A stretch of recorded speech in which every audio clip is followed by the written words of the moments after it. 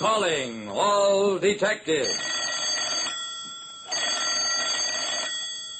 Most magic is of the parlor trick variety, but I once had a case that involved magic that was strictly fatal. That is the situation on this page from my casebook, the casebook of Jerry Browning, private detective. Take the word of Jerry Browning, private detective. When you play with death, you'll never win the game.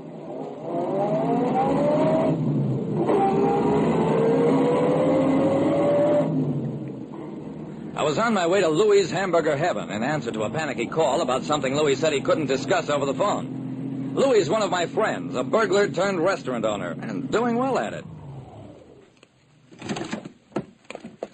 From the outside, Hamburger Heaven looked normal. But when I got inside, I saw no customers, only Louie and three men huddled together at a corner table. Louie got up as I entered.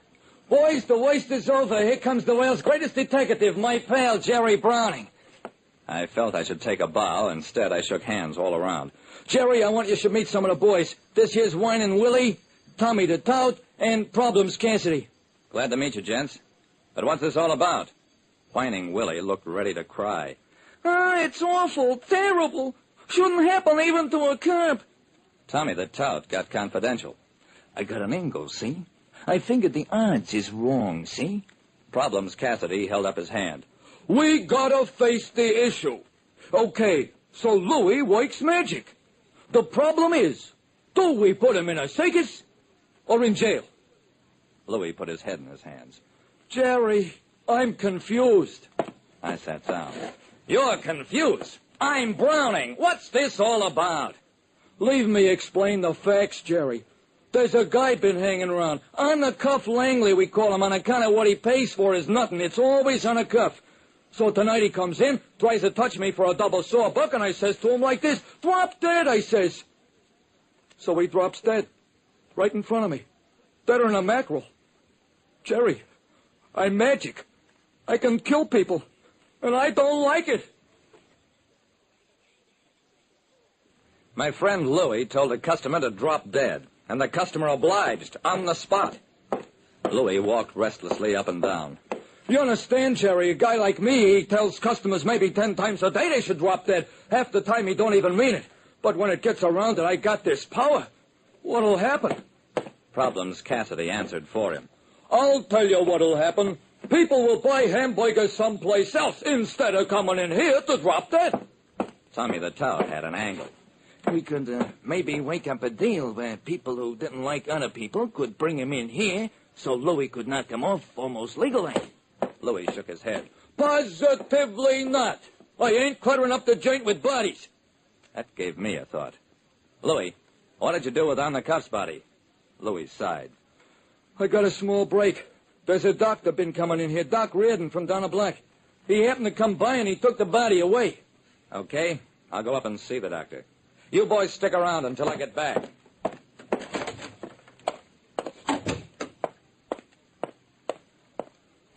Doc Reardon's office was a shabby hole in the wall. Yes, Mr. Browning, I examined the body. It was dead. Yeah, so I heard. What did he die of? Reardon frowned from under shaggy eyebrows. Shock, my dear sir. Shock and fright. Too bad. What disposition have you made of the body? It is reposing at Morton's Mortuary on Hickory Street. I have not yet filed the death certificate. Louis is one of my friends, and I hesitate. Don't hesitate about a thing, Doc. You go right ahead and file the certificate. Put on it whatever you think is the real cause of death. Thaddeus Morton met me in the front parlor of his Hickory Street establishment. You wish to see the body of Mr. Langley. May I ask, are you a friend? Yeah, the guy who thinks he killed Langley. Morton's chilly manner thawed fast. Ah, yes, you mean Louis. He's been most generous, offered to pay the complete funeral expenses. Just how generous was he? He ordered the deluxe cremation ceremony. Beautiful, beautiful. Cost $1,800. I groaned. It was just like Louis to break himself burying some no-good bum. I wanted to go back and argue it with Louis, but first, I'd like to see the body, Mr. Morton, satisfy myself that it wasn't death by violence. Morton led me to a back room, showed me a slim, badly nourished figure, a man in his middle 60s. In death, he didn't look like the no-good chiseler Louis and his friends had described. There were no marks of violence on him. When I got back, I found Louis's friends trying to cheer him up. You gotta look at the bright side, Louis. Why, a guy like you could be a secret weapon. And you don't even have to be loaded. But Louis didn't see it that way. All I know is I'll have to mortgage this joint to pay for that heel's funeral. If he was alive, he should drop that again. Young guy like that living off people, and now he's got to die the same way. Louis spotted me. Hey, what'd you find out, Jerry? I found plenty. Come on, all of you. Let's go and make things lively at the funeral parlor.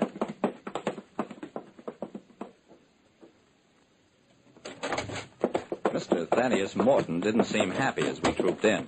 Hello, Mr. Morton. I brought Louis and his friends to take a last look at Langley's body. Why, the coffin is already sealed, awaiting cremation. Yeah, then unseal it. For 1,800 smackers, you can nail it up twice. Impossible. It's against the law. I watched Tommy and Problems debate the subject with Mr. Morton for a while. Then, let go of his neck, Tommy. I think he wants to say something. I'll open the coffin. I knew what to expect as Morton pried up the coffin lid, but it came as a surprise to Louis and the others. Why, this ain't on the cuff, Langley. Where is he?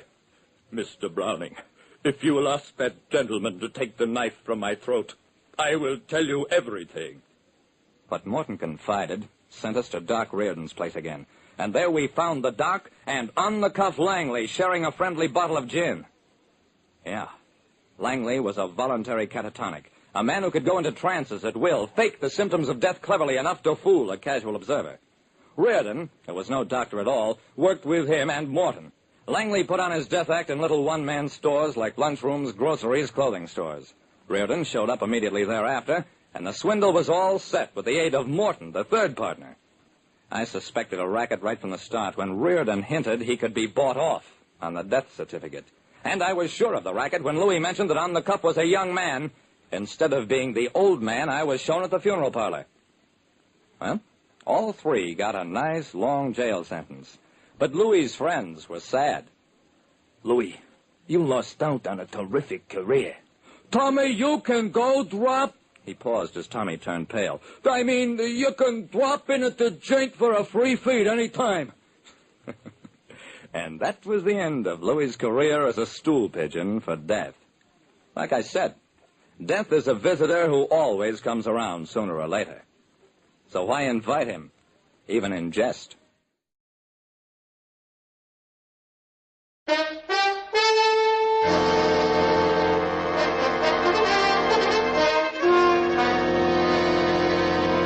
Kreml Hair Tonic and Kreml Shampoo present the new adventures of Sherlock Holmes, starring Nigel Bruce as Dr. Watson and Tom Conway as Sherlock Holmes.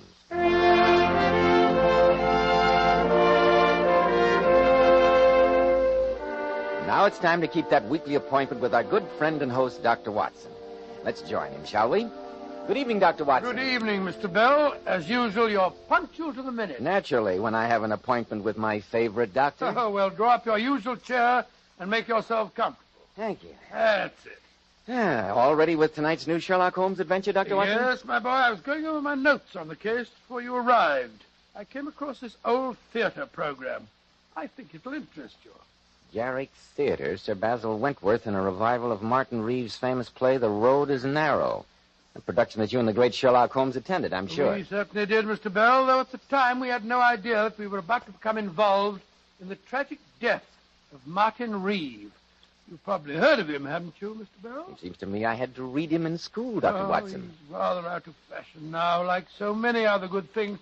But in the 1890s, apart from Lord Tennyson, there wasn't a more famous writer in England, or a more respected one. The story I'm going to tell you tonight, Mr. Bell, concerns the horrible circumstances surrounding his death. Sounds like a mighty intriguing Sherlock Holmes adventure. But before you begin, Dr. Watson, do you mind if I... You have your little talk? No, of course not, Mr. Bell. Men, well-groomed hair helps so much in giving a man that prosperous, successful appearance. And I'm sure you'll want to know why Kreml Hair Tonic is preferred among America's top-flight executives. Kreml never plasters the hair down with sticky goo, which makes your hair and scalp feel so dirty. It never gives hair that old-fashioned, greasy, patent leather look. You see, Kreml is a very highly specialized hair tonic. It contains a unique and utterly different combination of hair grooming ingredients that's never been duplicated in any other hair tonic. That's why Kreml keeps unruly hair so neatly in place longer, with such a handsome, healthy-looking luster. What I especially like about Kreml is that after you use it, you can run your hand back over your hair, and your hair never feels sticky or dirty. No greasy film comes off on your hand. Yet Kreml keeps hair in perfect order from morning till night, always looking so healthy and handsome. Kreml, Kreml Hair Tonic. Now, Dr. Watson, what about the singular death of Martin Reeve? Well, Mr. Bell, that adventure began late on a foggy evening many, many years ago. Sherlock Holmes and I had been to the Garrick Theatre to see the revival of Martin Reeve's play, and I remember that we decided to walk home to Baker Street. As we approached the old familiar door of 221B, our footsteps echoed hollowly in the deserted street, and the chimes of a neighboring church reminded us of the fact that it was midnight. A delightful evening, Watson. A good dinner, an excellent bottle of wine, and 3 hours of theatrical magic. Well, personally, I found the play rather depressing. Its theme is a morbid one, but the writing and construction are flawless. Yes, a magnificent play and well worth reviving. By the way, I noticed an item in the Times this morning concerning Martin Reeve. He's dangerously ill. Oh, really? Well, he must be quite an old man. 82, to be precise. Really, is he as old as that? Curious career, Watson. His greatest success was written when he was a young man. In the past 50 years, he has never written anything to compare with tonight's play. No, I don't think it... Holmes, look up at our window. Hello. The gas is brightly lighted, whereas Mrs. Hudson invariably turns it low when we're out. And look at the silhouette on the blind. There's a man pacing up and down the room. A visitor at midnight, Holmes. This looks ominous. Be careful now. It may be some sort of trap. I think not, Watson. If some desperado were lying in wait for me, I doubt whether he'd be stupid enough to turn up the gas to advertise his presence. Just the same, I wonder how he got in.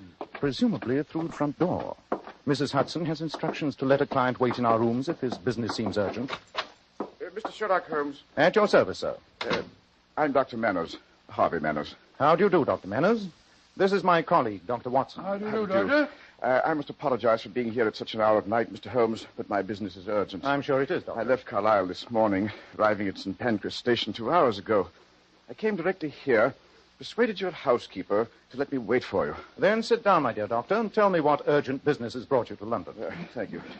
Well, Mr. Holmes, I've been acting in the capacity of personal physician for Martin Reeve, the playwright. Martin Reeve? What an extraordinary coincidence. We've just returned from seeing the revival of his play, The Road is Narrow.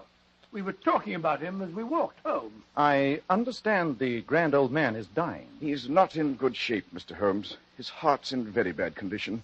Auricular fibrillation, Dr. Watson. Oh, then at his age, I imagine you don't hold out much hope. No, but I think with care, he might last a year or two.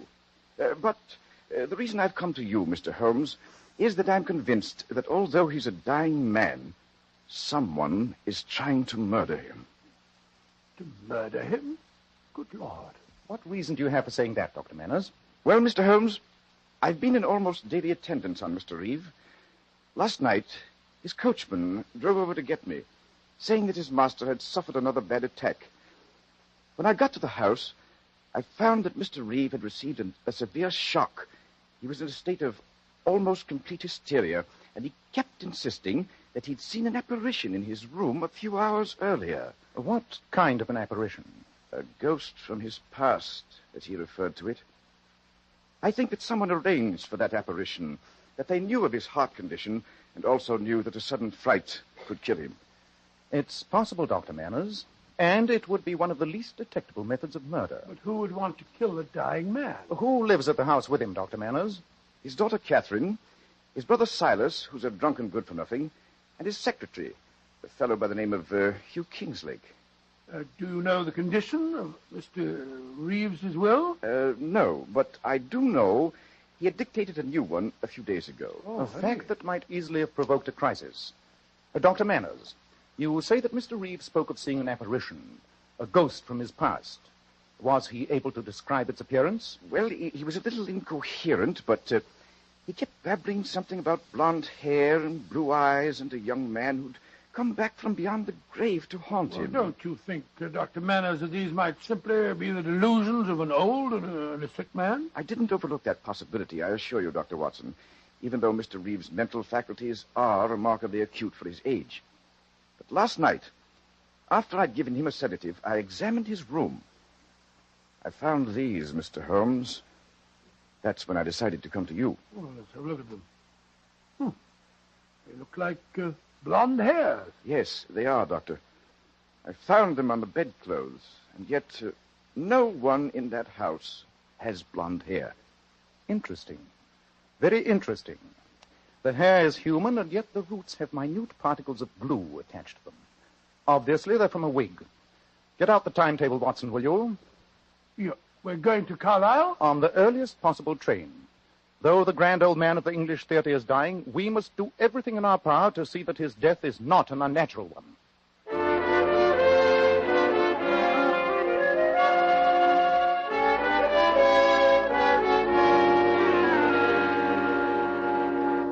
Mr. Holmes, Dr. Watson, I'm Hugh Kingslake, Mr. Reeves' secretary. How do you do? How do you do, sir? Your accommodations at the hotel are satisfactory, I trust, gentlemen? Entirely, Yes, thank you, we're very Mr. Kingsley. comfortable, thank you. Good. Frankly, I'm most relieved that you're here. Mr. Reeves received a severe shock the night before last. I quite agree with Dr. Manners that someone deliberately induced that shock, knowing the serious condition of Mr. Reeves' heart. Have you any idea who that someone might be? Well, it's a little difficult for me to talk, Mr. Holmes. After all, I'm only an employee here, but I can't help feeling that... Oh, good morning, Mr. Reeves. Kingsley, who are these men? This is Mr. Sherlock Holmes and Dr. Watson and Mr. Silas Reeve. How do you do, Mr. Reeve? And what, may I ask, is the professional meddler Sherlock Holmes doing in my brother's house? I'm here at the request of Dr. Manners. Manners has no right to bring you here, sir. A lot of rubbish. All this talk about apparitions. Nonsense. Morton's in his second childhood. He's become a gibbering old fool. Personally, I wish he'd die and have done with it. Well, upon my soul... Never mind your soul, my good doctor. Why don't you mind your own business and get out of the house? We don't want detectives here. Mr. Reeve, I've traveled some 200 miles to see your brother, and I have no intention of leaving this house without talking to him. And talk and the devil with you. And if my dear, distinguished brother tells you that I've been sponging on him for years, it's perfectly true. Uncle Silas. Enter the beautiful Catherine to try and persuade her drunken old uncle to return to his room. No, Uncle Silas. I came to get Mr. Holmes and Dr. Watson. Dr. Manners said that Daddy can see them now. Shall I take them up, Miss Reeve? No, Mr. Kingslake. I will. And don't be deceived by the Mr. Kingslake and the Miss Reeves gentlemen. My dear niece and this young man here have a dark secret. A secret that is perfectly apparent to every member of this household. Uncle Silas. They're in love. Delightful, isn't it? Uncle, you're intolerable. Will you lead the way, Miss Reeve? Oh, yes, Mr. Holmes. Don't forget to ask him about the play that made him so famous. You might learn some interesting facts. I must apologize for Uncle Silas, gentlemen. I'm afraid he's like this all the time these days. I quite understand, Miss It Reeve. must be very distressing for you, my dear. Oh, I'm used to it, Doctor. Here's Daddy's room. I won't come in with you. Too many people upset him. Come in. Please go in, gentlemen. I'll see you later. Ah, there you are. Who is it, Manners? It's Mr. Sherlock Holmes and Dr. Watson, Mr. Reeve. Ah, good. Good. You can leave us, Manners. Yes, Mr. Reeve. I'll see you both later. Very well, Doctor. Come. Sit on my bed. That's it. How are you feeling, sir? Old and ill. But I'm glad you're both here. Manners displayed unusual enterprise in persuading you to visit me. There's been a lot of nonsense printed about my impending death. Anyone would think a great man is dying. The author of The Road is Narrow is a great man, Mr. Reeve. He was a great man, Mr. Holmes. What do you mean, sir? The author of that play died 45 years ago. What? And yet, his ghost appeared in this room 2 nights ago. Mr. Reeve, are you saying that you didn't write The Road is Narrow? Yes, my boy, I am. And it's a secret that's been gnawing at me for years. Now that I'm on my deathbed, I'd like to clear my conscience. Then who did write the plays up? A young friend of mine, by the name of Colin McGrath. I started life as a lawyer's clerk in Keswick, a few miles from here. Colin lived in the same village, and we became great friends. One day, he gave me the manuscript of his play to look at, and I realized it was a work of a genius. Suddenly he died. And no one knew about the manuscript. You claimed it as your own, sir? Yes. To my eternal shame, I did. Now, I want to make amends. Mr. Holmes, I want you to find out if any heirs of Colin McGrath still survive. If they do, I'll give them half of my estate. Mr. Reeve, does anyone else know of this, fraud? Yes. Knowing that I hadn't long for this world, I confided the secret to 3 members of my household. And you're convinced that the apparition you saw the other night was that of the dead Colin McGrath? There was no mistaking him. The blue eyes, the long golden hair. It was Colin, or his ghost come to haunt me on my deathbed. This decision on your part to leave half of your estate to any heirs of the man you wronged, was that decision made before you had this strange visitation the other night? Yes. Yes, it was. Did you mention it to any member of your family, sir? No. I did say something to Dr. Manners, and I didn't mention Colin McGrath's name. It's obvious that someone wished to frighten you, knew your secret, and disguised himself to resemble Colin McGrath. Yeah, it was Colin. Never forget his blue eyes. He was standing over there in the chest of drawers. He looked at me so reproachfully. So... He's asleep. Yes, Watson. And while he lies there, some member of this household continues to plot his death. We must work fast. Well, what are we going to do? Split forces. I shall remain here for a while and see what may be found out. I'll meet you at our hotel later and we'll compare notes. And what shall I do? Go to the village of Keswick. Colin McGrath lived and died there. See what you can find out about him, Watson.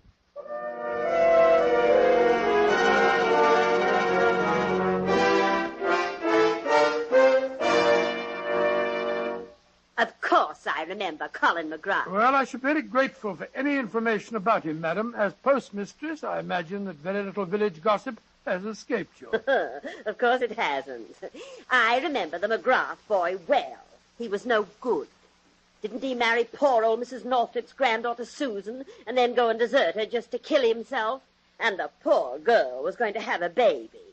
No good on earth. That's what young McGrath was. And you can tell him I said so if you ever reach the place I'm sure he went to. Oh, I said, well, they had a child, you say. What happened to it, madam? How should I know? I'm only the postmistress. You'd better go and see the vicar, young man.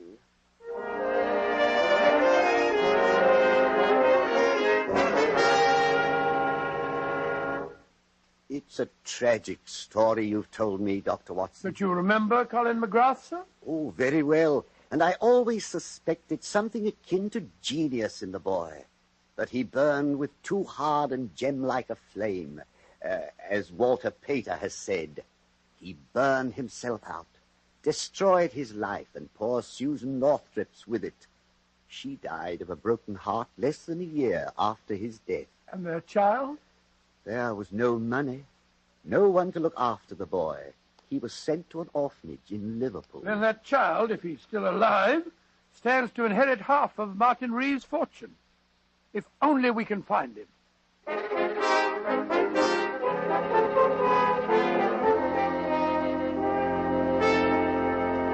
Oh, it's good to be back here at the hotel, Holmes. I've had an exhausting day. I trust you had better luck than I did.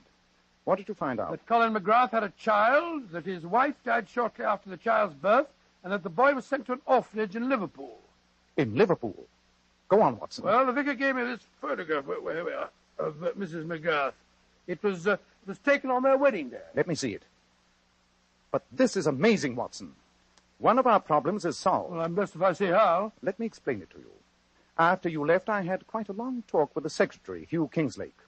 It transpired that he knew nothing of his parents. He had been raised in an orphanage, and the only memento he has is a picture of his mother. A picture that he carries in his watch. And that picture is a duplicate of this one. Great Scott, and the fellow calling himself Hugh Kingsley is really the Colin McGrath heir. Precisely. A fantastic situation indeed. Come on, old chap.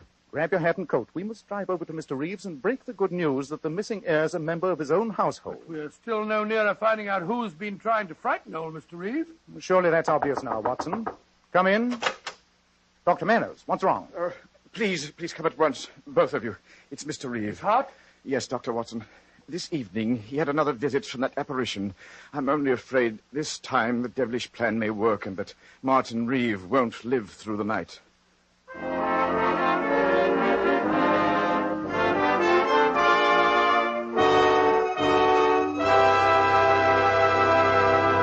In a moment, we'll find out what Sherlock Holmes says is obvious. But first, more and more men today are beginning to realize they should take better care of the hair they've got. And when you buy a hair tonic, why not get your money's worth? Why not enjoy the extra advantages of Kreml hair tonic? Kreml contains a special combination of hair grooming ingredients which is found in no other hair tonic.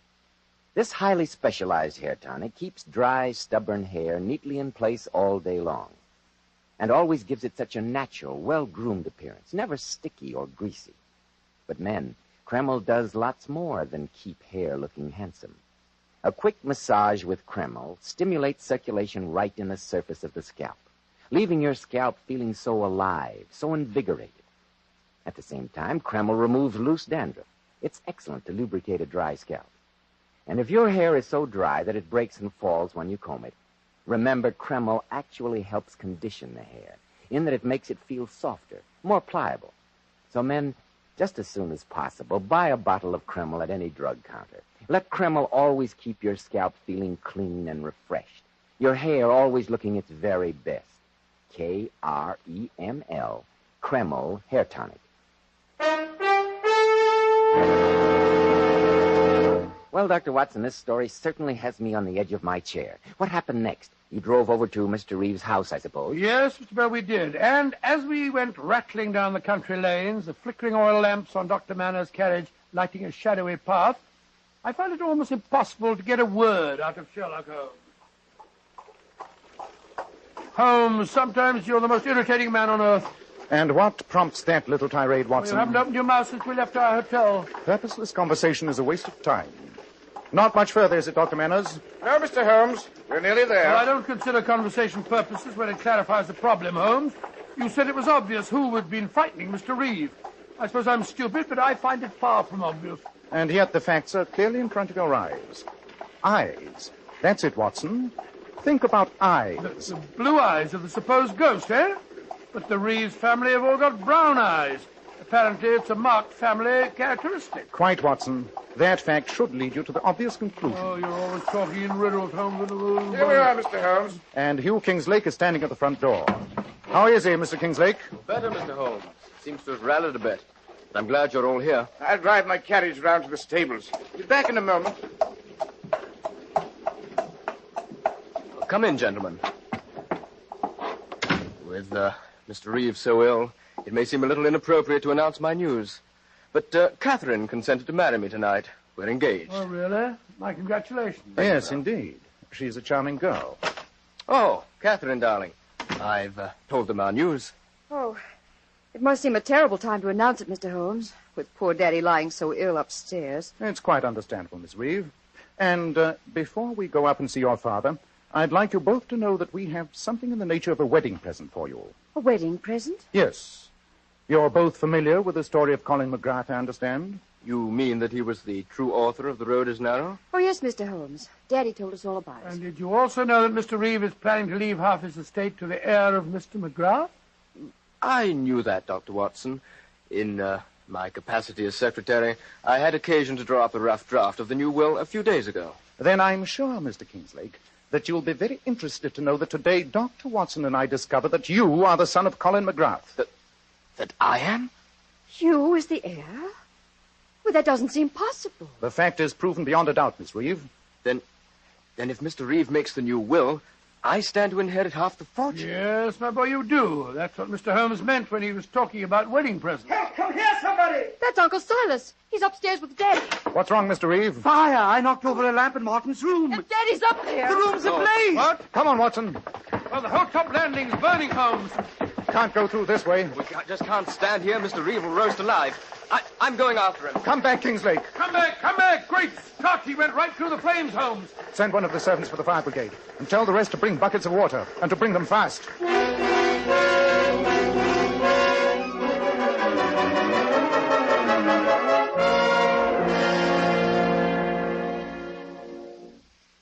Dr. Watson, how is Hugh? Well, he's going to pull through, Miss Reeve. He's badly burned, but he'll be all right, won't he, Dr. Manners? Yes, a few weeks in the hospital, and he'll be as good as new.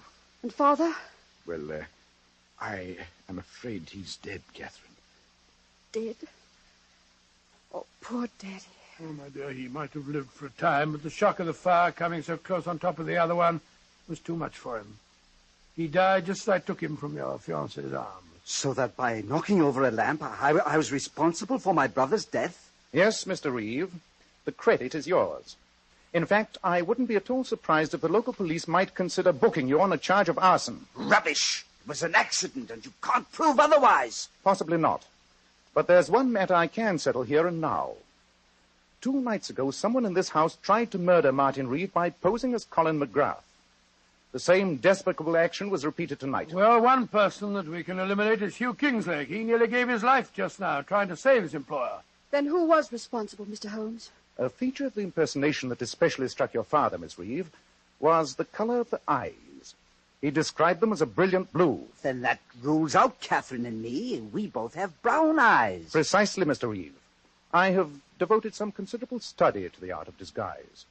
There are wigs and methods of altering height and weight.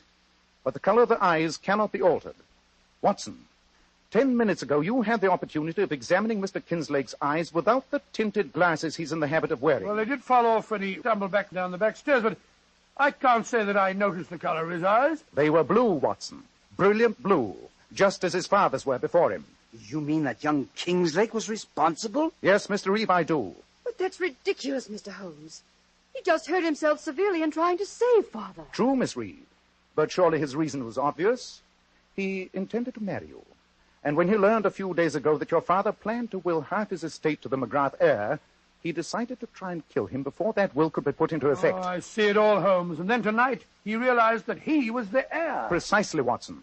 And so it was to his great advantage to see that his employer stayed alive to execute that new will. That accounts for his bravery in the fire tonight. I can't believe it of him, Mr. Holmes. I can. I've always disliked you, and I'll have great pleasure in prosecuting him. It'd be hard to prove, Silas. After all, your brother did die a natural death. Yes, Dr. Manners. I fear that legally there's very little we can do to Mr. Kinslake. But when he recovers and realizes that he risked his life for nothing, I think he'll find his own punishment. The change in the will was not made. The estate will be divided between the family, and I doubt if Mr. Kinslake will now acquire any of it by marriage. No, of course he won't. I'll never see him again. Oh, quite right, my dear, quite right. What a despicable scheme. And to think that his father wrote one of the greatest plays of our century. I prefer to forget the fact, Watson. Emotional qualities are antagonistic to clear thinking.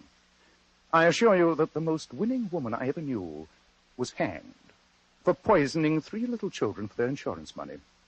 And the most repellent man of my acquaintance is a philanthropist who has spent nearly $250,000 upon the London poor. Now, my dear chap, I think we should look up the next train back to London. Our work here is done.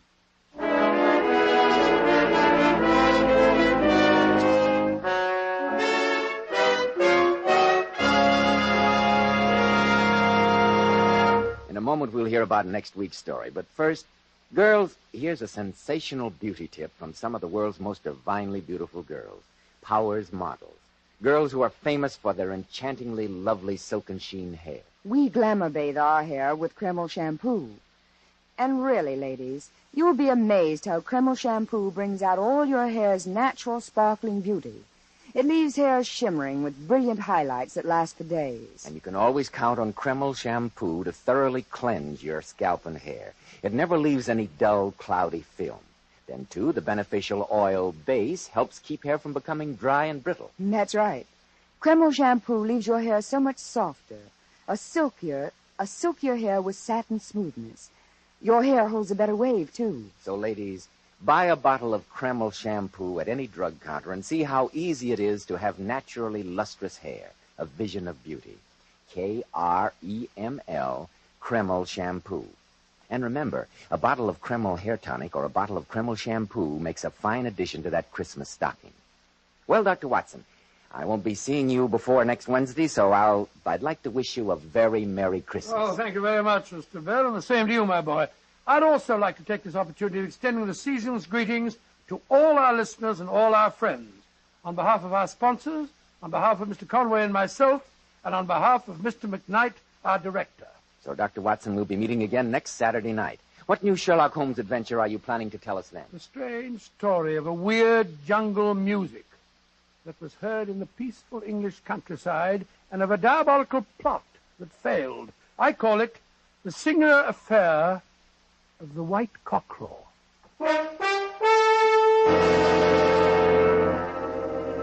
Tonight's new Sherlock Holmes adventure was suggested by an incident in Sir Arthur Conan Doyle's story, The Sign of Four.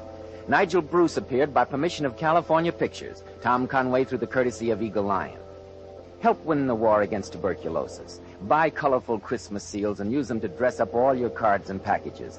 Buy the Christmas seals that help save lives today. This is Joseph Bell speaking for Kreml Hair Tonic and Kreml Shampoo, and inviting you to be with us next week at this same time when Dr. Watson will tell us about the singular affair of the White Cockerel.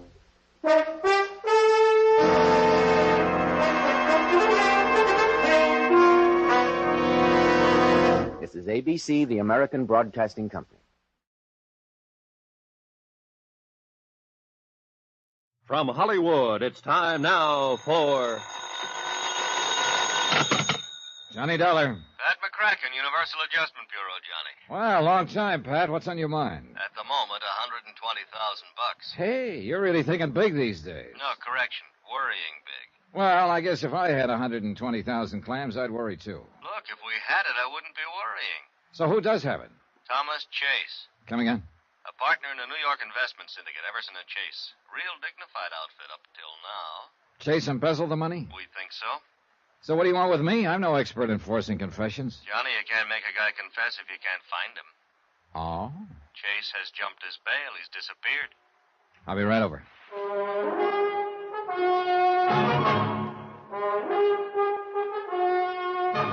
Tonight and every weekday night, Bob Bailey in the transcribed adventures of the man with the action-packed expense account, America's fabulous freelance insurance investigator. Yours truly, Johnny Dollar.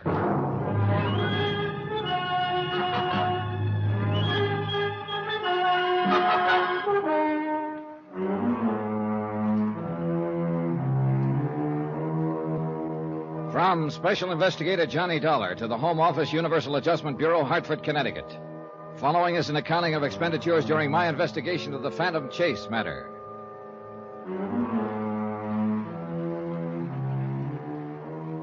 Expense account item 1, $1 even, taxi from my apartment to the offices of Universal Adjustment where Pat McCracken was waiting for me, with a worried look and a handful of papers. Well, how can you figure it, Johnny? An outfit like Everson & Chase goes along for years without a blemish on the record, and then Bluey, one of them, turns sour. Well, that's what makes horse races, I guess. Yeah, that's also what gives bonding companies headaches. Yeah.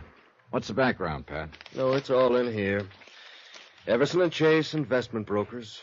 Real high-class clientele. Partnership? Oh, yeah. George Everson, senior partner. 42 years old. Pillar of society. Married? No, widower. Wife died 3-4 years ago. This Thomas Chase is the junior partner, then? Yeah. He's 38. He's a big fellow, clean cut. All-conference football player in college. You know, that sort of thing. Everything in his favor. Looks, personality, intelligence, ability. Why, Johnny, huh? Why a guy like that? Oh, you're asking the wrong fella. I've seen enough embezzlers, though, to know they come in all shapes and sizes. Yeah. What turns a man like that sour, anyway? Well, you know the stock reasons as well as I do, Pat. Gambling, debts, a woman. Incidentally, is Chase married? Now, that's another thing I don't get. What do you mean? I know one of the stock reasons for embezzling is another woman. If that was Chase's motive, he's nuttier than a fruitcake. Why anyone who had a wife like Lola Chase would even look at another woman is beyond me. Like that, huh? Like that.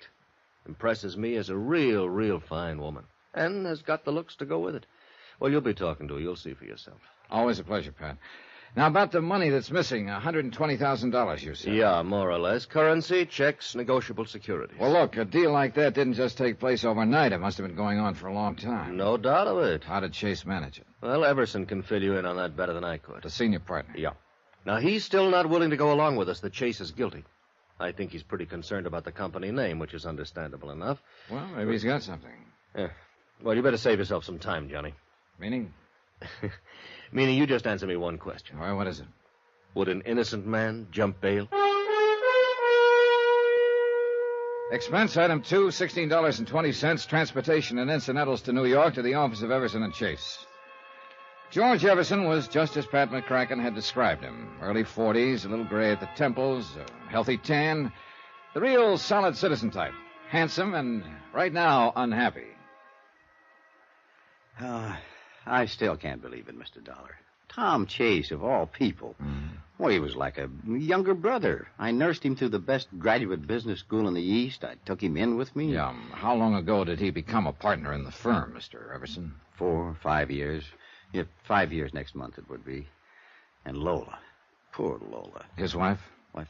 If I ever saw an ideal marriage, that was it. As far as I could see, she's all that a man could want.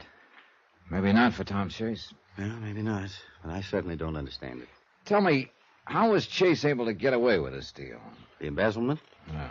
Well, to begin with, Mr. Dollar, our firm has always maintained a very fluid relationship with its clients. Frequently, we're buying or selling for them, or both, very rapidly.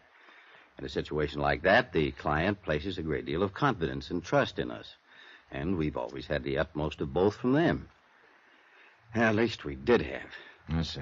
Well, anyway, in a situation like ours, it is possible for a clever man to juggle figures. And that's what Tom Chase did, huh? Yes, I'm afraid so. You see, more and more lately, he'd taken over the personal management of some of our best accounts. Oh, sort of taking them under the wing, huh? I encouraged him to. But if I'd realized I was only putting temptation in Tom's way, Well... How did you find out what he'd been up to, Mr. Everson? Well, Tom had formed a kind of pattern in his accounts. He specialized in handling those clients of ours who were primarily interested in growth investments. Growth? Long range. You know, buy and hold it for quite a while. Oh, yeah, I see. But one of those clients suddenly decided to liquidate his holdings on short notice. The account turned up short, then? Quite short. So, of course, I immediately ordered a full-scale audit. The results of that brought the district attorney's office into it. The rest, you know. Yeah. But I must say that on paper, he'd done a very convincing job. You see, now, here are the files on all his accounts. Pardon me. He'd recorded each transaction carefully and correctly and had written up memos on all of them. Mm-hmm. These memos, they in his handwriting? Yes, they are. May I take one of them with me? Yeah, certainly. There you are. Thanks. Mr. Everson, as I understand it, Tom Chase wouldn't talk after his arrest. No. That was the most frustrating part of it. If he'd have given us some kind of explanation, anything. But he refused to make a statement of any kind. I see. I arranged for his bail, of course, and tried to do what I could, but... But he jumped bail and disappeared. Yes, I'm afraid so. This was 4 days ago, I understand. Yes. All right, one more thing, Mr. Everson. Had he acted at all differently lately? Well, I hadn't noticed anything, but apparently his wife, Lola, had. Oh? Yeah, I had dinner with them a week or so before this thing happened. Lola got me off to one side for a moment and asked me if I'd noticed any change in Tom lately. Change? Yeah, she said that he'd seemed rather moody and preoccupied. Well, that made me realize that he had seemed a trifle tense around the office. Apparently, he'd told her he'd been working extra hard. Yeah, I suppose that should have been a danger sign to me, but... I was afraid so I just passed it off. I kidded her out of it. Yeah. Well, thanks for the information, Mr. Everson. It's little enough, I'm afraid. where do you start looking at a case like this? Well, that's a good question. First, I think I'm going to have a talk with Mrs. Chase, find out all I can about her husband's habits, likes and dislikes, so on. Sometimes you pick up a lead that way. Well, you'll probably run him down sooner or later. I understand you have quite a reputation at that sort of thing. I wonder if you'd do me a favor, Mr. Dollar. Sure.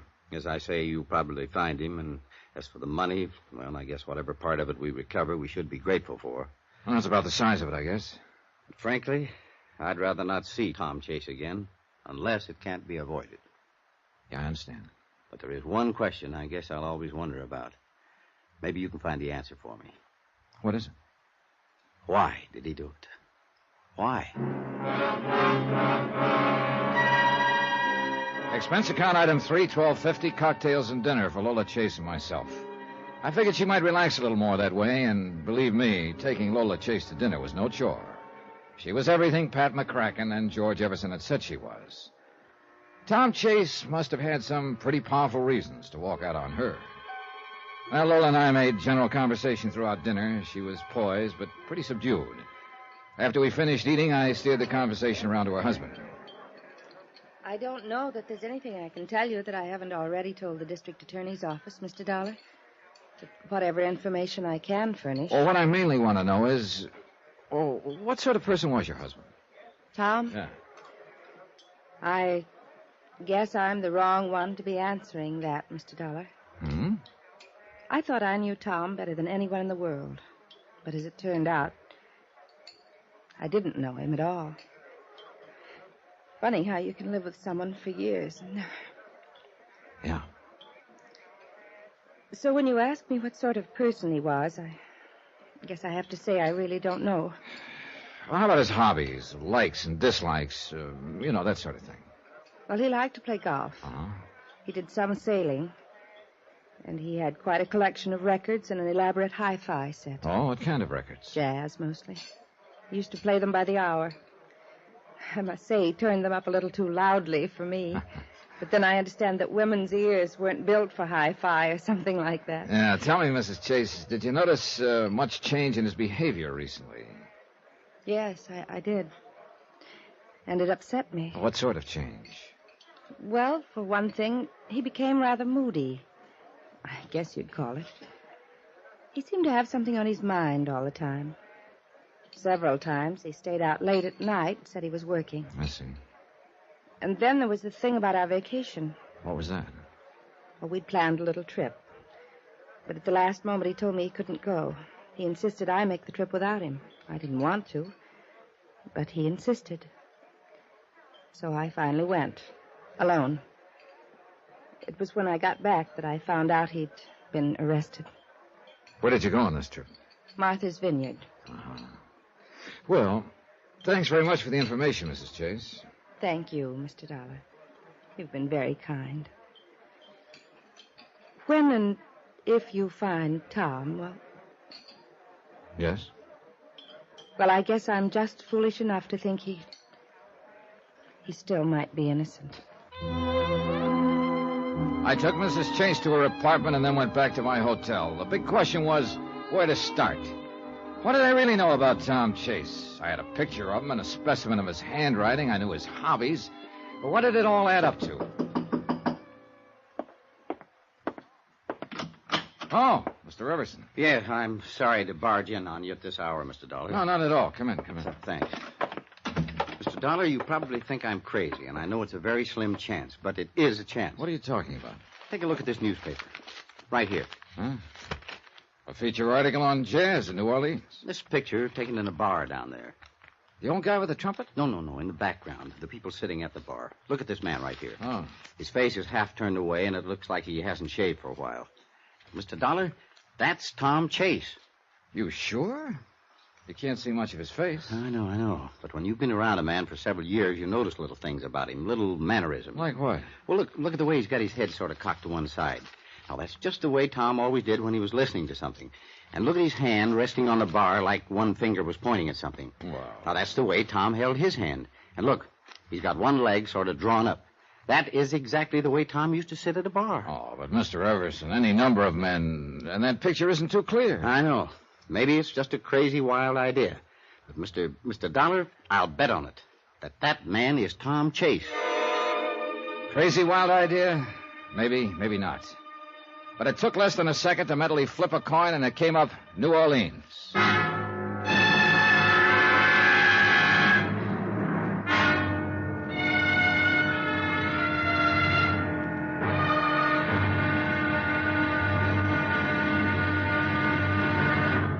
Now, here's our star to tell you about tomorrow's episode of this story. Yeah, on to New Orleans, where the trail proves to be pretty cold, but warms up fast.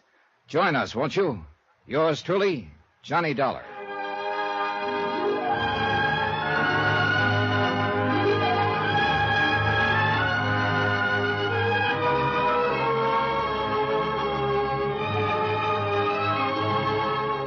Yours truly, Johnny Dollar, starring Bob Bailey, is transcribed in Hollywood. Written by Robert Reif, it is produced and directed by Jack Johnstone. Be sure to join us tomorrow night, same time and station, for the next exciting episode of Yours truly, Johnny Dollar. Roy Rowan speaking.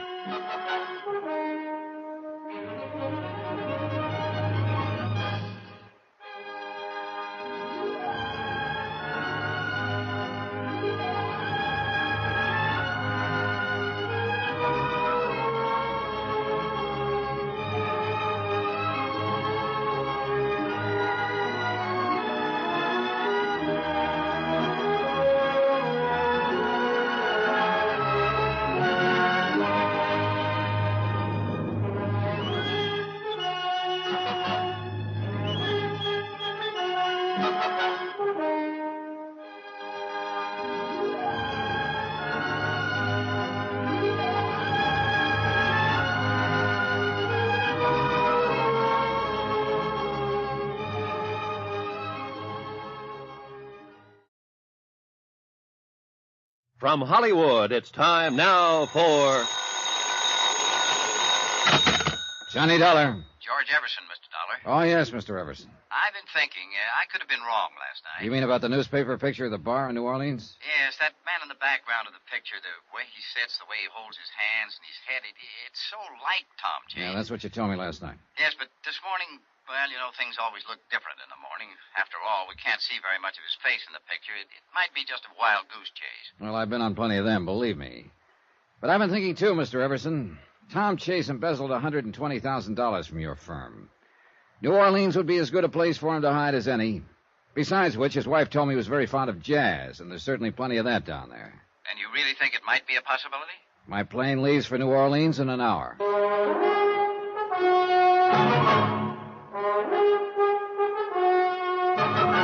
Tonight, and every weekday night, Bob Bailey in the transcribed adventures of the man with the action-packed expense account, America's fabulous freelance insurance investigator. Yours truly, Johnny Dollar.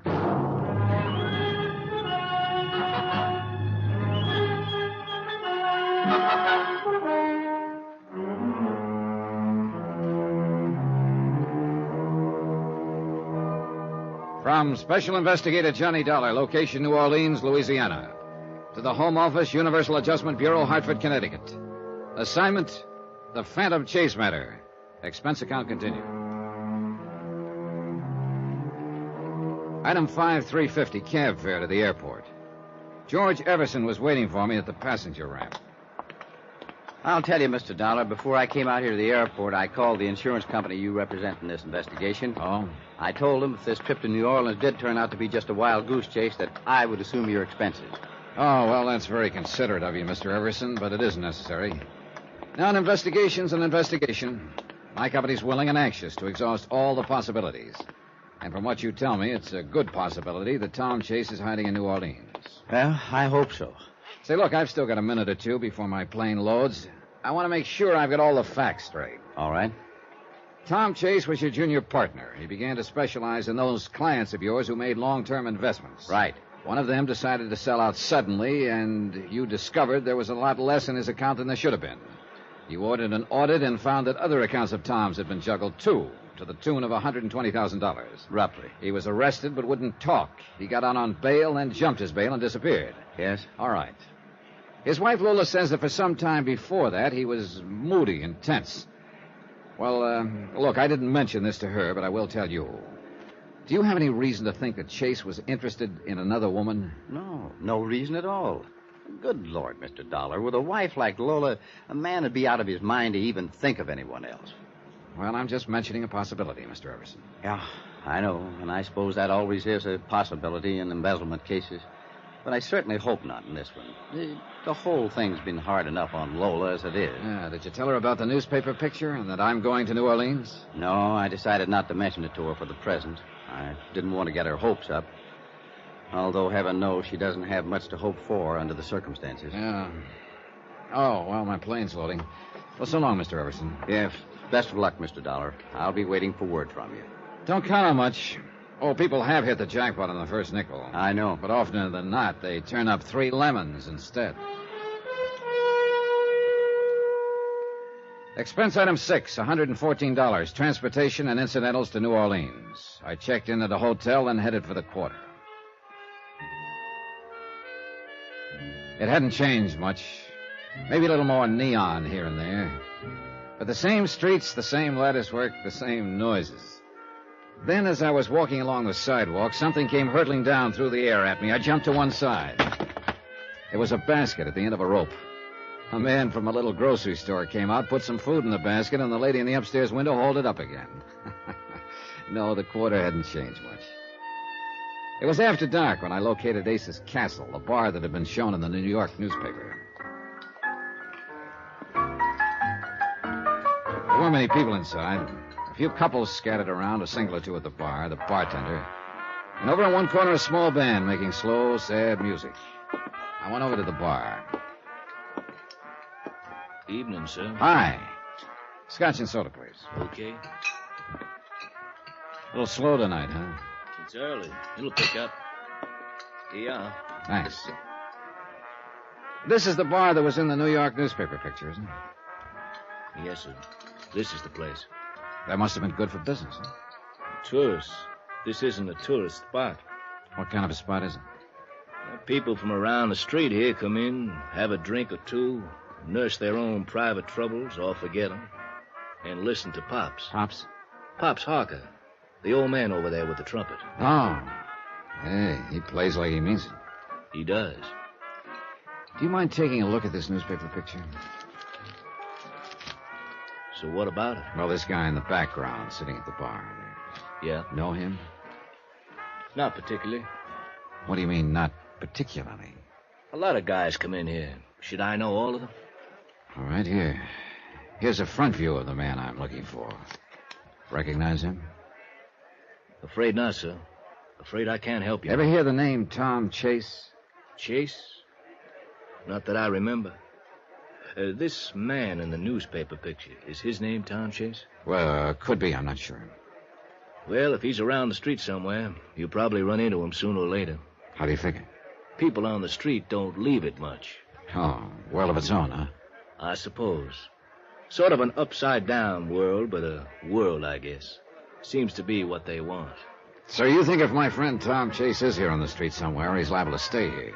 Most of them do. Then it looks like you're going to have a steady customer for a while. We can always use him. Why don't you go talk to Pops, the old boy playing the trumpet there? He's got quite a memory. Maybe he could help you. Thanks, I will. Pop was way off at Never Never Land. He looked as old as Africa. He wore dark glasses. And the horn he was blowing looked like he'd either found it or made it.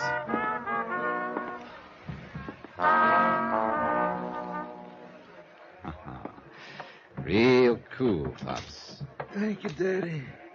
Me and the boys just warming up. That was a warm-up? Oh, it ain't what it used to be.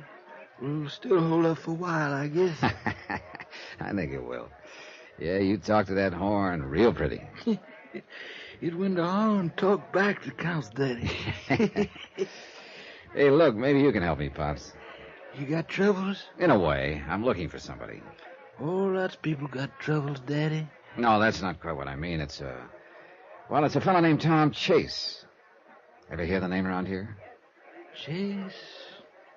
Yes, there was a side man in Chicago once named Tom Chase. No. In the 20s it was. No, sorry, wrong Chase. The one I'm looking for is under 40. Only Tom Chase I remember was the old one. You been around here much? One you looking for? Maybe. What kind of voice he got? Oh, I don't know. Why? I remember voices. If I heard his, maybe I'd remember it. Well, look, I can do better than that, Pops. I got a picture of him right here. That don't do me no good. Why not? I'm blind, Daddy.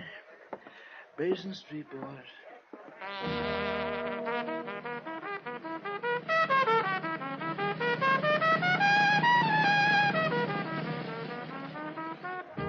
I think I knew now why he could blow the kind of music he did. It had to make up for a lot of things. I guess it was the only way he could see. Item 7, $2, drinks for me. I sat there in Ace's Castle for a couple of hours, waiting for Tom Chase to show up, or for the guy who looked like him to show up, so I'd know for sure whether this was a wild goose chase. But nothing happened. A few people slowly drifted in and out. Mostly they huddled around Pops Harker, nursing their drinks and listening. It got to be midnight, and I'd just about decided to give up when a man with a face like a weasel slid into the chair across the table from me. Your name, Dollar? Johnny Dollar? That's right. Who are you? Freddie Quintana. So? So you should be glad to see me. Should I? Any particular reason, Quintana? Oh, the best. It's around the street that you're looking for somebody, Dollar. News travels fast. Yeah, when it's real interesting news like that. Well, what's so interesting about it? Whenever I smell dough, it is always interesting. Well, maybe your nose is too sensitive or too long. There was no mention of money. Look, I've been around, Dollar. Oh, I don't doubt that. Yeah, a lot of people who float around the street and the corridor don't want to be found. Oh? So a guy comes looking for somebody, it usually costs him a little money to find him. I see. And you're looking for a guy named Tom Chase. So? So, I think I got him pegged. Where is he? Oh, not so fast, Dollar. Not so fast. First we talk money, hmm? You're wrong there, Freddie. What you mean? First, we make sure you know what you're talking about. Now, look now, You mister. look. I've bumped into a lot of characters like you. And more than a fair share of them were just trying to ace into a deal for a fast buck without I any... tell you, I got the guy pegged. Describe him. Yeah. Tall, good build, probably a good-looking guy when he shaves, curly hair, brown eyes. How am I doing? Not bad, but I take a lot of convincing. Look, you looking for this guy, or you just want to talk about it? I just want proof. Okay? I'll get proof. Bring him here. That'll be proof enough. You kidding? It ain't that easy, and you know it. This guy don't want to be found. I know that the minute I spot him. He's going under the name of Tom James. Tom James? Yeah, I'd ring a bell. Maybe. His full name is Thomas James Chase.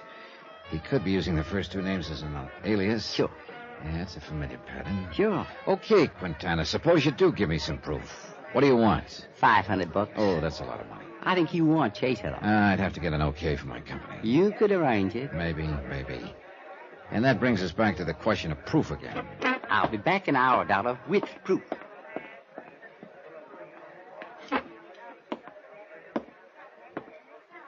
Daddy, Yeah? Yeah, what is it, Pops? that man you was talking to, he's a bad one. Oh? I can tell it in his voice, Daddy. Yeah, I know what you mean. You don't want to mess around with a bad one like that. Unfortunately, he could have something I need. Is that the reason? Oh, well, maybe not a good one, but it's part of my job. Maybe you got yourself the wrong kind of job then, Daddy. You know, Pops, sometimes I think you're right.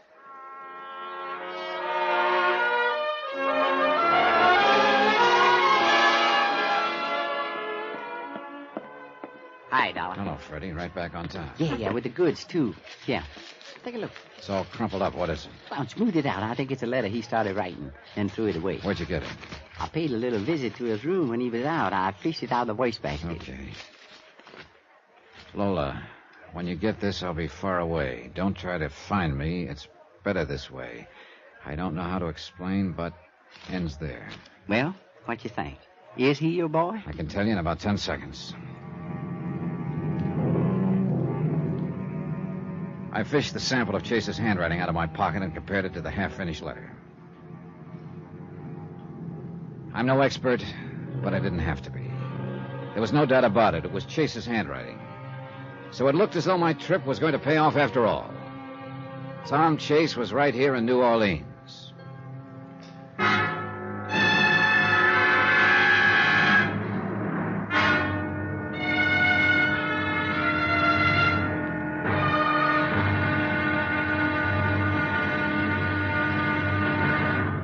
Now, here's our star to tell you about the next exciting episode of this story. There's a little game of chance called Dealer's Choice. Fine. Until the dealer gets dealt out.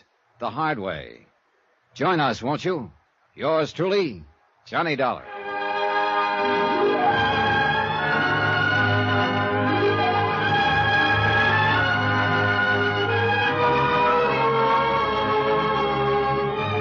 Yours truly, Johnny Dollar, starring Bob Bailey, is transcribed in Hollywood. Written by Robert Reif, it is produced and directed by Jack Johnstone. Be sure to join us tomorrow night, same time and station, for the next exciting episode of Yours truly, Johnny Dollar. Roy Rowan speaking.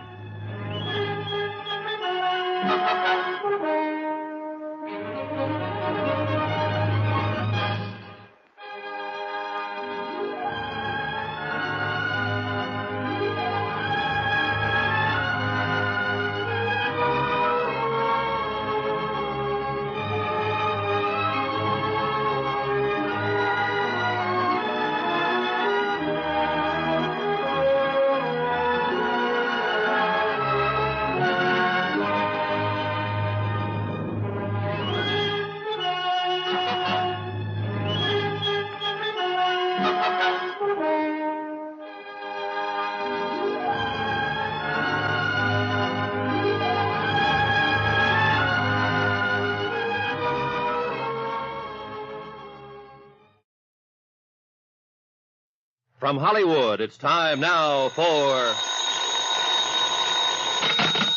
Johnny Dollar. Brady Quintana, Dollar. Where you been, Quintana? You were supposed to contact me again later last night. Yeah, look, this is a complicated deal. It takes time. What's complicated about it? I'm looking for a guy named Tom Chase. You claim he's here in New Orleans under the name Tom James.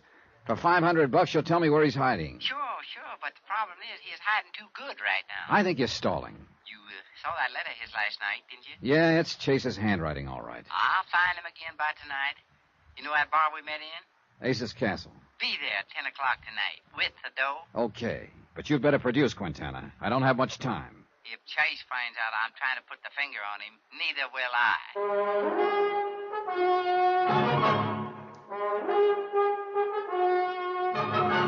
Tonight, and every weekday night, Bob Bailey in the transcribed adventures of the man with the action-packed expense account, America's fabulous freelance insurance investigator. Yours truly, Johnny Dollar.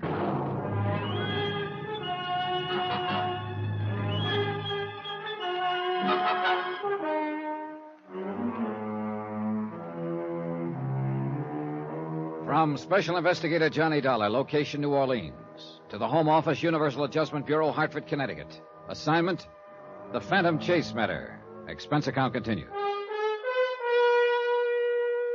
Item 8, 425. Long-distance call to Pat McCracken at Universal Adjustment Bureau in Hartford. Pat agreed that $500 was a small price to pay if it got us a man who'd embezzled $120,000 from a New York investment outfit. Item 9, 370. Phone call to George Everson, senior partner of the investment outfit in New York. It was Everson who'd spotted a newspaper picture of a New Orleans bar with a man in the background who looked to him like Chase. Everson had been afraid he was sending me on a wild goose chase, and he was happy to hear his wild goose had just laid a golden egg. Item 10, $2. Assorted newspapers and magazines to kill time. Yeah, there was nothing I could do until I met Freddie Quintana at Ace's Castle at 10 p.m. Pops Harker, the trumpet player at Ace's Castle, had told me Freddie was a bad one. But right now, he was my only lead. The day dragged on. Finally, it got dark, and I was just starting to think about dinner.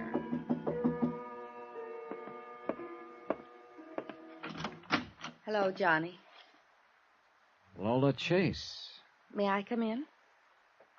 Well, yeah, sure. Come on in. Well, what are you doing here, Lola? I thought you were in New York. George Everson told me about your phone call to him this morning. That you think Tom is here in New Orleans. Well, yeah. Everson said he hadn't told you about the newspaper picture before because he didn't want to get your hopes up. I know. He explained. I got a plane down here right away. Yeah. Well, I'm not sure that was a good idea, Lola. I doubt very much if there's anything you can do. I thought if you do find Tom, if I could just talk to him, maybe I could get him to see that the only thing for him to do is give himself up and return the money. No, I wouldn't count on that. Johnny, I had to come. He's still my husband. Yeah. George Everson didn't go into details about the newspaper picture. Oh, there was an article on New Orleans jazz in one of the New York papers a few days back. It showed a bar scene, a place called Ace's Castle. And in the background, sitting at the bar with his face turned away, was a man George thought might be your husband. So I came down here. Now you have proof he's here? I think so. What kind of proof? Johnny, please tell me. Okay. But I'm not sure you want to see it, Lola. Go ahead.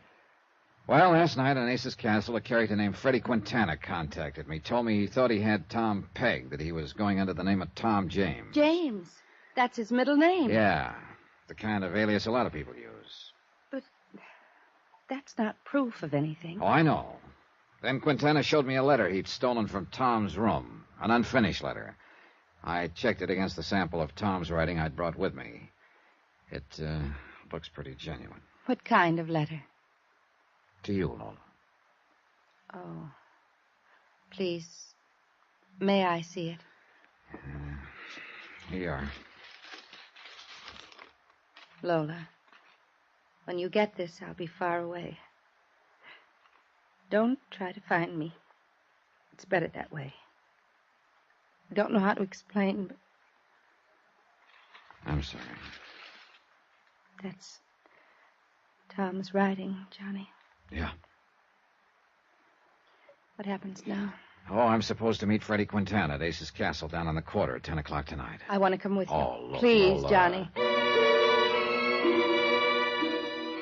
Expense account item 11, $8.20. Dinner for Lola and me. She didn't say much during the meal. I guess there wasn't much for her to say.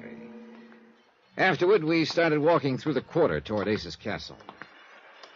It's interesting around here, Johnny. Oh, yeah. The quarter hasn't changed much. You've been here before? A couple of years ago. Funny. What is? You, in a job like this. Why? Well, I don't know. You just don't look like a person who spends most of his time looking for fugitives and criminals. It seems like such a strange job for you. It's a job. Do you like it? Oh, I don't know. Sometimes I like it a lot. Sometimes I don't like it at all. Like now? Like now. Thanks, Johnny. For what? For feeling that way. Well, I guess it's my turn to say funny. What about? You're asking about... Well, Pops Harker seemed to think I was in the wrong job, too. Who? Pops Harker. An old fellow who plays trumpet at Ace's Castle. You'll hear him.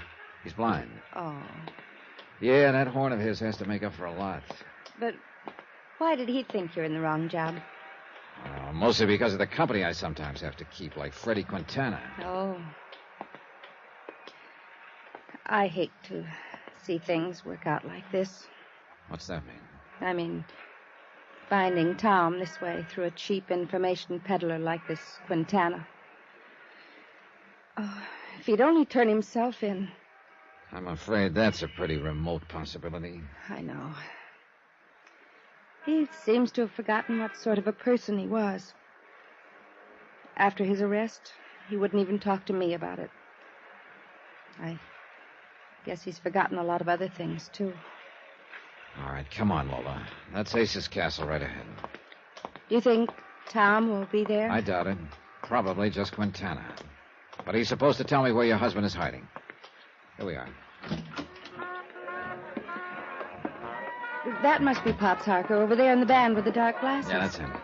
Come on, that corner table. This is the place in the newspaper picture? Yeah. Yes. I can believe Tom's been here. He loved this kind of music.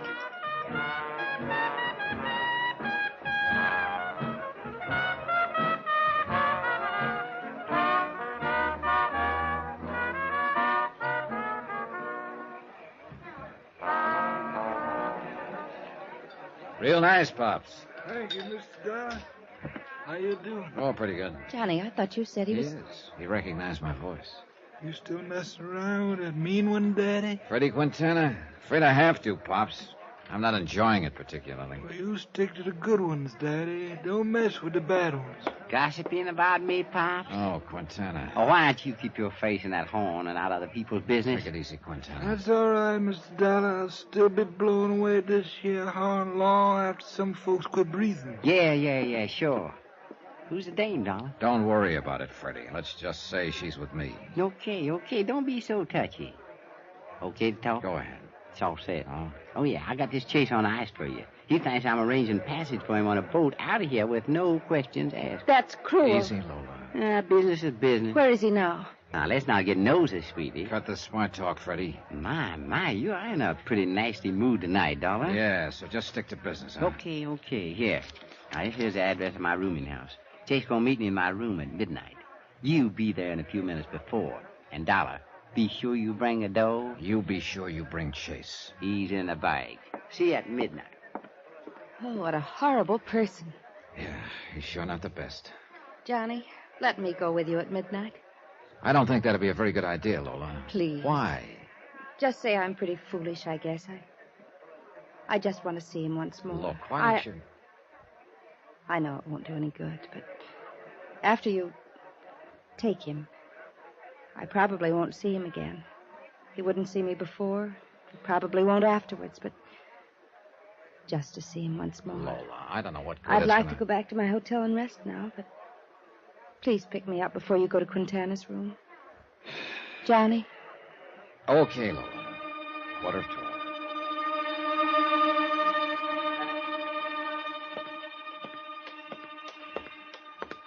This is the address, Lola. Quintana's rooming house. It's an awfully shabby place. The perfect spot for Quintana. What time is it? 5 minutes to 12. All right, let's go in.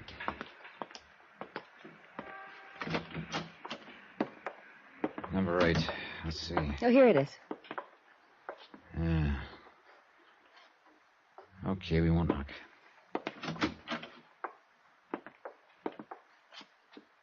There's nobody here, Johnny. Well, we're a little early. Okay, we'll wait.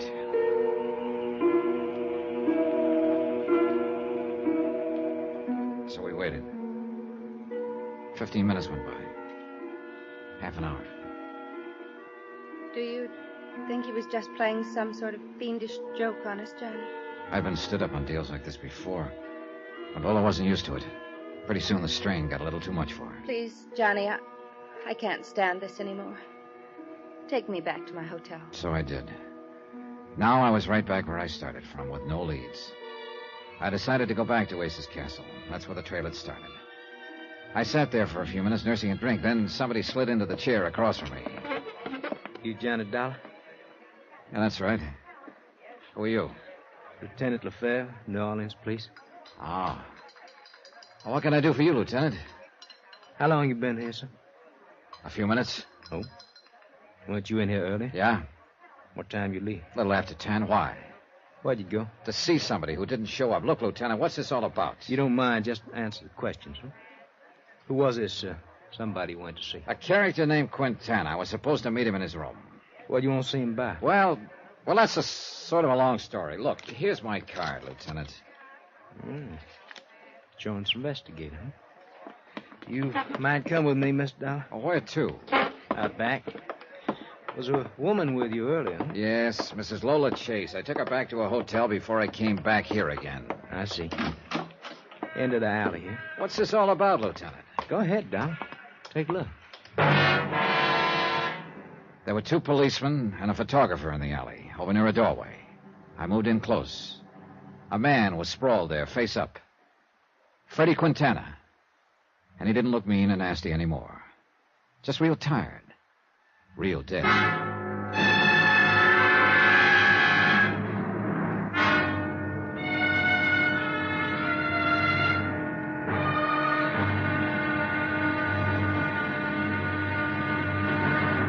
Now, here's our star to tell you about the next exciting episode of this story. Somehow I managed to parlay a scrap of burnt paper into a plane ticket for what almost turns out to be a one-way trip. Join us, won't you? Yours truly, Johnny Dollar.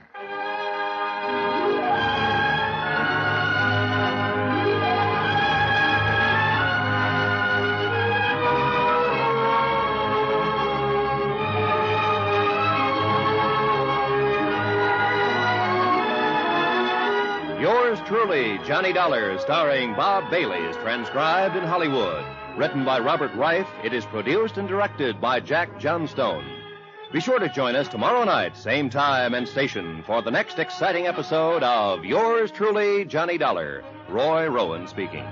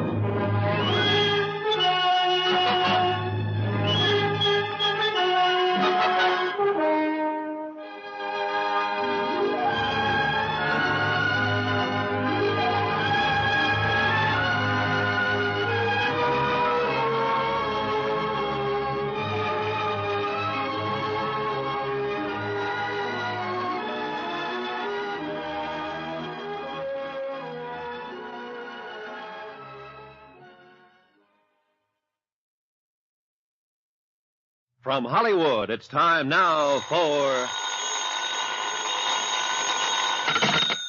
Johnny Dollar. This is Lieutenant Lefebvre, New Orleans Police. Morning, Lieutenant. Anything new on the Freddie Quintana murder? Yes. Oh? You. What? You said you were with Quintana last night. On business, Lieutenant. What kind of business, Dollar? Well, it's a long story. I'm sure. I think you better tell it to me. Okay, I'll be right over.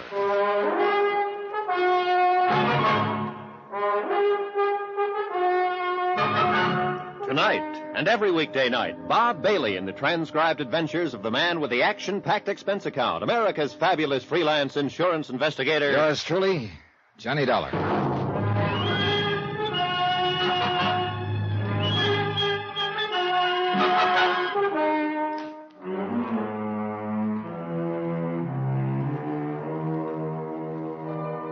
From Special Investigator Johnny Dollar, location New Orleans, to the Home Office, Universal Adjustment Bureau, Hartford, Connecticut. Assignment, the Phantom Chase matter. Expense account continued.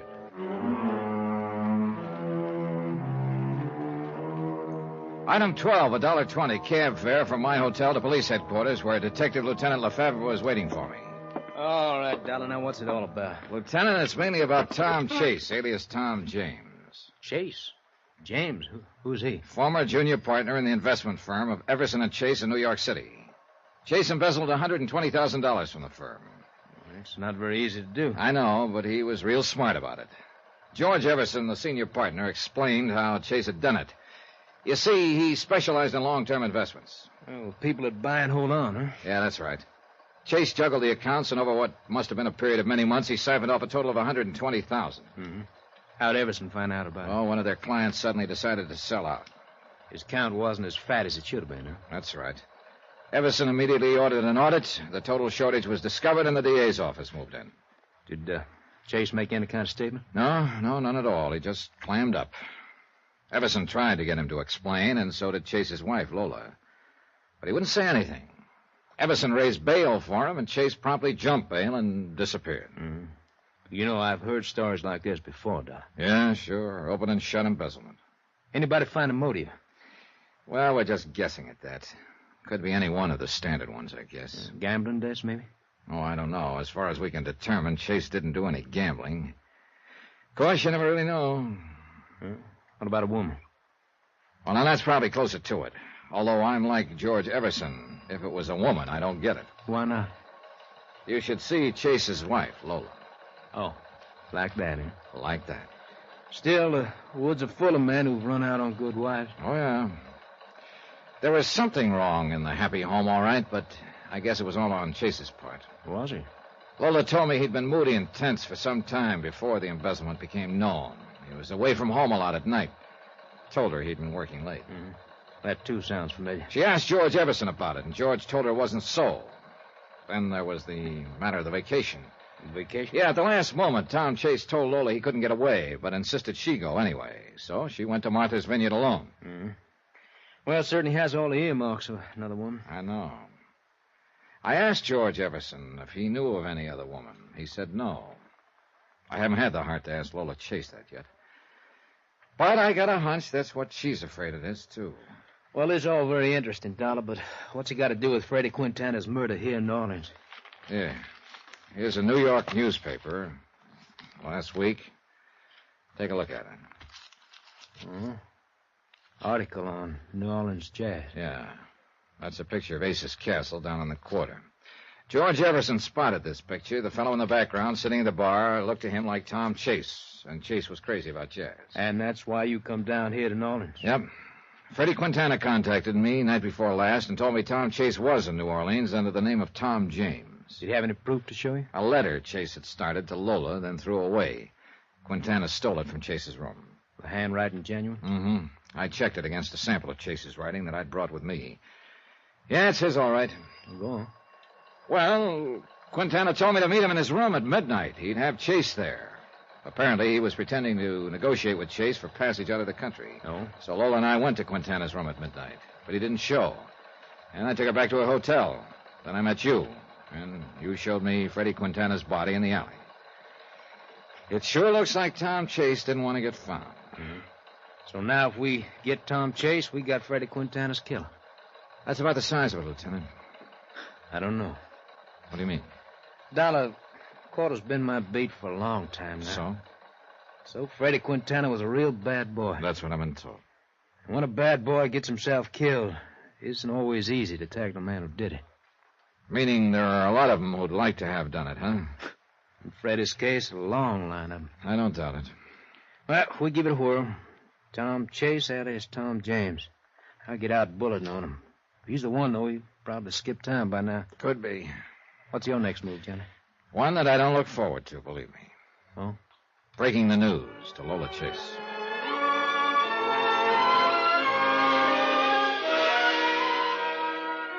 I just won't believe it, Johnny. I know. It was hard enough to think that Tom was an embezzler, but he isn't a killer, Johnny. He couldn't be. A nice guy can get twisted up. Then, when he's on the run, he sometimes acts like an animal. He'll destroy anything or anyone who's between him and his freedom. But what kind of freedom can a man have who's... I guess you were right, Johnny. Yeah, what about it? You said I shouldn't have come down here from New York. That there was nothing I could do except get hurt more. Oh, I can understand your feeling. You had to come, but, well... Johnny, I wish you were working for me right now. This investigation, I mean. I'd just call it off. Afraid it isn't that simple. Your husband's still a fugitive. He's got to be found. That $120,000 or what's left of it has to be recovered. And if he is responsible for Quintana's murder... I know. It was just a wish. Excuse me. Hello? Oh, yes, just a moment. It's for you, Johnny. Oh, thanks. Johnny Dollar. Lieutenant Lefebvre. Thought I might find you there. Anything new, Lieutenant? Yes. That Tom James alias you gave us for Tom Chase paid off. Oh? We just located his room. Where? A room and house in the quarter, a couple of doors from where Freddie Quintana lived. I'll meet you there in 10 minutes.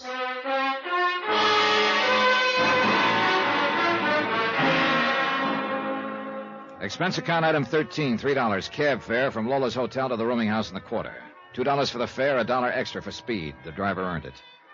8 minutes later, I met Lieutenant Lefebvre at the rooming house, a dilapidated two-story building. He took me to a room at the end of the hall on the first floor. There's it, Johnny. No sign of Chase, huh? No. We're keeping a stakeout on the room just in case, but I doubt if he'll be back. His clothes are gone. Looks like he left in a hurry, Lefebvre. Yeah. Take a look over here. Well, some charred pieces of paper. We fish them out of the wastebasket. That's a mistake amateurs usually make, burning stuff in a wastebasket. No draft. That's right. Some of it's not completely burned. See if any of it makes sense to you. Well, this one looks like part of a letter. This one... Yeah. Yeah, this one pegs Chase, all right. Looks like a little piece of an envelope. Mm-hmm. Could be he'd brought part of the money down here in it. You see, you can still read part of the letterhead in the upper corner. Everson and... The full name is Everson and Chase. That's the name of the firm. Chase was the junior partner. Yeah. Well, that makes it pretty clear that Tom James and Tom Chase are one and the same. Did he rent the room under the name of Tom James? That's right. Haven't got any of the details yet. There's no manager here. Vacancies are handled by a rental agent down the street. I see. Here's another chart fragment I can't figure out. Here, take a look. It's writing here. And there's some numbers. Looks like a 12 and a 23. Mm-hmm. Mean anything to you? 12, 23. An address, maybe? Possibly. But that's not much help. What address? Oh, well, if I get any bright ideas, I'll call you. I'm going to pay a visit to that rental agent.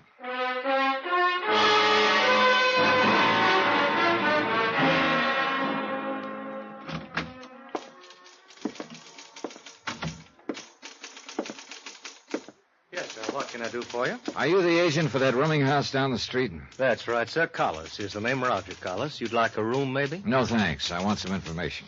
What about? Well, you rented a room some time ago to a man named Tom James, I believe. Well, let me see. I'll have to look it up. We keep all the rentals in this here book, and it ought to... Yeah, here it is. Oh, yeah. What do you mean, oh, yeah? Was there something special about that rental? Oh, indeed there was, my friend. A little over a week ago it was. Yeah, that would figure. And the month's rent was paid in advance. Is that what was so special about it? Oh, no, that's happened before. It was who rented it was so special. Well, I thought Tom James... It was rented for Mr. James by a friend of his. Oh? I sure wish I had a friend like that. Oh, man, what a woman. The motive for Tom Chase's embezzlement. It was a woman, after all. He probably stayed undercover while she rented the room for him. I thought of his wife, Lola. I didn't want to see her get hurt anymore. Expense account item 14, cab fare to Lola's hotel. Is there something new, Johnny? You left in such a hurry. Lola, do yourself and me a favor. What is it? Go back to New York now. Why? Well, I just think it'd be better all around, that's all. Something's happened. You found out something. Johnny, please don't hold anything back from me. Look, Lola, whatever it is, I have a right to know. Yeah, I guess you do. Okay, I'm sorry to tell you this, but it looks like Tom isn't traveling alone. Oh. I guess I always knew that was it. It had to be. I'm sorry. You're right, Johnny. The only thing for me to do now is go back to New York and forget. Try to forget. Thanks for everything, Johnny. Item 15, $3 even, drinks for me. But they didn't take the bad taste out of my mouth. Lola, heading back to New York alone, and Chase, heading who knew where with $120,000 and not alone. I thought of that scrap of charred paper with the numbers on it, the one we'd found in his room. 12, 23.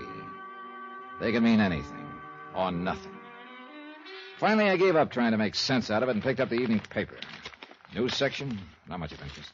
Sports, the comics, the weather, harbor news, Harbor news. Ship arrivals and departures. 12, 23. Could that be the time of departure of a ship and the pier number? From Pier 23 at 12, maybe? Sure, it sounded like a long shot. But I had a strong hunch the trail might not be as cold as I'd thought.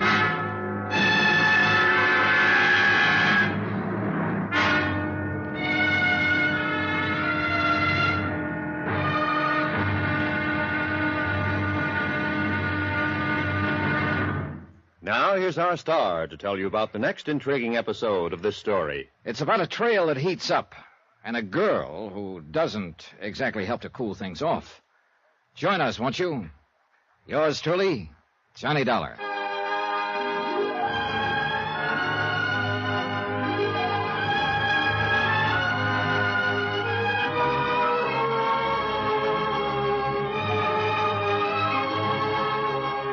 Yours truly, Johnny Dollar, starring Bob Bailey, is transcribed in Hollywood. Written by Robert Reif, it is produced and directed by Jack Johnstone. Be sure to join us tomorrow night, same time and station, for the next exciting episode of Yours truly, Johnny Dollar. Roy Rowan speaking.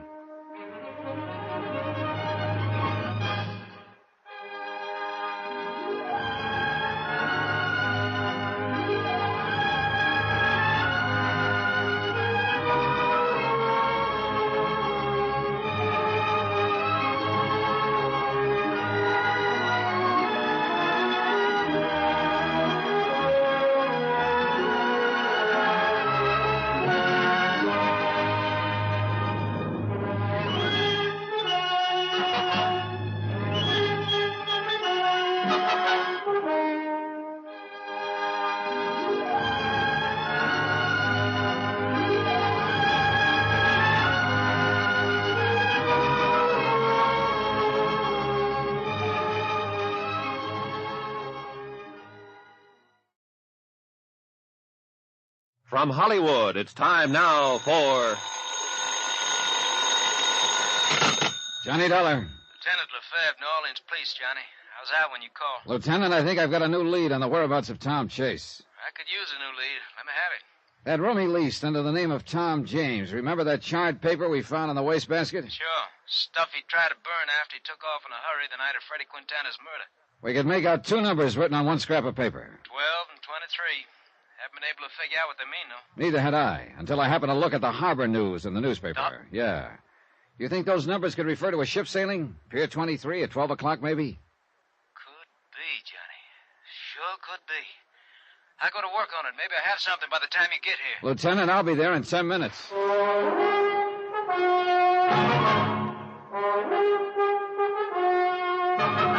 Tonight and every weekday night, Bob Bailey in the transcribed adventures of the man with the action-packed expense account, America's fabulous freelance insurance investigator. Yours truly, Johnny Dollar.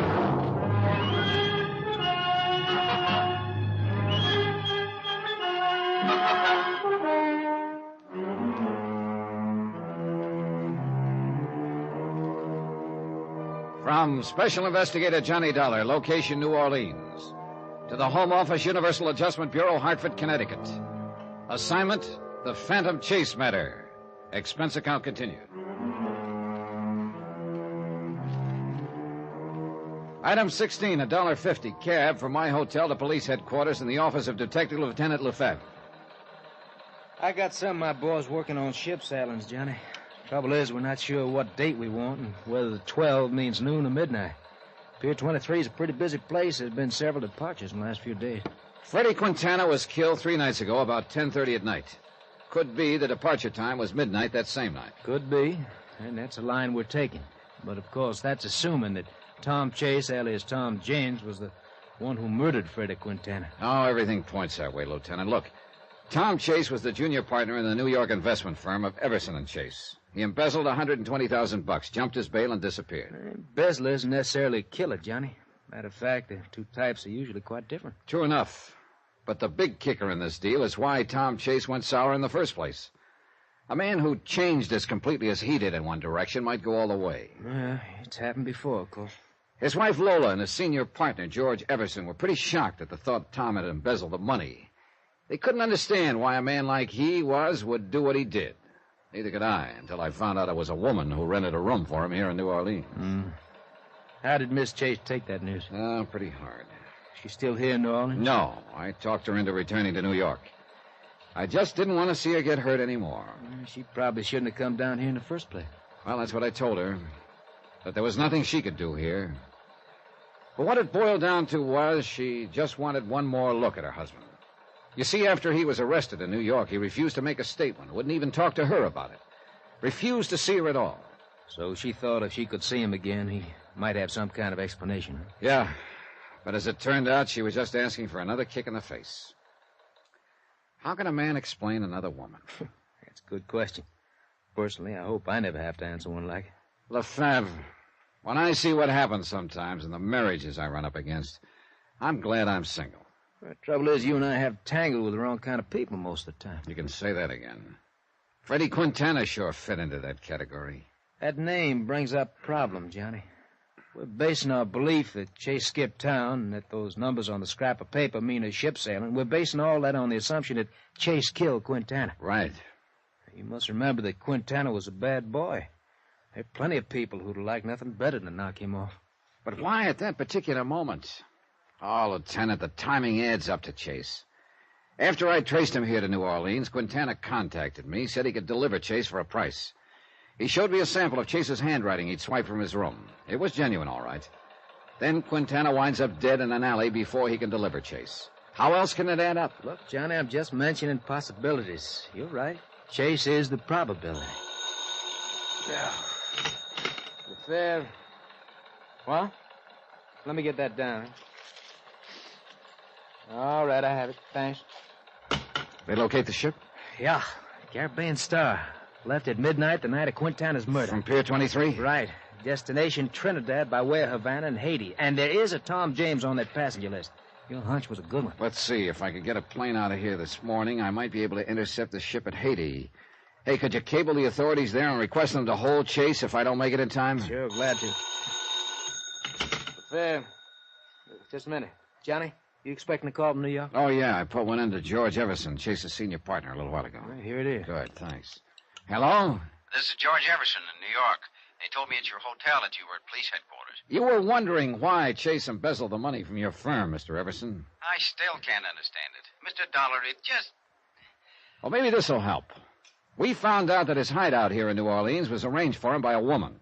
A woman? Oh, no. And, according to the rental agent, quite a woman. Oh, good Lord. To think... Well, does Lola know of this? Yes, I talked her into returning to New York. Good. She should never have gone down in the first place. Any leads on Chase's present whereabouts? Yeah, just turned one up. It looks like he's traveling under the name of Tom James on a ship to Trinidad. Trinidad? Right. But if my luck holds, he won't get farther than Haiti.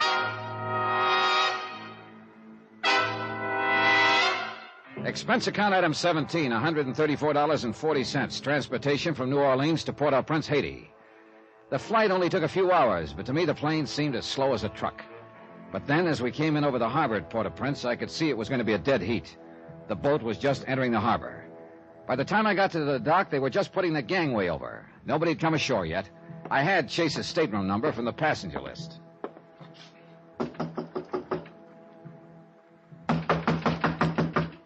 Okay.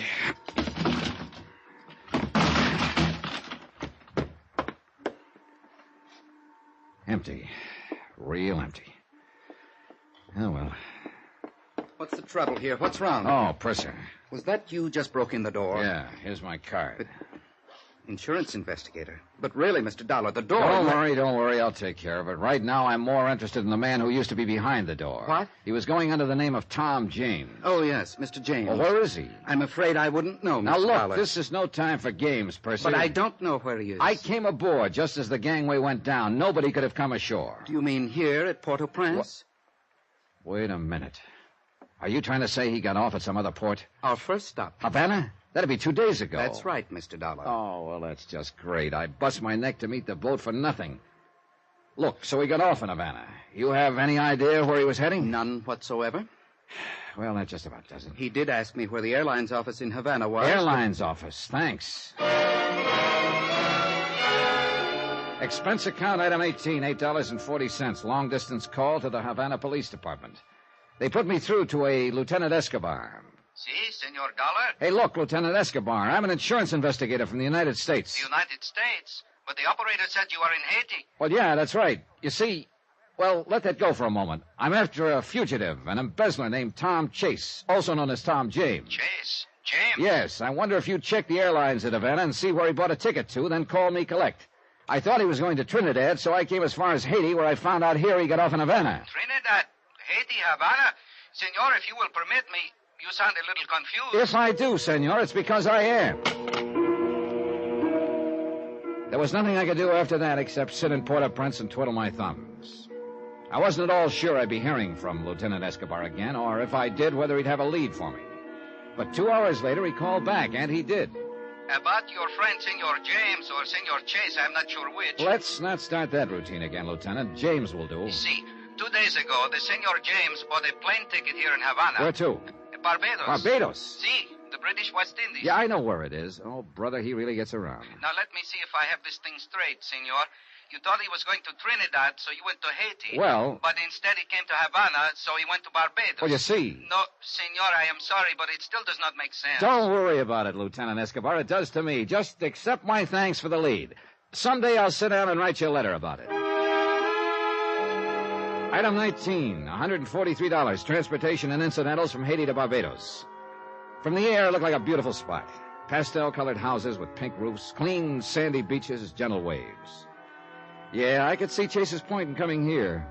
A good place to get away from it all, particularly with $120,000 to keep you company. And more particularly when what you're trying to get away from is a couple of assorted charges, like embezzlement and murder. But if I thought that finding Tom Chase, alias Tom James, would be a cinch once I got to Barbados, I was sadly mistaken.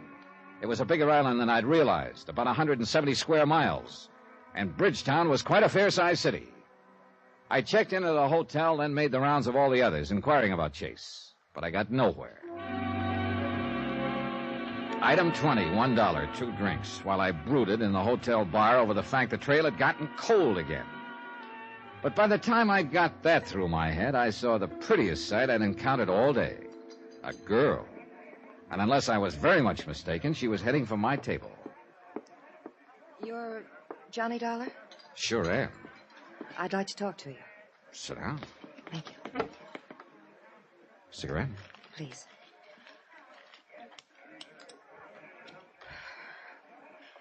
You're looking for somebody, aren't you, Mr. Dollar? Am I? Anybody in particular? Yes. Let's call him Tom James. Oh? What about him? I know where he is. Who are you? Connie. Connie who? Connie's enough. So you're the one, huh? What do you mean? Well, I knew Chase wasn't traveling alone. Yeah, I'm the one. One thing I don't get.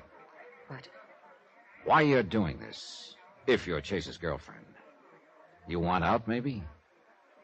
Yeah, I want out. So you'll deliver Chase to me. What do you want for it? Money enough to get back to the States? That might be arranged. Just one thing. What is it? The last person who tried to turn Chase over to me got himself killed back in New Orleans. You better be real careful. I will. Now, look. There's a bar down near the waterfront called the Trade Winds. Know it? I can find it. Be there about 10 tonight. Chase will be with me. Okay. 2 things, Mr. Dollar. What are they? Don't let on to him how you found him. Okay, what else? Bring the money. Connie left, and I sat there basking in the welcome warmth of a trail that had suddenly heated up again. At 9:45, I went down to the waterfront. I spotted the Trade Winds bar down the street a block or so. I waited. Pretty soon I saw Connie go inside. I started for the entrance. Then, suddenly, I realized I was being followed. Somebody across the street in the shadows. I whirled and headed for him fast. It took him by surprise. He ducked down an alley, then into a warehouse on a pier. I eased up to the door. It was dark inside, but I went in. Then, too late, out of the corner of my eye, I spotted somebody beside me in the dark. Something hard hit me over the right ear, knocked me to my knees. Yeah, I'd finally caught up with Chase. The hard way.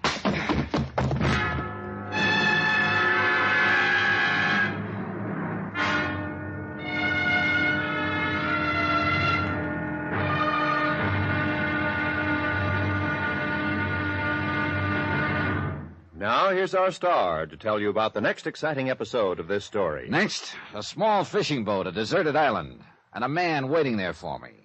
A man with a gun. Join us, won't you? Yours truly, Johnny Dollar.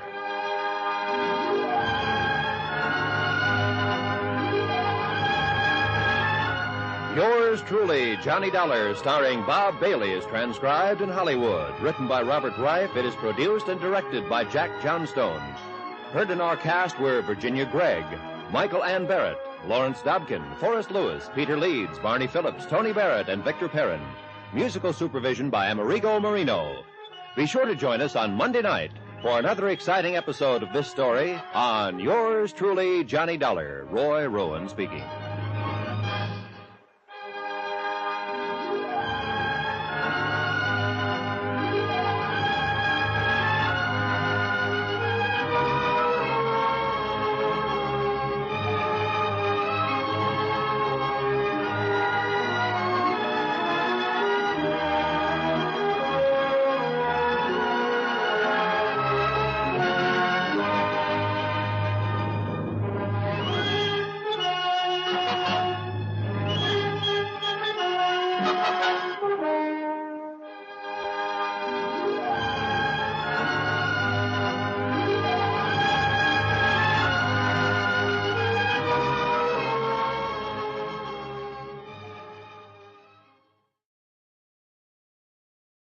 From Hollywood, it's time now for...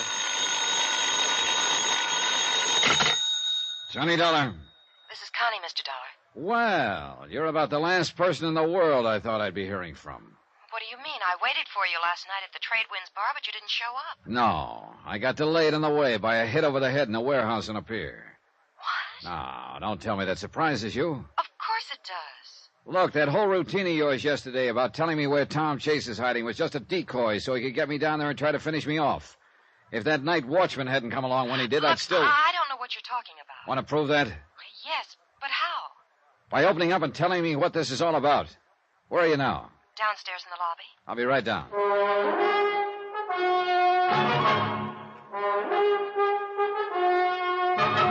Tonight and every weekday night, Bob Bailey in the transcribed adventures of the man with the action-packed expense account, America's fabulous freelance insurance investigator. Yours truly, Johnny Dollar.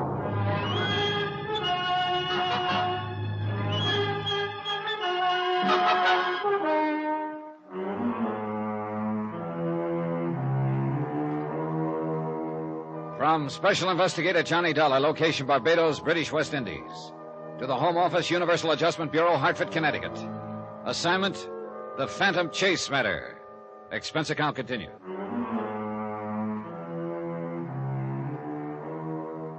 Item 21, 2 cents. Exactly what I'd have taken at that point to chuck the whole deal. Getting slugged on the head the night before was bad enough. But when I got down to the lobby that morning and found that Connie was nowhere in sight, I realized I was right back where I started from, which was nowhere. I went over to the desk. Yes, sir? Hey, look, a girl just phoned me from the lobby. Did you see her? Yes, sir. A most attractive young lady. Yeah, and right now a most invisible young lady. Where'd she go? Why, I don't know, sir. Was she alone? Oh, it's quite alone. She came in and asked to be put through to your room, and after she'd hung up, she suddenly turned and walked out. Oh, well, that's just great.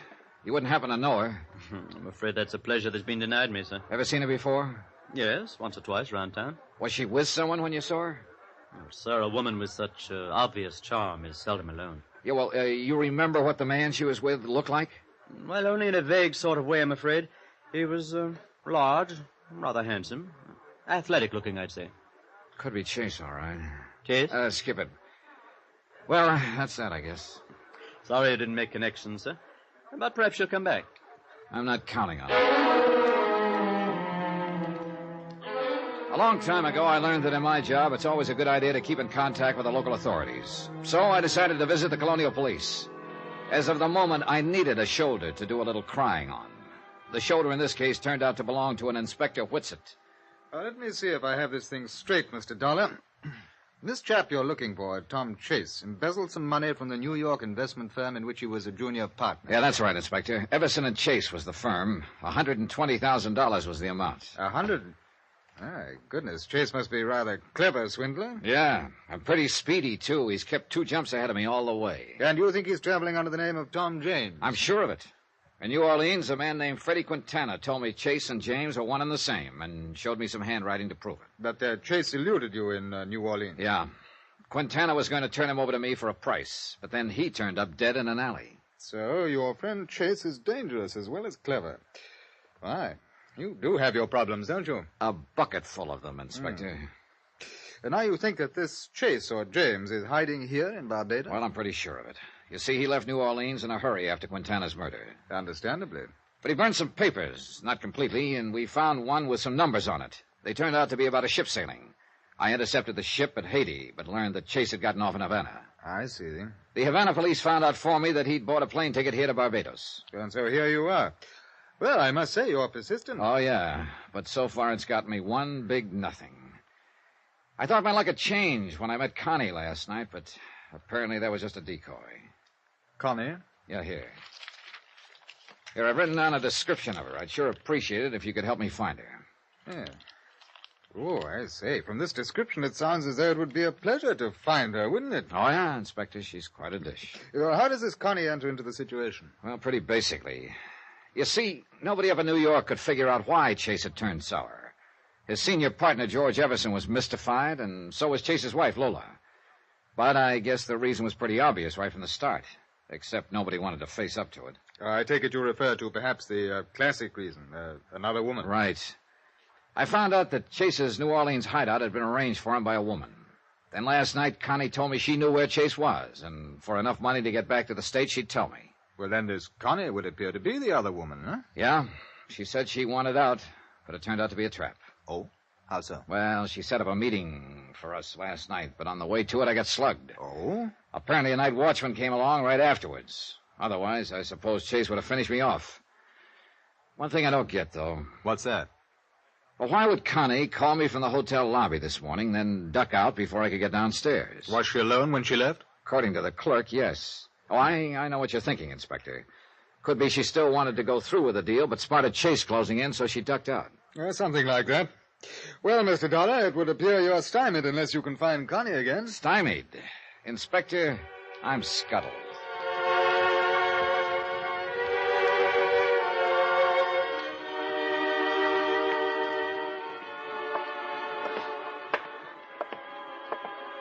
Good afternoon, Mr. Dollar. Clerk, has that girl been back? The one you called, Connie? Yeah. No, sir. I've been keeping an eye out for her here in the lobby, but I've seen no sign of her. No calls or messages for me, huh? No, sir. If I see her, of course, I'll get in touch with you immediately. You'll be in your room? No, I'll be at the Trade Winds bar. The Trade Winds? Well, that's one of the waterfront bars, isn't it, Mr. Dollar? That's right. It's none of my business, sir, but I would be just a bit careful if I were you. Now, what's that supposed to mean? Well, that part of town, sir, it's not the best. Oh, you're telling me. I got hit over the head down in that part of town last night. And now you're going back there? Real glutton for punishment, huh?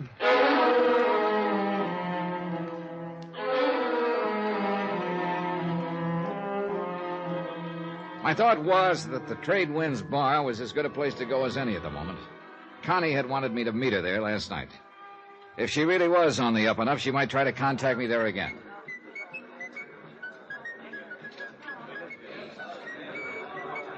The Trade Winds was a typical waterfront dive.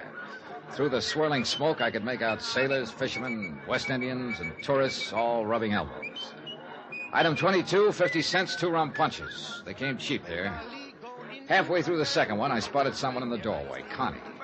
But then she saw me and ducked out fast. So she didn't want to contact me. But I sure wanted to contact her. I went out the side door. My hunch was right. She was trying the alley. I stepped in front of her. Let go of me. Oh, no, baby. Just stay put. Stay Please. put. I don't know what this is all about. Honest, Mr. Now, Dollar. look. This is no time to start playing coy. Where's Chase? I don't know. Come on. Please, you must believe me.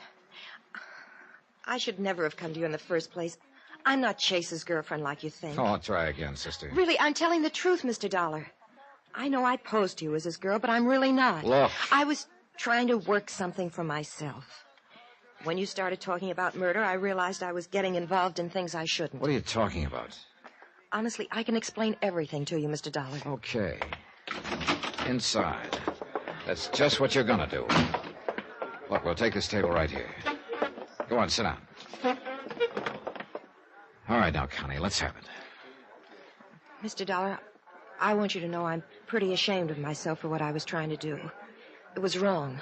I should have realized it sooner. Less editorial and more news, huh? Well, I met Tom Chase, or Tom James as he calls himself, here in Barbados a couple of days ago. A couple of days ago? You mean in New York a long time ago, don't you, Connie? No, Mr. Dollar, I wasn't Chase's girlfriend. I'd never seen him before 2 days ago, right here. Go on. I had a date with him. Then I found out you'd been asking around town for him, so I decided on a plan. So? I found you and told you I knew where Chase was. You thought I was his girl, and so I went along with it. I was supposed to have a date with him last night here at the Trade Winds, but he didn't come. He was too busy hitting me over the head at the time. You telling me the truth, Connie? I swear it. Then there's one big question. Why did you do it? Because I'm broke, Mr. Dollar. I'm stranded here in Barbados, and I want to go back to the States. I thought you were going to put the finger on him for enough dough to get back to the States, huh? I'm afraid that's about it. And you don't have any idea where he is now? None at all. Well, that's just fine. My last lead, out the window. I'm sorry, Mr. Dollar. You're sorry. Look, did he mention his girlfriend to you? He did say he was expecting a friend down here. They probably had it rigged for her to meet him here later. He didn't give you any indication where he was staying, huh? No. Or what his future plans were? No. There was one thing. Well, what was it? Well, I don't know if it means anything Come on, let's have it. Well, we were here at the Trade Winds night before last. Afterwards, we walked around the waterfront for a while. Yeah? Tom stopped and talked to one of the fishermen there for quite a while. Ah. Could you hear what they were saying? No, they left me and went off to one side. Now, listen, Connie. Do you think you'd recognize that fisherman if you saw him again? Yes, I think so. Then come on. We went outside. It was sunset. A few fishermen were scattered along the wharves, mending nets, getting their gear in shape. We gave each one of them the once-over, then kept going. Suddenly, Connie stopped. There he is, Johnny. The one who's yawning. Okay, thanks. You stay here. Good evening. Good evening. You don't sound very convinced. Oh, sure, it's a good evening. Soon it will be a good night, and then I can go to bed. Hey, look, I'd like to ask you a couple of questions. Oh, sure. Sure. Mind staying awake a few minutes? But it's that I'm tired. Last night I worked all night. Oh? Fishing really must be good around here. It's not the fishing, it was the passenger. Passenger? Who? He don't give his name. Where'd you take him? Lagos Island. Where's that? 3 hours by boat from here. What's there? Nothing. Nothing? A small abandoned pier, an old abandoned house. Nothing else. Nobody else. Uh-huh. You let him off there, huh? Yes, but he should be comfortable. He took much food with him. You mean he's there now, then? Sure. There are no boats there, and nobody could swim so far. I see. Okay, partner. Thanks a lot. Pleasant dreams.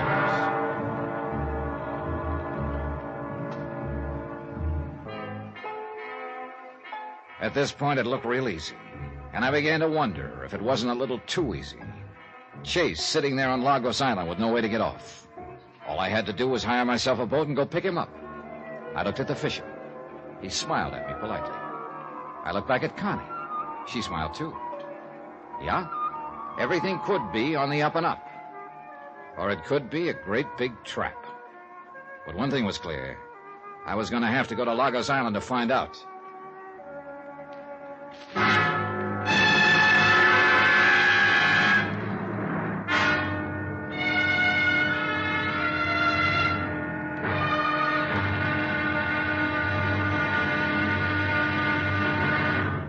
Now, here's our star to tell you about the next exciting episode of this story. Getting to the island of Lagos? Easy. But getting away from it in one piece, that's a different story. Join us, won't you? Yours truly, Johnny Dollar.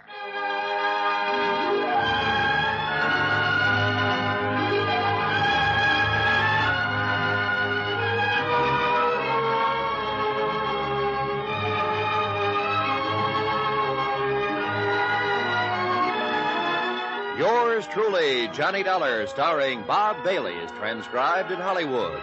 Written by Robert Reif, it is produced and directed by Jack Johnstone. Be sure to join us for the next exciting episode of this story on Yours truly, Johnny Dollar. Roy Rowan speaking.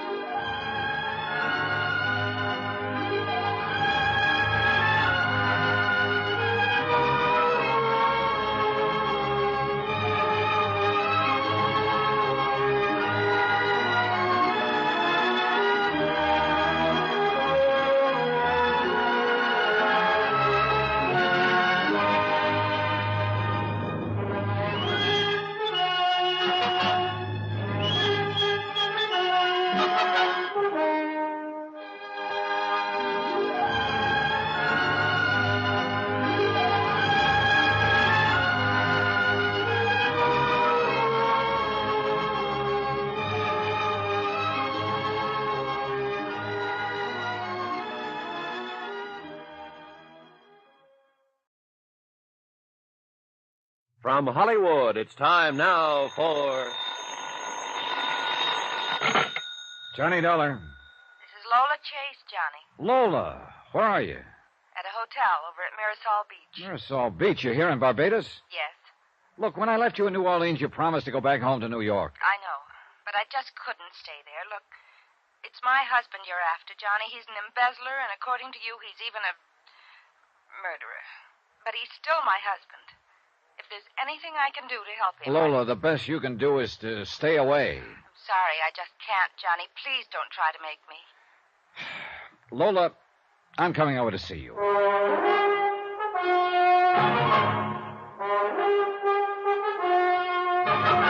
Tonight and every weekday night, Bob Bailey in the transcribed adventures of the man with the action-packed expense account, America's fabulous freelance insurance investigator. Yours truly, Johnny Dollar.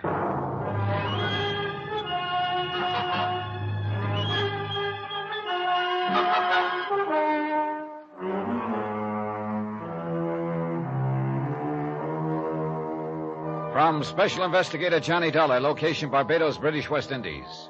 To the Home Office, Universal Adjustment Bureau, Hartford, Connecticut. Assignment, the Phantom Chase matter. Expense account continued.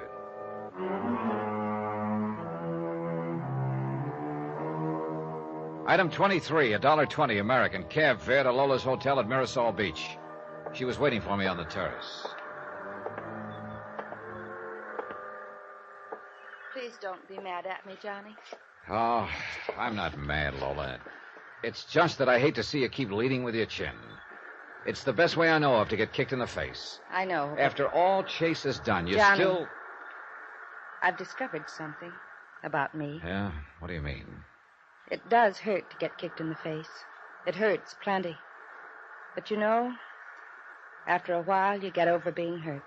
Oh? When you found out it was a woman who arranged Tom's hideout in New Orleans, I thought, well, it seemed like the end of the world for me. Up to that point, I kept trying to tell myself that the reason Tom had embezzled the money was because he was in trouble of some kind. And I could help him. But I guess down deep I knew, right from the start, it had to be another woman. And that's why I wanted you to go back to New York, Lola. I don't want to see you get hurt anymore. I know. But, Johnny, I don't think I can be hurt anymore. Yeah, well, I wouldn't count on it. I mean it.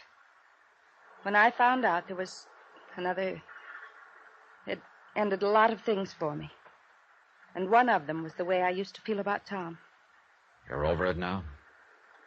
Well, not completely, of course, but things are different with me now. Then I still don't get why you came down here. I still want to help Tom if it's humanly possible, don't you see? Let's say I feel obligated to because of the way things used to be. Does that make sense, Johnny? Yeah, I guess so. Well, I gotta be going now, Lola. It looks like your husband is holed up on an island about 3 hours from here. Is he all right? I wouldn't know. I haven't been close enough to find out. Except once. And that once got me a lump on the head. What do you mean? Oh, I ran into a girl named Connie. Thought she was Tom's friend. She offered to locate him for me. I guess he was following and caught up with me down at the waterfront. He attacked you? Yeah. Then it turned out the girl was only trying to promote herself a trip back to the States. She knew I was looking for Chase. She'd had a date or two with him, so she saw a chance to make some money. But how did you find out where Tom's hiding? The girl heard him talking to a fisherman. She pointed him out to me. He told me he'd taken Chase to Lagos Island. Now, if that fisherman's on the level, it looks like the case is just about wound up. And if he isn't? It could be another trap. But with luck, I should be back by dark with your husband. I'll be waiting, John.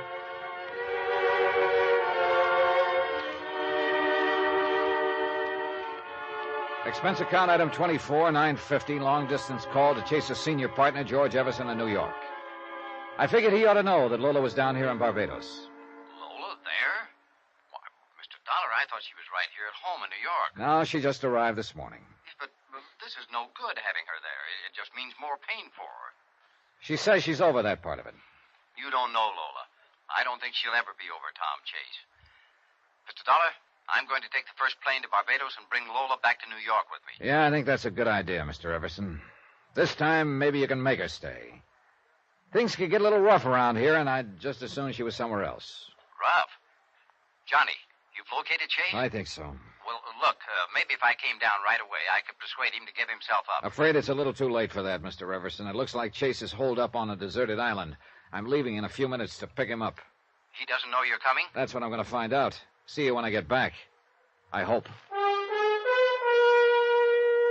Item 25, $30, rental on a power cruiser.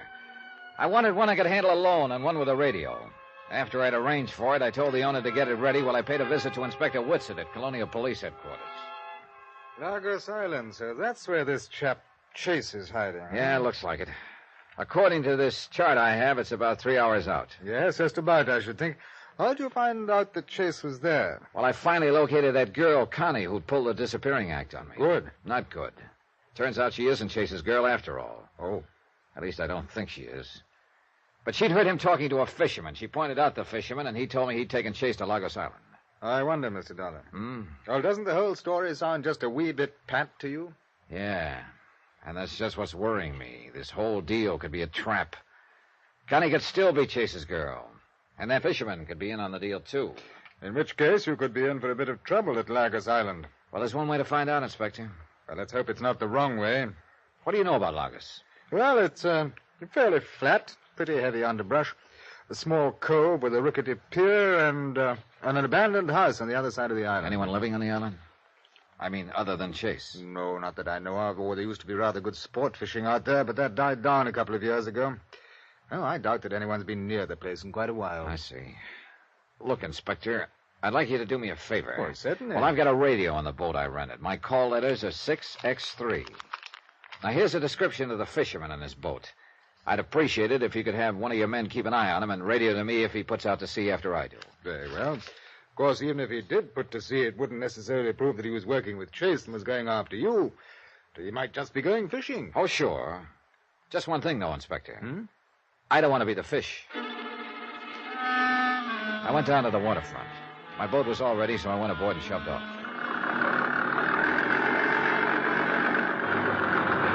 Once out of the harbor, I set my course for Lagos Island. The boat was equipped with a rig for lashing the wheel in position, sort of an automatic pilot. So I snapped it in place and started down into the cabin. And then I saw the cabin was occupied. Lola. Hello, John. Oh, great. For 2 cents, I Lola. knew you'd turn back and put me ashore, but please don't. I can't, but only because I can't afford to take the time. I'm glad. But if you think I like the idea of your stowing away, you're crazy. Do you mind telling me why you did it? For a very good reason. Well, let's have it. Tom obviously doesn't want to be found. I think he's made that clear enough. And you... Well, you're the kind who doesn't stop until you finish your job. So? So, that being the way things are... Johnny, somebody could get hurt. And I couldn't stand that. I thought that maybe if I came, there wouldn't be any violence. Oh, look, Lola, Chase isn't going to get hurt if you'll just be sensible. I wasn't only thinking of Tom. I wouldn't want you to get hurt either, Johnny. Oh? I've thought about you a lot. About how wonderful you've been to me. It's funny. What is? Oh, just that if things were different, maybe you and I... Maybe. But things never are different, Lola. I know. Are you sure that's the reason you came along? What do you mean? It wouldn't by any chance be because you want to help Tom Chase. Help him? I told you, Johnny, if there's anything I can do to help you, I want to. That's why I came down here. Help him get away from me. Thanks for your very charming opinion of me. It's wonderful knowing that's the way you feel. Look, Lola, whatever my own private opinions and feelings are or might be, sometimes I have to file them away and concentrate on the way things look. When the time comes, Johnny, you'll see that isn't the way it is at all. I hope so, because the time could be pretty soon. 6X3 from Barbados Control. 6X3 from Barbados Control. Over. This is 6X3. Go ahead. This is Inspector Whitsett, Dollar. Oh, yes, Inspector. The fisherman in question left the harbor about 20 minutes after you did. He may be following you. Be careful. I'll try, believe me. Thanks, Inspector. Over and out. What does that mean, Johnny? It means that this Lagos Island deal could be a trap. Oh, what are you going to do? Find out. What else?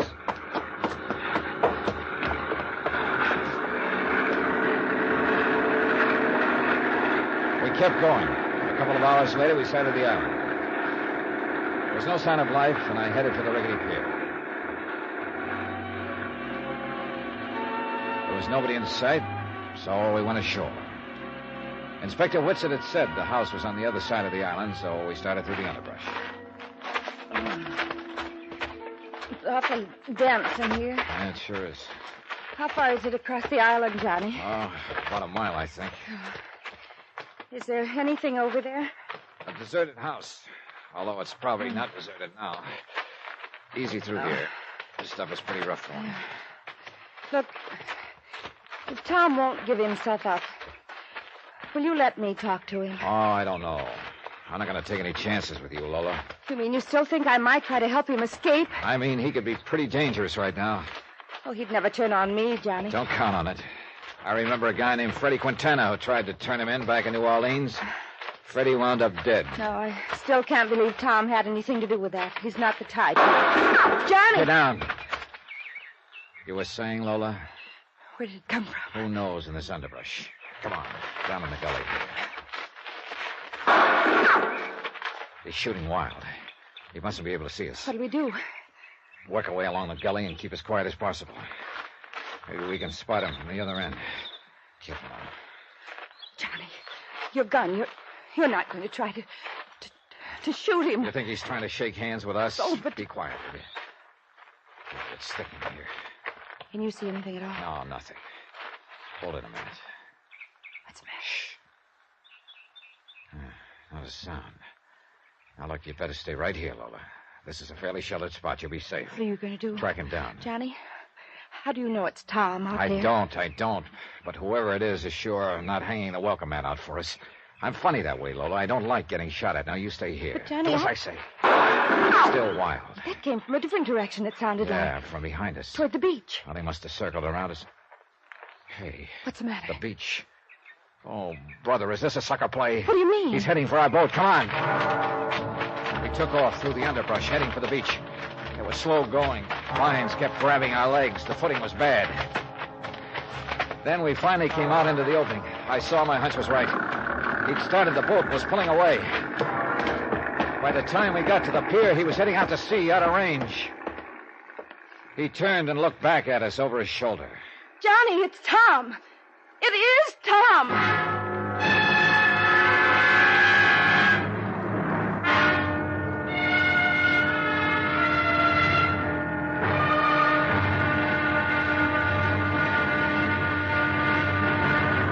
Now, here's our star to tell you about the next exciting episode of this story. Next, a friend of the rescue and an unfriendly phone call from a killer.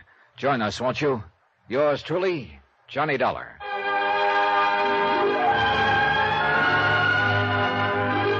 Yours truly, Johnny Dollar, starring Bob Bailey, is transcribed in Hollywood. Written by Robert Reif, it is produced and directed by Jack Johnstone. Be sure to join us for the next exciting episode of this story on Yours truly, Johnny Dollar. Roy Rowan speaking.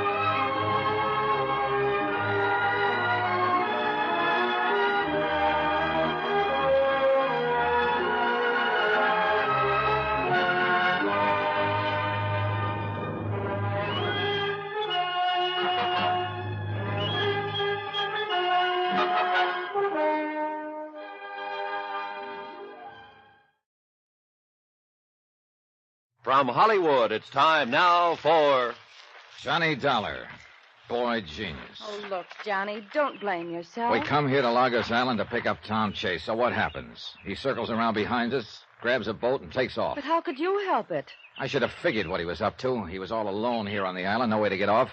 So we obligingly show up in a boat. He pins us down in the underbrush with a few wild shots while he works his way around to the boat. Well, one thing I got to admit, Lola, your husband's no dummy. Please, Johnny, I'd just as soon not be reminded of Tom's cleverness. Embezzlement, murder, escape. If that's cleverness, I don't want any part of it. Oh, if he'd only turn himself in. Oh, fat chance of that. Maybe if he goes back to Barbados, we can find him there and persuade him. You're overlooking one small detail, Lola. Huh? You and I are now in the same spot Tom Chase was. We're alone on this island, and there's no way off.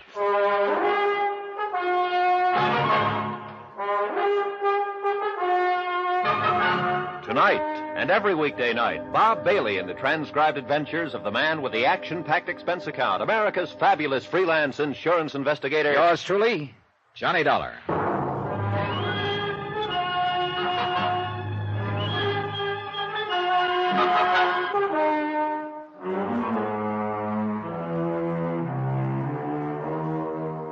From Special Investigator Johnny Dollar, location Lagos Island, 3 hours by boat from Barbados in the British West Indies. To the Home Office, Universal Adjustment Bureau, Hartford, Connecticut. Assignment, the Phantom Chase matter. Expense account continued.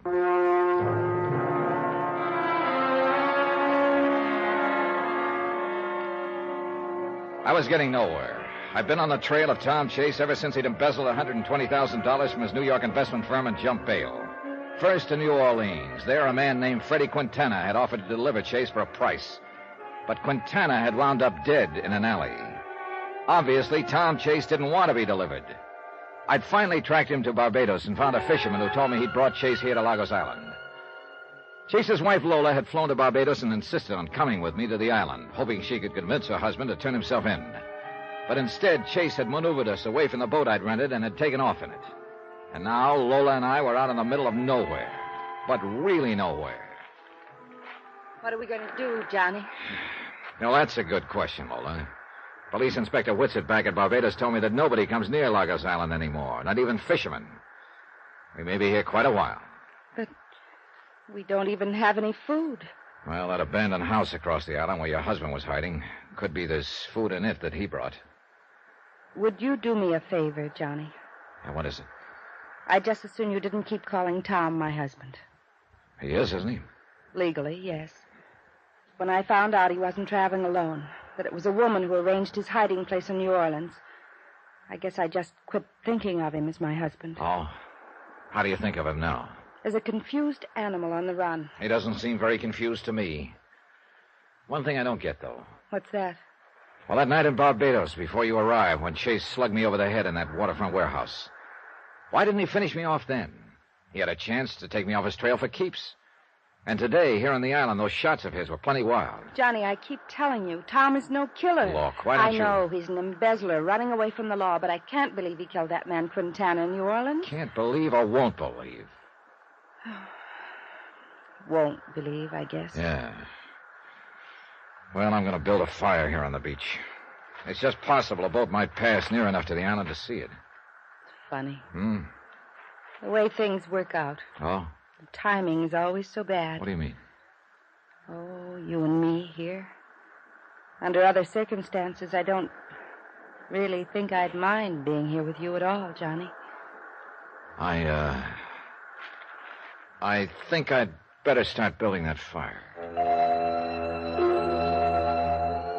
We collected a pile of driftwood and brush and touched a match to it. Then we went across the island to the house where Chase had been hiding out. It was a pretty rickety affair, but he left some food. After we'd eaten, we went back and built the fire higher. Then we waited. The hours dragged by, and I was sure Chase was getting farther and farther from me all the time. But there was nothing I could do about it. Finally, I guess I dozed off. Johnny. What is it? What? Look, coming around the point out there. Huh? A boat? Come on. Let's get out where they can see Not us. so fast, Laura. What's the matter? That could be the fisherman who brought Chase here. If he's working with Chase, maybe he's coming here to try and finish us off. Johnny, do you Oh, think... hey, wait. That's a police boat. Yeah, it's Inspector Whitsett. Oh, thank heaven. Come on.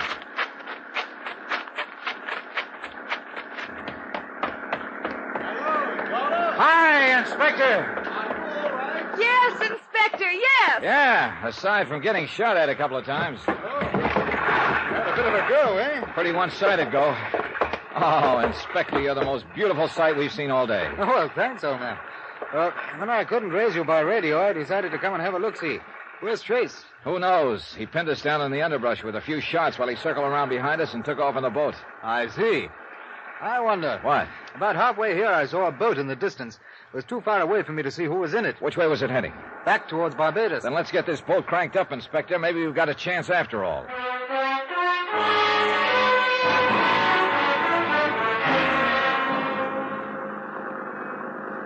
I imagine Barbados looks pretty good again to you two. It certainly does, Inspector. Yeah, until you came along, it looked like we were going to turn out to be Lagos Island's oldest citizens. Here we are. Incidentally, Mr. Dollar, do you know a chap named George Everson? Yeah, sure. He's the senior partner of the firm Chase embezzled the money from in New York. He's an old friend, Inspector. Why? Well, he dropped in on me just before I shoved off. What? Said he'd wait for you at your hotel. George here in Barbados? Well, I phoned him earlier, and he said he was going to catch the first plane he could and come down here. But why? Mainly to take you back to New York. Now, Johnny, we've been all over that. Yes, and I still think you ought to... Hey, hold it. What's the matter? That boat on the other side of the pier, tied up there. It's the boat we went to the island in. Yeah, sure. So Chase did come back to Barbados. Good. I'll have the airlines and steamships watched, and I'll get word to the fishing and charter boats. If Chase is there, I think we can keep him bottled up.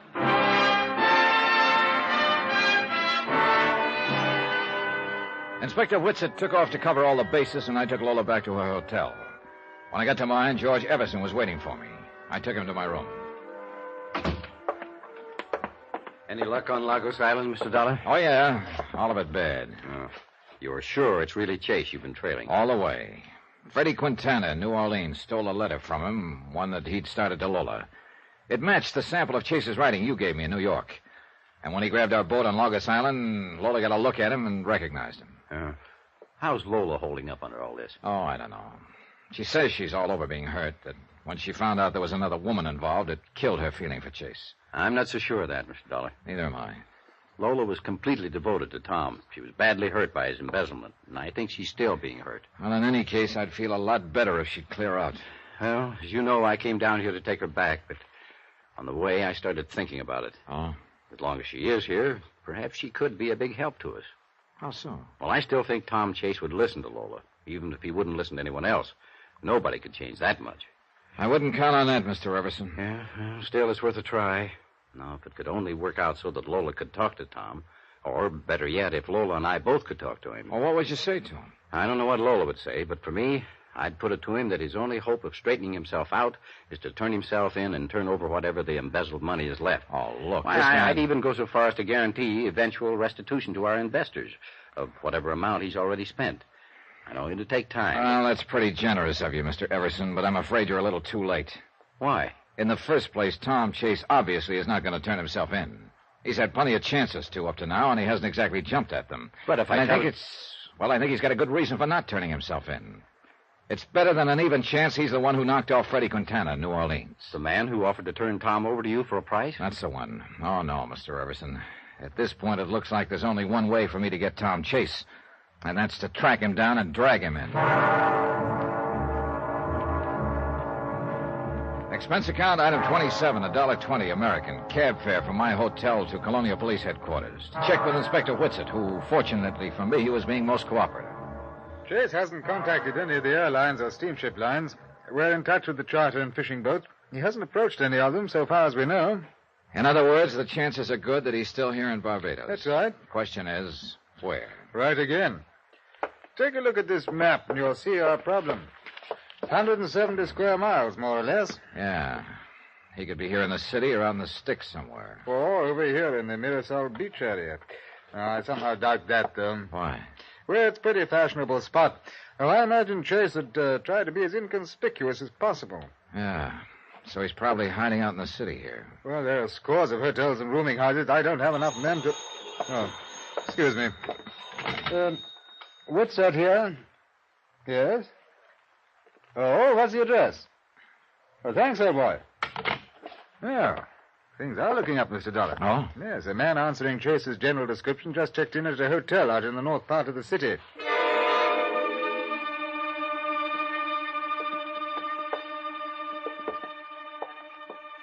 That's the room at the end of the hall, Mr. Dollar. Okay. Let's not be polite, Inspector. Let's use the passkey the clerk gave us and barge right in. Right. Okay. Empty. How about that closet? Nothing. Window's open and there's a fire escape. Well, he apparently left in a hurry. You see there? There's clothes on the chair. Yeah, that jacket. It looks like the one he was wearing when he swiped my boat on Logos Island. Pity we just missed him. Inspector, I've been just missing him for the last 10 days, and believe me, I'm getting tired of it. Probably only by a few minutes, too. Sure, just a few minutes. But it might as well be a year. I went back to my hotel. I was beat. Being always one jump behind Tom Chase was getting on my nerves. Sure, he was still in Barbados, but where? At the rate I was going, catching him was turning into a full-time career. A career I was getting fed up with. Then as I entered my room, I heard a slight movement behind me, and I realized all of a sudden that I wasn't alone. Don't turn around, Dollar. What? Hold it very still. Okay. Look, I can save you some time. If it's my gun you're looking for, it's in the shoulder holster left side. Thanks. You know, I just had a real wild idea. I said don't turn around and keep your hands in sight. Okay. My wild idea is that you're Tom Chase. Yeah. I'm Tom Chase. Mind if I ask you a couple of questions? Why not? Why did you do it? The embezzlement. Was it because of a woman? It was a woman. Was? It turned sour. Oh, where is she? It doesn't matter anymore. And where's the money? That doesn't matter either. You won't get it. I see. Next question. Why did you come here to my room, Chase? I've tried every trick I know to shake you, Dollar. None of them's worked. You've kept on coming. I can't stand it anymore. I'm sick of running. Give yourself up, Chase. It's too late for that. No, there's another way. I've got to take you off my trail once and for all. Now, wait a minute, look. Sorry, but that's the way it has to be. Dollar, this is the end of the line for you.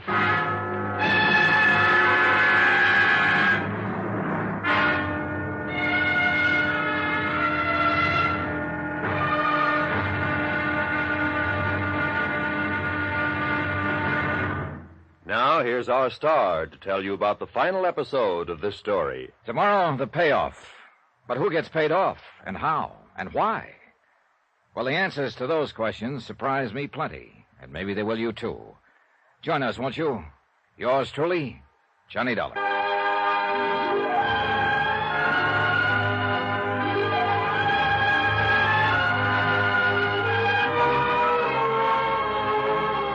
Yours truly, Johnny Dollar, starring Bob Bailey, is transcribed in Hollywood. Written by Robert Reif, it is produced and directed by Jack Johnstone. Be sure to join us for the final episode of this story on Yours truly, Johnny Dollar. Roy Rowan speaking.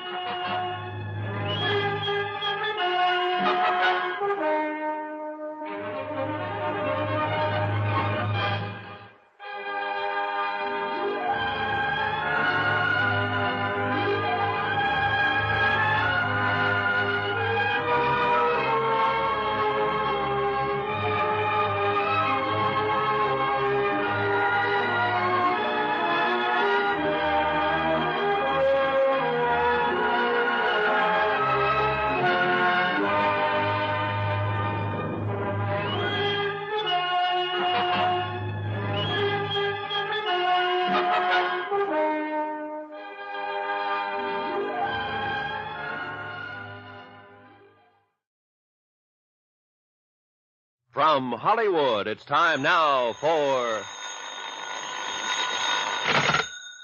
Johnny Dollar. It's Lola Chase, Johnny. Hang up, Dollar. Johnny? Are you there? Yeah, I'm here, but right now I can think of a lot of places I'd rather be. I said hang up. Johnny, there's someone there with you. Look, Dollar. Is it Tom? It is Tom, isn't it? I'm coming over. No, don't do it. I'm coming over. Stay away, Lola. He has a gun and he means business.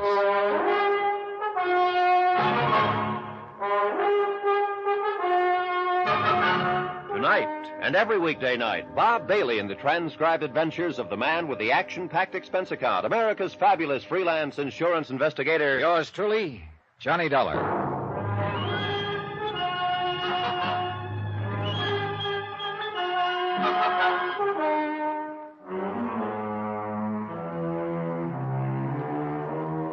From Special Investigator Johnny Dollar, location Barbados, British West Indies, to the Home Office, Universal Adjustment Bureau, Hartford, Connecticut. Assignment, the Phantom Chase matter. Expense account continued.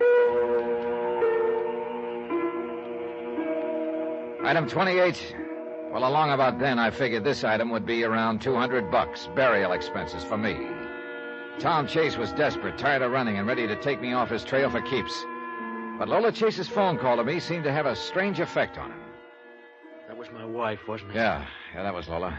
Why'd you drag her into this, Dollar? I didn't, Chase. She insisted on coming here to Barbados herself. Why couldn't she stay out of it? I suppose because she's your wife. That's all over. Yeah, I figured that when I found out it was a woman who arranged your hideout in New Orleans. That's all over, too. Turned sour, huh? Real sour. There's nothing left for me. Wait a minute. Look, Chase. There's only one thing for you to do. Turn yourself in. Turn over what's left of the money, It's and you'll too late for that, Dollar. There's only one thing left. Wait a minute. Killing me's not going to do any good, Chase. Somebody else will take over and keep after you until they get you. And they will get you sooner or later. You can count on it. I know. They'll keep coming after me. I can't run anymore, Dollar. I won't take it anymore from you or anybody. I just won't take it. Oh. I never thought I'd be glad to get hit on the head. But just before I blacked out, I remember being very happy that it wasn't the bullet in the back I'd been expecting. I don't know how long I was out, but when I came to, Lola Chase and George Everson were bending over me. Are you all right, Johnny? Oh, yeah, I guess so. Oh, brother, my head feels like it was on a pogo stick. What happened, Mr. Dollar? Chase was waiting for me here in my hotel room with a gun. Why did he come here? For a very good reason. To take me off his trail for keeps. Oh, no. Oh, yes. But when you phoned, Lola, it seemed to tie him up in knots to learn that you were here in Barbados. He started talking wildly. Mr. Dollar, Lola and I'd still like to try the plan I mentioned to you earlier. Oh, look, Mr. No, Everson. no, hear me out. If we could just You'd talk be to Tom. wasting your breath, Everson. Tom Chase is not about to turn himself in now or ever. I still don't get it, though. Get what? Why he didn't kill me just now. And why he didn't kill me before in the waterfront warehouse or on Lagos Island. He had plenty of chances. Yeah, it's almost as if... Yes? I'll skip it. Everson, suppose you take Lola back to her hotel. I'm going to check with Police Inspector Whitsett.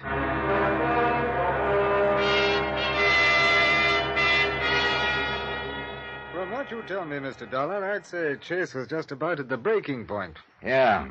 That's why we've got to track him down fast before he loses his head completely. Well, we're continuing our check of hotels and rooming houses. I don't think there's anything else we can do for the moment.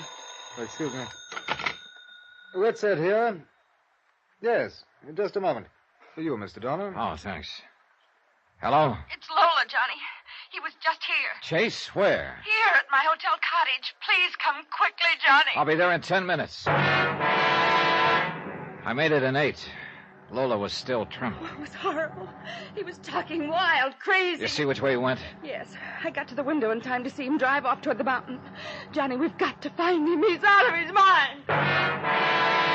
We piled into the car and took off after Chase up a twisting, steep mountain road. Tell me what happened, Lola. What'd he say? I've never seen him like that before, Johnny. He's sick. The things he said. Like what? That it was all over. There was nothing left for him. That he just wanted to see me once more before... Before what? He didn't say, but... Hurry, Johnny. We can't take these turns any faster. I begged him to turn himself in. He said he wished he could, for my sake. But that he couldn't. Look, Lola, maybe he just took this route to cross the island. The way he was talking, Johnny, I don't think he was trying to get across the island. Wait a minute, hold it. Look, up ahead. That's the car he was driving. Parked beside the road. Next to a cliff, Johnny. Yeah. All right, Lola. You'd better stay right here in the car. Yes, I guess I'd rather. I walked to the edge of the cliff and looked down. His body was crumbled up on the rocks below. I climbed down. He was dead, all smashed up. It wasn't pretty. I climbed back to my car. Lola just looked at me with the big question in her eyes. All I did was nod. All she did was slump over on the seat. I drove her back to her hotel and phoned Inspector Whitsett. Then I went back to my hotel. Expense account, item 29, $3. Drinks for me. I thought about a lot of things. About Tom Chase, who'd had everything in his favor back in New York, but who'd embezzled $120,000. Had killed a man in New Orleans for trying to turn him in, but who hadn't killed me for trying the same thing, and who ended up at the bottom of a cliff in Barbados. I thought about Lola, who'd come a long way for nothing, except the final heartache. And I thought about me, who'd also come a long way for nothing, period. The next day, I dropped in on Inspector Whitsett at police headquarters. Well, Dollar, I've missed you. I sort of took time out for a while, Inspector. I don't wonder. Well, Mrs. Chase, of course, identified the body. The inquest was this morning. Verdict suicide. Burials this afternoon. Here in Barbados? At first, Mrs. Chase wanted to take the body back to New York, but Mr. Everson felt that that would just be adding another painful experience to those she'd already been through. Oh, yeah. Well, I still don't have the money Chase embezzled, Inspector. No, and offhand, I'd say your chances of finding it were not too good. Did you find anything at all in Chase's pockets that might give me a lead? Oh, just the usual. Loose change, his wallet, cigarettes, some matches, a comb. Book matches? Yeah. From a waterfront bar. Well, let me see him, Inspector. It's not much, but it's the only thing I've got to go on. I went down to the waterfront bar named on the match folder and started combing the neighborhood. I checked every hotel and rooming house. 3 hours later, I was about ready to give up. And then I found it. Yep. Chase's last hideout. I searched his room, but the money wasn't there. I went back to the desk and checked the register again, trying to find out if a woman had checked in about the same time Chase had. No soap. But then I pulled out the sample of Chase's writing that Everson had given me in New York, and I compared it to Chase's signature on the register. A few wild ideas started chasing themselves around in my brain, ideas that began to fall into a crazy pattern. Item 30-1260, long-distance phone call to the home office of Universal Adjustment in Hartford. I asked Pat McCracken to run an errand for me. 3 hours later, he called back from New York City with the answer. Yep. I'd come all the way to Barbados, but the case got solved in New York. I phoned Lola and Everson and asked them to come to the cemetery. 15 minutes later, we met at the freshly turned grave. Mr. Dollar, I must say you're not being considerate of Lola. I'm sure you realize that coming back to Tom's grave here is a most painful experience for her. I'm sure you had a good reason, Johnny. Yeah, I did. I wanted both of you to know what a jerk I've been in this investigation. Oh, don't say that. You've done everything that could be done, and I appreciate it. Well, thanks, Lola. But you see, for almost 2 weeks now, from New York to New Orleans to Barbados here, I've been chasing a dead man. What? I don't understand. I think you understand real well. Now, look here. If this is some kind of a joke, it's in very poor taste. It's no joke. I've got to hand it to you both, though. You engineered the whole deal with just 2 people. What are you talking about? Drop the act, Lola. The faithful, grieving wife. You had me fooled, but good. Look, Dollar. You told me you took a trip alone about the time Tom was arrested, Lola. Oh, that was true. But it wasn't to Martha's Vineyard. You went down to New Orleans and rented a room under the name of Tom James. You were the other woman I was looking for. That's a lie. You don't know what you're saying, Dollar. Don't I? Freddie Quintana in New Orleans showed me a letter Chase was supposed to have written. It matched the sample of Chase's writing you'd given me in New York, Everson. Well, of course it did. That proves it. It proves that the sample you gave me in New York wasn't Chase's writing. I just checked by long-distance phone. You what? Oh, yes. Freddie Quintana played his part real well. But what he didn't know was he was going to get paid off with a bullet. That was the day you turned up in New Orleans, Lola. To kill him and shut his mouth. Dollar. Let him finish, George. Oh, there's not much more. You hired the second guy to pose as your husband and lead me a merry chase. That explains why he didn't kill me and why I was always able to pick up his trail again. I was supposed to. That's the way you were playing it. And all the time, the real Tom Chase was dead. You probably killed him back in New York when he was supposed to have jumped bail and disappeared. Are you through, Dollar? Almost. Except for the money. You are the embezzler, Everson. It was you who juggled the accounts. And after I ran into a dead end down here with a fake Chase's death, you and Lola could live happily ever afterward with the dough. Go on. Of course, the fellow you hired to pose as Chase didn't realize he was going to get paid off the same way Quintana was. What are you talking about? The way you helped him over that cliff, Everson, to make it look like suicide. How did you know? I probably wouldn't have tumbled to it if I hadn't checked his handwriting. Of course, you can't prove any of this. Like to exhume the body, ship it back to New York, and prove that it isn't the real Tom Chase? The body stays where it is, Dollar. Oh, put that gun down, Everson. They already know most of the story in New York. You're bluffing. Then why don't you call the bluff and find out? I think he's telling the truth, George. In that case, Yes. We've got to take care of him. not we, Lola. Not anymore. What do you mean? I think we'd better just dissolve the partnership. Don't try anything like that, George. This was our idea together, and you're in it as deep as I am. And that's why I'm leaving, Lola. I wish it had worked out. But as long as it didn't... You can't do that. You've got the money. Exactly. I won't let you. Get back, Lola. We both went for Everson at the same moment. The shot spun her around and crumpled her. I grabbed the gun from Everson. I'm afraid it's not serious, Lola.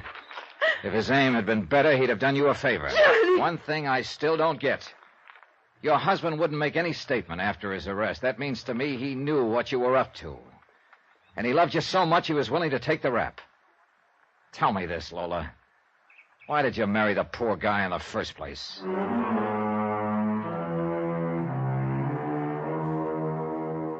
Expense account total $1,723. Lola and Everson were turned over to the authorities, and Everson gave up the key to a safe deposit box in New York where the embezzled money had been all the time. It also showed us the deserted spot on Long Island where he and Lola had hidden the body of the real Tom Chase. Remarks, Dear Pat, next time you call me for an assignment like this one, I hope you get a busy signal. Yours truly, Johnny Dollar.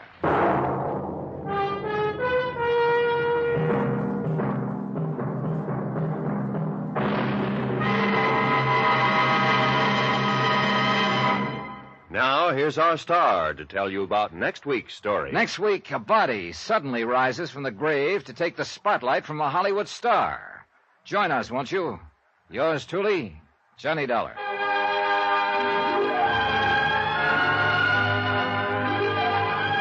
Yours truly, Johnny Dollar, starring Bob Bailey, is transcribed in Hollywood. Written by Robert Reif, it is produced and directed by Jack Johnstone. Heard in our cast were Michael Ann Barrett, Jack Edwards, Ben Wright, Virginia Gregg, Don Diamond, Forrest Lewis, and Richard Crenna. Musical supervision by Amerigo Marino. Be sure to join us on Monday night, same time and station, for another exciting story of yours truly, Johnny Dollar. Roy Rowan speaking.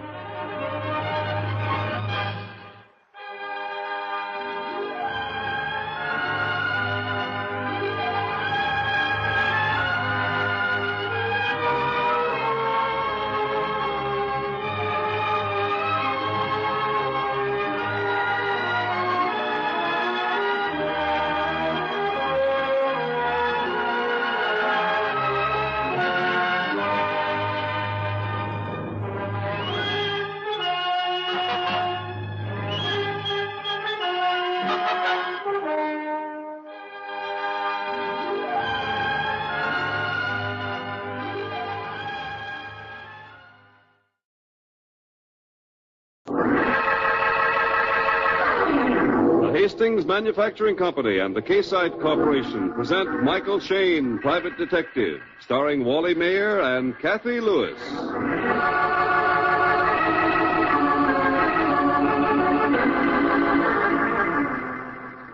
If you were to ask Michael Shayne, he'd tell you that Phyllis Knight is the perfect secretary. First of all, she's very attractive. That's definitely first of all with Shayne. She's intelligent, conscientious, an excellent typist, and good at dictation. There's only one catch. She's just as likely to give dictation as to take it. For instance, Shayne is at his desk, feet upon it, and Phyllis is saying, Now, Michael, remember you're the guest of honor tonight, so please try to act like a gentleman. Oh, don't worry, sweetheart. I'll be on my best behavior. That's what I'm afraid of. Huh? What do you mean? I've seen your best. Oh, baby, you wrong me. I'm a perfect gentleman. Why, I never struck a dame in my life, unless she asked for it. And I always tip my hat. You might try taking it off sometime, especially indoors. Oh, I do. You do? Always. Mm-hmm. How about now? Huh? Oh. Well, honey, this is the office. It makes me look more businesslike. The executive touch. Okay, J.P. Now, don't worry, Phil. You'll be proud of me. I swear it on a stack of Emily posts. I hope so, Michael, because I understand the professor and his wife are very, very proper. And Amy does so want to impress them. Well, I still don't see why she picked me, honey. I'm just an ordinary dick. Well, you've built up a reputation, Mr. Shane. And Amy's been thrilled to death ever since she met you. Wants to show you off to all her friends. She thinks you're glamorous. Ah, if I could play the piano or do card tricks... She'll be satisfied if you just tell them how you outwit desperate criminals. Outwit them? All I do is hang around until they pull a boner and then I pull a gun. Oh, well, you can make it sound glamorous for Amy's sake. Okay. Okay, shall I recount in some detail how I deduced that a man was 6 feet tall, blonde, and blue-eyed simply by looking at his footprints? Oh, now, you don't have to overdo it, Mr. Mastermind. Well, that's a fact. You mean you could tell all that just by looking at his footprints? Mm-hmm. He was standing in them. Marvelous.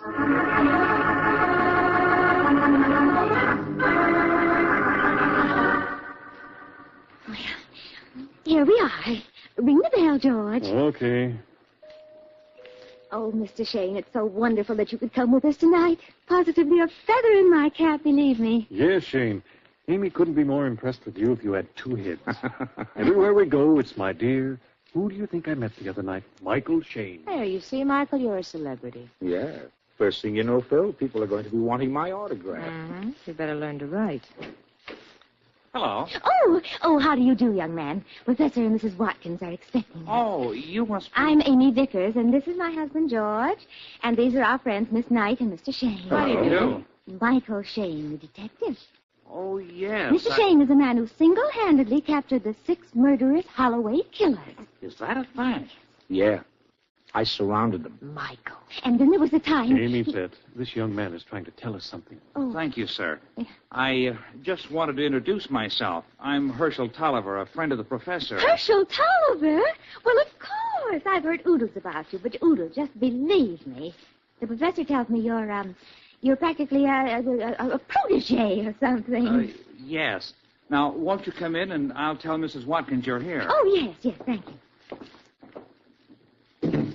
Go on in the living room. I'll be right back. Oh, isn't he a nice boy? The professor says he's here most of the time. Practically lives here. They're that fond of him. One of the professor's students, I think. Well, what does this professor teach anyway? Oh, didn't I tell you? Mm-mm. Oh, criminology. That's why I especially wanted you to meet him. You'll have so much in common. And besides, you can... Oh, good heavens. Michael, that was a shot. Yeah, stay here. I'll go see. Michael, I want to Stay here, all of you. I'll go see what's wrong. Well, that's okay by me when people are playing with fire. What's going on in there? Oh, Mr. Shane, just a minute. I'm sorry. When I hear a gun, I don't wait. Now, what's going on here? I tell you, I'll kill her. I'll kill her, the little busybody. Stop it, for heaven's sake. What's she talking about? Who will she kill? Nobody. It's nothing. Get out of here, you detective. I won't have you spying on me. I'm not spying on anybody. I don't like gunplay anyway, that's all. Say, you better put that revolver away, Mr. Tolliver. Yeah, sure. It went off by accident. No harm done. The bullet just went in the floor. See? Yeah, I see. Oh, you see, do you? He was trying to get the gun away from me because I was going to kill that little busybody. Helen, please. What little busybody? Now, really, Mr. Shane, don't play innocent. Huh? I know why you're here. I know why she had you come. She wants you to spy on me and Herschel. Helen. Well, it's none of her business what I do. And it's none of yours, so if you... Shut up. What? I said shut up. You're right, it's none of my business what you do. But the way you're yapping, you're making it everybody's business. If you have any sense, you'll keep your mouth shut. Why, you can't... I came here as a guest. I'm not spying on anybody. I'm not interested in your private affairs, and I don't want to know anything about them. They don't sound appetizing. Then you didn't come here to... No, I didn't. Now, come on. Let's go in with the others. We'll tell them there was just a little accident. And if you're smart, you'll play the perfect hostess you're supposed to be. Yes, I guess you're right. I'm sorry, Mr. Shane. Forget it. And I mean forget it. If I was rude, I apologize. But you were getting ready to do and say things you'd be sorry for later. Now, come on. Let's go.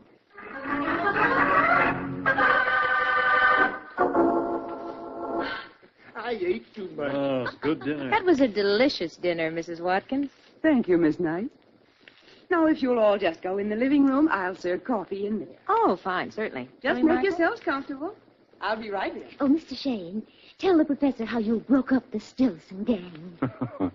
Well, I didn't do it alone, Amy. Oh, practically alone. Except for a little help from, who was it? The San Francisco Police Department. Sit down, sit down. Now, Mr. Shane, you've had some very interesting exploits in tracking down criminals. But did you ever consider the reverse problem? What do you mean, Professor? The aspect of crime I find most fascinating is the problem confronting the would-be criminal. Oh, the perfect crime, huh? Precisely. Well, there's no such thing. There's always some little slip, you know. I wonder if someone with your or my knowledge and experience with the subject were to apply himself. No, he'd trip up somewhere, Professor. Oh, good. Here comes Helen with the most tempting-smelling coffee. Would you care for some coffee, Miss Knight? Oh, yes, thank you. No sugar or cream, thank you. I always take it black. Here you are, Miss Thanks. Knight. Well, Mr. Shane, let's see. Now, just for the sake of argument, let's concoct a perfect crime. You and I. And I, Professor. All right, Herschel. Now, first of all, we ought to consider the choice of weapon. Well, I disagree, Professor. I should think the first consideration should be choice of victim. Quite right, Mr. Shane. I accept the correction. Victim?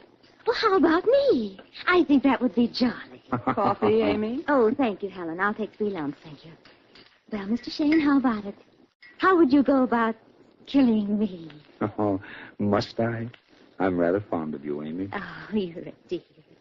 But really, how would you? Well, cyanide in your coffee would do the trick. But how would you get it in the coffee without anyone knowing? Well, that, of course, would be the problem. An insurmountable one, I hope.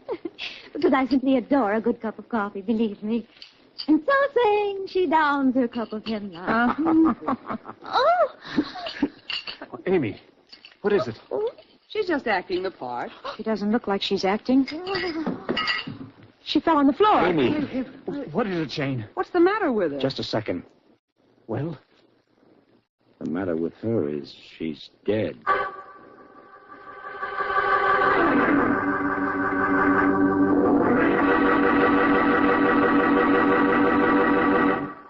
And now, for a moment, let's not worry about our detective friend. After all, there are too many worried people these days, anxious about their automobiles. New cars are still hard to get, and some of the old ones are in a sorry state.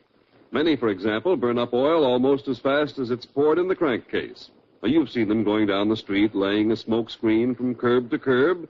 Well, this oil pumping usually means worn-out piston rings. And your serviceman, your motor specialist, has the remedy for that. In just a short time, and at a nominal cost, he can install a set of Hastings piston rings that will stop oil pumping, check cylinder wear, and restore your engine's pep and power. When you need new rings, it will pay you to get Hastings piston rings. They're tough, but oh so gentle. Tough on oil pumping, gentle on cylinder walls. Now remember that name, Hastings piston rings. The best money you can spend on your car.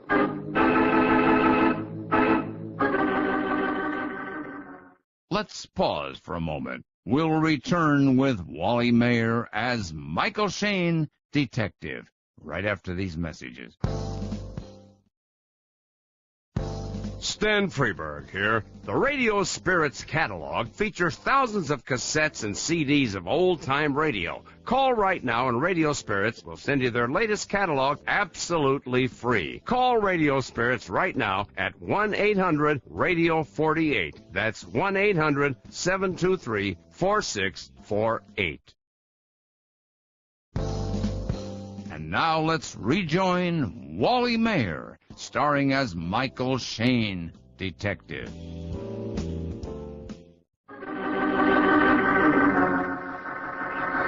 The guests at Professor Watkins were discussing murder. Michael Shane offered poisoned coffee as a possible method. A moment later, Amy Vickers dropped dead. She had just taken a drink of coffee. Now Shane is at the phone talking to the inspector of the homicide squad. Okay, Inspector. Send a man right over here, will you? I don't like the setup. What? Oh, I don't know. Yeah, a couple of angles. Right. So long. The police will be right over. Mr. Shane, you shouldn't have talked about poisoning coffee just when she was about to drink some. You know, an idea planted in the mind. That's right. Scared her into a heart attack. This was no heart attack, Mr. Tolliver. What do you mean? Good Lord, you're not suggesting that... Yes, I am. Oh, I'm no doctor, but I've seen poison deaths before. Poison? What? You mean there actually was poison in that coffee, Michael? Looks like it. But who could have done it? I don't know. Yet. Surely you couldn't have gone to such lengths simply to illustrate your point. Oh, don't be ridiculous, Professor. Mr. Shane. Yes, Mr. Tolliver? Will you come in the other room, please? I want to tell you something. Tell me here. I can't. Please. What's going on? Please, Mr. Shane. Oh, okay. Come on. Phil, keep those big blue eyes open while I'm gone. See that nobody touches anything. Yes, I will, Michael. Right in here, Mr. Shane. All right, Mr. Tolliver, now what is it? Mr. Shane, how much will it cost for you to forget what you heard Helen say earlier this evening? Oh. Sorry, no sale. I can make it worthwhile. Not interested? But you said you didn't care about our private lives. Murder makes them public. But good Lord, neither Helen nor I committed the murder. We'll let the police decide that. But you know what they'll think. I have a rough idea. I won't let you submit her to it. I won't. Now, listen, Sir Galahad, we aren't playing patty cake. This is murder. There are rules about that. And I'm asking what you'll take to break the rules. Now, listen, punk. Amy was a friend of mine. All right, she was kind of a screwball, but she was harmless. She meant well, and I liked her. Oh. Well, if that's the way it is. That's the way it is. Now I'm going back to the others. All right, Mr. Shane. Looks like you win. Yeah. Except for this. Ooh.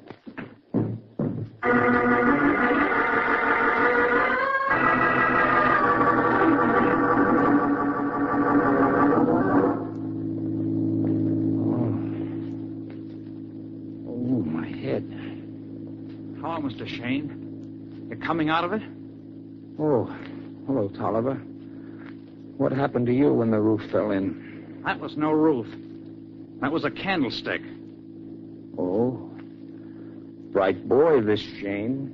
Brilliant detective. Letting you get behind me. Well, you wouldn't listen to reason. I had to do something. So you dent my skull with a candelabra and tie me up. I had to do something. Yeah, so you said.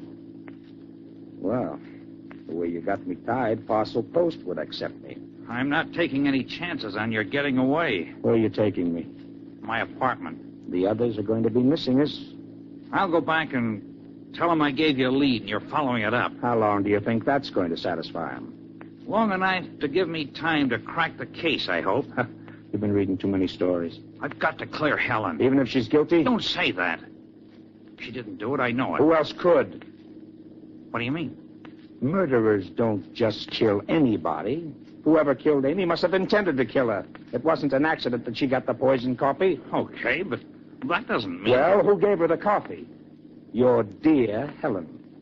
Maybe she didn't get the poison in the coffee. Maybe it was in something she ate earlier that just started to take effect when she drank the coffee. No, I don't think so. It hit too suddenly. Looked to me like a fast-acting poison. Well, capsules then. She could have been given a capsule of poison. The poison wouldn't work until the capsule dissolved. Yeah, I was right. You do read books. So, you see, it didn't have to be Helen. And I'm going to find out who really committed the murder before you get the chance to put the police on her. I know what they do to her. I know their methods. Now, look. Just because the nice young man always beats the police to the killer in stories... I'm not a child, Mr. Shane. I'm not basing my plans on fiction. Oh, yeah, that's right. You took a course in criminology with the professor, and you probably have a junior G-Man badge, too. But while you're playing mastermind, do you expect everyone else to just sit back and wait? Well, of course not. And among other things, Phyllis is going to be wondering about me, and sooner or later they'll find me. Oh. Are you suggesting that I kill you so it doesn't matter if they do find you? Maybe I talk too much. Maybe you do.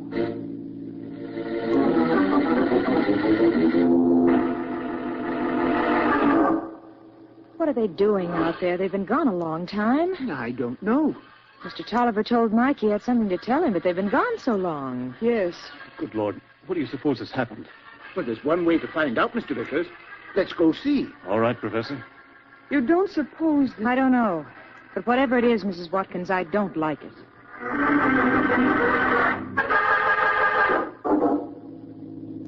Now, look here, Tolliver. You're only making things harder for yourself and Mrs. Watkins by kidnapping me. Why don't you take me back and... I told you. I've got to crack this case. Oh, youth. Youth in love. You don't need to make fun of me. Yeah, in love with a married woman at that. Listen, mister. Another crack like that... Yeah?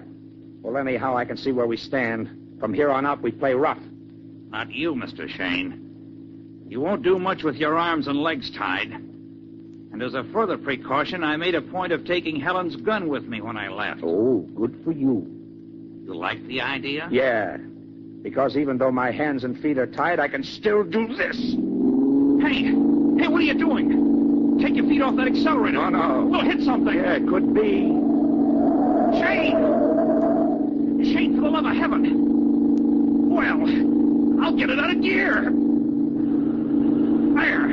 Yeah, that won't help coasting down this hill. Hey, you're stepping on my foot. Yeah. I can't get it on the brake. Shane, stop it. We'll be killed. That could be in the cards for me anyway. Just watch where you're going and steer. Shane, please. Okay, you can stop now, pal.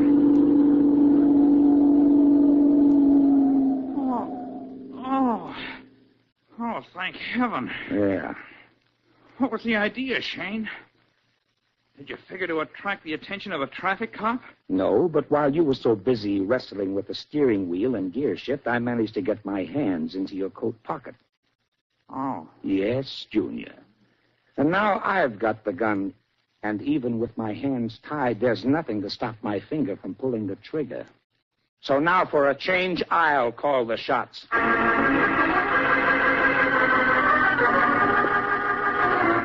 I don't know where they can be, Sergeant Leslie, and I'm worried. You say Tolliver asked Shane to go in the other room with him? Yes, Sergeant, and when they didn't come back, the professor went to look for them. Yes, I went all over the place, Sergeant. They must have gone out the back entrance. Oh, dear, you'd think they'd at least have said something. I couldn't, Phil. Michael! I don't talk in my sleep. Oh. Hello, Sergeant. Your man at the door let us in. Where have you been, Michael? Well, Junior here took me for a ride, but it turned out to be a round trip. I suppose this ties in with the murder, Shane. Well, I'll let you figure that out, Sarge. I'm tired. All I want to do is get out of here, so I'll tell you what I know and leave the masterminding to you. That's not like a detective. I should think you'd want to see this through. When my head gets back to normal size, I'll try seeing things through. Right now, all I want is a place to lie down. Oh, darling, you've been hurt. Oh, no, baby, I'm all right. It's the room that keeps spinning. Oh, make it stop, will you?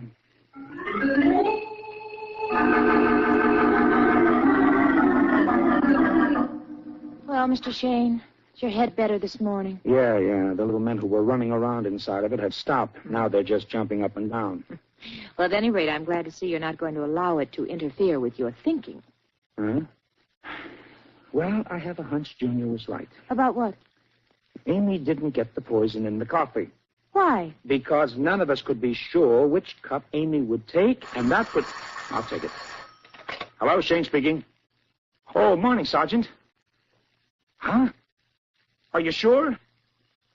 Well, there was, huh? How about the rest? Oh, I see. Oh, I don't know. Yeah. Well, thanks for telling me. If I get any ideas, I'll let you know. Right. So long. Well, leave us face it, baby. I am undoubtedly a great brain. What now? Have you solved the case? Didn't I just get through telling you why Amy couldn't have got the poison in the coffee? You did. Uh-huh. Well, that was Sergeant Leslie. He says they found out how she was given the poison. How? In the coffee. Oh. Yeah. Are they sure? Yes. They analyzed what was left in the cup, and it was full of the stuff. But it doesn't make sense. Michael, maybe the sugar. The poison could have been in the sugar. Yeah, I thought about that. So did Sergeant Leslie, but he examined the sugar in the bowl. None of the other lumps were poisoned. Oh. Well, if it was a strong poison, one lump would do it. Yes, but how could the murderer be sure that Amy would get the poison lump? Well, if she were served first... But she wasn't, honey. And Helen Watkins didn't know that you don't use sugar. Say, I wonder if she could have added a poison lump to the bowl after she served you. No. No, I'd have seen her. Besides, she was using both hands to hold the tray. Yeah, but at least we know she wanted to kill Amy. I wonder if anyone else wanted... Let's see. There was you and me and George and the professor and that young Mr. Tolliver. Baby, that's it. What's it? What you just said. That's how somebody could have been sure Amy would get the poison. What? Sure. Now I know who killed her. You do? Unless there was a mistake. Unless the poison wasn't meant for Amy. Oh, but who else could it have been meant for? You, sweetheart. You.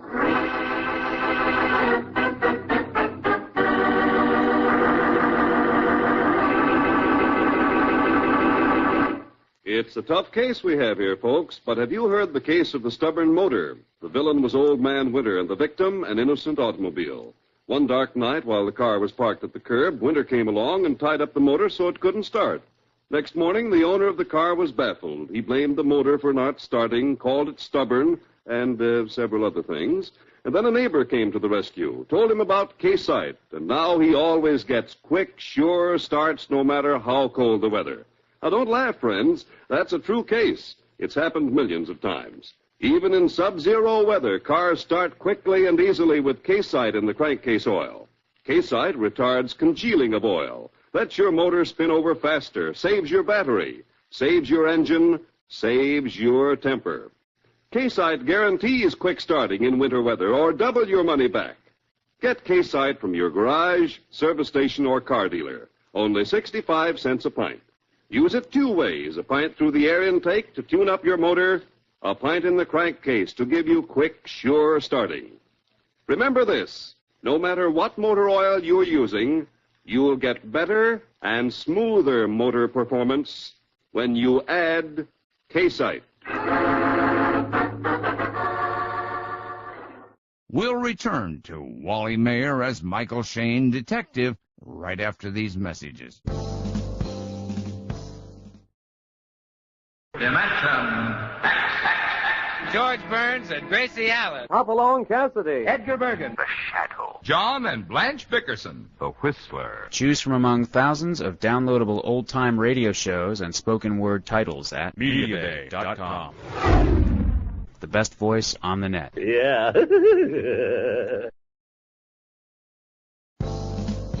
And now let's rejoin Wally Mayer, starring as Michael Shane, detective, and the conclusion of The Party.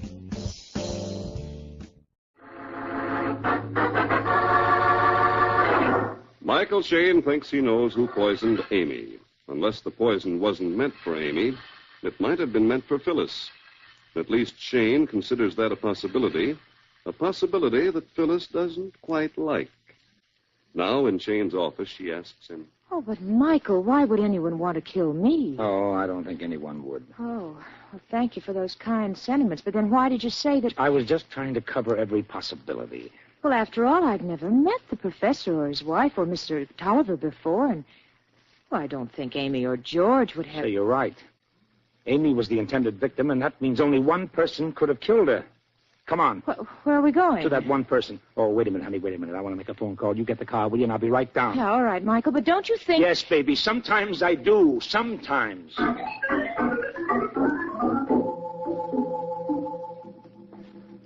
Well, here we are. But Michael... Why, this is Amy and George's apartment. Mm-hmm, yeah, I'll ring. But do you mean George? Do you mean that he... Well, we'll see, honey. Oh, Michael, quit trying to keep me in suspense. You're not the type for dramatics. Oh, you should hear me quote Shakespeare. Oh. I don't hear anyone coming. Well, maybe he isn't home. Say, wait a minute. Look. What? The door is open. Uh-oh. What's the matter? Don't you ever listen to the radio? What do you mean? Well, whenever anyone finds a door open, there's always a corpse inside. Well, let's go see. You go first. Okay.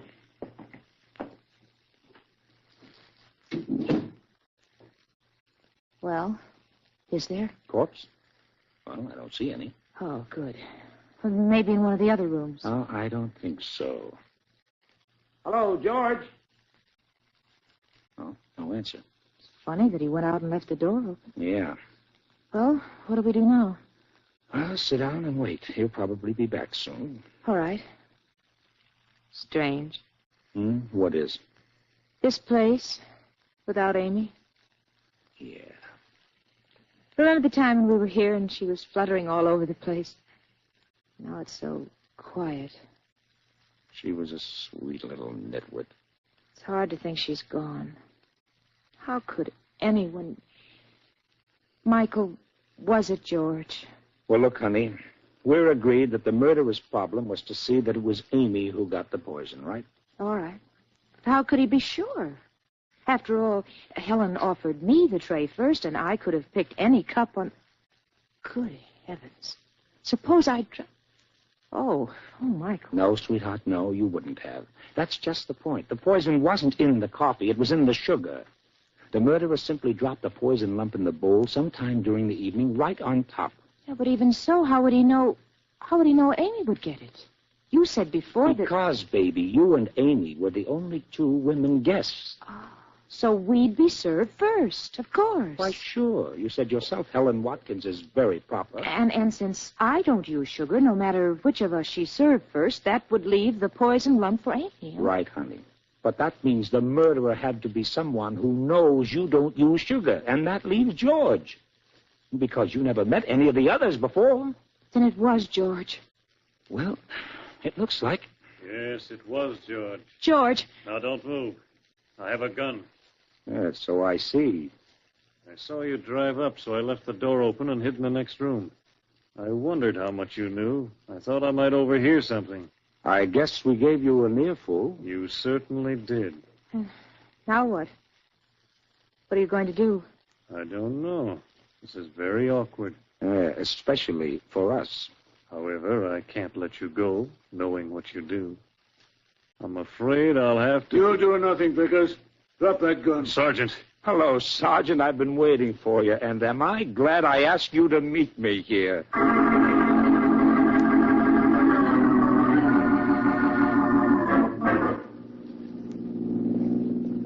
Well, it's all wrapped up, baby. It seems he and Amy were insured in each other's names, and he felt like cashing in. Oh, I see.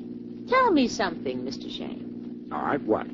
Did you know George was in the other room when you told me he was the murderer? Well, I thought he might be. I knew the sergeant was coming because I phoned him. And I figured it might be a chance to get George to tip his hand. I see. Clever, huh? Mm-hmm. Michael, you're brilliant. Oh, it was nothing. Really, I knew nothing at all. Oh, yes, it was. You figured the whole thing out and trapped the killer. You're really amazing. Absolutely a genius. Well, if you insist, thank you, my pet. There's only one little thing you overlooked. Oh? What's that? Suppose the sergeant had been late. Uh-oh.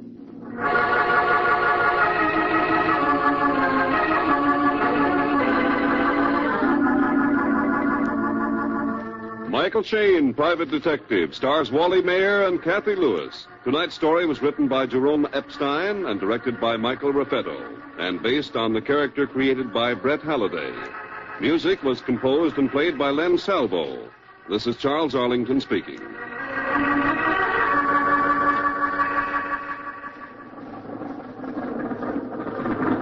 Your car ever sputter and cough like that? If so, you need K-Site. For K-Site cleans motors and keeps them clean. Guarantees better and smoother performance or double your money back.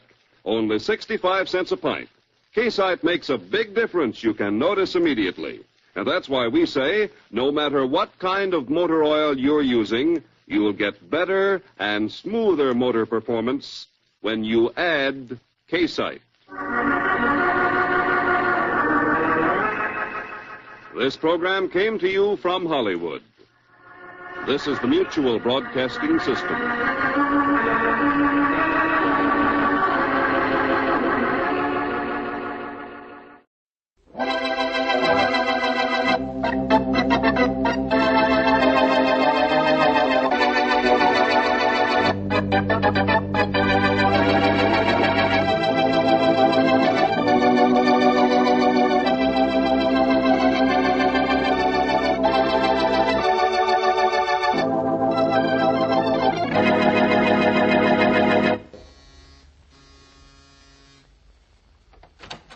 Yes? Package for Mr. James Grant. For me? You Mr. James Grant? Yes? It's for you. Okay, sign here. But I'm not expecting a package. And I'm not expecting it to snow tomorrow. But it might. Somebody sent you a package, so you got to sign for it. Here. All right. Here's a package. Well, don't be scared of it. Can't be a bomb. It's too skinny. Say, there's a note attached to it. That come with the package. Read it later. Sign for it, will you, so I can scram? Oh, sure. Here. There you are. And this is for you. Say, thanks, Mr. Grant. You didn't look like you were going to be good for more than a dime. So long. Goodbye. This package feels as if it has a phonograph record in it. It is a phonograph record. Note says play this at once. All right, I'll play it at once. Label says Tommy Way and the orchestra. That'll be good. Well, now let's hear what this sounds like. It should Sit in that chair, James Grant. Sit in that chair. What the- red leather one there in the center of the room. Hope you took my advice. Because, you see, I want you to be comfortable. Why? Well, I'll tell you why. This record lasts just 2 minutes and 15 seconds. Sometime within that 2 minutes and 15 seconds, you're going to die. What? Please don't get up from the chair. It won't do you any good. Oh, I'm going to get out of here. Don't run for the door. I'll It's get out through the locked. window. Not the windows, James. How terrible to fall 18 stories to your death when you can die so comfortably in that nice, big, soft, red leather chair. What's the matter, James? You unhappy about something? Why be unhappy? Oh. What's so terrible about the knowledge that you're going to die? Going to die. Going to die. Going to die. Going to die. And now meet Dick Calmer as Boston Blackie. Enemy to those who make him an enemy. Friend to those who have no friend.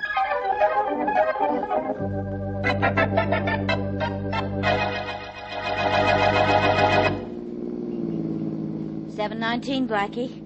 Here's Miss Helen Martin's house. Well, Mary, I certainly didn't expect any help from you after we got past the 100 block. Oh, I can read numbers, if they're big enough. Want to come in with me? After what I've heard about Miss Helen Martin, I think I better. All right. But you don't really think she needs protection from me, do you? I think you might need protection from her. And that's my job, self-appointed. And who's going to protect you? Don't you worry about me. I can't solve Inspector Faraday's murder cases, but I do know how to handle a beautiful girl. You probably practiced on you. Blackie, did that come from you? It was just a bribe, so you'll behave yourself when we meet Miss Martin. Here we are. Hey, you certainly found that doorbell in an awful hurry. You've been here before? No, but I've rung doorbells before. I'm an experienced man, you know. Yes? Miss Helen Martin? Yes. And you must be Boston Blackie. Well, it isn't exactly a must, but it's my name. This is Miss Wesley. How do you do, Miss Wesley? How do you do? Won't you come in, both of you? Thanks. You'll have to excuse the looks of my place. It's practically a one-room affair. Oh, for goodness sakes, it's all I'm right. really sorry the place is in such a mess, but I've been dressing. This is my dressing room, bedroom, and living room. Sit down if you can find an empty chair. Oh, thank you. We aren't late, are we? Oh, good heavens, no. Dinner isn't until 8:30, and it's only 8 now. It's only 10 minutes to Jim's place. My fiancé has told me so much about both of you. Not too much, I hope. You might think so. Jim raves about you. I've been after him for months to have you over for dinner so I could meet you. Well, he phoned me this morning, and here we are on our way to dinner. That is, as soon as you're ready. Oh, I won't be long.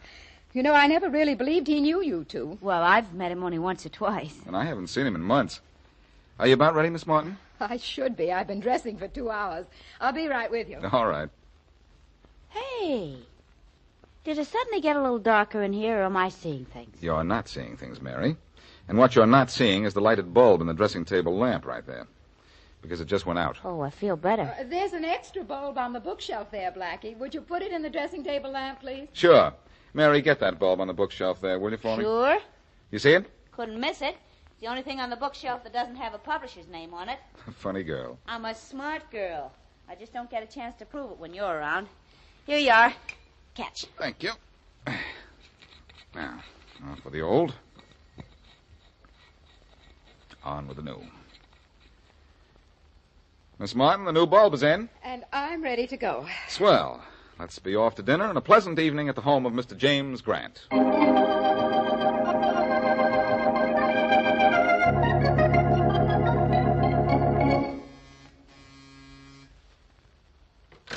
Well, Jim, here we're...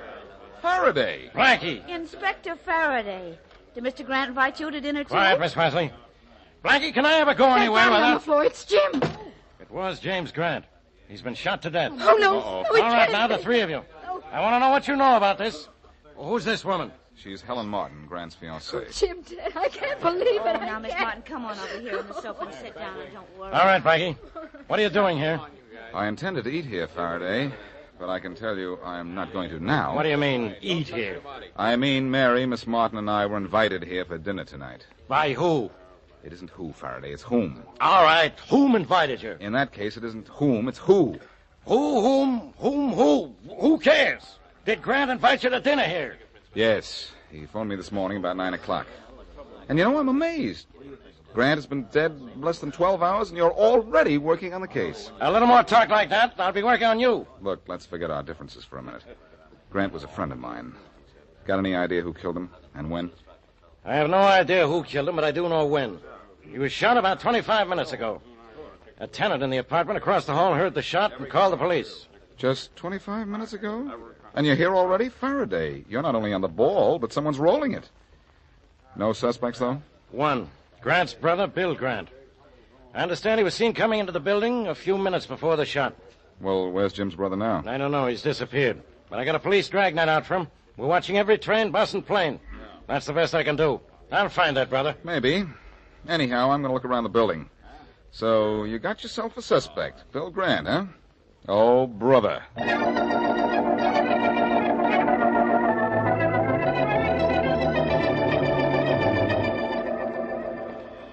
he isn't in this car, Rollins, he's not even on this train. Then he'd better be in this car, Smith. Uh-oh, look, Smith. Huh? That seat over there. That's Bill Grant, all right. All right, let's grab him. Come on, the train's starting to move. Quick, he sees us. Yeah, but he doesn't see us soon enough. Hold it, Grant. Huh? Won't do you any good to run. What do you fellas want with me, anyhow? You know what we want. We're from police headquarters. And we want to talk to you about the murder of your brother. And why you decided to leave town all of a sudden. I didn't kill him, honest, I didn't. Nobody said you did. Get the conductor, Smith, and stop this train. We're taking this guy to headquarters.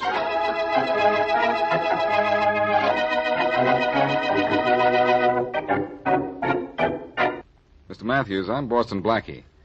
You're the superintendent of this building? Yes, I am, Blackie. You have any idea who killed one of your tenants this evening? You know who I'm talking about, don't you? Yes, I'd be a fool if I said I didn't. You mean Mr. James Grant in 6G? Yes. Look, Matthews, I happen to know a little something about you the police would like to know. A friend of mine named Shorty told me that you have a strange habit of leaving apartment pass keys where they can be found by some friend of yours. Huh? Don't play dumb, Matthews. You know what I'm talking about. The apartments of this building of yours are being robbed. You're not robbing them, but you're giving the pass keys to a person who is. What are you getting at?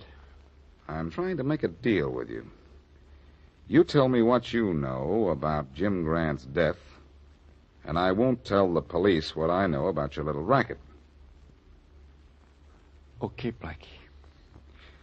It's a deal. Only, I can't talk here. I'll get in touch with you if you'll take care of me. You'd better, or I'll take care of you. All right.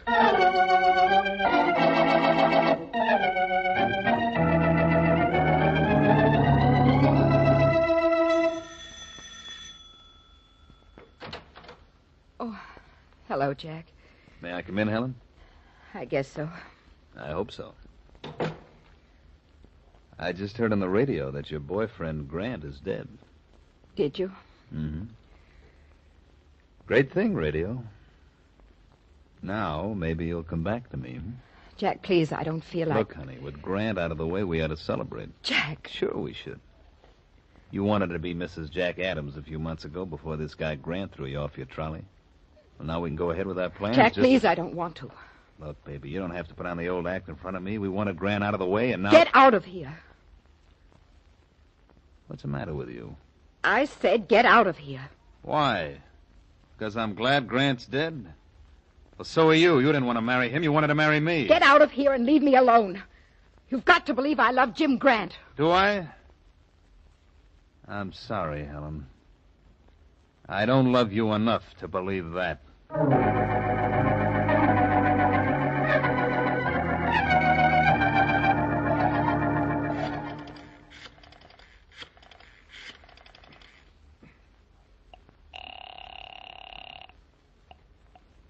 Hello? Mary, this is Blackie. Oh, hello, Blackie. Where are you? In my apartment. Oh, good. You all right? Am I all right? Sure, I'm fine.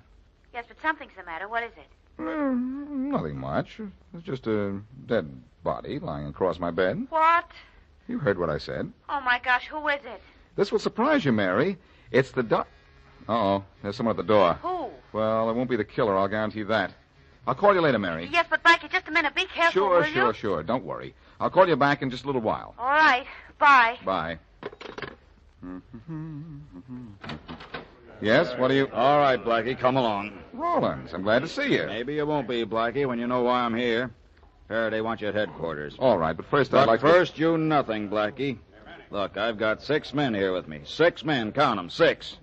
And Faraday said not to let you say anything, do anything, or get anything before we brought you in. But, Rollins, there's a nothing, Blackie. Come along nice and quiet now, or you'll be sorry. All right, Rollins, you win. I'll come along nicely and quietly. But you're the one who's going to be sorry.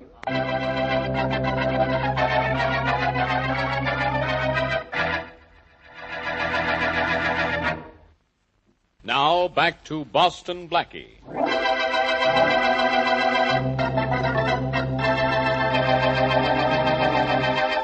Jim Grant invites Blackie, Mary Wesley, and his own fiancée, Helen Martin, to dinner.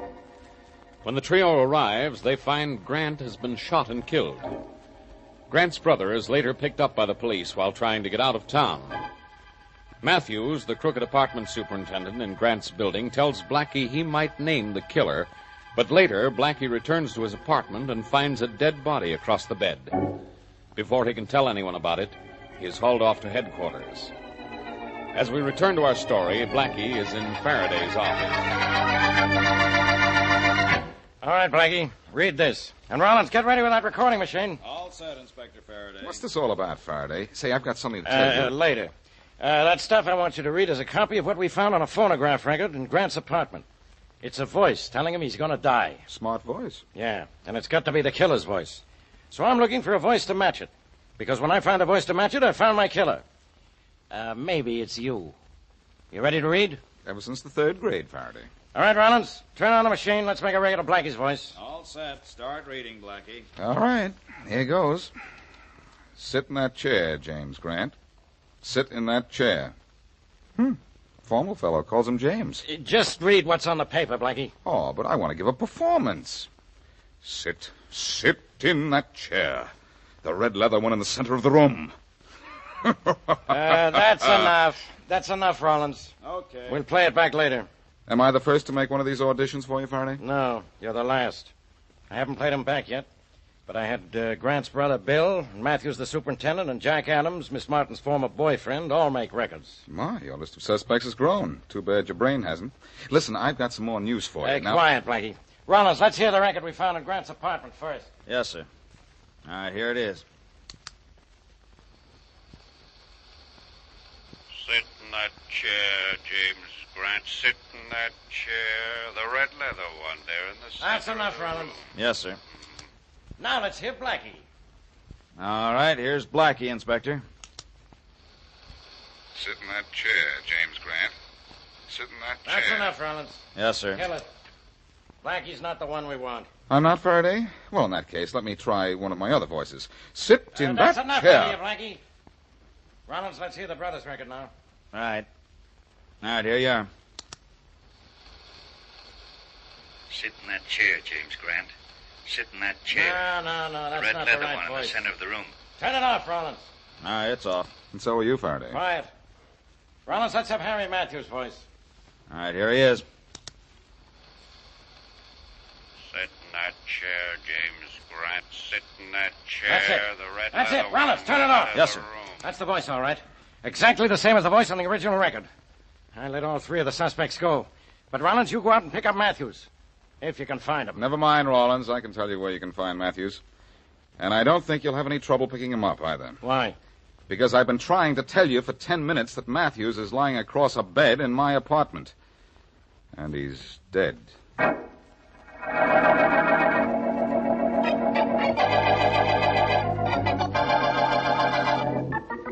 Something I can do for you, sir? This is Jack Adams' office? Yes. I'd like to see Mr. Adams, please. Who's calling? Bill Grant, James Grant's brother. Well, just a minute. I'll see if he's in. Yes? Mr. Bill Grant here to see Mr. Adams. Bill Grant. Tell him I'm not in, Madge. All right, thank you very much. I'm sorry, Mr. Grant, but Mr. Adams isn't in. But I know he is. But I... And this gun in my hand says I'm going in to see him. You too, sister. You're coming in with me, so you won't have a chance to call the police. But Come on, get going. Of course. This way. That's better. This door here. You open it, and walk in ahead of me. All right. Mr. Adams, this man... Madge, I told you... Keep me out, I know, Adams, but this gun told her differently. All right, you're in. What do you want? You, for killing my brother. I didn't kill him. You had reason to, didn't you? He took Helen Martin away from you. Sure he did. But if I killed everybody who took a girl away from me, I'd have a string of murders to my credit long enough to... Say, there's nobody outside, so... All right, you put down that gun. Put it down, I said. Hey, what are you... Thanks for knocking that gun out of his hand, mister, whoever you are. I'm Boston Blackie. Are you Jack Adams? That's right. There's no one outside, so I thought I'd just step in here when I heard voices. Who's the fellow who had the gun on you? Bill Grant. Oh, you're Bill Grant. Yes, and this fellow Adams killed my brother Jim. You think Adams killed him, huh? Well, the police thought for a while that maybe you'd killed him. Well, I didn't. You were in his apartment just before the shot was fired. Yes, I was in the library when I heard the shot. I ran in and found Jim dead, and then I got out of there. Odd you didn't call the police. Oh, I didn't dare. I knew the police would find out that Jim and I weren't too friendly. I thought it best to just disappear. Tell me, Grant, did you know Harry Matthews was involved in the robbery of the apartments in your building? Yes. Did you know it too, Adams? Who's Harry Matthews? Never mind. That answers my question. Grant, how long have you known Matthews was involved in those robberies? Not long. About 2 weeks, I guess. Helen Martin, Jim, and I were talking about it the other night. Helen said we ought to turn him in. Jim said no. I said we should stay out of it, too. Not get involved. Your brother's apartment was never robbed, was it? No. I didn't think it had been. What do you mean? Nothing, Grant. Nothing at all.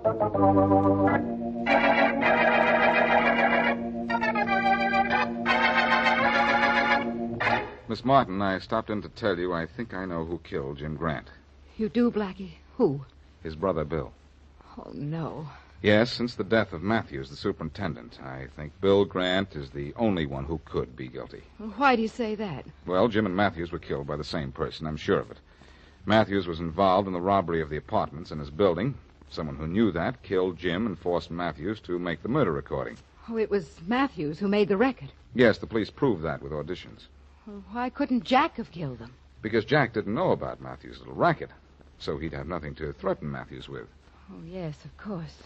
You were suspected, you know. What? But you couldn't have killed Jim. You were here getting dressed at the time Jim was killed. Why, you know where I was, Blackie. I imagine I'd been here dressing for, well, I think it was almost 2 hours. Yes, so you said. And Jim had been dead only 25 minutes when we got to his place. Yes. And we were here for some time together, remember? You had to change a light bulb for me. Yes, I remember. Oh, say, I just thought of something. What? When I went into my apartment, Matthew's hat and coat were in my living room, and his body was in my bedroom. So? So, I don't know why I never thought of this before. There's a home recording machine in my bedroom. Matthews was probably in my bedroom making a record, confessing everything, and naming Jim's killer when the killer came in. Or he might have made the record already, and his killer didn't know it. Then the record would still be there, wouldn't it? Yes. And I don't know what I'm doing here. I'm going downtown, pick up Faraday, get up to my apartment, and get the record that's going to get Bill Grant.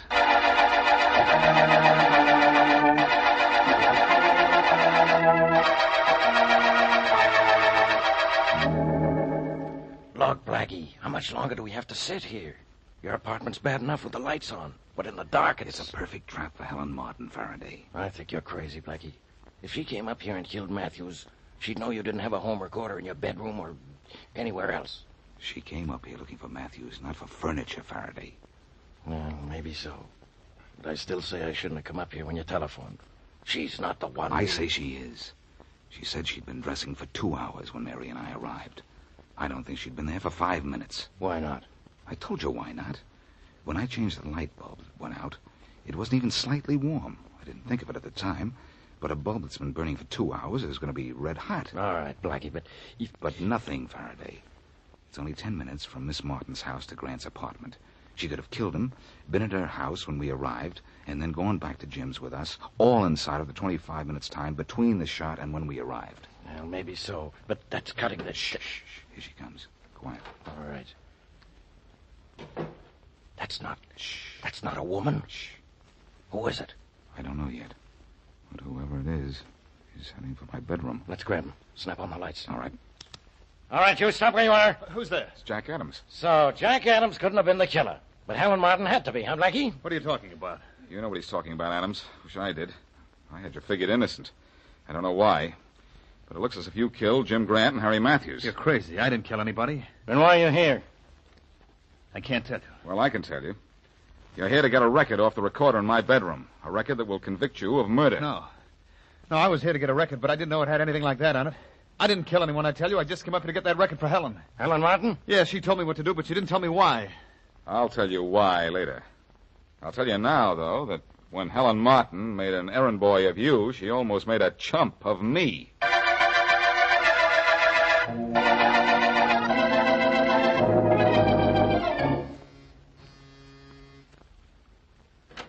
Yes? Package for Mr. Boston Blackie. For me? You Mr. Boston Blackie? Yes. Okay, sign here. But I'm not expecting a package. And I'm not expecting it to snow tomorrow, but it might. Somebody sent you a package, so you got to sign for it. Here. All right. Oh, say there's a note attached to it. That come with the package. Read it later. Sign for it, will you, so I can scram? Oh, sure. There you are. And this is for you. Say, thanks. One more tip like this, and I can retire. So long. Goodbye. This package feels as if it's a phonograph record. Strangers should feel like that because that's what it is. Huh. And the note says, play this at once. All right, I'll play it at once. Wonder what this is, anyhow. It might be, Sit in that chair, Boston Blackie. Sit in that chair. It's Mary. Yes, sit in that chair and be comfortable. Because you are about to die. You are about to die of shock. Because I don't have to ask you any questions about this case, because I know all the answers. Helen Martin killed Jim Grant because he found out who she really was. She was really Mrs. Harry Matthews, and she was the person who was actually robbing the apartments in Jim Grant's building. Uh-huh. And Helen killed her husband because he made the record thinking it was just to scare Jim Grant. Actually, the record was to make the police think that a man killed Grant. When Matthews found out Jim had actually been killed, he came to your apartment to tell you about his wife. She killed him to keep him from telling and raced back to her apartment so we could be her alibi. Don't you think I'm smart, Blackie? Brilliant. And don't you think so, too, Inspector Faraday? No. You just got all that information from reading Helen Martin's confession. Oh, Inspector, you promised you wouldn't say that. Now you spoiled everything. Why? I wanted Blackie to think I was so smart that no matter how hard a problem was to solve, I could never get stuck. Never get stuck. Never get stuck. Never get stuck.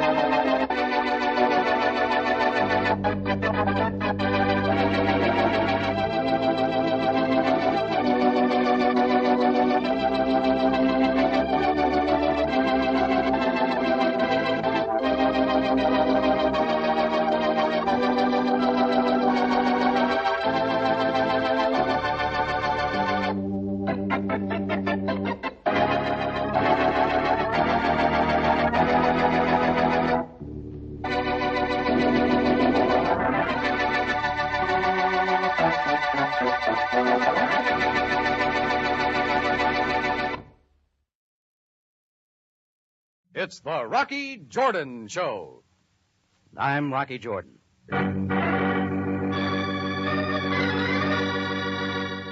We take you now to Cairo and the Cafe Tambourine for a world of adventure with Rocky Jordan.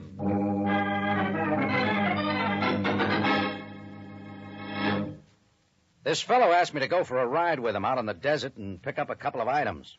I figured I'd go along just for my health. The gun he held in my back was loaded. The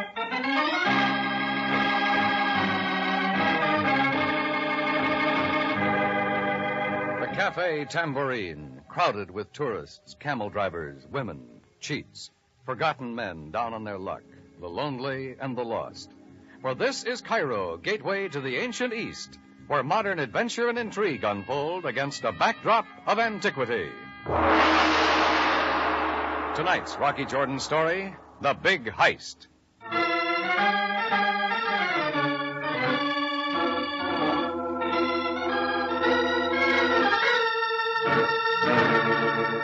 It all started on the afternoon I took a walk to the British Embassy office. One of my customers the night before had lost his passport at the Tambourine. I was going to turn it over to the consul and have him deliver it to the owner. I went through a large plate glass door into the anteroom of the embassy office. There was a map of the British Isles on the wall and a couple of travel posters of the Dominions. A big mahogany desk stood in the middle of the floor right next to a full wastepaper basket. Behind the desk sat a British brunette with a French haircut. She was the consul's secretary. You could tell she was real efficient by the way she was spreading red polish on her fingernails. Yes, may I help you? My name is Jordan. I run the Cafe Tambourine. One of your nationals left his passport in my place last night. Oh? Here it is. You'll see to it that he gets it? Oh, yes, of course. Just toss it on that pile, will you? My fingernails are still wet. Yeah, sure. Thank you so much, Mr. Jordan. I'm sure whomever it was who lost his passport appreciates your returning it very much. Excuse me a moment, Miss... Buckley. Helen Buckley. I couldn't help seeing that telegram lying there on your desk. Oh? It says it's from McLean. Could that be Freddie McLean from London? Why, yes. Flew with the RAF, flies British transport now? Same one. Oh, we're old friends. We always get together every time he makes Cairo. I see he's coming in. Yes, the telegram says keep Thursday night open. You saw it. Say, I don't like to break in on anything, but how about you and I meeting him at the airport together, have supper on me, rehash old times a bit, and then, well, you two can carry on from there. Well... Just a suggestion. You can skip it. No, I suppose it's all right. Might even be fun. It's a date, Mr. Jordan. Make it Rocky. All right. Rocky. Thursday evening, then.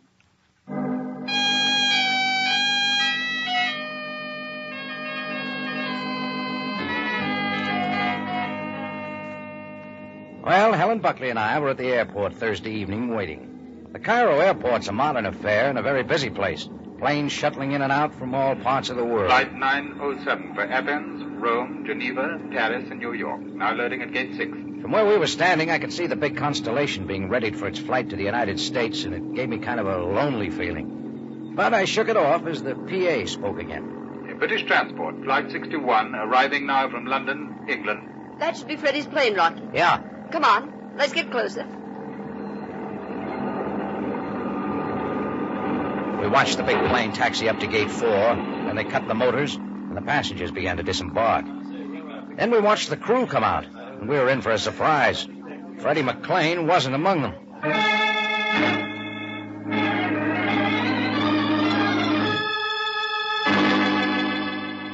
Well, we asked a few questions about him, but no one knew anything.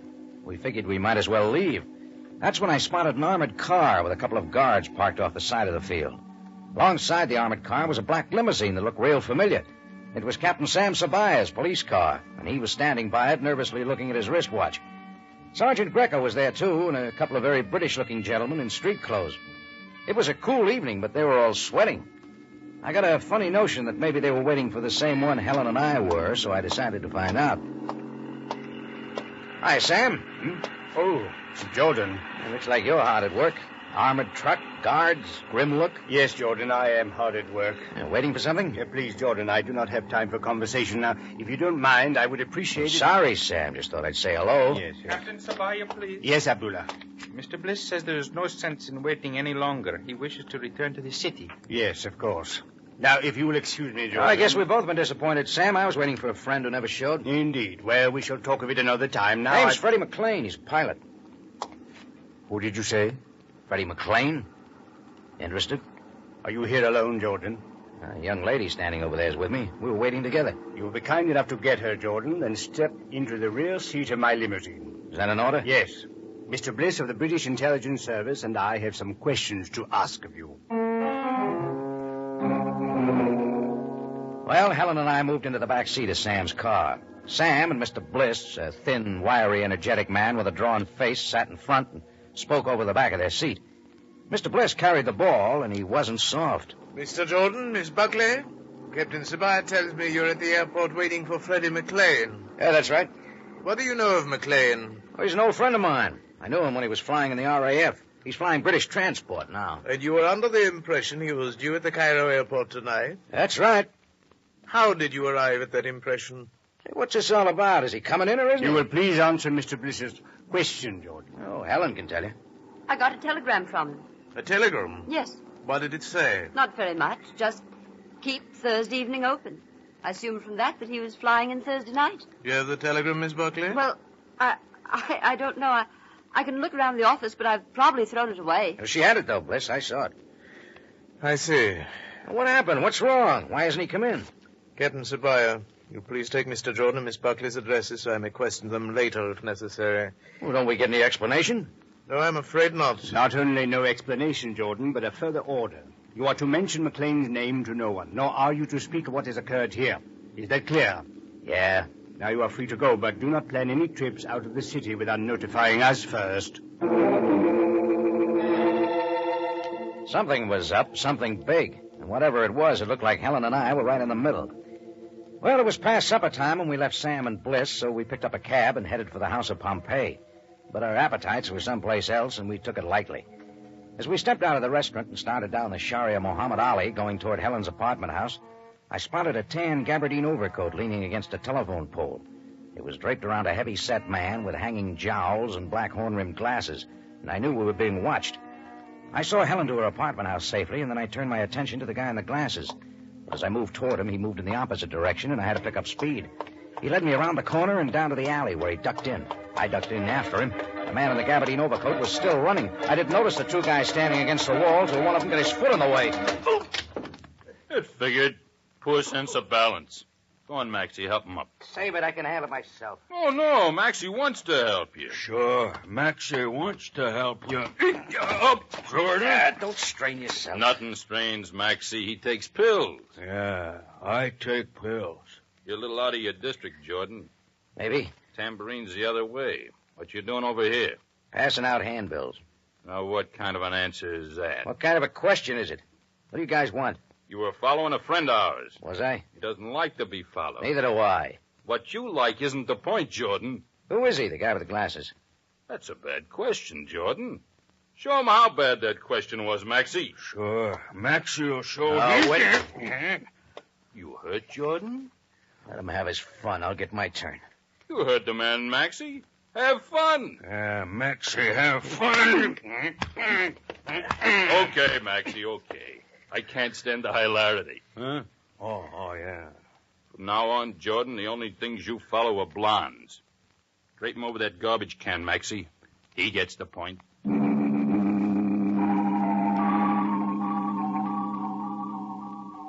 It took a while for the ground to get steady again.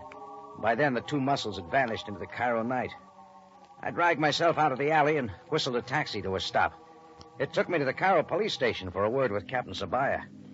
Even at that late hour, Sam was still sitting behind his desk. Bliss of the British Intelligence Service was standing by the window. They both looked real worried, like goldfish in a shark pond. Jordan, what are you doing here this time of night? I got a complaint. What happened to you? Helen and I were being followed tonight. After I dropped her off, I tried for the tank man. I didn't get him, but two of his friends got me. I can give you a description of the big boy. Go on. 45 or so, heavy set, 5'10", I'd say, 200 pounds. Big jowls, black horn-rimmed glasses, and walks with a lean to the left. You could identify him if you saw him again, Mr. Jordan. A pleasure, Mr. Bliss. What about the two men in the alley, Jordan? That was too dark. All I can tell you is what their fists felt like. I shall have Sergeant Greco bring in some pictures from the Rogues Gallery. Perhaps you will be able to find a photograph of the man you followed. Yeah. Look, fellas, don't you think I've earned some answers? What's this all about? What's the mystery around McLean? Mr. Bliss, shall Jordan be told? You might as well tell him, Captain. He's in it now, whether he wants to be or not. Jordan, earlier today, a transport plane left the London airport carrying cargo. Its destination, the Cairo airport. Freddie McLean was a pilot? Yes. But the flight was to be most secret. No one was to know of it. Why? Because of the nature of the cargo. The Federated Bank of London was sending $1 million in gold coin to its branch bank here in Cairo. Oh, I see. That's what the armored cars and guards were for. Unfortunately, there was a leak. Perhaps the telegram McLean sent to Helen Buckley. Perhaps something else. At any rate, there was a leak. The plane did not arrive at the Cairo airport. So that's big trouble. Communication with it was lost someplace over the desert. And so, Jordan, the huge cargo plane, Freddie McLean, and two other men, and $1 million in gold coin have all completely vanished.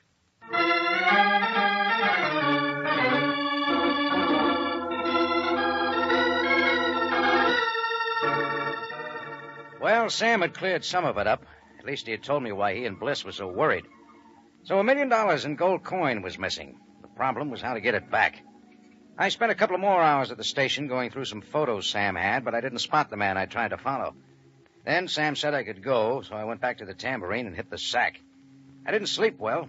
I was worried about McLean and why he'd been stupid enough to send a telegram. The next morning, I had a visitor at the tambourine. A skinny guy with a hawk nose and dirty robes and a smell like a camel. Effendi Jordan, owner of this most noble establishment? Yeah, that's right. My name is Luca. I'm a driver of the camels. I have followed the desert trails all my life. A humble lot for a humble man. All right, what's on your humble mind, Luca? Effendi, observe this small black book. It's an address book. Observe the page that I have folded. Huh? My address, with phone number. On the person of a poor Inglese who lost himself upon the desert. A flyer? His clothes were most odd. He's got a name. One I do not know. Where is he now?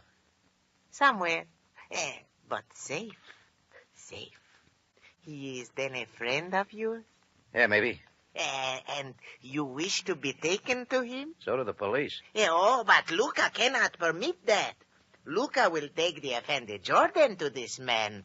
If the Effendi Jordan will be considerate of the fact that Luca is a poor man with 3 wives and many children. All right. How much do you want? Your wish. £5. Will the good Effendi wish again? All right, 10. Now. But no police.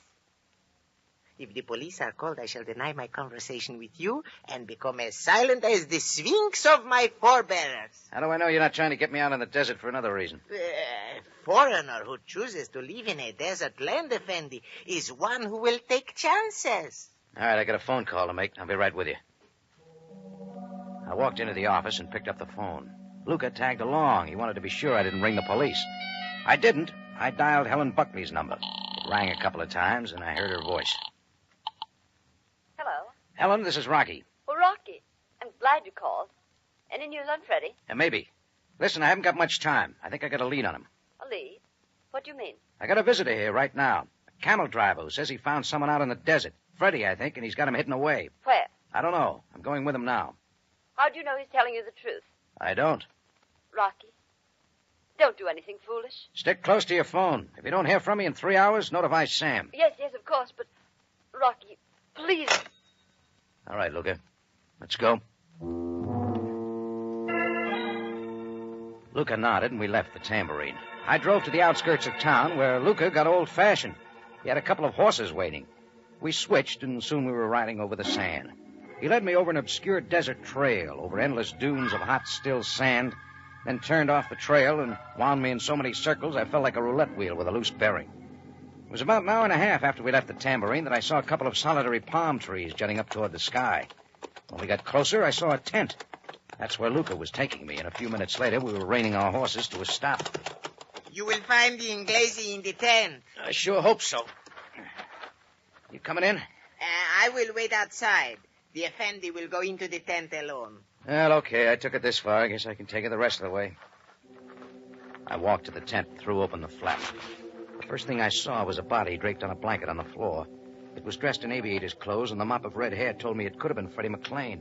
But he was lying face down. I went over to him. It was Freddie McLean, all right. There was a bullet wound in his shoulder, and he was sleeping. I shook him gently and woke him. Huh? Rocky Jordan. The same. Where am I? In a camel driver's tent out in the desert.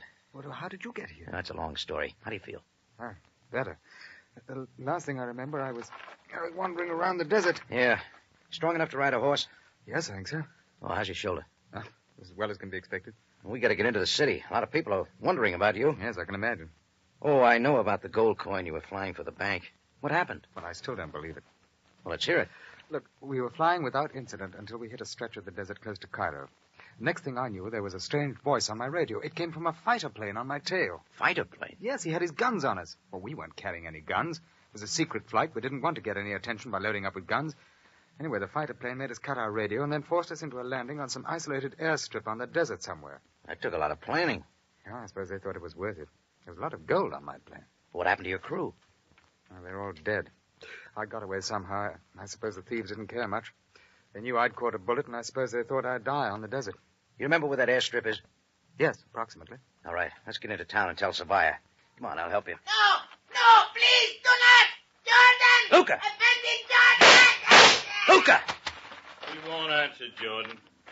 Maxie just separated him. Yeah, Maxie just separated him. You guys are pretty busy, aren't you? There's enough to do. Maxie threw a little sand over that camel driver and scattered the horses. Sure, Zacco. You know, McLean, we owe Jordan a vote of thanks. He was good enough to lead us right to you. All right, out of the tent. Climb in the back seat of the Jeep. What's the tour? Don't ask. You won't like it. Let's just say a friend of mine's real anxious to see the boat of you. I bet he's nearsighted. And also rich. You know, he just picked up $1 million in gold someone left lying around in an old airplane. Well, he won't have it long. You'll lose it in taxes. My friend just won't report it as income. And anyone who tries to is going to get separated. Just like Luca.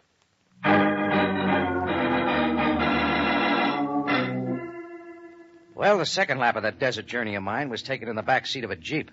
Zacco drove, and Maxie sat in front with a gun in his lap. An hour or so later, we were pulling into an old abandoned oasis stuck in the middle of some ruins from an early dynasty. There was an airstrip leading to it, probably left over from the last war.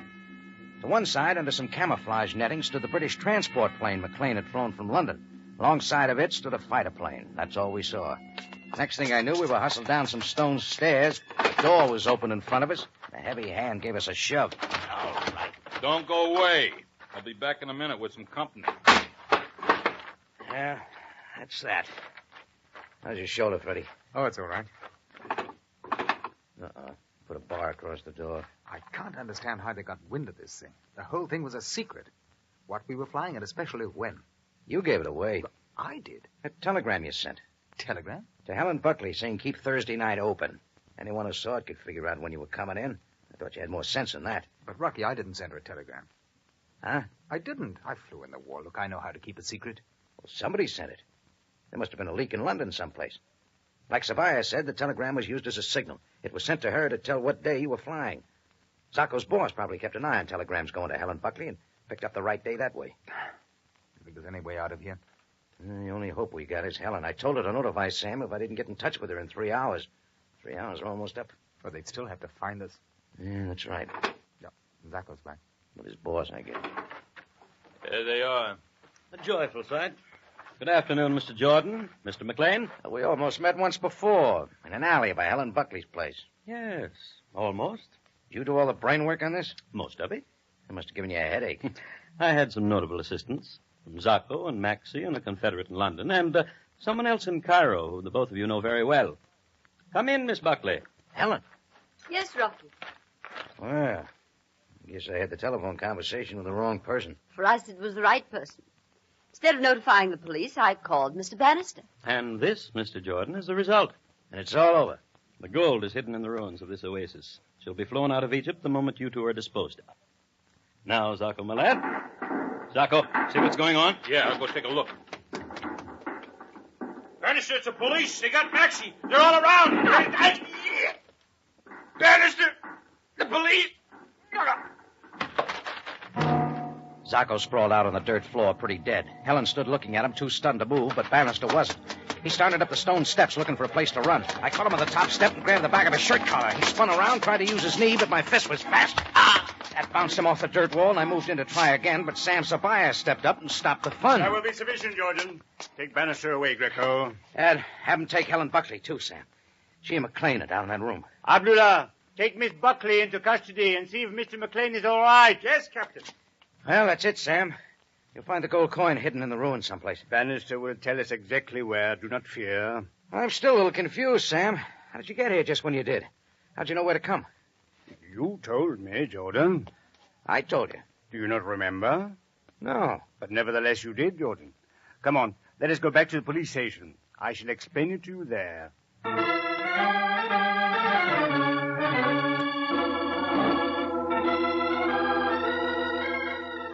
Well, that was just about it. Sam left some of his men to gather up the gold coin, and the rest of us rode back into Cairo. Freddie McLean was taken to the hospital to have his shoulder dressed. Helen Buckley and Bannister made the lockup. I went to Sam's office with him and Mr. Bliss, the special British investigator. First thing Sam did was dispatch the coroner to take care of Zacco and Maxie. Second thing he did was brew some of that very strong Egyptian coffee. We all had a cup, and for once it tasted good. Well, Mr. Bliss, what are you going to do about Bannister's London contact, the one who sent the telegram through to Helen? Well, I'll have my London office trace the telegram. They'll find out who sent it and make the arrest. After that, I'll wire the London bank and tell them their $1 million in gold coin has been recovered. Oh, that shouldn't make them sore. Well, Sam, what about it? What about what, Jordan? I still want to know how you got to Bannister's hideout. Oh, as I said, Jordan, you told us how. A moment, please. Now listen. Hello. Helen, it's Rocky. Rocky, I'm glad you called. Any news on Freddie? Yeah, maybe. That's my conversation with Helen. I think I got a lead on him. A lead? What do you mean? I've got a visitor here right now. A camel driver who says he found someone out in the desert. Freddie, I think, and he's got him hidden away. Where? I don't know. I'm going with him now. How do you know he's... Well, Jordan, does that answer your question? You had my phone tap and made a tape recording, huh? I'm afraid I'm responsible for that, Mr. Jordan. You see, I couldn't trust anyone. While you were here last night, I had my men set it up. After that, Jordan, it was just a matter of following you through the desert. Well, I'm sure not complaining. At any rate, Mr. Bliss has now learned something that I have known for a long, long time. Yeah, what's that, Sam? If one ever wishes to locate the source of trouble in Cairo, one should simply observe your movements very carefully.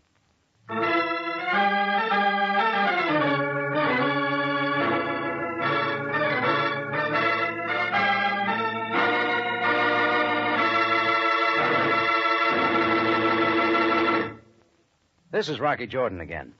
Next week, I want to tell you about a hand that grabbed my coat lapel and pulled me into a room where I met the second man. He turned out to be a real sweet guy. Trouble was, he didn't act sweet. He smelled sweet.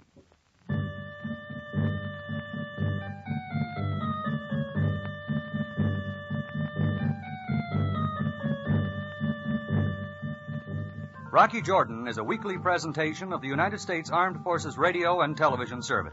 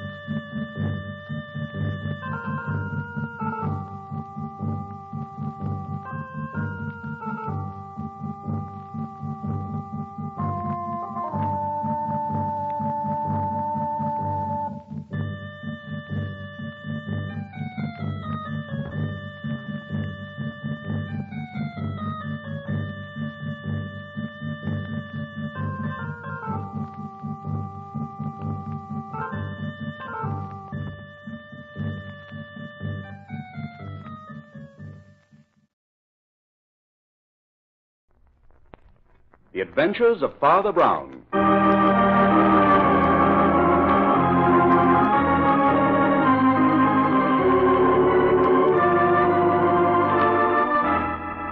And here he is, Father Brown, the best-loved detective of them all. Humanity produces optimists only because it has never produced a really happy man.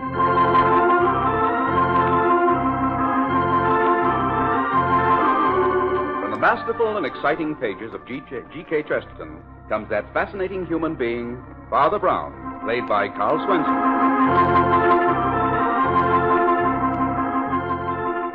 Underneath the modest exterior of Father Brown is the rich character of a generous, deeply human man with a sensitive and quick-witted mind. In addition to being a man of God, he is a man of the world, a man of science, and a brilliant amateur detective. And now, the three tools of death.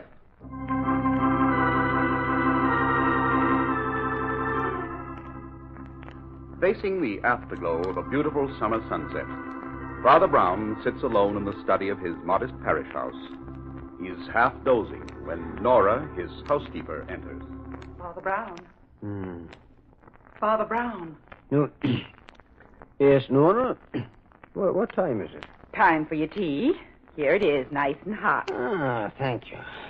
Just set it there, please. Were you asleep? Oh, I was in between, Nora, just in between.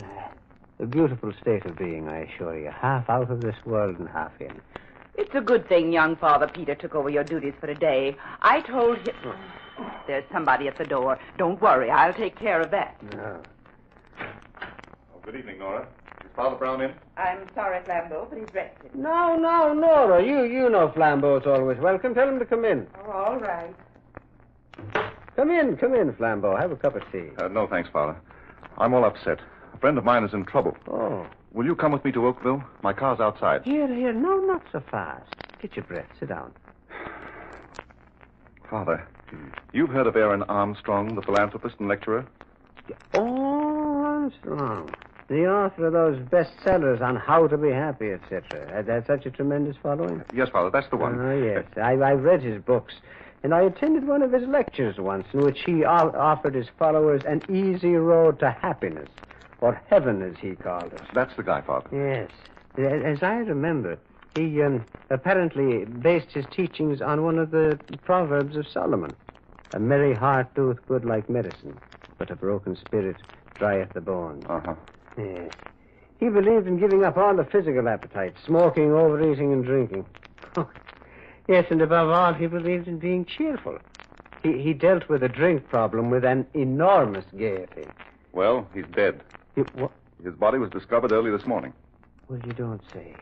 Where? Right near his house, in a ditch on the parkway. What happened? Nobody knows. But according to the police, it looks like murder. Did you say his house is close to the parkway? Yes, on an embankment just above it. Well, what makes the police think it wasn't an accident, Flambeau? Well, he was wearing only his dressing gown. And another strange thing, Father. A small piece of rope was tied around one of his ankles. Was any weapon found? No, but it was apparent he'd been struck on the head by a huge instrument of some sort. Cuts and bruises on his body showed signs of a struggle. Well, who put you on the case? Oh, no one. The dead man's secretary, Robert Royce, is an old friend of mine. I called him as soon as I heard the news and offered him my services as private investigator. But he refused to see me. Well, that's strange. No, yet no. Not so strange if he were implicated. Who else is there beside Royce in the household? Just Armstrong's daughter. A very attractive girl, I hear, but completely dominated by her father's cheerfulness. And there's also a gardener, I believe. And your friend Royce, what sort of man is he? Oh, he's a huge, genial sort of fellow. A Scotsman. Did he and Armstrong get along well together? Well, Royce was devoted to him. Ah, yes. Armstrong had many devoted followers.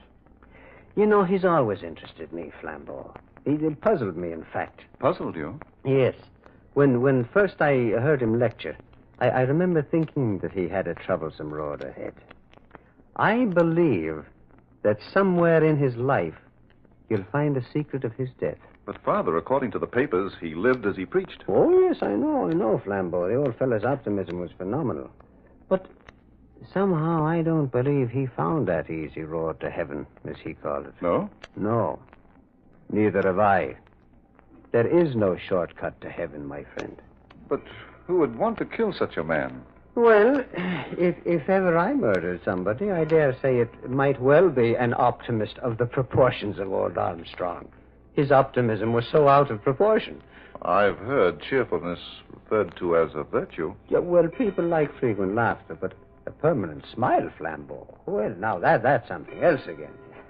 As Shakespeare says, the devil hath power to assume a pleasing shape. Oh, Father, it's 6 o'clock. We're just in time for the news. Let's turn on the radio. That's a good idea. Perhaps there's something further on the case. Listen. Clear tonight and tomorrow somewhat cooler. Now we bring you a special bulletin just handed me on the Armstrong Yeah, case. turn it up, Flambeau. John Magnus, the gardener, the millionaire philanthropist, has been reported missing. Oh. Also, negotiable bonds of the dead man valued at $100,000. The police received this report only a short while ago and are now conducting a statewide search for the gardener. It is believed... Ah, that seems to be the first real clue. Do you mind if I use the phone, Father? I'd like to talk to Royce again. Yeah. The call will cost you a nickel. Tax 2 cents. That's 7 cents. Just drop a dime in the poor box on your way out. All right, Father. Hello, Royce? This is Flambeau. Now, wait a minute. We just heard the news about the gardener's disappearance. Oh, hold on. You remember the friend I was telling you about? Yes, Father Brown. Well, we'd like to come up. What's that? Oh, I don't get it. Royce. My father, he's hung up. What did he say? He said if we valued our lives, we wouldn't go near that house. Ah, interesting. Well, Flambeau, that's what I call a real invitation. Come on, my friend, let's go.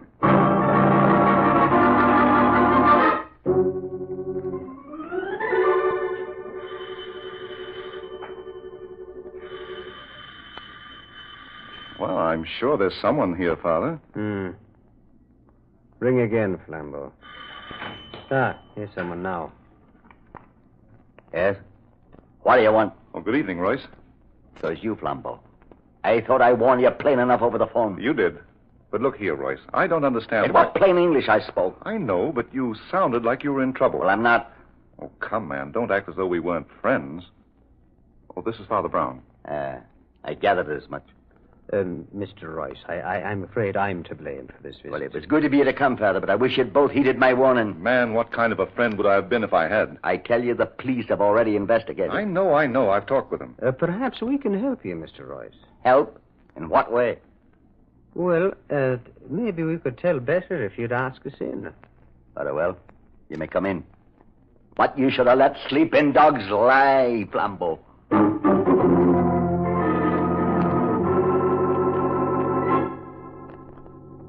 Well, Royce, I must confess I can't find anything here in Armstrong's room that tells us very much. And just what did you expect to find? Mr. Royce. Yes? What do you make of the gardener's disappearance? Magnus is a fool, maybe a thief, but he never killed Mr. Armstrong. I'm sure it was the deed of a madman. I see. My. Well, I would never have expected those to be there. Father, what are you looking at? That pair of socks over there thrown under the bureau. Oh, they should be in the bureau drawer. Here, I'll put them away. Wait. May I have a look at those bureau drawers, Mr. Royce? What for? Well, I'd just like to look. What are you searching for? And I'll take a peep at that closet, too, if you don't mind. Well, now that's funny. What, Father? Everything looked so neat when we came in. Mr. Armstrong was always very particular. Everything is in order on the surface. But underneath, things look different. What things? Well, in the closet, his socks are stuffed in the hangers with his suits. And in the bureau drawers, under those beautifully laid-out shirts... Yes? A whole lot of ginger spilled from a box. Why do you have to go on with this? The police went over the room very thoroughly. The room, perhaps. But they seem to have missed this piece of rope. Look here. I found it caught in the vine just below the ledge of the window. Well, it couldn't have been there this morning, or the police would have found it. Well, I just saw the wind blow an end of it out from under the vine. Royce, maybe you can tell me how this piece of rope got there. What has that got to do with the case? You know perfectly well a piece of rope was tied around the leg of the dead man. That rope in your hand was left from fixing the windows. Well, now, I'm just wondering. Wondering what, Father? Well, let me take a look out of that window. Why? For a very good reason. The police haven't yet established why the dead man was found on the parkway. No, that isn't it. The window isn't high enough from the ground for him to have fallen, or been pushed, or to have jumped. Right. And not high enough for his body to have rolled down the embankment to the parkway. Mr. Rice, isn't there another floor to this house? There's only an attic. Robert? That's Miss Armstrong. She's been much upset since her father's death. Oh, yes, of course. You'll have to excuse me for a moment. Certainly. Father, I don't like the look of things. This rope I found in the vine was cut with a sharp instrument. The rope found on Armstrong's ankle was also cut with a sharp instrument. And did you notice the cut on Royce's knuckle? Yes, I did, Flambeau. But, I haven't noticed any geniality. He's hardly the person you described to me. Yes, I know, Father. Didn't like him. Nevertheless, it seems to fit his unshaven appearance. It's the first time I've ever seen him that way, either. You're worried about your friend's innocence, aren't you? Well, I know how the mind of a thief works, Father. I was once a thief myself. But murder... You think he's capable of murder? Well, the answer to that one is more up your alley, Father. Well, in any event, he's hiding something. But I think there is a secret in this house more important than his, and I'm very anxious to find out what it is. Now, first, look at the stains on the wall. And you felt the dust on the banisters as we came up. Well? Well, but the question fairly screams at us, Flambeau. What question? Why are there no servants in this house? Well, Armstrong certainly had plenty of money. He could afford them. There could only be one reason. If the old man himself had something to hide. Father, you mean you think Armstrong... Well, Miss Armstrong's in the drawing room downstairs. She'd like to talk to you, Father Brown. If you will, please follow me.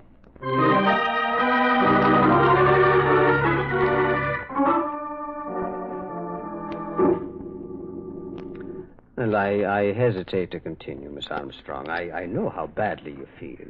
Please go on, Father Brown. I'm quite all right. But that bruise on your forehead, Miss Armstrong... Oh, that's nothing. It doesn't bother me. I bumped it. Your father had a great many followers, didn't he? Oh, yes, he helped so many people. Do you know why your father decided to give up all his servants? Well, great men like my father have their peculiarities. Their ideas are often different from other people's. Yes, very true, Mr. Royce, very true. I was only wondering... Wait. Listen. What? Listen. Someone's unlocking the front door. Who could it be? No one has a key besides us. Who's that? Me, Magnus. Magnus? Yes, Miss Armstrong. Magnus. And here is Inspector Vincent. Well, how are you, Inspector? Fine, Father Brown, fine. Hello, Flambeau. I might have known you two would be here. Well, I see you got your man, Inspector. Is this the gardener who walked out of here with $100,000 worth of bonds? Walked out of here and right into my office to place them in my charge. Hello, Royce. Are you feeling better, Miss Armstrong? Yes, thank you, Inspector. Now, Magnus, perhaps you'd care to tell Miss Armstrong why you took those bonds without consulting her. No one in this household is to be trusted. Not even Miss Armstrong. Now, see here, Magnus. Just a minute, Royce. What I want to know, why did you wait so long before reporting this gardener's absence? We didn't think much of it, Inspector, until I noticed the bonds were gone, too. I was waiting for you to report it. Magnus has been telling me some very interesting things. A new angle on the case, Inspector? Well, it closes the case if Magnus is telling the truth. Inspector, what this man says is not to be taken seriously. He's not been himself. What makes you say that? Magnus used to be my father's personal valet, Inspector. But he was taken off that and put to work in the garden. He's been very upset. He thought it was quite a come-down. Upset, am I? Well, I like that. I wasn't going to tell the inspector about you two being in love, but now Be careful what you say, Magnus. You weren't so careful what you said when I heard you two talking in the garden the other night. Magnus. I've stood enough of this. Take it easy, Royce. Inspector, may I make a suggestion? Just a minute, Father Brown. Magnus, what are you getting at? About 4 nights ago it was. I heard them in the garden. He was begging her to marry him. They didn't know I was close by. No. No, Robert, we mustn't. But, Alice, you've no life of your own. Let's face your father now. Let's tell him how much we love each other. Oh, but Robert, we must wait.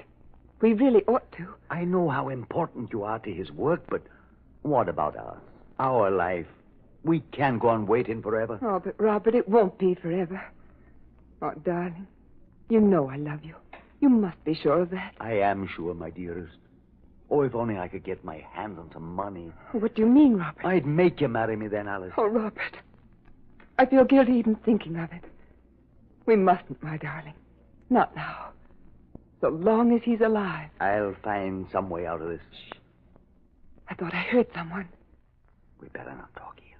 Come. Yes. Come, my dear. Well, that's all I could hear.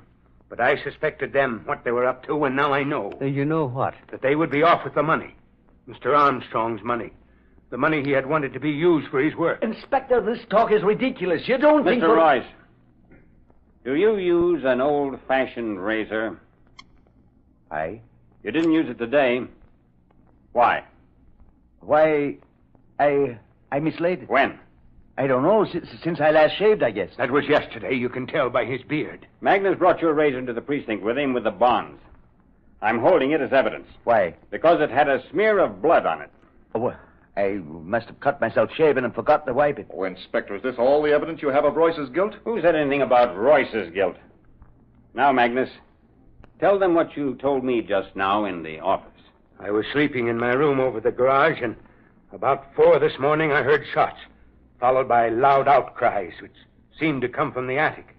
An instant later, I saw Mr. Armstrong's body pitch from the window and roll down the embankment. When I made sure he was dead, I rushed up to the attic and found his daughter unconscious on the floor with a razor in her hand. You mean Miss Armstrong killed her father? It's a lie! Surely, Father Brown, you for one will take Miss Armstrong's word against his gardener's? But is Miss Armstrong's word against him? So far, she has said nothing. Miss Armstrong, can't you speak? Magnus told the truth. There, you see? I'll get you for this. I'll get you. Here now. You'll not say things like that. I will, and I do. Royce, go on. Let go. None of that, Royce, or I'll arrest you for assault. No. You'll arrest me for murder. Robert! But, man, you've been Armstrong's best friend. What possessed you? I was drunk. Sure. Didn't I find those empty bottles hidden in the garden, piling up week after week? Sure. I knew what was going on here. Now, Magnus, you've told your story. Let Royce tell his. Maybe he was too drunk to remember. Miss Armstrong did not pick up the razor to attack, but to defend her father from me. In the scuffle, she hit her head against the eaves of the attic. I hurried down to get something to revive her, and it must have been then that Magnus came in and found her. Oh, Robert! Robert! All right, Royce. Come along. Wait, Inspector, before you arrest Royce. What is it now, Father Brown? Well, so far we've had opinions and confessions. But we haven't had facts. And we need facts.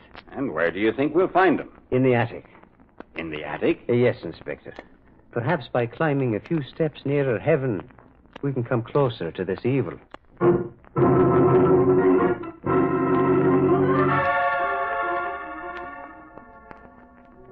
But, Father, I can't figure out what you expect to find in this attic. You sleep here, don't you, Mr. Royce? Aye. And Mr. Armstrong slept in the room immediately below this. Aye, but why all these questions? Well, now, in the first place, Mr. Royce, why did you bring your victim up here at the crack of dawn in order to kill him? Why didn't you go to his room? Well? I've confessed. Isn't that enough? Well, confession is good for the soul, that's granted. But, Inspector, you remember Magnus telling us he was awakened by shots? Yes. What about those shots, Inspector? Were any bullets found in Armstrong's body? Well, we investigated and didn't find a one. Wait. Here is my pistol. I fired those shots. You can see the holes in the carpet. Well, why should anybody fire at the carpet? A drunken man will let fly at anything. He doesn't pick a quarrel with his feet. And there's the rope. It was from my window here that Armstrong was thrown. And the piece of rope I found fell to the vines below. What about the blow on the head? According to our report, he was struck by a massive weapon. A massive weapon indeed, Inspector. Sure. The good green earth was the weapon. Okay, so the good green earth was the weapon. But look, this room was the beginning of the murder. Even I can see from the disorder. Come on, Royce. Let's go. But the disorder here is all on the surface. The very opposite of Armstrong's room. No, it doesn't fit. Too many inconsistencies. Father Brown, Royce has given himself up. No. Really, this won't do at all. What won't do? Well, first the police said no weapon was found at all. Now we're finding too many. Too many? There's the razor to cut a person, the rope to strangle, the pistol to shoot, and after all this, Armstrong broke his skull falling out of a window. No. It won't do. It's not economical. Alice, they won't believe me. You tell them. Inspector, Yes, young lady. may I speak to Father Brown alone for a moment? If you must. But be quick. We can't wait around here all night. And now what is it, my child? What is it that you wish to say? You're trying to save Robert, but it's no use. I should have realized before this his case is hopeless. Before he came to us, he was a prisoner of war. He had some shocking experiences. Well, you think that was the reason for his drinking? Yes, he wasn't himself at times. We thought he was getting over it, but... Father, I saw Robert commit the crime myself. I heard the shots. I ran up just in time to see him leap at my father. Where was your father standing? He was clinging to the windowsill in terror. But the rope. Robert tried to strangle him with it. Father fought back, and the rope slipped from his shoulders to his feet, tightening around the leg. Robert was like a maniac. I snatched the razor from the floor and managed to cut the rope before he pushed me against the Miss eaves. Armstrong, what we see with our eyes is sometimes farthest from the truth. Now, you thought that you saw a man about to commit murder. What you actually saw was two men struggling, and then you lost consciousness. But, Father Brown... I want you to go downstairs, my dear. I don't understand. Go on now, please. Do as I say. Very well. Thank you, my dear. Well, Father Brown, I've seen and heard enough to convince me. Unless you know something pretty startling, I'm taking Royce down and booking him. If you don't mind, Inspector, I'd like to talk to Royce a bit before you do. What about, Father? Oh, where's Alice? She's out of earshot, Mr. Royce. So why don't you tell us about it now? Tell you about what? I see. Well, then I'll tell you, Inspector. Those three tools of death were not used to kill Armstrong, but to save him. Save him? Father, I don't get this. Save him from what? From himself. At the time old Armstrong died, he was a suicidal maniac. No, Royce, you weren't drinking. No? No, and you were the only one who knew what lurked behind old Armstrong's laughter. No. Yes, you knew that behind that merry mask was the mind of an atheist. No. A man who knew nothing of God. He didn't realize until it was too late that human beings need something to worship greater than themselves. I warned Flambeau not to bring you here, Father.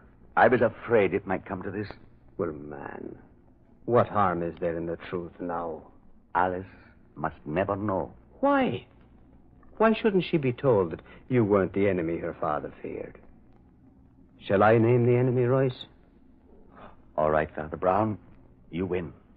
This morning, Armstrong was determined to do away with himself. He knew I kept my service pistol in my dresser. And when he heard me go down to the kitchen early at dawn, he left his room and came up here. And you came in and accidentally surprised him. I got the pistol out of his hand, but in the struggle I had no time to unload, so I fired at the carpet. Then he found my razor and tried to slash himself. I snatched it from him and flung it to the floor. I ran after him with a rope to tie him up. And it was then that the unlucky girl ran in, and misunderstanding the struggle. She tried to cut her father free with a razor. She cut the rope, slashing my knuckle just as I pushed her, and he went crashing into eternity out of that window. But, Father Brown, you spoke of an enemy old man Armstrong feared. I did, yes. You mean the enemy was in this room with him at the same time as Royce? Yes. Who was it? The sin. The very thing Armstrong was so vehement against. You mean alcohol? It was his worst enemy. The moment I saw the ginger in one of the bureau drawers downstairs, I suspected it was the futile effort of a man who was trying to give up drinking. Isn't that right, Royce?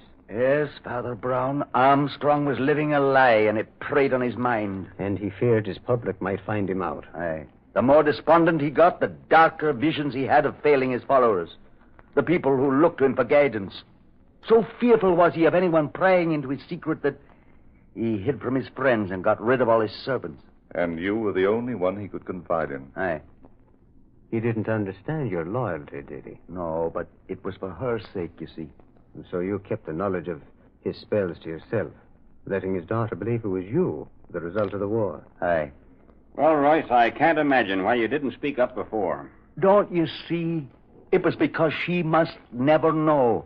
Never know what? Why, that she killed her own father. I see. By trying to free him. My son, I think she should know. After all, it was only an accident. And accidents, no matter how tragic, do not poison life like sins. I think you should both be happier now. Surely, 2 private lives are worth more than the public reputation of Aaron Armstrong.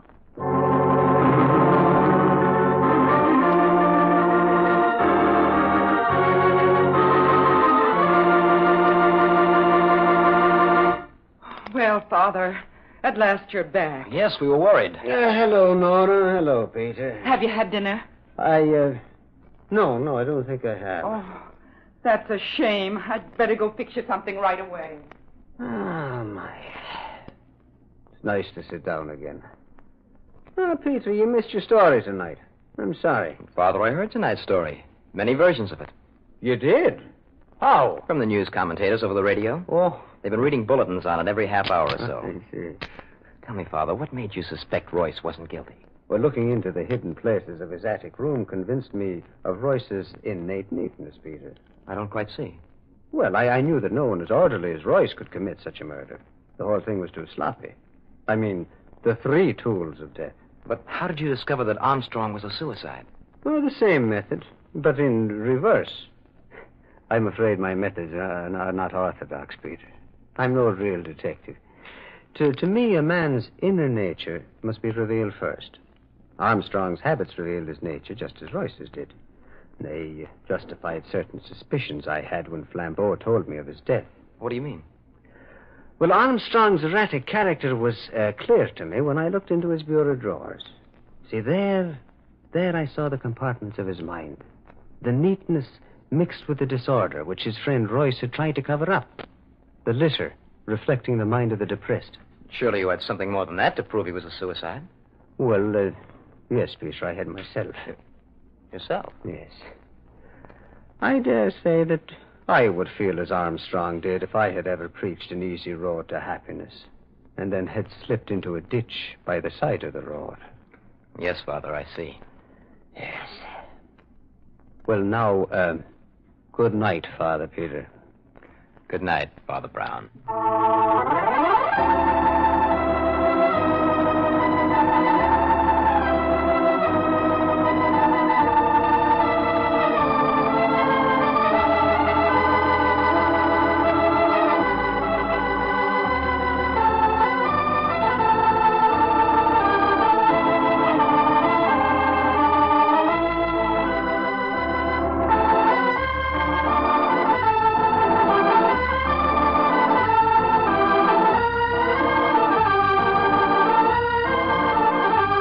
You've been listening to The Adventures of Father Brown, with Carl Swenson as Father Brown. Father Brown's adventure tonight was called The 3 Tools of Death.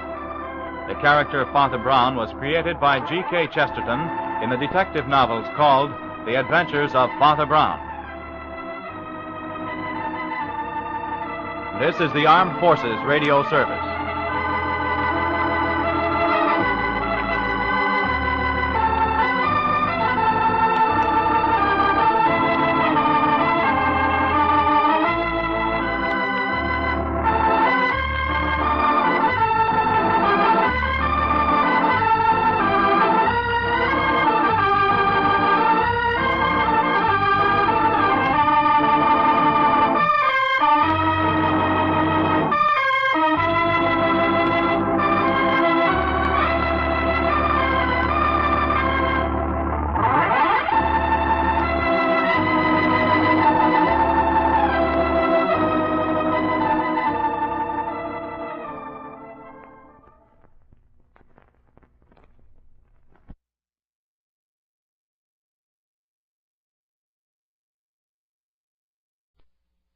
Gangbusters, presented in cooperation with police and federal law enforcement departments throughout the United States.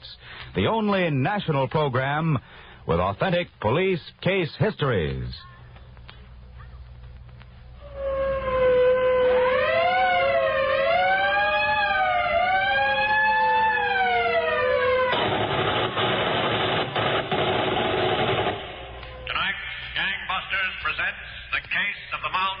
Safecracker, who found that a flask of liquor was more risky to handle than a vial of nitroglycerin.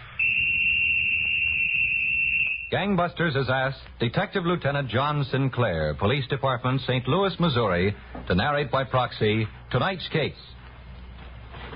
Lieutenant Sinclair, you've told me tonight's case began in a cheap hotel on Market Street near the Union Station in St. Louis, Missouri, about 2 years ago. That's right, Don Gardner. Room 18 had been occupied for the last few days by one James Moore, notorious Boston safecracker. But Moore was no longer trusted by his associates in the East. The reason was quite evident from a glance at the empty bottles in his room. Moore was spread across the bed, fully clothed, sleeping it off. As the noonday sun flashed in under the flapping black shade, the door to his room opened. But Mr. Moore didn't move. Okay, there he is. Come on.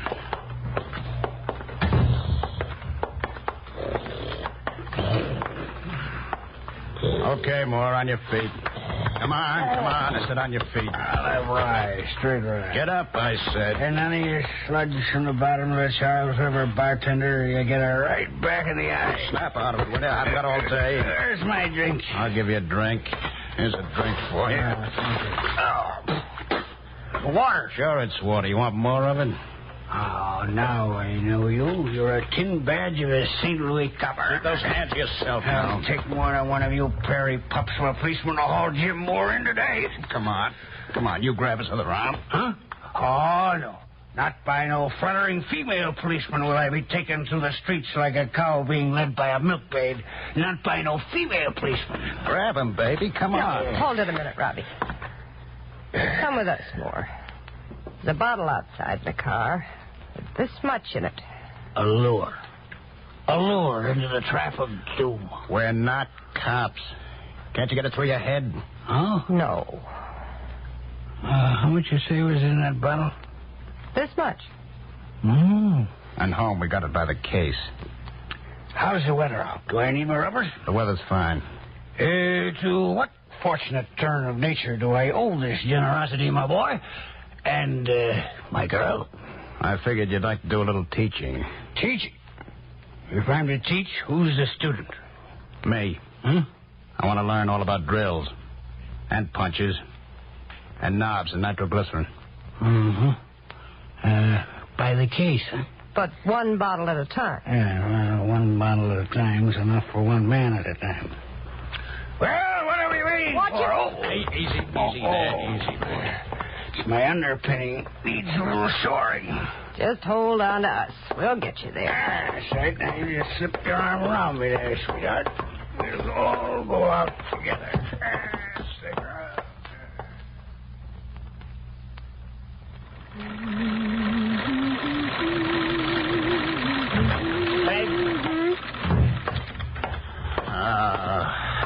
I give up. He's a rummy. Let's face it, it's no use. I taught you plenty in 2 weeks, Robbie.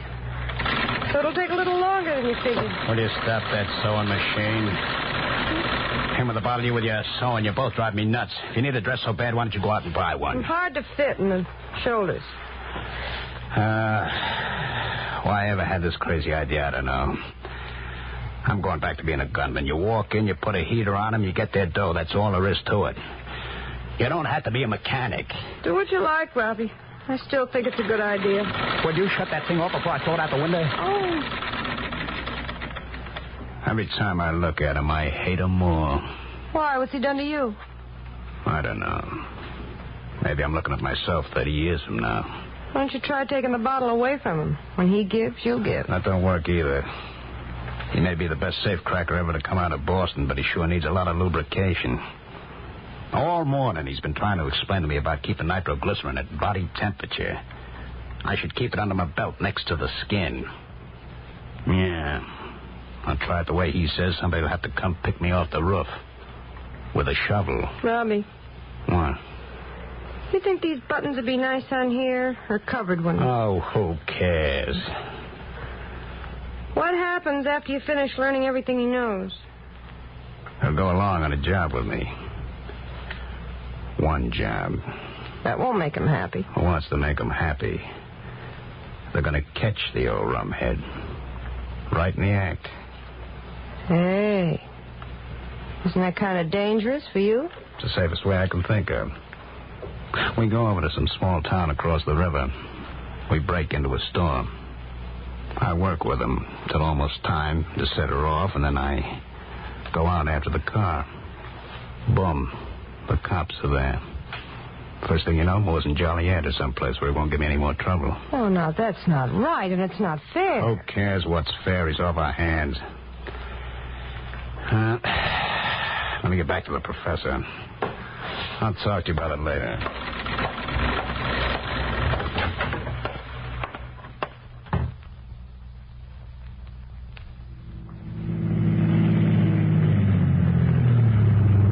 That's got it. Back right here. Okay. Leave the lights on. Moore. Yeah. Take the stuff and start to jimmy the back door. I'll be there in 2 minutes. Robbie. Go on. Take the stuff. Don't forget the bottle, Robbie. Get out of here. Start on that door. Hurry along, Robbie. Just get that door, Jimmy. Do you hear? All right, Peg. Now you drive to the tavern and wait there. 11:45 on the dot. Phone the sheriff's office. Tell them you were passing by. Thought you saw somebody inside the clothing store. Robbie, you're looking for trouble. Stop worrying. I ought to be at the tavern by the time you get off the phone. Suppose your watch stops. Suppose Moore doesn't do it. Do it the way I said. Gotta get rid of that bottle, baby. This is the best way I can think of. When they pick him up, he'll talk. So they'll be looking for me in Illinois. They're looking for me anyway. Okay, Robbie. Look. Pack me in, kid. When we hit Chicago, I line up the best crew of safe crackers ever worked the Midwest. Go on.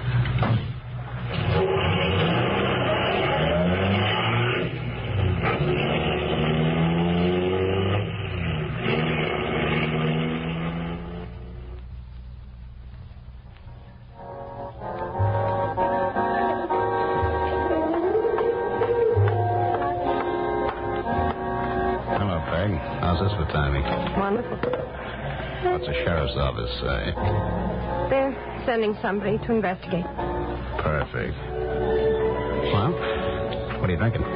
Come on, Robbie, let's get out of here. What's your hurry? I just don't like sticking around, that's all. I thought it'd be kind of fun to keep our distance and watch them haul that old lush in. This will cure him. You won't get a drink for 6 years at least. Robbie, please, come on, let's go. All right, baby. It's not a bad idea, that. With a good start, we ought to make Chicago before daybreak.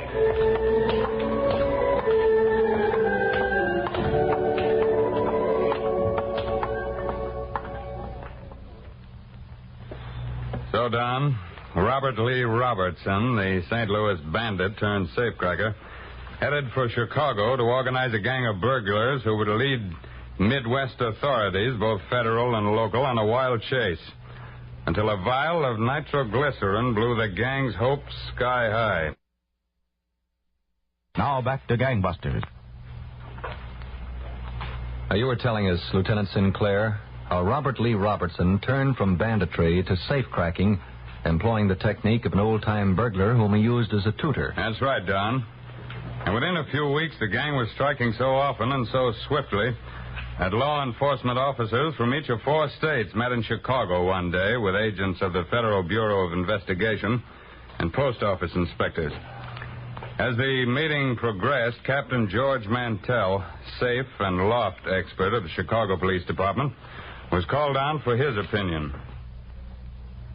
And as it stands, gentlemen, these criminals are running from one jurisdiction to another, hitting small towns, avoiding big cities like Chicago and St. Louis. Captain Mantell. Yes? Is it your opinion that Robertson is working small towns, then running back to Chicago, for instance, to lay out until his next job? Yes, I was going to ask that. Yes, I'd say that's probably what they're doing. Now, Special Agent Wright of the FBI has a suggestion. I think it might help us as much as anything. Mr. Wright? Gentlemen, what will help us most is information. Any scrap that's picked up by members of any of your departments should be forwarded here to Chicago, either to me or to Captain Mantell. Good idea. We'll sift every bit of information we get. We'll piece it together with what we already have.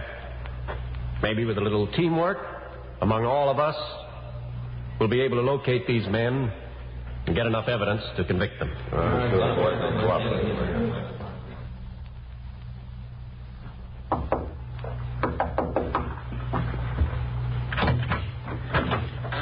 Oh, Peg, come in. Everything okay? Couldn't be better. Robbie? Is it okay? Yeah, okay, come on. All right, Peg, get inside. Hey, Robbie. Come on. Where's Cardinal? Yeah. Has he got the new guy? Yep. Hey, where's that sewing I left here last night? How should I know? How does he look to you, Miller? Left it right there on the table. Will you stop worrying about your pins and needles? I've been working a month on that blouse. I didn't touch it. Well, somebody Okay, did. who cares? Don't leave anything around you guys. Miller. Yeah? What do you think of this new guy? Well, Cargill says he knows his stuff. I can find that out from Cargill. What do you think of? He looks okay to me. Good man with the soup, they say. Cargill, come in here. Want to talk to you. Robbie, Yeah, what? now that we're back in Chicago, can't we stay here a couple of days? No. Well, when are you going to spend all this money? When I retire. When you retire. What the devil happened to that sewing? Hello, Robbie. Cargill? Come on, meet this guy, Robbie. He knows his business. Cargill, did you see my sewing? Will you shut up? Oh, for... Where's he from? The East. Where in the East? I don't know. Did he tell you, Miller? Or should he tell me? What kind of a deal is this? You bring me a knob knocker, you don't know where he's from. He's okay. I'm telling you, he's okay. We'll see. Miller. Yeah, Robbie? When I'm talking to this guy, take the car around back. Put those new Nebraska plates on it. Right, boys. Come on, Robbie. I'll introduce you to this guy. I can introduce myself. Okay. Hi, I'm the... Peg. Peg. What, Robbie? Come in here. What is it? I'm looking for Hello, Moore. So you're the big soup man from the East. You should have come back for me that night, Robbie, my boy. The safe was loaded with currency of every denomination and 2 quarts of Kentucky bourbon bottled in bond. Well, if you'll excuse me. Peg, come here. What is it, Robbie? You know this whiskey head was here. No, I didn't. You know he was no fish that were going to spring on me. Have a drink, Robbie. Help yourself. I'll give you a drink. Robbie! Oh. Get out of here, Peg. Go on, get out. Robbie, Go on, get out. All right. Wait for me out there. She's a sweet one, Robbie. Sweet like the morning dew before the mountain sun comes up. Okay, never mind the poetry. One thing I want to find out from you and then walk out of here and forget you ever seen the place. I don't want no rum pots under my nose. I'm afraid you're stuck with me, Robbie. Now, listen here. Hands off. Here's one bottle you won't be so quick to knock on before. Nitroglycerin. My nitroglycerin. Put that soup on the table, Moore, and walk out of here. You're not feeding me whiskey an ounce at a time now, Robbie. I'm doing the feeding, and I'm giving the orders. From now on, I'm a full partner in your noble aggregation. That's what you say. You'll say it, too, Robbie. You'll say it with words of welcome or the bottle smashes on the floor like you smashed that bottle of good red whiskey. Is that so? I swear it by all the oaths my father taught me. I'm in, huh, Robbie? I'm in, or I blow us both to the house to who knows where. You're not in. I've lived a long time, Robbie, and I waited a long time for right now. Say yes, or hold onto your hat. Get out of here, Moore. The orders are coming from me. Jim Moore, master of this trade. Say yes. Say you're in, Moore. Say it. You haven't got the nerve. Go on, blow us up. Well, what are you waiting for? Go on. Oh, you win, Robbie. I couldn't smash the bottle, not even for a place in heaven insured. Give me that soup, you. Give it. Yeah. Now, Robbie, no. All right, sit down there. Go on, sit down. Robbie, no. Shut up. Thanks for handing me the little idea about another use for the nitro.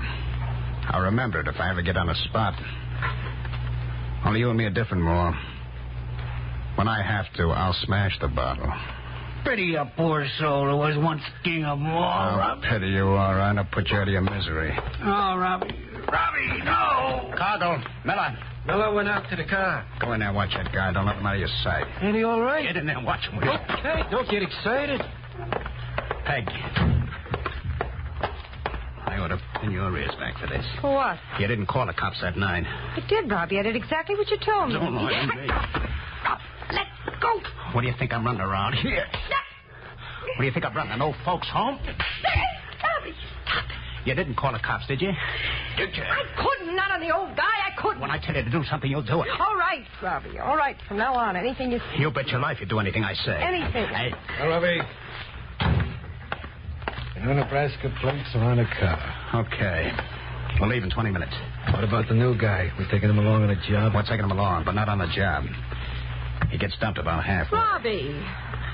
What's the matter? He seemed okay to me. Well, you don't count. You're not going to kill him. You want to go along? What do you think you are, Capone or somebody? Just a small-time hoodlum that's had a little luck. That's enough. Just a little luck, that's One all. more peep out of you and you'll be the same ditch as more, you hear? Now find your soul and sit down in that chair and do it. Don't go out, don't call nobody, don't do nothing. You just sit there and sew. When I get back, we'll settle this thing between you and me once and for all.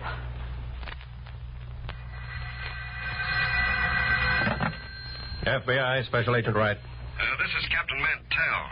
We just got our hands on a bit of information about Robertson. Oh, anything good, Captain? Well, I can't say. But Robertson's supposed to have just gotten a set of Nebraska license plates. Yes? The last three numbers are 061. I put it out on the teletype, and all radio points will pick it up for broadcast. Maybe this is the break that we've been waiting for.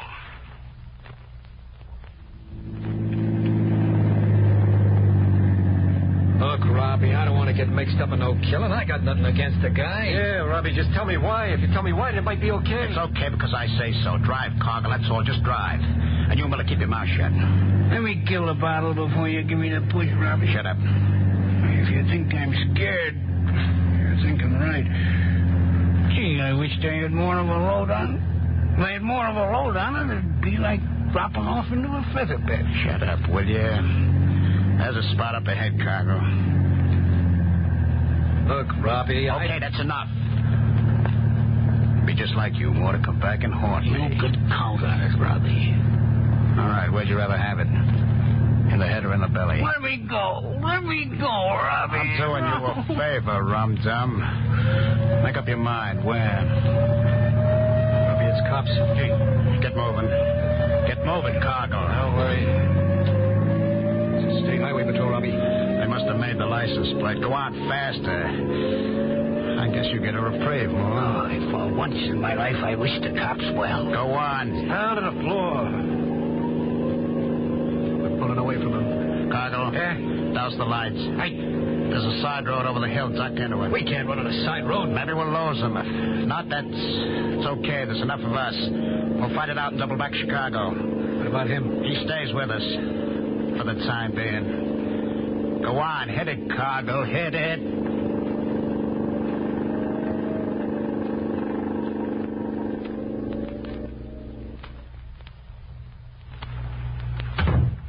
Hello, Captain. Oh, right. You heard that the state police jumped up Robertson and his crew. Yeah, too bad they lost them. Pleased we were close. Oh, excuse me. Yeah. Captain Mantell. Oh. Was that so? What's the number again? Yeah, I've got it. Okay, we'll be right out there. Patrolman located the car, parked in front of an apartment building on the south side. The motor was still warm. Well, let's go, Captain. We'll just stop down at the desk, right, and put in the call for the riot squad. We may need them. You got us in some mess, Robbie. Moore didn't do nothing to nobody. Okay, so they didn't do nothing to nobody. Now we're stuck with him here. We can't turn him out. We can't hold him. What are we going to do? I'll figure that out after you get rid of the license plates in the car. I told you to take it around back an hour ago. Miller said he'd attend to it. I told you. Now the car sits out there and now nothing's done about it. Peg. Yeah? Will you light someplace? Okay, Robbie. Lella. Keep your voice down, will you, Robbie? It's 4 a.m. The neighbors will have the cops down on us. Lella. Yeah, Robbie, what is it? Bring more in here. I want to talk to you all. Right. Well, come on, Peg. Don't stand there. I don't see what you're so hot under the collar about. If anybody's mad, it should be Moore. You want some of the same treatment you got before? Honest, Robbie, this whole business is going to your head. We were better off when... Shut up, will you? Okay. All right, old Tom, inside.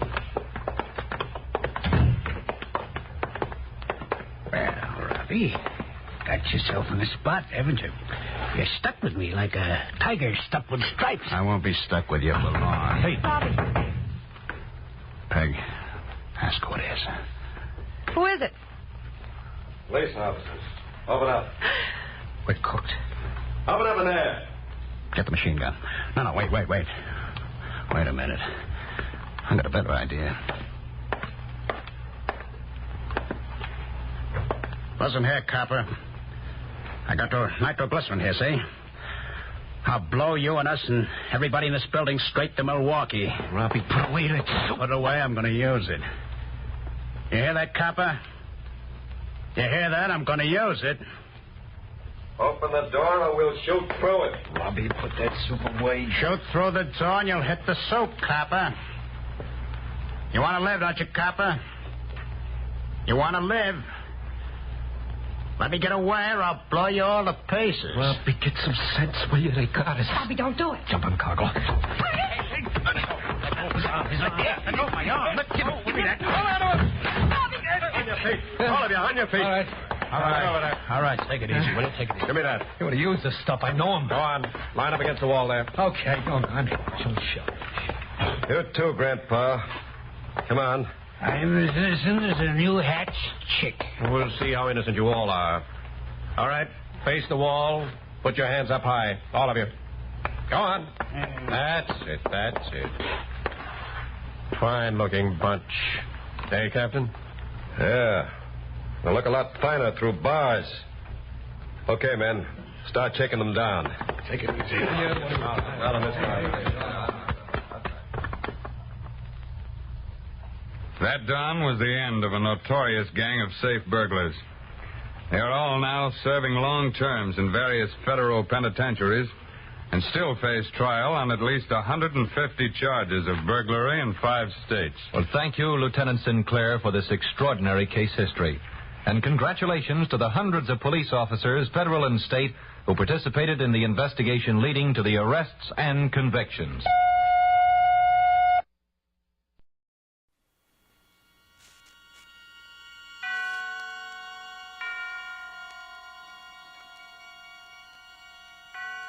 And now, Autolite and its 60,000 dealers and service stations present... Suspense.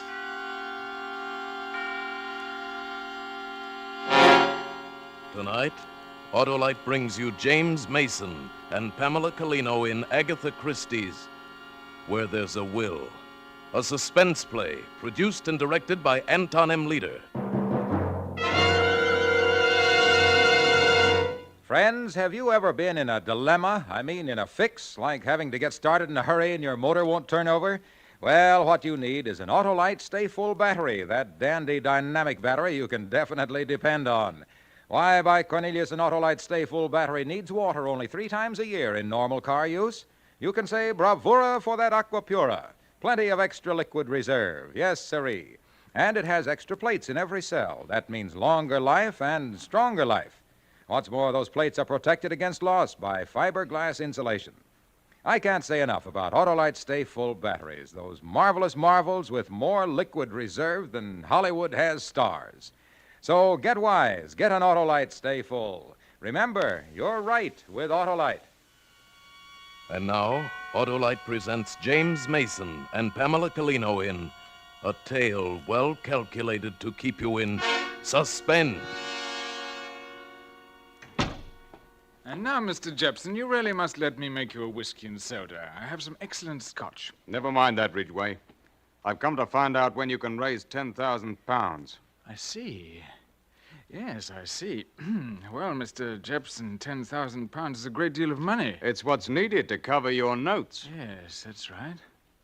But you know, Mr. Jepson, you might just let me write you one more IOU and try again. Your luck's run out, Ridgway. Well, I wasn't much of a gambler anyhow, was I? Perhaps it's just as well I've learned my lesson. How long, Mr. Jepson, would you say I have to raise the money? 4 weeks. I see, 4 weeks. And if I should fail to raise the money? I see. Well, you make yourself very clear, Mr. Jepson. But then perhaps all's not lost.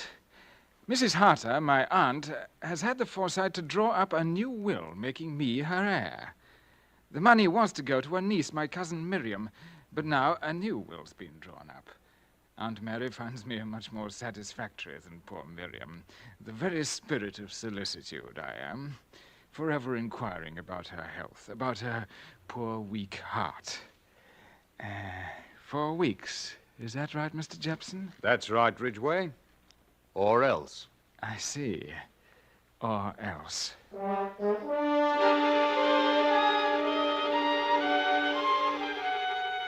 That's when it began. That, plus the fortunate circumstance of the new will in my favor, decided me on my plan. Now, murder wouldn't look right. Nobody else living in the house but Aunt Mary and I, and Elizabeth, the maid. And since I would benefit by £40,000, no, murder would not look right. Besides, I was fond of Aunt Mary. Well, a day or so after Mr. Jepson's visit, there occurred to me a rather whimsical idea for a practical joke.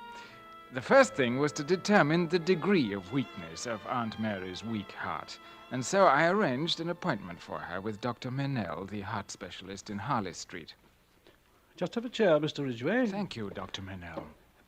Now, Mr. Ridgway, as you requested, I've gone over your Aunt Mrs. Harter thoroughly. Yes? And there is a heart weakness. How dreadful. But not terribly serious, Charles, Dr. Meynell says. But my poor dear Aunt Mary. Dear Charles. Naturally, you're shocked, Mr. Ridgway, but with the least care, she'll live to be 90, I should think. However, her mind must be kept well distracted. Mind distracted? Yes, distraction for the mind and no sudden shocks. That's most important. No sudden shocks. I see. Well, thank you, Doctor. Not at all. Out this way, my private exit. No use going through the waiting room again, eh? Well, good day, Mrs. Harter. Good day, Doctor. Goodbye, Doctor. Oh, I say, Ridgway. Yes? I minimized your aunt's condition just a bit. Didn't want to alarm her. You, understand. Yes, of course. Yes. But what I said about no shocks, no frights, most important. A good fright might very well carry her off. I see. I see. Well, thank you, Doctor.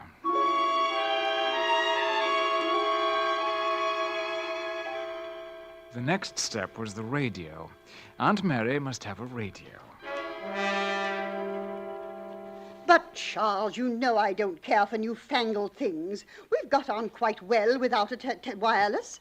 I don't see why we should have one now. But don't you remember what Dr. Meynell said, Aunt Mary? The mind distracted, well distracted. Those were his very words. You know, I'm only thinking of your heart. I know you are, dear Charles. But... That's better, Aunt Mary. That's more like yourself. You are a comfort to me, Charles. Thank you, Aunt Mary. Now, about the radio. But really, Now, you really ought to trust my judgment. I'm a bit of an expert on radio, you know. Before the war, I even had a small sender station of my own. Some of the equipment's still in one of my boxes somewhere about. So, you see, I know. But the waves, Charles, the electric waves... They might affect me. There's no more electricity about it than there is about an electric light. Radio waves aren't electric. But, Charles,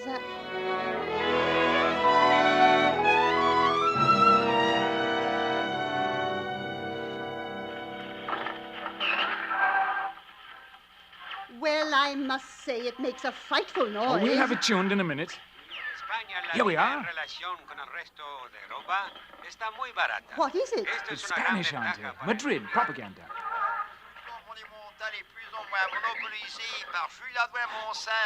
There's France. What do you think of that? You can tune in the whole world, You see, Aunt Mary, radio waves converging from all over the world on this little box. From Madrid, Paris, New York, and beyond. Beyond! who knows how far beyond. Well, I must say, Charles, you're quite poetic about it. Am I? Yes. Yes, I suppose I am. That was the first inkling I had that my little practical joke was going to be fun. The acting and coaxing poor dear Aunt Mary along bit by bit. Every evening she'd sit by the radio listening to the news on the BBC Home Service and the classical music on the third program. Then, one morning, I attached a wire into the radio while she was still in bed, ran it along under the carpet into the small anteroom of the sitting room where the radio stood, took the hand microphone left over from my amateur sending days and hooked it to the other end of the wire, and everything was all ready. That evening, I backed the car out of the garage and started off for my regular Wednesday evening of bridge. But I drove only a short way, then parked behind a hedge and walked back to the house. I let myself in the side door and went into the small room off the sitting room where Aunt Mary sat alone listening to the radio.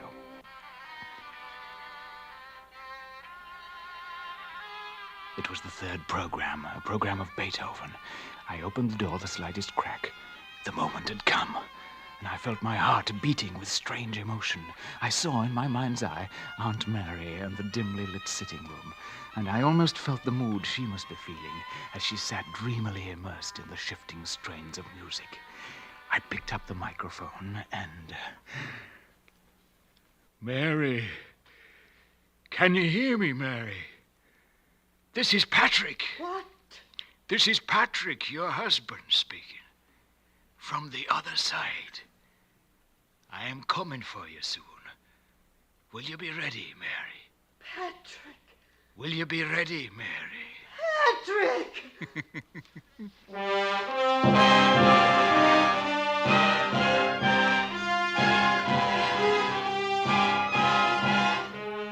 For suspense, Autolite is bringing you James Mason and Pamela Collino in radio's outstanding theater of thrills, Suspense.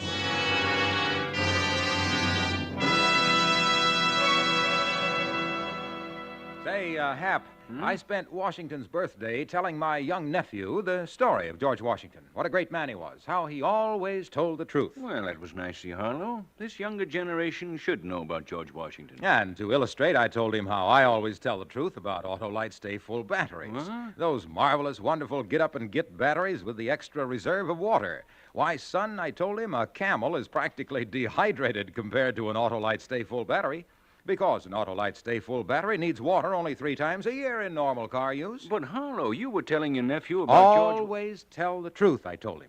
Like I tell the people about the punchy power for peppy performance packed in an Autolite Stay Full battery because of that ample sample of H2O. Yes, by Cornelius, I told him an Autolite Stay Full battery needs water only 3 times a year in normal car use. That extra liquid reserve means longer life and stronger life. I told him about the fiberglass insulation between plates that adds months to the life of an Autolite Stay Full battery. Well, I'm sure the kid learned a lot about George Washington. But wait, here's suspense. And now, Autolite brings back to our Hollywood soundstage James Mason, who will be joined by his wife, Pamela Collino, in Where There's a Will, a tale well calculated to keep you in suspense. After I'd spoken with the voice of Aunt Mary's dead husband, I waited a moment. Then, very cautiously, I looked into the sitting room. Aunt Mary was sitting bolt upright, transfixed. Then a sob broke from her as she looked toward the radio, which was now innocently transmitting the BBC third program again. I had to bite my lips to keep from laughing. But Aunt Mary said nothing about her experience, so I was obliged, the 4th morning after that, at breakfast, to say casually, "Oh, I say, Aunt Mary." Yes, Charles? I was just wondering, last evening... Yes, Charles? Aunt Mary, who's that funny old boy up in the spare room? The picture, that is. You know, the picture over the mantelpiece, the old boy with the beaver and the side whiskers? Well, really, Charles, your tone is most disrespectful. I'm sorry. It's your Uncle Patrick, Charles. My late husband. Oh, I say, I'm sorry. I'd no idea. After all, I never did know him, Aunt Mary. Very well, Charles. You see, I wondered. It was queer. Queer? What's queer? Are you trying to say something, Charles? Oh, no, not really. It's nothing. Nothing that makes any sense, I mean. I wish you would tell me what it was that made you ask me about the picture of your uncle. Well, if you will have it, I fancied I saw him. Saw him? The man in the picture, I mean, looking out of the end window when I was coming up the drive last night. What? Yeah. And later on, I happened to drift into the spare room, and there was the picture up over the mantelpiece, the same man. It's all quite easy to explain, really. I expect subconscious and all that. I must have noticed the picture before without realizing it, and then just fancied the face in the window. Aunt Mary, is something the matter? Charles, my husband's face. Did you see it in the end window? Why, yes. Why? Only that was Patrick's. Your late uncle's dressing room, Charles.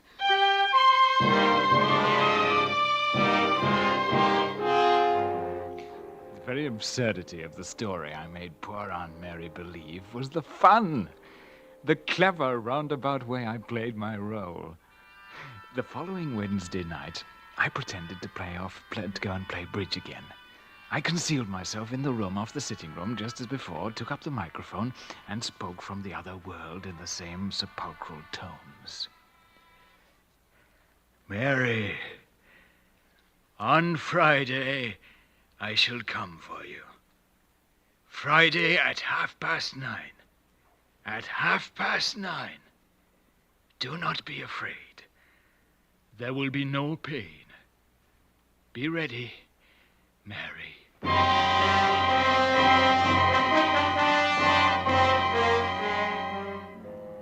When I came into her bedroom the next morning, Aunt Mary was speaking to Elizabeth in a most businesslike manner. Now, here you are, Elizabeth. I want you to take this letter I've written. Yes, ma'am. I wrote it last evening. If anything should happen, Friday evening. You understand me? Yes, ma'am. Friday evening? But that's my night out. So it is, and you go right ahead. However, if anything shall have happened by the time you get back on Saturday, I want this letter delivered to Dr. Mayall. Yes, ma'am. Now, the top left-hand drawer of my bureau. It's locked. The long key with a white label. Everything in the drawer is ready. Ready, ma'am? For my burial. Oh, Mum, why, what are you saying? I thought you was in a sight better health. Never mind that, Elizabeth. Don't be maudlin. Mum! Elizabeth, did I ever tell you how much I've left you in my will? Oh, no, Mum. Well, I can't seem to remember. It was £50 in the old will, but did I raise it to 100? Well, at any rate, I want you to have £100. I'll have to look into it. But if anything should happen before I do, then Mr. Charles will see to it. Did I hear my name mentioned, dear Aunt Mary? Oh, good morning, Charles. Yes, I was just saying to Elizabeth, I don't know if I've left her 50 or £100, but if anything should happen to me, it's to be £100. Well, I must say, that's a gloomy thing to be thinking about. Oh, Mr. Charles says she's been carrying on most awful just now. What's this? That's enough, Elizabeth. You may go now. Yes, Mum. Yes, Mum. Well, now, just what in the world is all this about? Suppose you tell me just what's going to happen to dear Aunt Mary? Charles, what do you plan to be doing Friday evening? Friday evening? Well, as a matter of fact, the Ewings asked me to go in and play bridge. But if you'd rather I stayed at home... No, Charles. Actually, I'd prefer to be alone. Well, just as you wish. You know, I think I'll have Mr. Hopkinson send me the will. I want to find out about the bequest to Elizabeth. It's either 50 or £100. The rest, dear Charles, of course, goes to you. Yes, dear Aunt Mary. Whatever you say. Friday evening, I'd picked that night because I knew it was Elizabeth's night off, and I wanted to be sure there was no one about. Friday evening, at 8 o'clock, I drove away, waited for an hour to elapse, then slipped back into the house. I looked through the crack in the door and saw Aunt Mary sitting in the high-backed chair beside the radio. As I listened, the 9 o'clock news ended and a program of music was about to begin. It was 9:15. 15 minutes till the appointed time for the arrival of the dead Patrick. This time, I did not touch the microphone. I went upstairs, opened a camphor chest of old clothes in the spare room, took a tube of spirit gum from my pocket, and bent forward intently in front of a mirror.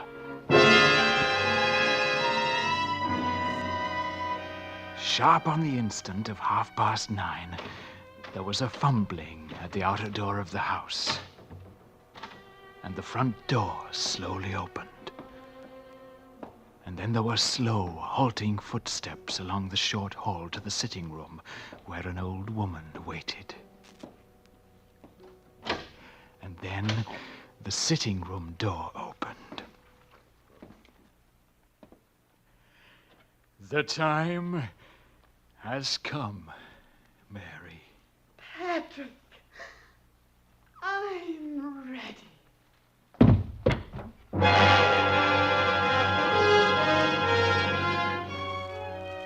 My practical joke had worked to perfection.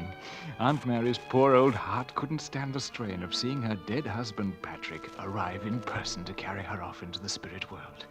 I stepped over the body, which had fallen dangerously near the burning fire in the grate.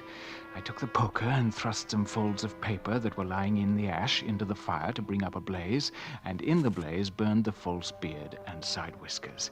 I detached the wire fixed into the radio and took wire and microphone upstairs. I undressed and replaced Uncle Patrick's old-fashioned suit of clothes in the camphor chest in the spare room where I'd found it.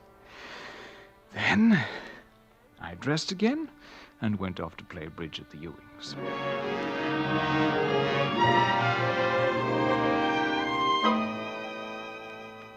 2 days later. This was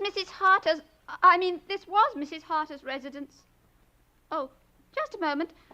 It's Mr. Jepson, sir. All right, I'll take it. You may go, Elizabeth. Yes, sir. Ridgway here. Anything wrong? Not yet. I just wanted you to know that I read about it in the Daily Standard, Ridgway. A pity about poor dear Aunt Mary, don't you think, Mr. Jepson? A pity. And let me remind you, you have 1 week left. I haven't forgotten. Once the newspapers announce my inheritance of £40,000, I'll have no difficulty borrowing. And then I'll pay up. Good. Only remember this, Ridgway. You don't pay up and I send you to the same place you sent to your Aunt Mary. You understand? Or maybe it wouldn't be quite the same place, Ridgway. Now that you've got murder on your soul. Understand? I understand, Mr. Jepson. And then, that evening, Dr. Mennell came to the house. I really did think you'd want to see this. You say Elizabeth brought it to you? Yes, she said it was one of Mrs. Harter's last requests that she do so. As a matter of fact, I do seem to remember... Yes, and I do recall seeing her give Elizabeth some such envelope as that. You've read the contents? That's what's queer. Here, suppose you have a look for yourself. All right. Tonight, Wednesday, at 9:15, I have distinctly heard the voice of my dead husband. He told me that he would come for me on Friday night at 9:30. If I should die on that day and at that hour, I should like the facts made known so as to prove beyond question the possibility of communicating with the spirit world. Mary Harter. What do you make of it? I hardly know. It's a coincidence, to say the least. She did die at nearly that very hour, 9:30 Friday night. But I don't understand. In the circumstances, an autopsy is desirable, you understand, purely as a matter of form. Yes. Yes, of course.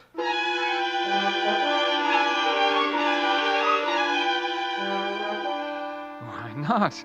Of course, everything must be done according to form. What's the matter with you, Charles? Have you lost your sense of humor? Finally, 5 days later... Mr. Hopkinson is here to see you, sir. Thank you, Elizabeth. That'll be all. Yes, sir. Good morning, Mr. Ridgway. Frightful morning. Mr. Hopkinson, about Mrs. Harter's, my aunt's, will... I did not quite understand your insistent messages to me, Mr. Ridgway. You seem to be under the impression the late Mrs. Harter's will was in our keeping. Why, yes. I've often heard my aunt say as much. Oh, quite so. It was in our keeping. Was? That is what I said. Mrs. Harter wrote to us, however, asking that it be forwarded to her. There seemed to be some haste to the matter. At any rate, we got it out to her at once. She would have received it on Friday, the day of her death. I do seem to remember her making mention of it. Something about the bequest to Elizabeth. She wanted to check the amount. It must be about the house somewhere, then. Elizabeth has been through Mrs. Harter's personal effects, I believe. Yes, just a moment. I'll call her. Elizabeth? Yes, Mr. Charles? Elizabeth, come here a moment, please. Yes, sir? Elizabeth, when you went through Mrs. Harter's things, was her will among them? No, sir. You're sure, Elizabeth? Yes, sir. You see, I know what it looked like. The poor mistress had it in her hand the very evening of her death when she sent me out. You're sure of that? Oh, yes, sir. She pointed out that about the £50 to me, sir. She said as she'd told you to give me the other £50. Not that I mentioned it to press you, No, sir. no, of course not. The will was in a long blue envelope, sir. Quite right. The same blue envelope, Mr. Charles, sir, was lying on the radio table by her chair the morning after. But empty, sir. It was the envelope in which I dispatched the will to your aunt, Mr. Ridgway. Mr. Ridgway, was there a fire in the grate on Friday evening? Yes, of course. I see. What are you driving at, Hopkinson? I'm afraid, Mr. Ridgway, only one conclusion is possible. Your aunt sent for her will in order to destroy it. What? Yes, Mr. Ridgway. But why? Why? You had no disagreement with your aunt, Mr. Ridgway? Not at all. We were on the most affectionate terms right up to the end. Of course. Quite. Mr. Ridgway, you will understand, under the circumstances, we were obliged to investigate. Investigate? What do you mean? It happens that there is a former will of Mrs. Harter still extant. By it, Mrs. Harter leaves everything to her niece, to your cousin, Miriam. To Miriam? Yes, but... As for the more recent will sent by me before her death to Mrs. Harter, it must have been burned in the grate. Burned? The will was burned. Mr. Charles, can I get you something? No, I'll be all right. You may go, Elizabeth. Yes. I'll run along too, Mr. Ridgway, if there's nothing further. No, I'll telephone. Quite. And yet there would seem to be little use for that. We've notified your cousin Miriam of her inheritance. As a matter of fact, I'm surprised you didn't know all this yourself. You see, we sent word round to the press yesterday. Well, good day, Mr. Ridgway. Good day. I remembered some folds of paper that I thrust into the fire to make it blaze up and burn the false beard and side whiskers with which I'd frightened an old lady to death. And then I remembered something falling. A paper. A will. From an old woman's fingers as she stood frozen in terror too near the fire. I saw the fire again, consuming something. Consuming the will. All my cleverness. Your maid said you weren't in, but I thought she was lying. I don't like liars, Ridgway. Mr. Jepson, I read the papers. I read who's going to inherit your aunt's money. I don't like liars. But I did think I was going to inherit, or why would I have killed her? You killed her? Of course. Oh, so you did kill her. How many times do you want me to say it? I believe that'll do. All right, Inspector. That's what I wanted you to hear. Come in. What? And bring in the maid, too. That was very clever of you, Mr. Jepson. I must confess, I had my doubts. Now, Mr. Ridgway, you'd better come along. But I was only joking. Young woman, Yes, sir? you heard Mr. Ridgway say he killed his aunt? I did, sir, but he must have been joking. Never mind, that's enough. By the way, Mr. Ridgway, you'll be interested in knowing, I'm sure, that we checked with Dr. Manell on the autopsy. According to his report, your aunt's heart was so weak, she could not have lived another month. What are you laughing at? That's your joke, old man. Oh, your joke. Yes. It is funny, isn't it? Very funny.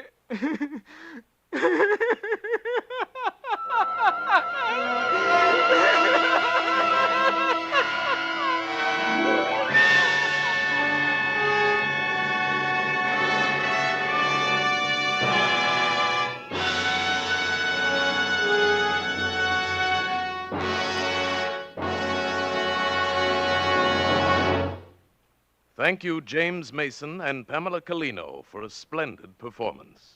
Now, Harlow Wilcox. Friends, Autolite Stay Full batteries need water only 3 times a year in normal car use. And they're made by Autolite men who make over 400 products for cars, trucks, airplanes, and boats in 28 Autolite plants from coast to coast. Yes, sirree, Autolite also makes complete electrical systems for many makes of America's finest cars. Batteries, spark plugs, generators, starting motors, coils, distributors. All ignition engineered to fit together perfectly, work together perfectly, because they're a perfect team. So, folks, don't accept electrical parts that are supposed to be as good. Ask for and insist on Autolite original factory parts at your neighborhood service station, car dealer, garage, or repair shop. Remember, you're always right with Autolite.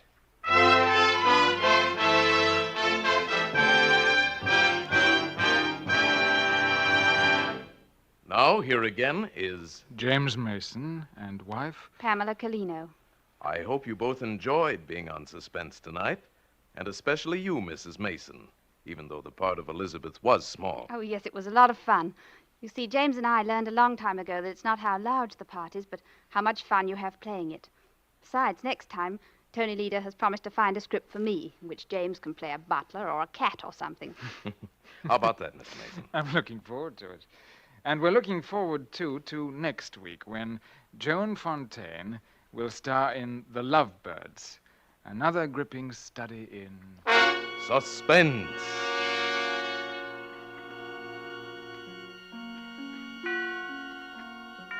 James Mason and Pamela Colino have just completed the book, The Cats in Our Lives. Tonight's suspense play was adapted from the Agatha Christie story by William Fifield. Music was composed by Lucien Morawek and conducted by Lud Gluskin. The entire production was under the direction of Anton M. Leader. Now here is great news. Beginning March 1st, Suspense on television may be seen in many areas of the country, Tuesdays at 9:30 p.m. Eastern Time.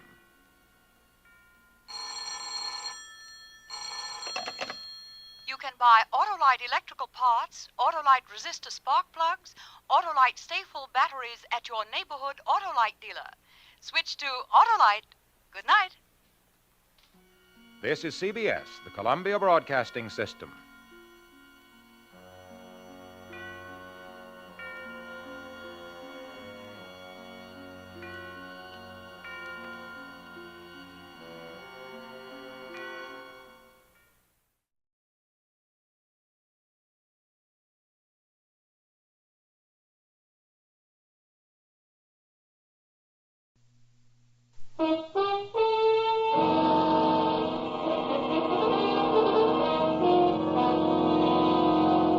Kreml Hair Tonic and Kreml Shampoo present the new adventures of Sherlock Holmes, starring Nigel Bruce as Dr. Watson and Tom Conway as Sherlock Holmes.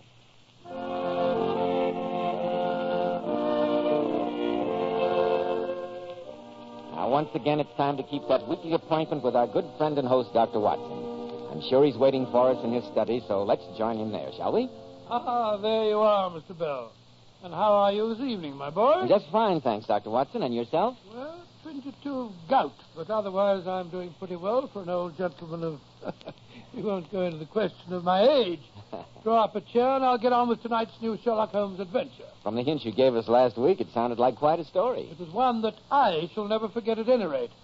For once, I played a rather dashing role in the case. Oh? And I have this small gold key on my watch chain to remind me of the fact. A gold key? Given to you perhaps by a lady, Dr. Watson? It was given me, my boy, by Her Grace, the Dowager Duchess of Penfield. In gratitude for services rendered, I suppose. Oh, no, Mr. Bell. Not by the wildest stretch of the imagination could you say that. Let's say that it's a memento of one of the most unusual experiences that the great Sherlock Holmes and I ever had. I call it The Adventure of the Elusive Emerald. Sounds intriguing, Dr. Watson. But first of all, do you mind if... If you have a word with our listeners? No, of course not, Mr. Bell. Most every man today who takes pride in his appearance uses something to keep his hair neatly groomed.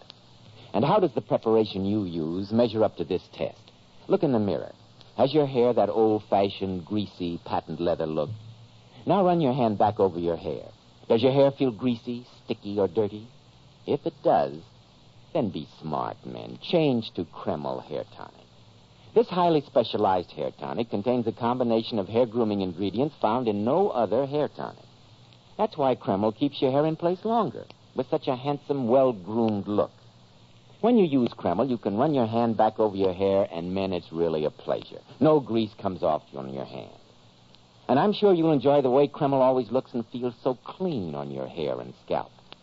Buy a bottle of Kreml at any drug counter. Let it keep your hair looking handsome at all times. Kreml, Kreml Hair Tonic. Now, Dr. Watson, how's about the adventure of the elusive emerald? Well, Mr. Bell, the story began on a cold winter evening. Well, no, it wasn't actually. It was in the morning, more years ago than I care to remember. Holmes and I, our breakfast just concluded, sat on either side of a cheery fire in our Baker Street lodgings. A thick fog rolled down between the houses, and the windows opposite looked like dark, shapeless blurs through the heavy yellow murk. A London pea super, eh, Dr. Watson? Yes, it was, Mr. Bell. Our gas was lit and shone its flickering light on the white cloth and glimmer of china, for the breakfast table had not yet been cleared. Shortly before 11, we heard the old familiar jangle at our front doorbell, and a few minutes later, Mrs. Hudson ushered into our room Lord Morris Danby, a middle-aged man who seemed to be in a state of great excitement. Mr. Holmes, you must help me. I'll do my best, Lord Danby. What's your problem? Well, and this is hard to say, gentlemen, it's connected with my mother, the Duchess of Penfield. Oh, so you're the Duchess of Penfield, son. That's a charming woman. I met her at a house party at the Smythe Parkinsons in Shropshire a few years ago. At the time, she was kind enough to tell me Watson, don't you think your reminiscences might be more appropriate at some other time? Well, I was only pointing out, Holmes, Quite. that she was... Pray continue, Lord Danby. Well, here's the problem in a nutshell. My brother, the present Duke, is with his regiment in India. During his absence, all the responsibilities of the Penfield family have fallen on my unhappy shoulders. For a year now, I've been driven nearly insane by my nephew, Hilary. The boy's 18, and his madcap escapades have caused me many a sleepless night. But now comes the crowning blow. My mother, my own mother, has turned thief. The Dowager Duchess of Penfield, a thief? Oh, come, sir, you must be mistaken. Would I make such a shocking statement, Doctor, unless I was sure? I repeat, she's a shoplifter, a pickpocket, a disgrace to our family. Since monetary considerations are surely not involved, I can only assume that her Grace is a victim of that unfortunate affliction known as kleptomania. She is, Mr. Holmes. But how can I explain that to shopkeepers, to friends of the family, when Mother decides to pocket some valuable memento of a weekend house party? And though it's petty thefts today, tomorrow it may develop into more serious criminality. Mr. Holmes, you must help me find some way out of this intolerable situation. I'll pay you any fee you name if you can find... Good woman. Don't argue with What me. on earth's the commotion downstairs? Well, I'll see what's wrong, Holmes. Go back to your kitchen. Mind your own business, you stupid woman. It's Mother. She must have followed me Your here. Grace, how delightful to see you again. Again? Who are you? Oh, don't you remember? We met at the Smythe Parkinsons a few years ago. Never saw you before in all my life. Oh, it was in Shropshire. Fancied us ball, you know. Rubbish. Get out of my way. Morris. Yes, Mama? Get out of here at once. This is a matter for your elders. Do you hear me? Mama, Get out, you oaf. Yes, Mama. And when you get home, wait in the blue room for me. I shall attend to you later. Yes, Mama. Your Grace, I suggest that Keep your suggestions to yourself, young man. Well, really, I do feel... And you be quiet, too. Well, I beg your pardon, Duchess. I was only good... Can't understand a word you say. Oh, really? No. Now then, which one of you is Sherlock Holmes? I am, and Why did that idiot son of mine come to see you? I fear that professional ethics prevent me from... Professional fiddlesticks. You don't need to hem and haw with me. I suppose Morris told you that I was a kleptomaniac. I'm afraid that I can't... Nothing to be afraid of. Oh. Either of you care for a pinch of snuff? No, thank you. Thank you very much. My word. Can't understand anyone who doesn't appreciate snuff. That's much better now. Now then, listen to me, both of you. This story that my son undoubtedly told you about my being a kleptomaniac is an unadulterated lie. It's all part of my children's plot to get hold of my money. They're always after me for that, especially that grandson of mine. And I'm sure he's inveigled my son Morris into his schemes, and now they're planning to have me declared incompetent. Oh, gracious me, what a I don't shocking... need any comments. Just listen to me. Oh, I'm sorry. Now, how much did Morris offer you as a retainer, Mr. Holmes? I'm afraid I'm not at liberty to say I'll anything... double the fee and trouble you both to hear no more of this. That's all. Good day to you. I'll see you downstairs, Your Grace. You needn't bother. I may be your grandmother, but I can still walk up and down stairs by myself, thank you. Oh, Holmes, what a magnificent woman. Yes. Quite remarkable, isn't she? I think she didn't remember meeting me at the Smythe Parkinson's, huh? Quite. Luckily, we weren't taken in by the Sun's story, wasn't it, Holmes? I'm not sure. Watson, you recall that jeweled snuff box I received in this morning's post? It was a token from the King of Morania. Yes, you put it on the mantelpiece.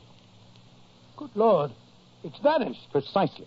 The Dowager Duchess of Penfield is so brilliant a kleptomaniac that she has achieved an unnoticed theft at 221B Baker Street. Well, of all the amazing nerve. Watson, we've met a worthy antagonist.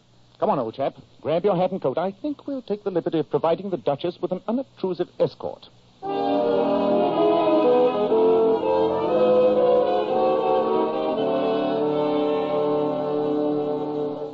Oh, Lord. Holmes, this is the 12th shop that we've been in. My feet are tired. We've been following the Duchess all day. I was anxious to observe her technique. Well, she's obviously had plenty of practice. Yes. She's spent about £100 in this shopping tour so far, and yet she's succeeded in obtaining some £500 worth of goods. Brilliant work. Look, Holmes. That small man in the bowler hat stopping her. The shop detective, no doubt. Come on, Watson.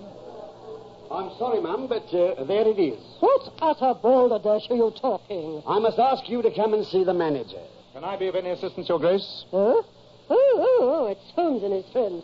Yes, you can tell this idiot to stop bothering Well, me. what seems to be the matter? I saw this here lady pick up a silver matchbox and slip it into her handbag. Fiddlesticks. I examined it, yes. But if it's missing, this man was standing near me. Search him. Search Holmes, but that's ridiculous. Of course it is. Ma'am, I must ask I you am the Dowager Duchess of Penfield. Now search this man. Yes, Your Grace. Insufferable insolence. Your Grace, I must ask you... No, you don't. You stand here. I'm going to search you. This is ridiculous, my good Yes, man. of course it is. If you didn't take it, you got nothing to be frightened about then. Hello. What's this in your coat pocket? Great Scott, Holmes. It's a silver matchbox. Quite. Come on, mister. You've got to explain this to the manager.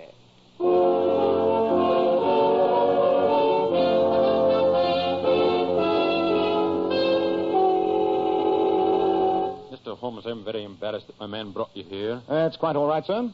It was a perfectly understandable mistake. Yes, but you must realize that this unfortunate habit of the Duchess's must be kept a secret. Quite so, Dr. Watson. And I think the program I've outlined will prove a most satisfactory way of handling any such incidents in the future. You follow my plan quite clearly? Oh, yes, Mr. Holmes. We'll have our shop detectives watching her whenever she comes in. Anything she doesn't pay for, we're to charge to her account as though they were purchases. Precisely. In that way, your shop will sustain no loss, and the Penfield family will be spared public scandal. Yes, a very satisfactory arrangement, I think. Come on, Watson.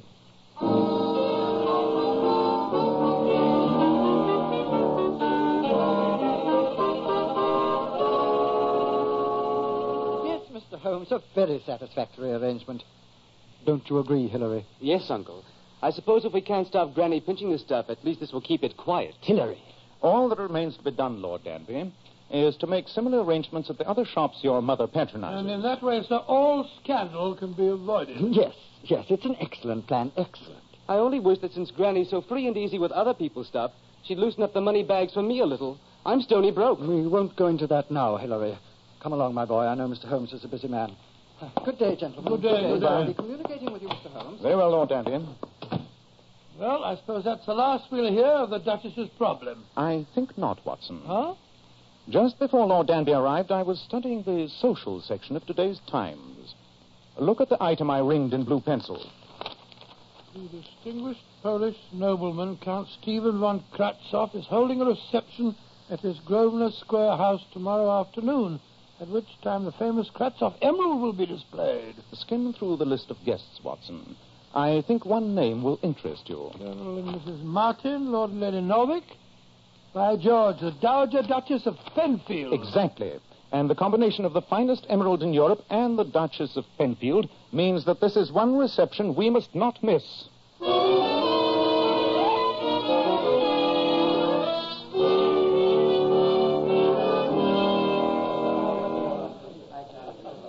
Where's your friend, Sherlock Holmes? He's over there talking to Count Kratzoff, Your Grace.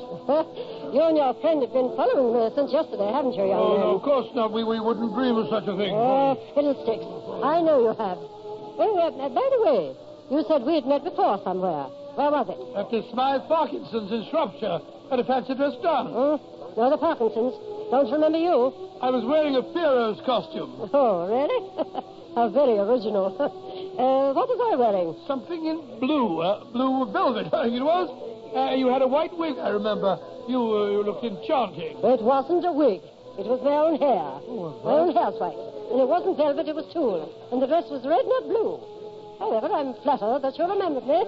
Good night, young man. Good night, Duchess. Oh, good night, Count von Kratzoff. Had a very pleasant evening. Good night, my dear Duchess. I'm so happy that you honored me with your presence. How long, Gilderoy? Oh, yes, Good night, Granny. Mr. Holmes. Good night, Your Grace. Oh, thank you so much, Count. Good night, young man. Good night. Good night. A most successful evening, Count von Kratzoff. I am flattered that so many distinguished guests were present, Dr. Watson. You were very quiet this evening, Mr. Holmes. I was watching, Count. My eyes hardly left the emerald during the entire evening. I imagined that you had some professional reason for attending. The embassy was most insistent that I invite you. But nothing seems to have happened. Is the gem still lying in its case on the table there? I saw nothing happen. I hope nothing did. Well, what could have happened? There's a stone safe and sound. Now, please examine it, Mr. Holmes. I know you have quite a reputation as an expert on jewels. What a beautiful gem. It is considered one of the finest in Europe, my dear doctor. Mr. Holmes, what is your opinion? That you've been robbed, Count von Kratzoff. Robbed? Yes, this is an extremely fine paste replica. The Kratzoff emerald has been stolen right under my very eyes.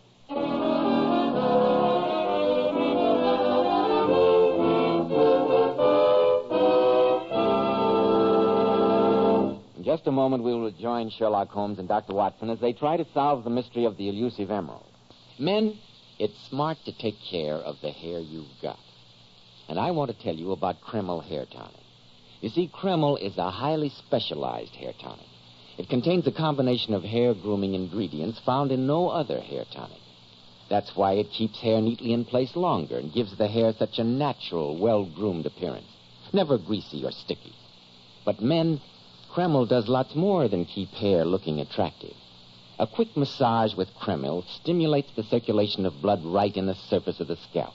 Notice how alive, how invigorated your scalp feels. And men, you like to rub Kreml on your scalp because it's such a clean hair tonic. Never feels greasy or sticky. Its light oils have a fine lubricating effect on a dry scalp, too. At the same time, it removes loose dandruff. And if your hair is so dry that it breaks and falls, Kreml actually helps condition the hair, in that it makes it feel softer, more pliable.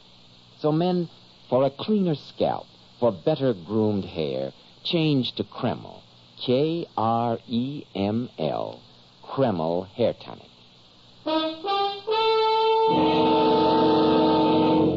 So, Dr. Watson, the famous emerald had been replaced by a paste replica? Yes, my boy, it had. Well, I don't have to be a Sherlock Holmes to deduce that the Dowager Duchess was the culprit. Elementary, my dear Mr. Bell, elementary. But when the police arrived on the scene, Holmes gave no indication of our obvious suspicion. Later on, when we returned to Baker Street, I don't think either of us were in the least bit surprised to find that Lord Danby was waiting for us, in a state of great agitation. Mr. Holmes, you've helped me so far. You've got to find some way out of this mess. You've spoken to Count von Kratzoff since the loss was discovered? Yes. He came over to see me while you and the police were still searching the house.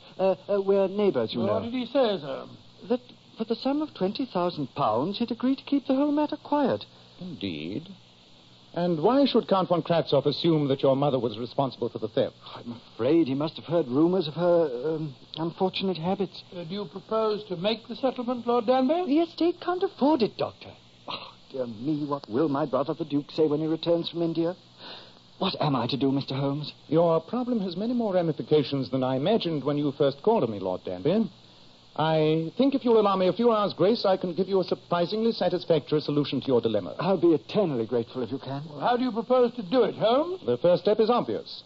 To find the jeweler who made the paste replica. Unless I'm much mistaken, there's only one jeweler in London capable of such an exquisite piece of craftsmanship. We shall call on him, Watson. We shall call on him at once.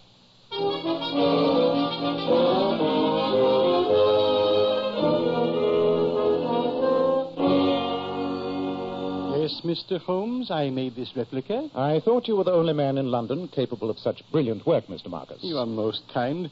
It was one of a pair of duplicates that were ordered. A pair, eh? Yes. Now the plot thickens, Watson. Of course, you had no idea that the replicas were ordered with any criminal intent, Mr. Marcus. Of course not, Dr. Watson. I was told that they were for a collection of replicas of famous stones, and I was paid handsomely. 25 guineas apiece for them, yes. A small stake for so large a prize. Could you describe the woman who gave you the order? Woman, Doctor? It was a man. A young man. A man? But, yes. Holmes, she must have an accomplice. I think not, Watson. Though the train of thought suggested is certainly an astonishing one. However, our next move should be obvious. Oh? What's that? We return to Baker Street for certain necessary tools of my trade. And then, my dear fellow, we pay an unannounced visit to the Dowager Duchess and try our hands at a little burglary.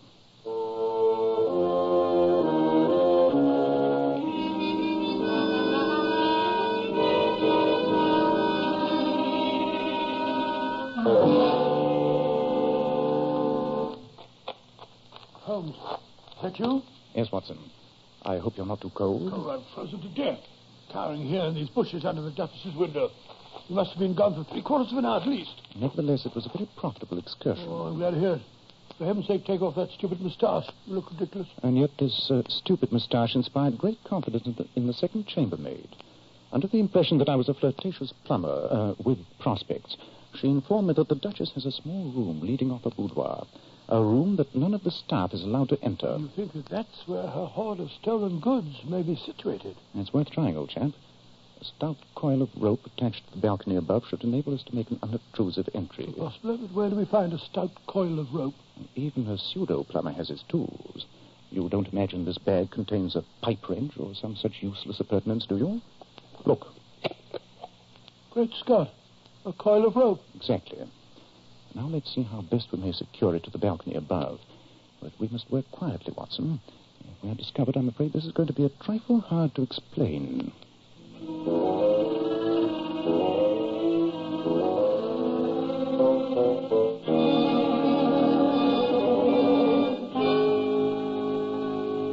Oh, when I climb up ropes, Holmes, I realize I'm not as young as I used to be. I thought you were surprisingly nimble, my dear Watson. Oh, I don't like this. Supposing somebody discovers us burgling the Duchess's house and calls the police. What? We shall probably go to prison. Strike a match, will you? Right. But I still don't like it. I like this lamp. There we are. So this is the room where the servants are not allowed, eh? Now, I wonder where the Duchess would... Aha. I think this wall safe gives us the answer. Locked, of course. Yes, but the safe's old-fashioned. Unless I'm much mistaken, the combination is an extremely simple one. It is. There we are. Look, Watson. This is Pandora's box indeed. Great. It's got a whole collection of silver and jewelry. And prominent among it is the King of Morania's jeweled snuff box. I'll slip that in my pocket. I think His Majesty would prefer that I retain its ownership. Look, Holmes. There's Count Kratzov's emerald. Yes, Watson. We'll take charge of that, too. The rest of this collection doesn't concern us. I think there's someone in the other room. Quick, down the rope. Give me a hand over this window ledge. Who's in there? Oh, hurry, Holmes. It's the Duchess. Follow me as fast as you can. Who is it? Oh. Who is it? Why, my word. Why, it's that young Dr. Watson. That's right. That's that young Dr. How Watson. on earth did you get here? Get here? Got here through the window. Well, imagine that. I climbed up a rope to your balcony, Your Grace. You climbed up a rope? My dear boy, you took that risk from me. Oh, you impetuous boy. Who, me? Oh, no, Your Grace. You're entirely mistaken. Not a word, my dear boy. I know how you feel. I'm sure I you don't. realized it tonight when you spoke of the grey chiffon dress I wore at Smythe Parkinson ball. But you don't understand. I do. I understand only too well. Oh, but you dear boy, it can't be. Don't you understand? Think of my family, my grandchildren, my reputation. But really, Your Grace, you're making a very... Not another word, you headstrong boy. Now, one kiss and good night. Oh, Your Grace, Your Grace. My dear boy, now you must go. Yes, I certainly must. Good night. Good night, you foolish boy. Scott, Holmes will be furious. Holmes! Watson, What happened? Holmes, she thought I was there to see her. Hope springs eternal, eh? I trust you didn't undeceive her? No, but she kissed me, Holmes. A martyr to our cause, Watson. Well, it's been a most successful evening. The case is solved, and I imagine it's still quite early. What time is it? Well, it's, Holmes. What's wrong? Great Scott, when the Duchess kissed me, she stole my watch. You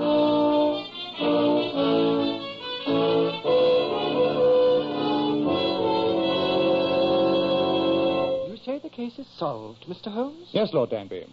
That's why I asked you and Count von Kratzoff and your nephew to join me here in Baker Street. Then where is my emerald? Here it is, Count von Kratzoff. How did you make the old girl give it back? I bet it made her furious. Supposing you let my friend explain in his own good time, young man. Here is the replica, Count, and here's the real emerald. You will, of course, identify the stone. Yes, of course. Splendid. Then I'm sure you have no objection to signing this document I prepared. It relieves the Duchess's family of all responsibility. Please sign it here. Very well, Mr. Holmes. There. Thank you, Count. And now, Lord Danby, I shall present this paper to you. Well, I'm tremendously grateful, Mr. Holmes, but I'm utterly confused. Then let me clarify the situation for you. I have another visitor here tonight. Please come in, won't you? Very well, Mr. Holmes. Lord, it's that jeweler fellow. Now, Mr. Marcus, please point out the person who ordered the two paste replicas from you. It was that young man there. Me? But I've never seen you before in my life. He was the man, Mr. Holmes. You mean that my... I mean, Lord Danby, that the whole theft was part of an extremely cunning plot. Count von Kratzoff, you joined forces with young Hilary here. You displayed a paste replica at your reception and tempted the Duchess to steal it. Which she did, and then the Count substituted the second replica in place of the one that she'd taken. Precisely, and insisted that I examine the stone, knowing that I'd spot it was a fake. And then Count von Kratzoff attempted to persuade the family to settle for £20,000. For the theft of a paste imitation. Well, Count, it looks as though Sherlock Holmes was too smart for us. Be a fool, Hilary. Admit nothing. A confession is not needed since the guilt is proven. But where's the real emerald? I'm quite certain it's still safe in Poland. The whole plot was perfectly clear to me when Mr. Marcus told me of the pair of duplicates. Yes, a kleptomaniac could hardly indulge in such an elaborate plan. Nor would one work with an accomplice. Well, Lord Danby, what do you say? But I'm shocked. Deeply shocked.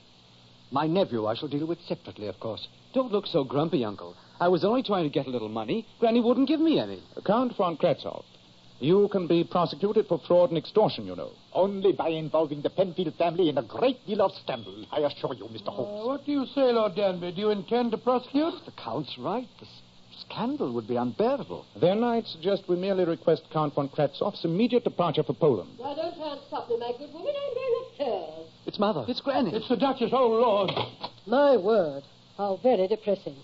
I came here to talk to Dr. Watson, and I find his room knee-deep with my relatives. Now, get out of this room, all of you. But, Mama... Now, no arguments, Marlis. Leave the room. All of you, and wait for me downstairs. Very well. Come along. I will speak to you privately.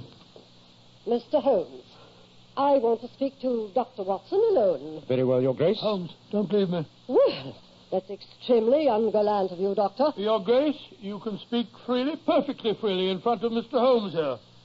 My word. How extremely disappointing. Well, young man, I realize that I was cruel and heartless to you last night. Here's your watch. Oh, thank you, Your Grace. What's this gold key on the chain? That's a key to my private conservatory in the garden. Oh, dear me. Yes, a man of your weight has no business climbing ropes. Good day, Mr. Holmes. Goodbye, Your Grace. And Dr. Watson. Yes, Your Grace? I looked through my wardrobe after you left last night. I found that dress I wore at the Smythe Parkinson's. It was green. Bottle green net. Watson, my dear fellow, you've made a conquest. A distinct conquest. I felt so more embarrassed in my life. A gold key, indeed. You know, Holmes, though the case is over, I think Count von Kratzoff should be taught a lesson. Undoubtedly, he led that young fellow astray, even though Lord Danby doesn't want to prosecute. I'm not sure that we shouldn't. What evidence would we use? The replica emerald, of course. You seem to forget that the Dowager Duchess of Penfield has just left the room. What? You mean she stole it again? Yes, Watson. I'm sure that our evidence will shortly be reposing in that small room off her boudoir. And I have a strong feeling that not even your love for British justice will get you there again.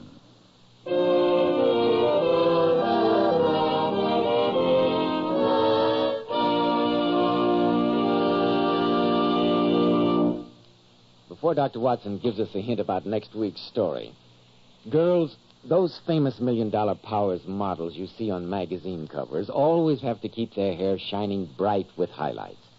Now, here's how they do it. We glamour bathe our hair with Kreml shampoo. And ladies, I must say, Kreml shampoo brings out all the hair's natural glossy luster and sheen. More than you may dream ever possible. It leaves the hair simply radiant. And Kreml shampoo is one shampoo you can buy today that doesn't dry the hair. In fact, it has a beneficial oil base which actually helps keep the hair from becoming dry. Yes. And Kreml shampoo leaves the hair so much softer, silkier, and holds a wave better. Ladies, buy a bottle of Kreml shampoo at any drug counter. See how easy it is to glamour bathe your hair to a vision of beauty. Kreml, Kreml shampoo. And remember, a bottle of Kreml hair tonic makes a fine addition to that Christmas stocking. Now, Dr. Watson, what about next week? Well, now, next week, Mr. Bell, I shall tell you a strange adventure in which Sherlock Holmes and I fought a losing battle to prevent the murder of a man who, curiously enough, was already on his deathbed.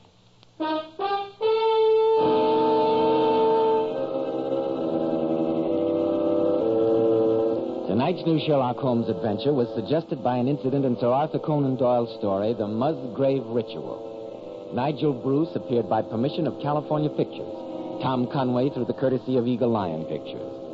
This is Joseph Bell speaking for Kreml Hair Tonic and Kreml Shampoo, and inviting you to be with us next week at this same time, when Dr. Watson will tell us about the adventure of the Grand Old Man.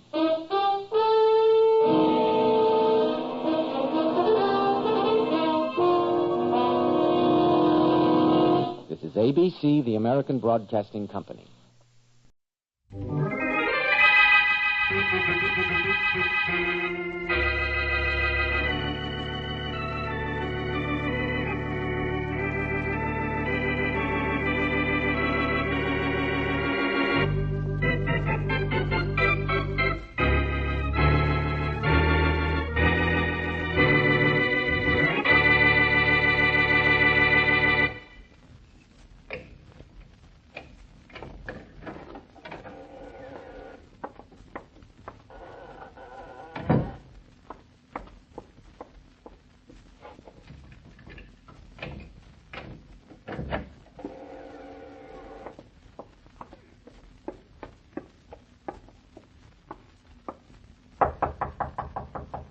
Aggie, here's your food.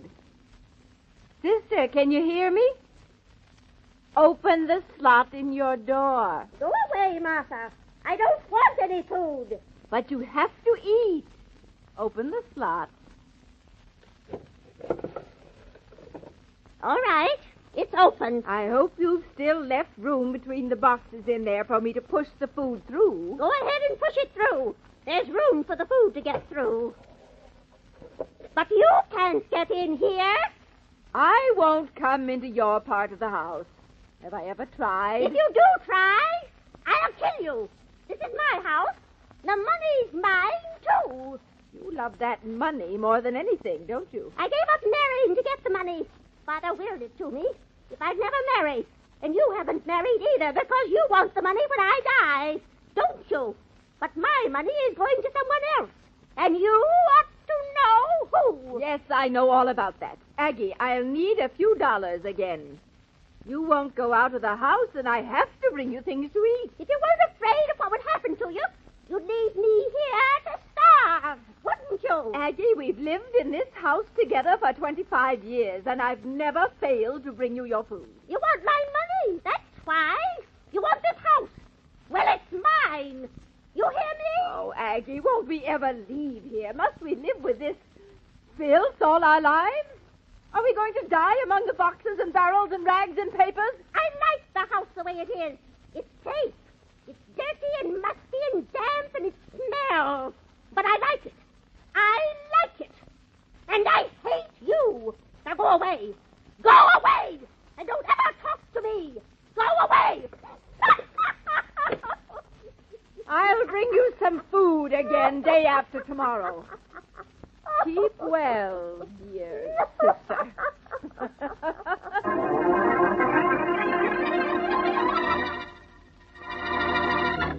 And now on to Dick Calmer as Boston Blackie.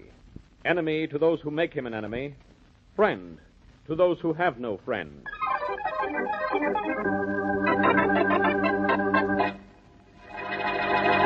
I realize I'm a complete stranger to you, Blackie, but I'm sure you're familiar with the house I'm talking about. I certainly am. What'd you say your name was? Oh, yes, Crane. Well, Mrs. Crane, I think the Rogers Mansion is one of the most famous eyesores in the city. You say you heard one of the sisters moaning this afternoon? Yes, Blackie. I was coming home from the grocery store. Oh, it was loud moaning, too, because, you know, the windows are boarded up, but I could still hear it. It was eerie. Well, you shouldn't have come to me, Mrs. Crane. You should have contacted the police. Oh, no, I want nothing to do with the police. Nothing to do with them. But I was sure if I came to you, you might investigate. You could creep into the house at midnight. I have no right to break into the Rogers home just because you heard one of the sisters moaning, Mrs. Crane. Oh. But I'll do what you should have done. Call the police. At what time did you hear this moaning? Oh, about an hour ago. And it was so mysterious. Well, if one of the sisters is in trouble, I don't suppose it's too late to help, huh? Oh, isn't this exciting, Blackie? Not very. I suppose you don't want me to mention your name to the police. Oh, I'd rather you didn't. It's more mysterious this way. Oh, fine. Hello, Faraday speaking. Hello, Inspector. This is Blackie. Goodbye. Wait a minute, Faraday. This isn't for your department, but I thought you might want to contact the right one. What? There may be trouble in the Rogers Mansion. There may be. There's been trouble in that house for 25 years. There's been nothing but trouble in there since those two sisters locked themselves in. Well, one of them might be in trouble, Faraday. I happen to know someone heard moaning in the building a couple of hours ago.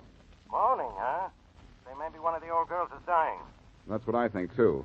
You better contact the emergency squad and maybe get out there yourself. Don't tell me what to do. Oh, I wouldn't think of it. But pick me up on your way out, will you?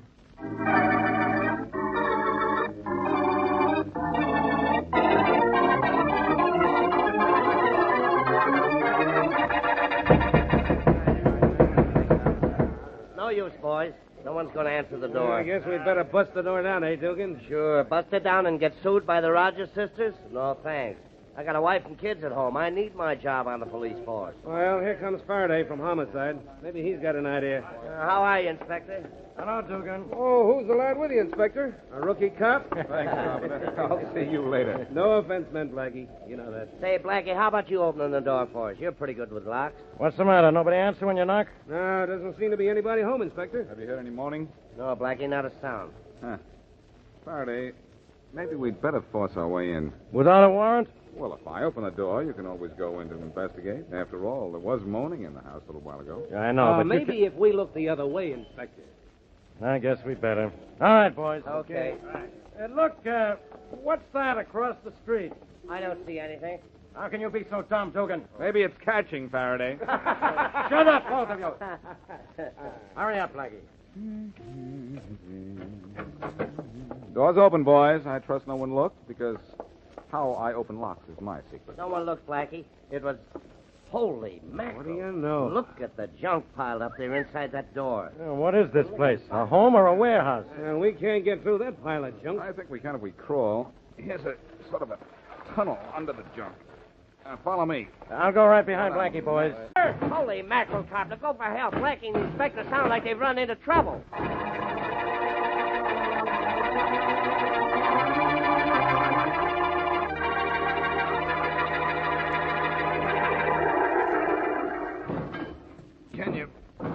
Can you get out this way, Faraday? Yeah, I think so, Blackie. Brother, what fell on us? The whole house? No, but a room full of junk did. Guess I was knocked out for a while. I know I was. Where are we now? We're out on the other side of the pile of junk we'd first crawled under. Hello! Hello! Hey, that's Dugan's voice. Hello? Faraday? Yeah? You all right? Blackie with you? Yes, we're both all right. Where are you? The other side of the house. We couldn't get through that way after everything fell down. You find anything where you are? Nothing but more junk. Well, keep looking over there. Blackie and I will see what we can find over here. Meet you later. Okay. Here's the door, Faraday. Shall we try this direction? Yeah, might as well. There's nothing but barrels and boxes on either side of us. Oh, nuts. Locked. Yeah. Turn away, Faraday. Okay. Brother, you sure made that fast. Oh, it's just a simple door lock. Well, I'll be. Another door. And locked. And more junk. Well, keep looking at the junk. Look, it's so dark in here, I can hardly see anything anyway. Hey, at least we're coming to where it's lighter. Yeah, but the junk is getting heavier. There's another door. Look, Faraday. There's a sliding panel in it. Slide from this side? No, from the other. All right, go ahead. I'm not looking.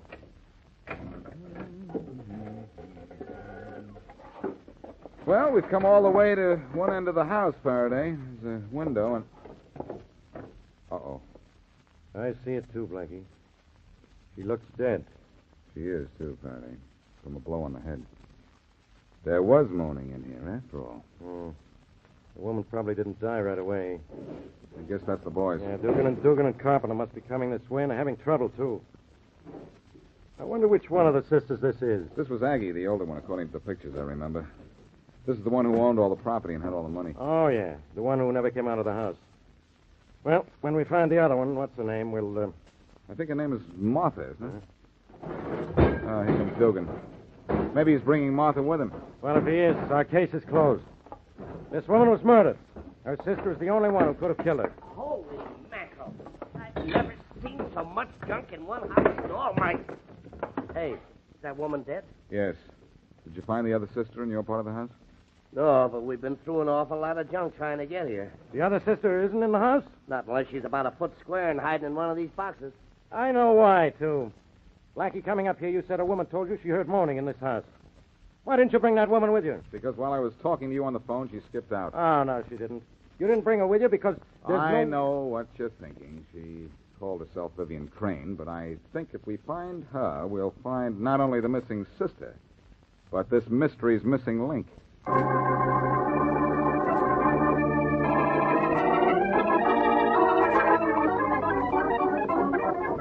Paper, mister? Yeah, I'll have one over here. Okay. Paper. Paper, lady? Yes, please. Hi. Here they are. They're all late. Paper. Get Hello, the son. paper, mister? No. You know what this badge means? Yeah, you're a cop, huh? Uh-huh. Faraday's the name. Are you Robert Perkins? Yeah, that's me. I want to talk to you, son. Yeah, but I haven't done anything. But someone else has. You're just about to benefit from it. Close up this stand, son. Hey, I can't do that. One of the Rogers sisters was killed this afternoon. She left her entire fortune to you.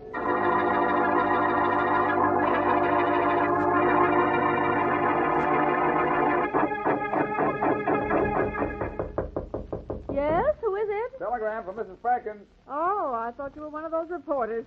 I'm sick and tired of talking to newspaper men. Mrs. Lawrence Perkins? Yes, where's my telegram? Oh, there isn't one, Mrs. Perkins, but there's my foot inside the door. Oh, another report. No, I'm Boston Blackie. Oh, get out of here. What? After just this minute getting here? I don't want to answer any questions. Everybody's been asking me questions today, ever since the police discovered Agatha Rogers' will. You want to know why that Rogers woman left everything to my son. That's it. Well, she was in love with my late husband before I married him. Now, will you get out? If you'll just answer one... You first, Oh, son. now the police. Well, oh, dear. Faraday. Blackie, do you have to beat me to everything? Well, I don't have to. I just do. Who's the boy? Mother, this policeman says I've inherited a lot of money. That answers my question. Yes, you have, Robert. But we're not going to accept it. I won't let you take money from that crazy old woman. But, Mother, I don't... No, Look, Robert, Mrs. Perkins. Of course you can. Martha Rogers is missing. Do you have any idea where she might be hiding? Listen, I'll have you understand we're not in any way connected with the crazy Rogers women. Never saw either of them. Now get out of here. That means you, Faraday. And you, too. I see what you mean. Well, we've got no search warrant. Let's go, Blackie. Mother, why are you so Quiet, Robert. Come on, Faraday, let's go. I'm way ahead of you. Goodbye, Mrs. Perkins. Goodbye, and don't ever come back. Mother, I wish you Robert. would... Well, Faraday, I suppose you know what to do next. Of course. Sure I do. What?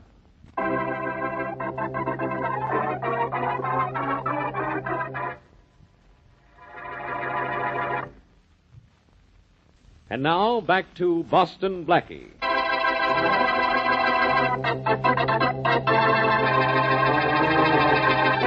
Aggie and Martha Rogers are two recluse sisters who have lived alone in a junk-filled house for 25 years. A woman who calls herself Vivian Crane goes to Boston Blackie and claims she heard moans in the house one day. Blackie and the police break into the house to find Aggie Rogers dead, killed by a blow on the head. But Martha Rogers is missing. In her will, Aggie Rogers left the entire family fortune to Robert Perkins, a newsboy. But Robert's widowed mother says she wants no part of the money. As we return to our story, two detectives are on the Sea Island ferry looking for the missing Martha.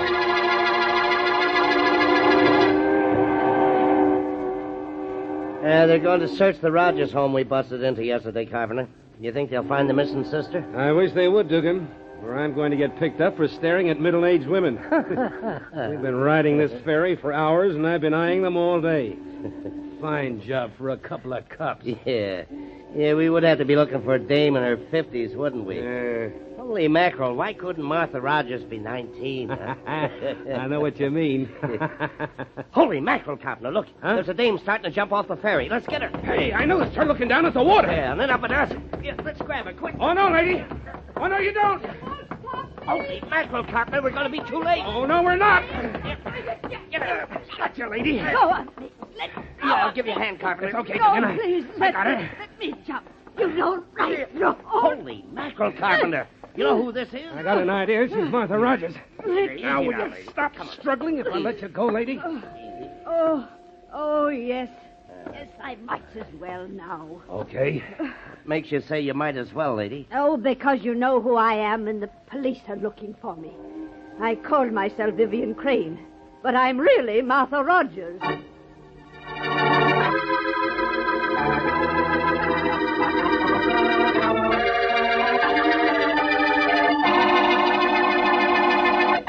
You killed your sister, didn't you, Miss Rogers? No, I didn't, I tell you. I didn't. She was dead when I got home. Yeah, that's your story.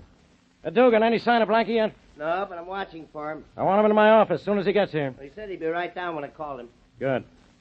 Now, look, Miss Rogers. Why did you go to Boston Blackie with a story about hearing moans as you passed that house? Oh, because I didn't want to go to the police. I was afraid the police would say I killed her. Well, you did kill her, didn't you? No, I told you. I found her dead. What had you been doing before you came home and found her? I'd been at the grocer's. Ask them there. They'll tell you I was there. I don't have to ask them. I checked, and I already know you were there. And I know at what time, too. I was there at noon. I didn't get home till, 1:30 or 2. Yeah? I bought a great many things. Oh, so many. And the store was crowded. Very crowded. Here comes Blackie, Inspector Faraday. Well, thanks, Dugan. Come on in, Blackie. You found the missing Miss Rogers, I hear. Yeah, and I want you to have a look at her. Is this the woman who came to you and told you she heard moans in the Rogers house? That's right, but she called herself Vivian Crane. Oh, I had to, Blackie. I didn't want to get mixed up with the police. Yeah, so you told me. Blackie, she's got an alibi for the time Maggie Rogers was killed. Of course I have. I've done nothing wrong. Well, it was foolish to try and run away, but now I'm rich. You'll have to let me go free.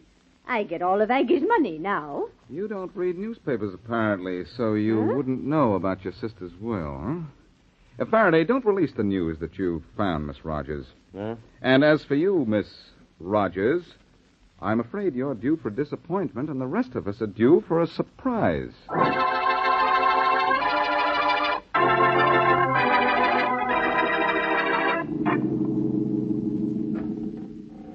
Robert. Yes, sir?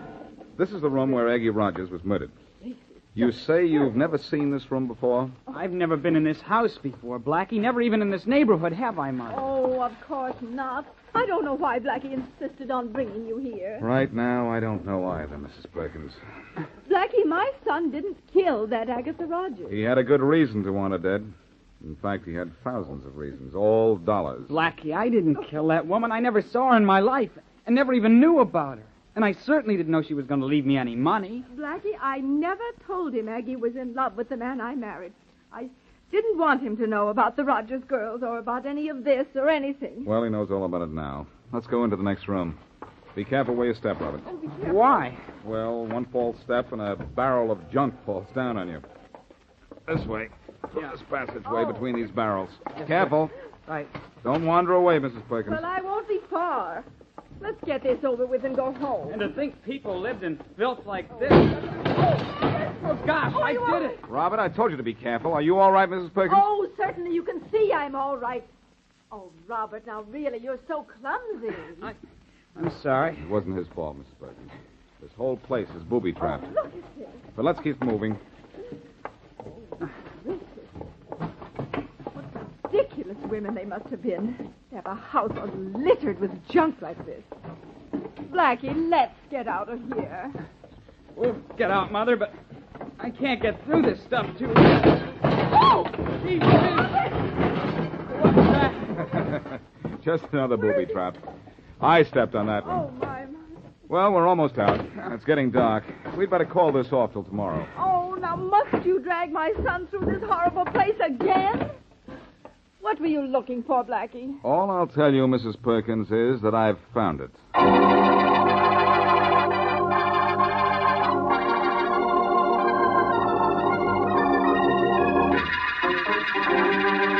Blackie, if Mother and I aren't being held for anything, why have we had to sit in Inspector Faraday's office for so long? Sorry to inconvenience you, Robert. We're waiting for Faraday to bring in a certain woman. Oh, here they are now. Come on in, Miss Rogers. Maybe this time you'll talk. But I told you everything. Everything. This is Miss Rogers, the missing sister, Blackie? Yes, Mrs. Perkins. But the police withheld the news at my suggestion. All right, Blackie. Here's Miss Rogers. Now, what makes you think facing Mrs. Perkins and her son will make her talk? I'm sure what's about to happen will make Miss Rogers talk, Faraday. But I'll have to talk first. Now, go ahead, Blabbermouth. Miss Rogers, have you ever seen these people before? No, I haven't. Should I have? Well, this is Mrs. Lawrence Perkins, the woman who married the man your sister Aggie was in love with. Oh. And this is her son. By the terms of your sister Aggie's will, the entire Rogers fortune went to Lawrence Perkins at his death to his heir. The boy here is his heir, Robert Perkins.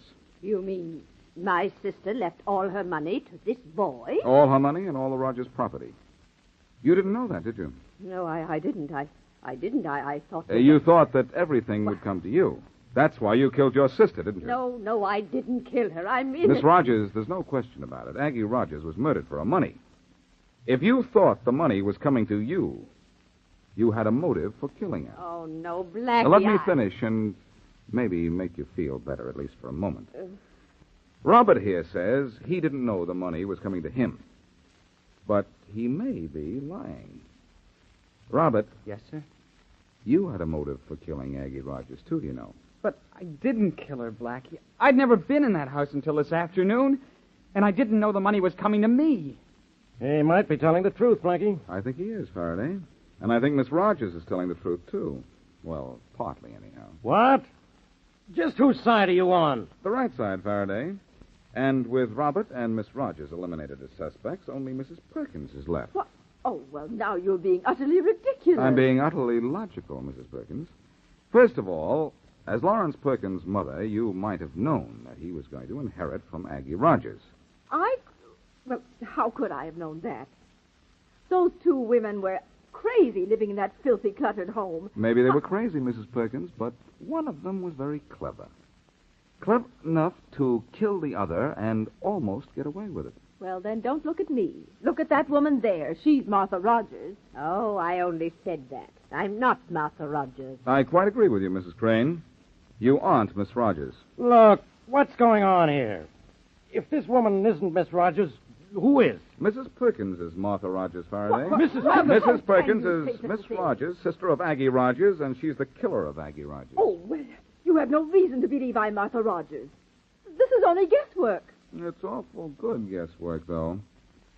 But there's another thing that convinces me that you're Martha Rogers. Oh, there is? When I took you and your son through the Rogers home, who touched off booby traps? I did, and Robert did. So? So, I knew Robert here hadn't been in the house before. He touched off several booby traps. So did I. But you, Miss Rogers, because you are Miss Rogers, failed to set off a single trap. It is impossible to move around that house without setting off a trap. Unless you know your way around. Blackie, I hate to admit it, but I think I've been holding the wrong woman. I'm telling you that I'm Mrs. Perkins, widow of Lawrence Perkins, and this boy's mother. Yes, you are, Mrs. Perkins. But you're also Martha Rogers. But don't worry. Even if you have led a double life, you can be punished only once.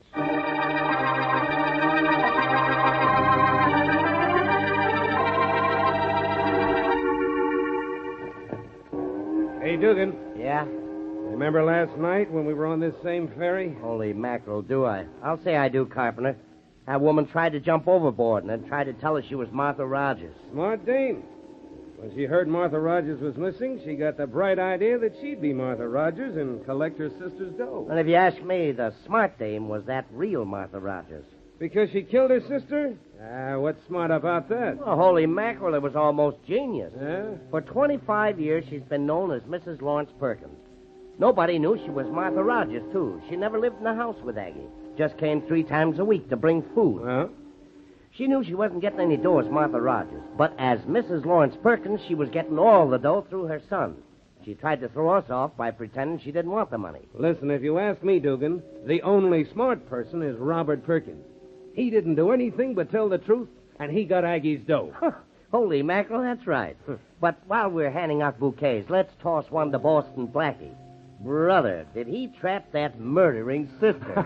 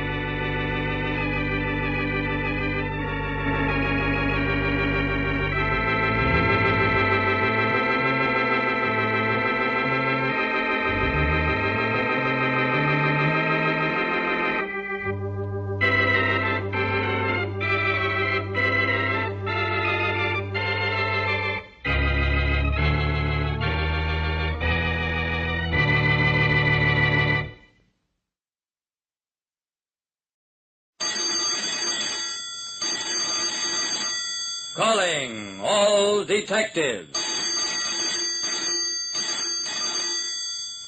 Puzzles and coats, weird wills and rhymed notes are the problems reflective on this page from the casebook of Jerry Browning, Private Detective.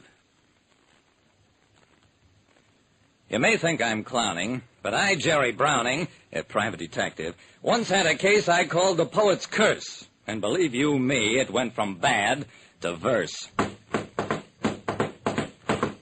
I rapped on the door marked Adam Flynn, and a deep voice called, "Jerry Browning? Well, walk right in." I saw two men and a little blonde honey. The three Flynn heirs, all after Adam's money.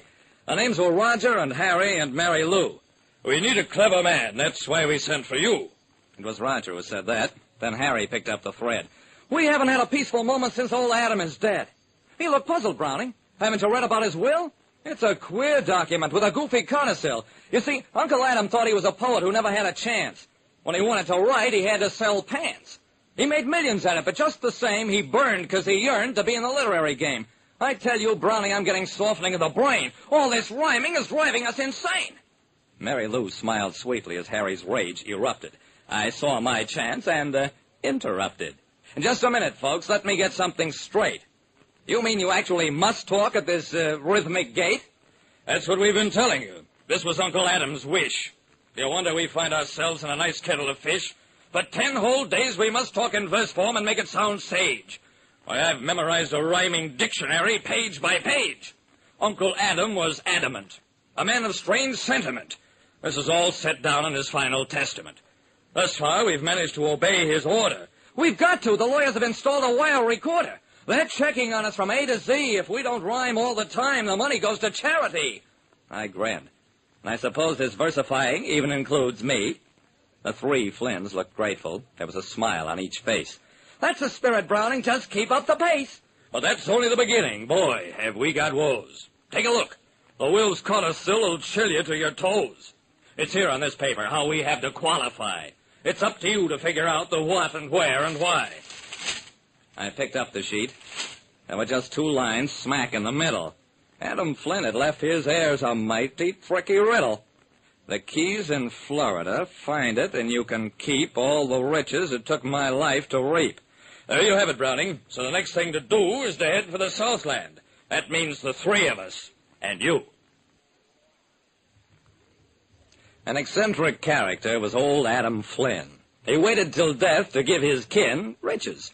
And of course, that's no crime. But his will specified they had to find him in rhyme, and within only 10 days' time. Chug, chug went the train. We were Florida bound. And as far as the riddle, I hadn't found any solution. But my clients weren't upset by my admission. They were just glad of the lawyer's permission. Yep, they let us get away with no more than our pledge. We need this trip. Our nerves are on edge. We had dinner in the diner, then sat in the club car. The train was clipping, but we weren't getting far, although Roger and Harry made headway at the bar. This is wonderful. Come on, Jerry, don't you want to feel frisky? I'll tell you my secret. 12 different words rhyme with whiskey. He started to reel them off, and I do mean reel. But Mary Lou looked at me with sweet appeal. She wanted to stay on the track of the puzzle. As far as we could figure, the first line wuzzle that made sense. Then suddenly I yelled, "Mary Lou, I'm getting dense. It says the key's in Florida." "Well, just forget the rest. We're certain to find it once we get to Key West." We called for the porter. He brought a map and laid it on our table. As soon as I looked, I was unable to offer enough apologies for that swift and wrong conclusion. Well, the map showed keys in such profusion that it seemed like Florida's in a state of confusion. There was Key Largo, Macomb Key, Long Key, Boot Key, Pigeon Key, Ramrod Key, and a few dozen others. I looked like a monkey to Mary Lou and her brothers, so to cover my embarrassment, I pointed quickly at a dot.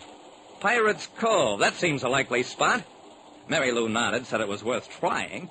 In fact, since I mentioned it, her uncle talked of buying an old pirate vessel thought to belong to Captain Kidd.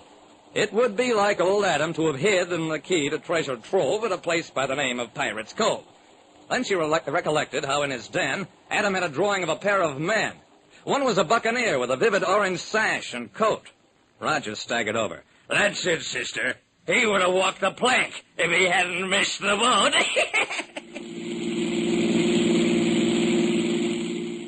Well, when we hit Miami, we rented a car, and as for the course, we made it in par. The road was wide open. We passed through the toll. Nothing could stop us from reaching our goal. Nothing, that is, except the sheriff and his men. Yo can't dig here. Go on back north again. Roger got belligerent, started to fight. You've guessed it, we landed in the Pokey. Stayed there overnight.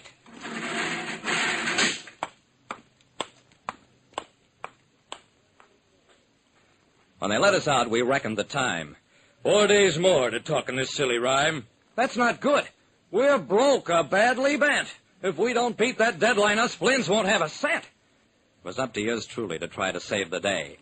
And suddenly I remembered what Mary Lou had to say about Adam's pirate picture hanging in the old homestead. It had to work on my face like the Flynn's finances would be strictly in the red. I packed him in the car, drove off in high. 2 days later, we were soaring in the sky.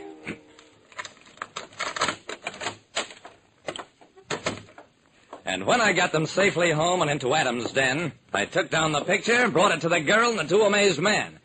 Here's your uncle's secret, and he's buried it well. He was sure you'd never guess it, because to tell the truth, the key is a word both unique and sly. You can rhyme it with no other, no matter how you try. Now think for a minute. It has to do with Florida's fame. With that, all cried, "Orange!" And then the game began in earnest, for on the pictured pirate's bold orange coat and sash was the clue to Adam's treasure, $4 million in cash. It was all done with dots. They spelled a combination, and when we worked it out, you can imagine the elation. Look, the dots are Morse code, and what do you know? The letters spell a message. The Second National Bank Vault's the place to go. We called the lawyers. They came on the run. Amazing, remarkable. Old Adam had his fun, but you solved his riddle, did it to perfection. Roger broke in. Thanks to Jerry's slick detection. Yeah, I got all the credit that fine day. What's more, I really made rhyme pay with a great big fine fee, proving that there's more profit than truth in some poetry. Like I said, and you'll probably agree, when you're out on a limb, completely up a tree, just turn a new leaf and don't ever stop. Sooner or later, you'll get to the top.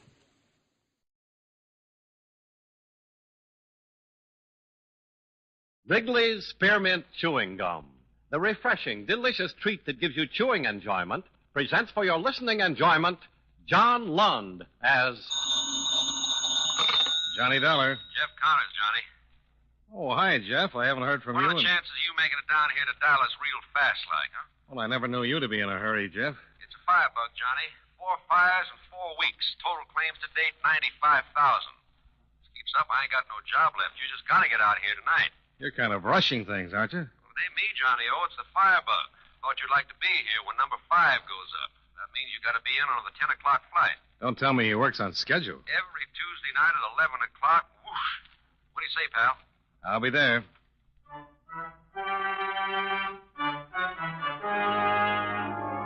the makers of Wrigley's Spearmint Chewing Gum bring you John Lund in another adventure of the man with the action-packed expense account, America's fabulous freelance insurance investigator. Yours truly, Johnny Dollar.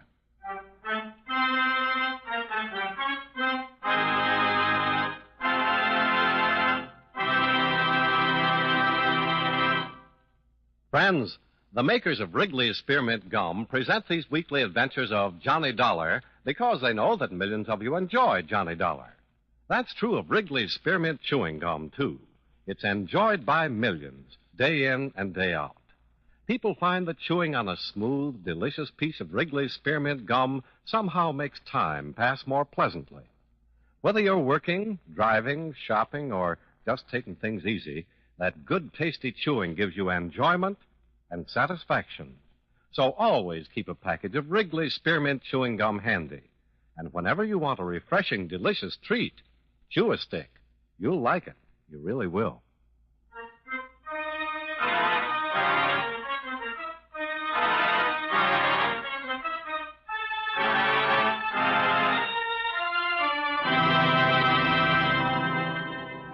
Expense account submitted by Special Investigator Johnny Dollar to Home Office, Eastern Indemnity and Fire Company, Hartford, Connecticut.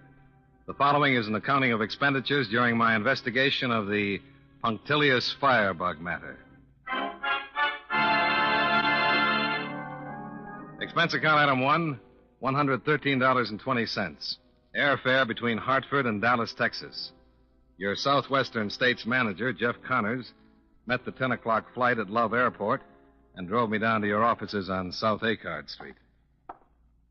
There they are, Johnny. Number 1, candy store out northwest. Number 2, 2 family residents on the east side. 3, small factory out on Commerce Avenue. And 4, garage and repair shop out southwest. Grand total of claims is $95,000, and it's all yours. These all follow the same time pattern. Every one. Comes Tuesday night around 11 o'clock, and that firebug just naturally lights up. All new policies, Jeff. Written within the past 6 weeks to 2 months. That's right. Ink hardly gets cold on the premium checks when it gets all hotted up again on the claims. Any connection between the policy holders? Can't find one if there is. All in different businesses, different parts of the city. The whole thing just don't make sense. It does if the bug is in your own organization. Yeah, that's what Len Borchardt says. Who's Borchardt? Detective Lieutenant, Arson Division. He's been working on it. How's he making out? Well, I got 10 men out in the field, 2 gals in the office here, lots of alibis to check out. Takes time. So far, there's no reason to suspect anybody. Those fires are reason enough. But, man, why'd anybody want to do anything like that? Well, when it comes to firebugs, who knows? Could have a grudge against you or the company. Or maybe just like to see them flames shoot up, huh? That's as good a reason as any. Well, whatever it is, we sure got to get this boy, Johnny. If this kind of thing keeps up, I'll be losing my job, my home, my wife, and everything else Mm-hmm. What's the time, Johnny? It's 4 minutes after 11. Wouldn't want to lay a little bet why this phone's ringing at this time of night, would you? Eastern Indemnity, Connors. Mm-hmm. Yeah, that figured. Wait till I get that address. That's, wait a minute. That's 725 East Westchester. Yeah, I got it. Yeah, thanks, Lieutenant. Be seeing you. Number 5? Yep. Big apartment building out in Westchester. You're sure it's one of yours? Wrote the policy on it myself 4 days ago. Well, let's get out there and have a look, huh?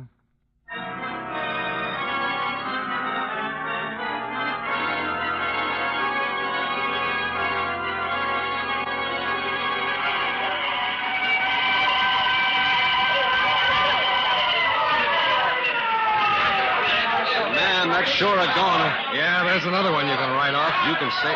Oh, there's Len Borchardt over there. Didn't know he'd be down here so quick. Well, let's hear what he's got to say. Yeah, sure.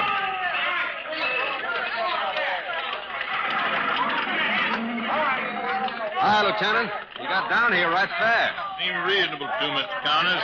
Not that there's much I can do before she cools down. That won't be before morning. I'd like you to meet Johnny Dollar, Lieutenant, one of our investigators from the east. Johnny, this Lieutenant Len Borchardt. Glad to know you, Lieutenant. Looks like our firebug didn't waste any time showing himself off to you, Mr. Dollar. No question about it being torched. Well, like I said, I won't be able to get in there until morning. But when you figure the pattern, where that fire roared up and took hold, no doubt in my mind. Who reported it? A fellow by the name of Hendrickson. At the second floor apartment west. Called in from a hallway telephone. What kind of a story did he give you? He didn't. Got trapped up there on the second floor, suffering third-degree burns and shock. He's not in any shape to talk to anyone. Don't know that I care to be around when he is fit to talk, though. Oh, why's that? His wife and 2 kids. They're still in that fire somewhere.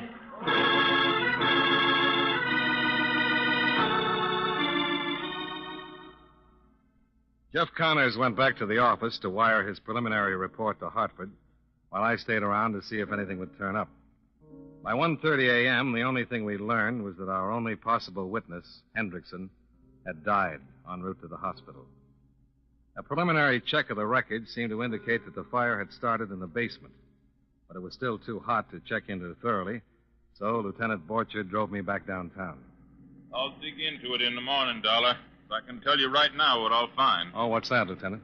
There'll be 4 or 5 hot spots indicating the use of kerosene, gasoline, something like that. Amount of paraffin drippings. Sounds like a candle's used for a slow fuse. That's what we figured. Found the same drippings in all the other fires. Any idea how slow a fuse it is? Looks like an hour and a half to 2 hours. Gives a bug plenty of time to get away, fix himself up, and alibis somewhere. Mm-hmm. Connor says you think it's someone in his organization. Whole pattern points that way. Haven't been able to run him down, though. Takes a lot of legwork. Connors has been a big help. Cooperating right down the line. You known him long, Dollar? Oh, 4 or 5 years, off and on. He's a good man. Yeah. He doesn't seem to be letting his personal troubles interfere with his work any. What personal troubles are those? Oh, he's been pretty broke for the past 6 months or so. Wife's been sick. Run up a lot of doctor and hospital bills. Had to buy a new home recently. Oh, why's that? Last one burned down. Lost his 8-month-old son in that fire. Been pretty rough going for him. Yeah. Well, when we get this firebug pinned down, might help him some. Take some of the pressure off, relieve his mind, maybe. Here you are, Dollar. Oh, thanks, Lieutenant. Check with me in the morning, Dollar. And think over what I've been saying. Maybe something will come to mind. Yeah. Yeah, I'll think about it.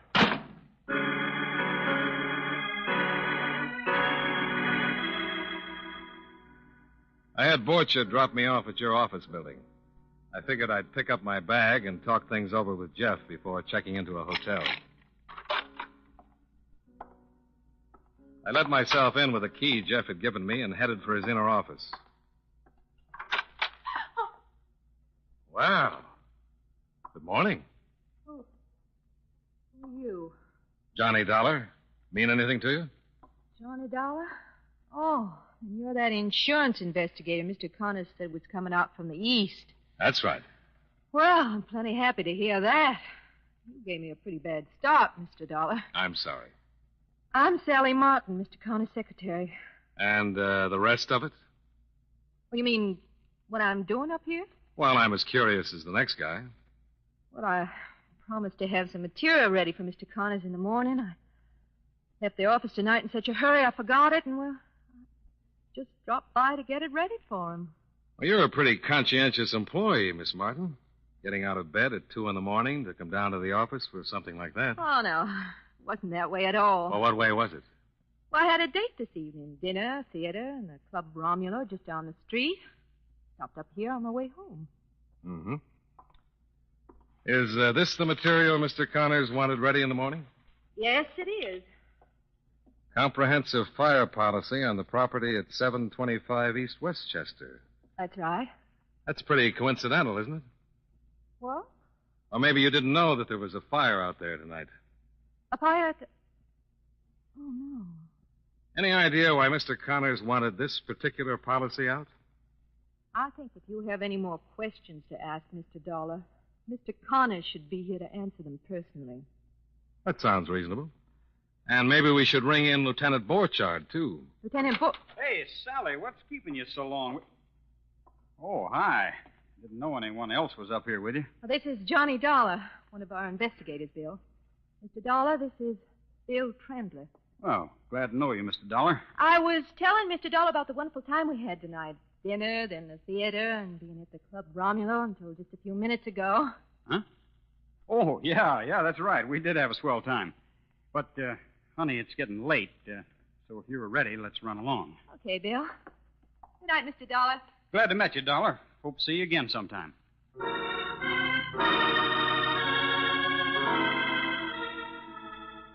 Being a firm believer in the ability of my subconscious to resolve any knotty problems, I checked into the Baker Hotel for the night.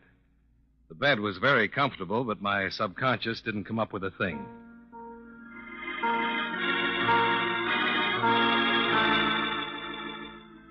Expense account item 2, $3.75.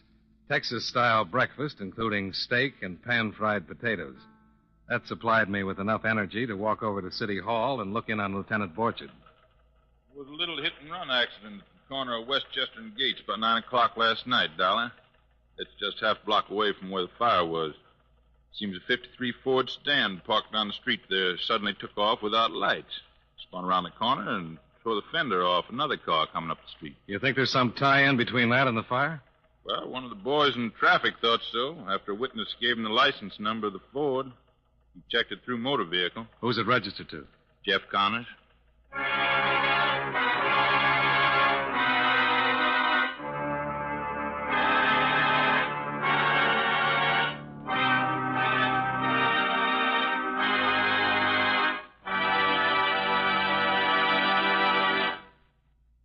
Friends, no matter what kind of work you do, there are bound to be times when the job seems monotonous.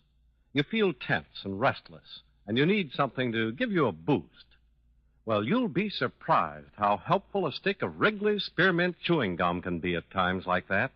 You see, chewing on a smooth piece of Wrigley's Spearmint gum is a natural way to ease tension and relieve that feeling of restlessness. The easy chewing gives you satisfaction. You get a nice little lift out of it. And Wrigley's Spearmint gum tastes good, too. Its flavor is lively, refreshing spearmint, a flavor millions enjoy. Try it and see for yourself. Get a few packages of Wrigley's Spearmint chewing gum and chew a stick from time to time while you work. Chewing this delicious gum will make your job seem easier and pleasanter. It really will.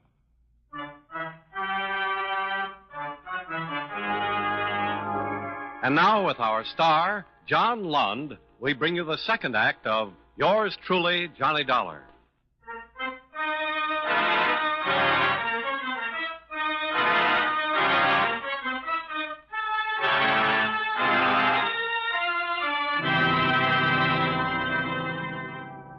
The Traffic Division's report of the hit-and-run accident on Westchester the night before added nothing to what Lieutenant Borchard had already told me.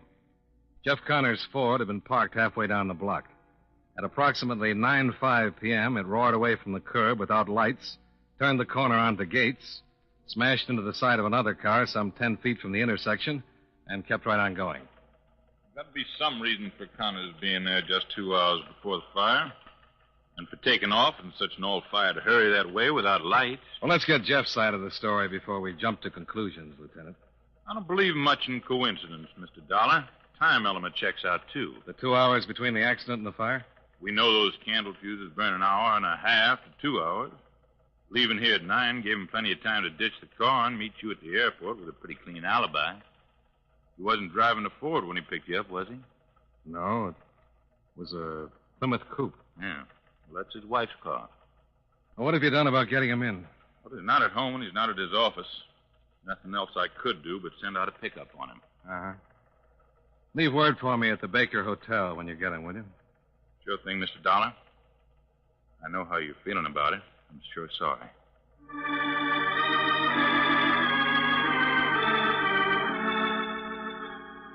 Expense account item 3, $2.25. Cab fare out to the modern subdivision where Jeff Connors had his new home. Mrs. Connors turned out to be a sweet, nice-looking young woman whose recent illness was still apparent. I'm sorry you had the long ride out here for nothing, Mr. Dollar. Jeff's not home. He left early to get his car fixed or something. It's too bad you didn't call first. Oh, that's all right, Mrs. Connors. It's you I wanted to see. Oh, yes. Well, I guess I knew that. It's about Jeff, isn't it? And those fires. That's right. And you've noticed it, too. Terrible things worry and sorrow can do to a man. Well, until 6 months ago, Jeff was the happiest man I'd ever known. And then, well, our world just fell apart. That's when your home burned, Mrs. Connors? When we lost our son. Something happened to Jeff then. Oh, it happened to me, too. I broke down. Had to be hospitalized. But with Jeff, well, it was different. How do you mean? He bottled everything up inside of him, refused to let it come out, never even talked about it. A person can't do that, Mr. Dollar. You mentioned the recent fires, Mrs. Connors. Any particular reason why? Yes. That's what has me worried so. Ever since they started, he's become terribly depressed. I'm afraid he's going to break down under the strain. That's the only reason you mentioned them? Yes. I've tried to do everything in my power to help him. I thought perhaps if we moved away from Dallas, it might help. But he wouldn't do that. Then I tried to get him interested in sports. That brought the first encouraging sign I've had in 6 months. Oh, what was it, Mrs. Connors? Well, usually on Monday and Tuesday nights, Jeff brings work home with him. All the mail that's accumulated over the weekend, the new premiums and renewals and so on. Uh-huh. Well, for the past 5 weeks, Mr. Dollar, believe it or not, Jeff has gone bowling every Tuesday night. He's become so enthused about it, why, He hasn't come home before midnight on any Tuesday evening since. Now, don't you think that's encouraging, Mr. Dollar?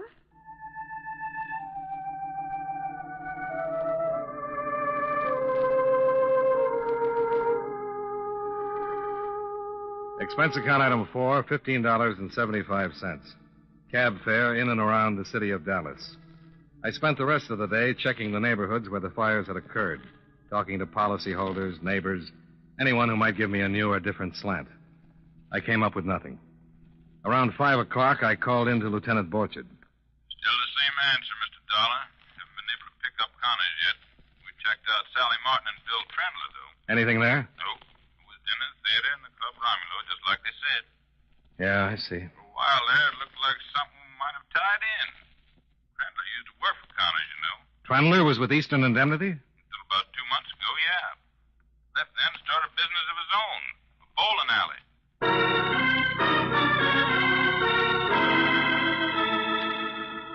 Expense account item 5, $1.60. Cab fare to Trendler's Bowling Emporium on East Gatto Street. 5 alleys and a drink and sandwich bar. Trendler was keeping score for a couple of high school Bobby Soxers over on alley number 3.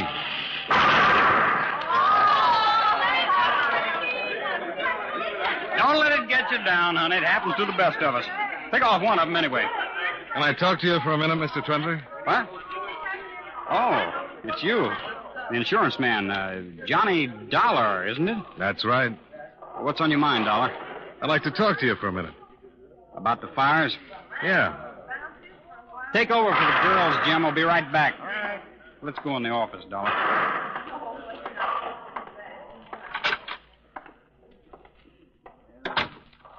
Let's have it, Dollar.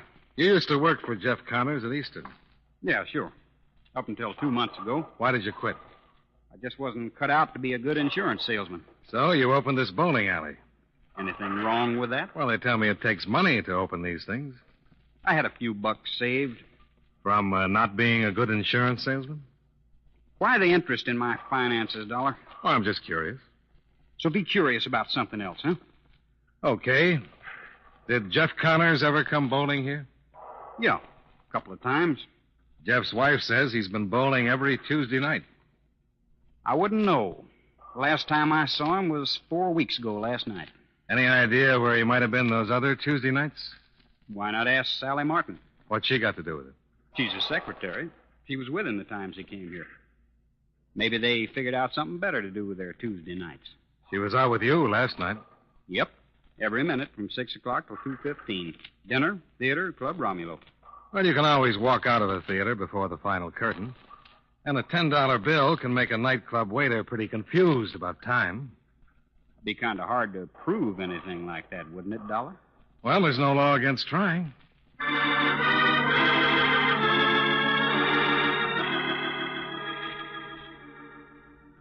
Expense account item 6, $1.80. Cab fare back to your offices. They were closed for the night. At the Baker Hotel, I put a call into Sally Martin's apartment and got no answer. While I was trying to figure out the next move, Lieutenant Borchard called and made up my mind for me. Be out front in 2 minutes, Dollar. I'll pick you up. Where are we going, Lieutenant? Out near the viaduct over the Trinity River. What's out there? Another fire? Nope. Jeff Connors Ford in 12 feet of water.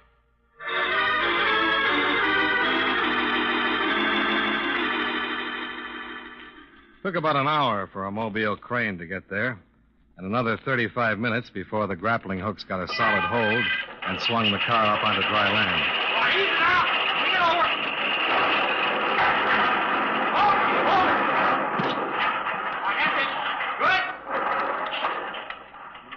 Borchard and I were beside the car almost before the crane put it down. Well, that's a big help. Disappointed, Lieutenant? Would have helped if he'd been in the car. Costs money to drag a river like this.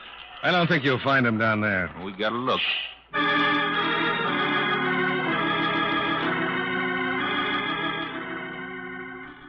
On his way back to City Hall, Borchard dropped me off at the hotel. On a hunch, I went across the street and had a little talk with the night elevator man in your office building. Well, now, let's see. Seems to me somebody went up to Eastern Indemnity since closing time. Yep, here it is. Checked in at 8:17, out again at 8:23. Sally Martin it was. Anyone with her? Come to think of it, there was. A fellow waiting outside in the car. Say, now, I'm just wondering. Could it be it was Mr. Connors himself?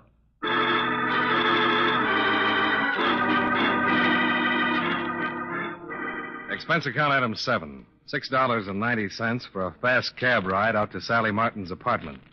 The extra 5 was for the speed.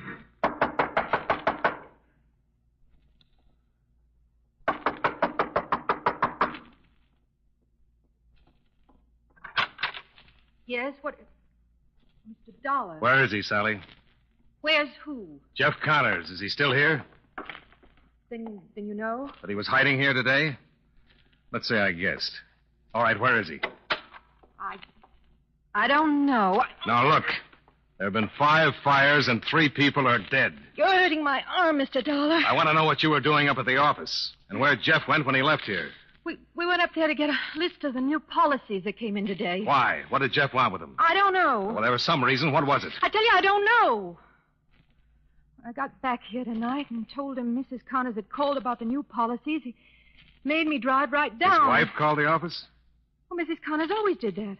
Double-checked the policies with me because of the files he kept at home. What was different about her call this time?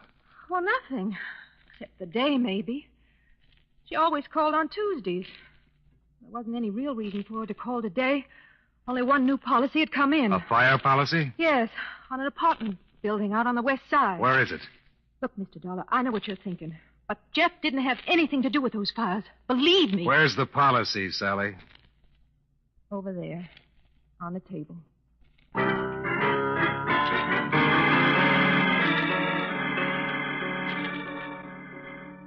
Expense account item 8. $7.50. Cab fare with speed to the newly insured apartment building on the west side. I called Lieutenant Borchard from Sally's, and he was there waiting for me.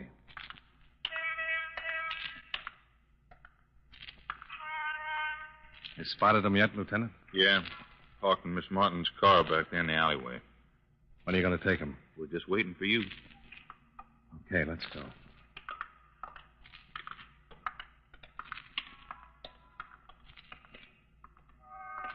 There it is, Dollar. Yeah. Keep your hands on the wheel, Connors. Don't worry, Lieutenant. I won't try anything. You expecting us, Jeff? No. Matter of fact, I was hoping you wouldn't show, Johnny. I wanted to handle this myself. You've been handling it that way too long, Connors. Yeah, I guess I have. I wasn't really sure till I saw the car last night. Read about the hit run in the morning papers. Is that why you dumped it in the river? Didn't make much sense, I guess. Trying to cover up that way, just getting kind of desperate. Where is she, Jeff? What? Your wife. Where is she? In the basement? Yes. She must be through by now. I was waiting for her to come out. Trying to delay it until the last minute, I guess. I'll have to get her, Connors. You'll treat her gently, won't you, Lieutenant? Don't worry. I'll treat her gently. Sally Martin's not mixed up in this, Johnny boy. She was just trying to help her boss out of a jam. Didn't even know what it was. Don't worry about it, Jeff. Doesn't make much sense, does it, Johnny? My own wife. Firebug. I suppose maybe it was our home burning. Boy, I don't know. This doesn't make much sense. She was a lovely girl, Johnny. I wish you'd known her then. She was such a lovely girl.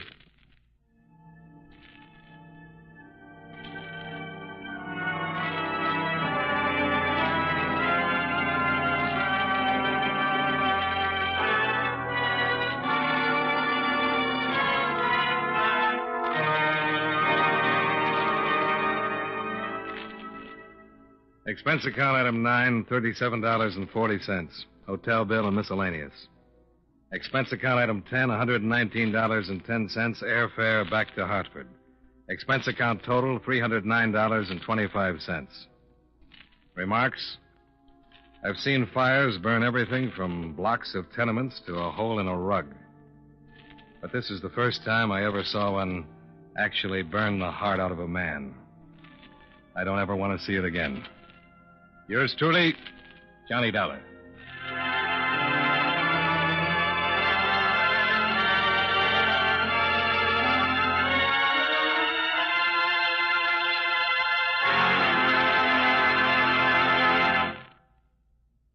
Friends, next time you chew a stick of Wrigley's Spearmint Gum, notice how cool and fresh it makes your mouth feel. That's because Wrigley's Spearmint Gum has lots of lively, refreshing, real spearmint flavor in every stick. The minute you sink your teeth in, that cooling flavor begins to freshen your taste and relieve that hot, dry feeling in your throat. It sweetens the breath, too. Millions of people carry Wrigley's Spearmint Gum with them wherever they go for quick, long-lasting refreshment and for real chewing enjoyment. Next time you're at the store, get some Wrigley's Spearmint Chewing Gum. Enjoy its refreshing flavor and good, pleasant chewing often, every day. Remember, that's Wrigley's Spearmint Chewing Gum. Healthful, refreshing, delicious.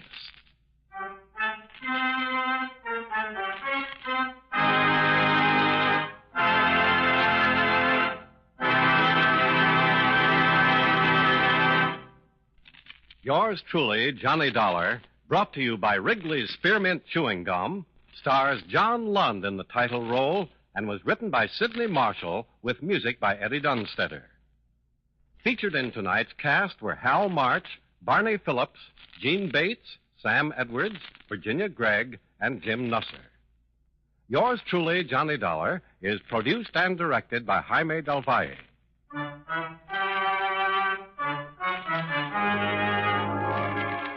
The makers of Wrigley's Spearmint Chewing Gum hope you enjoyed tonight's story of Johnny Dollar and that you're enjoying delicious Wrigley's Spearmint Gum every day. This is Charles Lyon, inviting you to join us again next week at this same time when, from Hollywood, John Lund returns as... Yours truly, Johnny Dollar.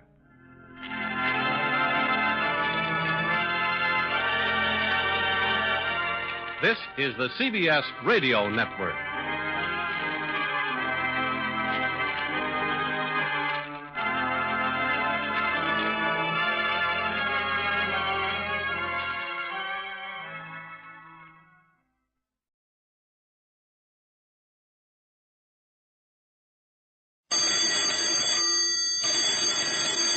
Calling all detectives. When I kept an appointment in a hotel lobby, I didn't realize it was an appointment with death. That is the situation on this page from my casebook. The casebook of Jerry Browning, private detective. A private detective like me, Jerry Browning, never knows where he's headed. Why, I once even made a date with death. It was 3 o'clock of a Saturday afternoon when I walked into the lobby of the Wingate Hotel. The reason I was at the Wingate was because I had a date with Joey Greer. Joey called himself a salesman, and what he sold was underworld information. That's why Joey made appointments for crowded public places, because there was safety in numbers. Joey'd offered me the lowdown on the brains behind a big hot money ring. The man who strolled over to me was Frank McGloon, the house detective. Until you came in, Jerry, it was a nice, quiet week. Do me a favor. Don't start nothing in here. Oh, me? I'm waiting for a friend, McGloon. Yeah, sure you are. Jerry, if I'd have studied my lessons when I was a kid, I would be a gent like them monkeys over there, instead of a gumshoe like you and me. McGloon indicated a group of distinguished-looking men. I recognized 2 of them as Carter James and Harvey Paulson of the university faculty. Just then, a short man joined the group. That's Stuart Jackson, the new history prof. They're lunching him in the gold room. Boy, that's the life. Too mild for guys like us, McGloon. I glanced at my wristwatch. Got stood up, huh? Goodbye now. I'm not leaving, just have to make a phone call. I pushed open the phone booth door and didn't have to make the call. Because there was Joey Greer, slumped on the floor of the booth, stabbed in the back. I rolled him over, and from his hand fell a scrap of paper with some numbers scrawled on it. There'd never be safety in numbers for Joey again. because he was very dead. A man who promised to sell me some information about a hot money ring was murdered, and in his hand I found some numbers scrawled on a scrap of paper.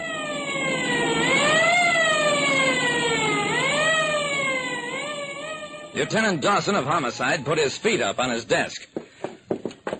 Joey was asking to be killed. He knew too much, Jerry. Sure, but where's the knife, Dawson? And what about those numbers on the paper?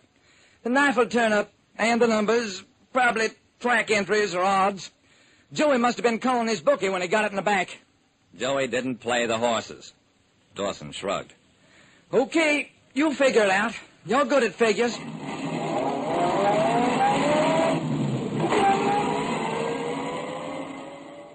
Back at my office, I brooded over that scrap of paper. There were 3 sets of 4-digit numbers written one below the other in a column. They read 1815, 1066, 1492. They could add up to anything, phone numbers, street addresses, or Joey's profits on payoffs. I tried the phone number routine first, coupled each of the numbers with every telephone exchange from Alhambra to Zenith. It took 4 hours and got me nothing but a sore arm and a big phone bill. I thought of working with street addresses, but we've got over 1,000 streets in town. Joey wouldn't leave me an impossible clue like that. About 7 p.m. that evening, I finally gave up. Drove to the home of John Manfred, head of the District Banking Association. Mr. Manfred, I need advice. Look, I showed him the numbers, told him my story. Well, this can't be a list of bills, Jerry. Money numbers run into 8 digits, and they're always preceded and followed by a series letter. However, let me copy the numbers. I'll work on them tonight, and you meet me at my office first thing in the morning. The banker's hours, in spite of what you may have heard, start awful early. At 8:15, John Manfred and I were at work covering sheets of paper with possible combinations. Suddenly, that time element gave me an idea. And look, Mr. Manfred, could these figures possibly be dates or hours, like 1066 being October 6th at 6 o'clock? Possibly. You explore that angle. I'll check to see whether the numbers represent amounts deposited by Greer in any banks.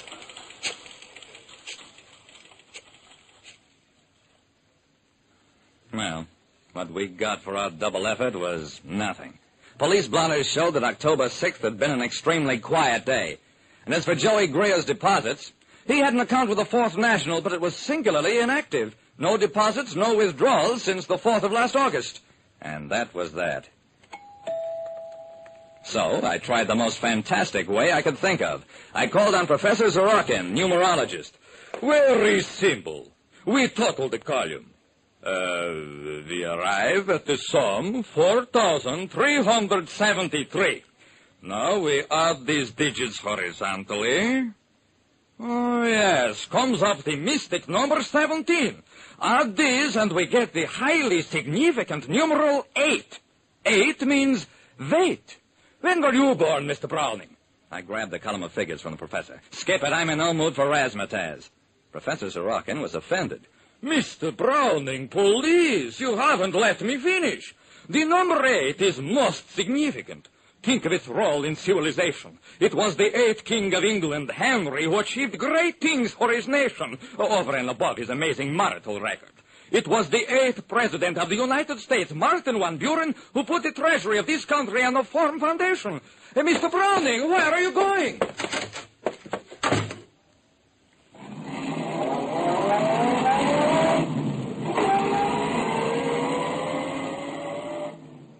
Now I knew where I could get help. That word history had rung a bell in my brain. I remembered a verse we'd all chanted as kids. In 1492, Columbus sailed the ocean blue. 1492 was one of the numbers, and I was catching on fast to the other two.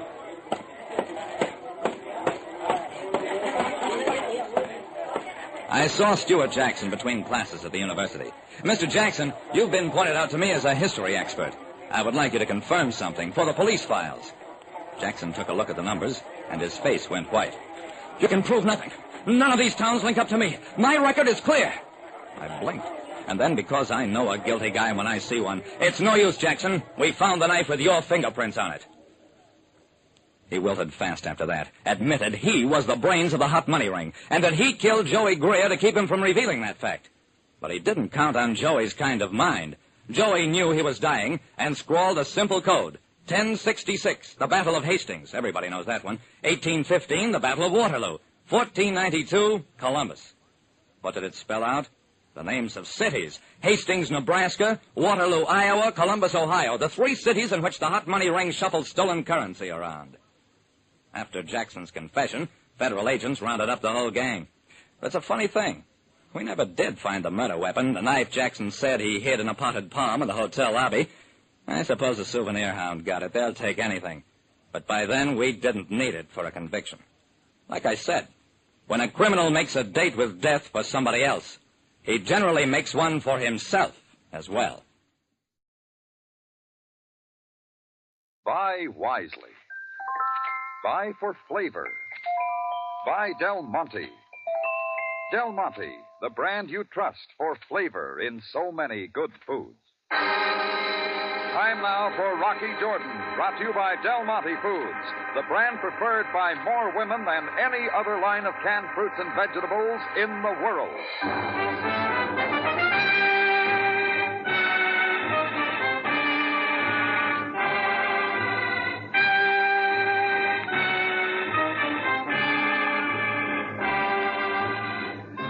Not far from the Mosque Sultan Hassan in Cairo stands the Cafe Tambourine, run by Rocky Jordan. The Cafe Tambourine, crowded with forgotten men, alive with the babble of many languages. For this is Cairo, where modern adventure and intrigue unfold against the backdrop of antiquity. Del Monte presents Rocky Jordan and this week's story, The Strange Death of Van Dorn.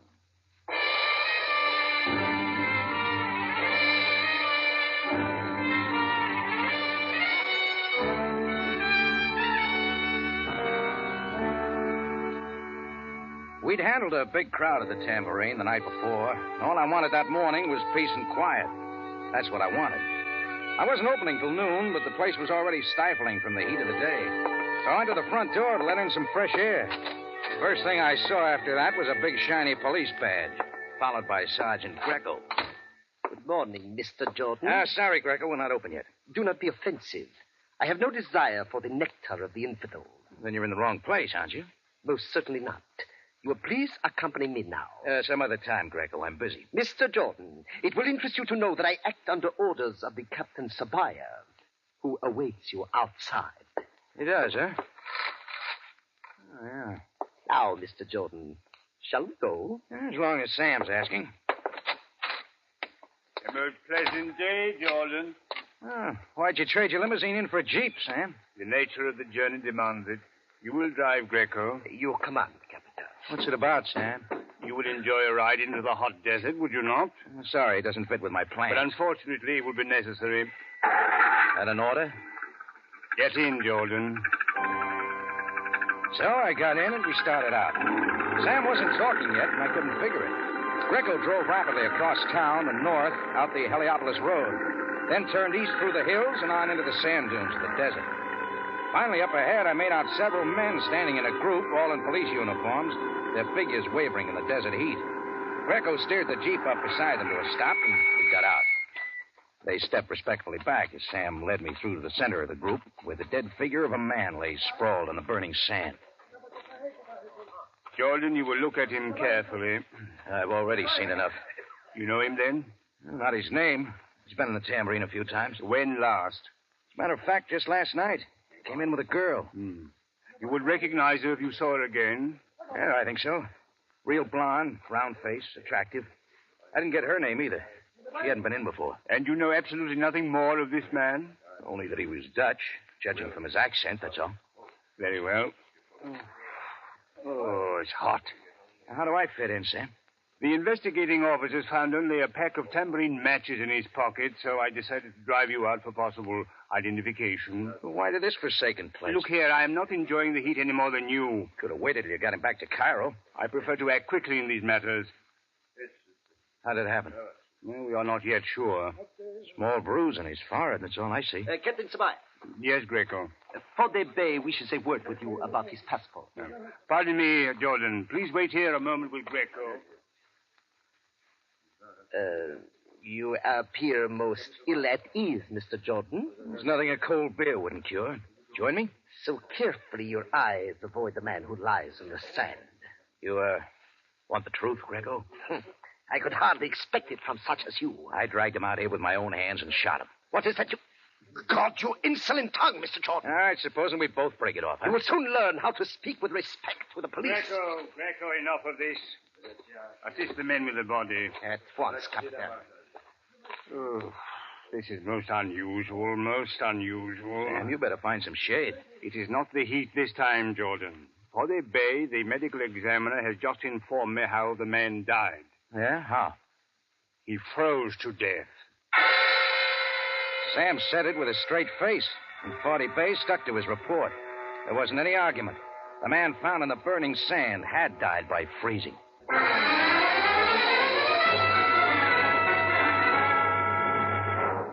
Well, our trip back into Cairo was as silent as when we'd come. They dropped me off at the tambourine without saying a word. I sat down at my desk for a while trying to figure it out, but it didn't get me anywhere. Besides, I had a business appointment across town, so I headed through the office for my car parked in the alley. I just got out the door. No, Mr. Jordan.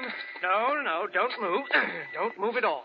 There was a little American guy with horn-rimmed glasses and hair parted in the middle. He stood on one foot and then the other, and he waved a black gun. Have a care, I tell you, Mr. Jordan. I have a pistol. Yes, I'm looking at it. And it might very well go off right in your face. Yes, right in your face. Look, why not try settling down? Mr. Jordan, the Cairo police picked you up in front of your cafe this morning. Oh, did they? They then took you into the desert. Now, I want you to tell me exactly what they found there. A lot of sand. Oh, stop it, Mr. Jordan. On the dead body. Did they find something unusual? Like what? Well, you would know if they found anything. Only one thing was unusual. He'd frozen to death. Is that what you want? No. But you know how it happened. I do not. I do not even know that I believe you. That suits me. Now, why the excitement? Did you and he have something on? Important dealings? Yes. Only something went wrong. Well, our business was not consummated, if that's what you mean. Tell me some more. What was his name? Now, don't badger me, Mr. Jordan. I asked you to explain why you didn't know him, and yet you identified him. Well, only from seeing him in the tambourine last night. What was he doing there? Entertaining. Entertaining who? Who was with him, Mr. Jordan? Well, I got a hunch it wasn't his sister. Green-eyed, platinum blonde. Sandra. All at once, he was darting up the alley to a side street. I held it till I saw a blue Fiat car roar past the alley entrance and heard it turn down the Sharia Farida.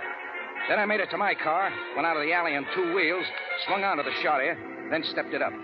Pretty soon, I spotted the blue Fiat a couple of blocks ahead. Kept on its trail till it slowed and pulled up at a small hotel near the river, where he got out and went in. I parked and slipped up to the front window in time to see him speak to the desk clerk. I figured he was asking for Sandra. But the clerk shook his head, and the little man came back outside and got in his car to wait. I went to the corner, bribed a newsboy to get the clerk outside, away from his desk. Then I got around the back way, waited till the clerk was gone. Then I moved to the desk and looked through the registration cards till I found the name I wanted. Sandra Dubois, room 309. I scooted upstairs and rapped at 309. First, there was no answer, so I tried again. Who is it? Hey, desk clerk lady, I got a message. Wait. Oh, no, you're not the clerk. Oh, but you've seen me before. Oh, how did you get up here? I left orders for the desk clerk. I was not in for anyone. Why? You hiding from something, Sandra? Who are you? What do you want? The name is Jordan. You were at my cafe tambourine last night with a man. Is that right? Maybe I was. And maybe I was not. Sure. You're not the type of guy who forgets. If that is meant as a compliment, you are wasting your time. Can you not see I am packing as quickly as possible? I will get out of Egypt. Is not that what you want? Not me, lady. Did somebody else say that? He was here only an hour ago with his threats. Do not pretend you do not know. Who? The little fellow sitting out there in the Fiat? Why? No. He was heavy with a completely bald head. Did you get his name? Arnold Krieg. He gave me enough money to get out, and I'm taking his advice right now. Why does Krieg want you out of Egypt? Why should I tell you? Because I don't like getting threats any more than you do. Now, look, maybe we can help each other, Sandra. At least you're not holding a gun. No, I don't carry one. Who is the fellow out there in the Fiat? His name is Hagen. Milt Hagen. Did he have a deal on with the man you went to the tambourine with last night? Yes. I do not know what it was. He did not tell me. Well, let's have his name. Van Dorn. It was only a date. Oh, sure. After you two left the tambourine last night, where'd you go? He brought me back to the hotel. And then he left. Did you see him after that? I watched him from the window there, walking down the street. And then a truck pulled up alongside of him. Go on. 2 men jumped out, grabbed him, and dumped him into the truck. That is the last time I saw him. You saw way too much. Who were the men who picked him up? I recognized only one of them. The bald-headed man, Arnold Krieg. Did he have business with Van Dorn, too? I think he was trying, but Van Dorn would have nothing to do with him. But believe me, I do not know what it is about at all. Sandra, do you know what happened to Van Dorn? No, Mr. Jordan. Do you? The police found him out in the desert this morning. Dead. Oh, no. Oh, ma foi, but how... He'd frozen to death.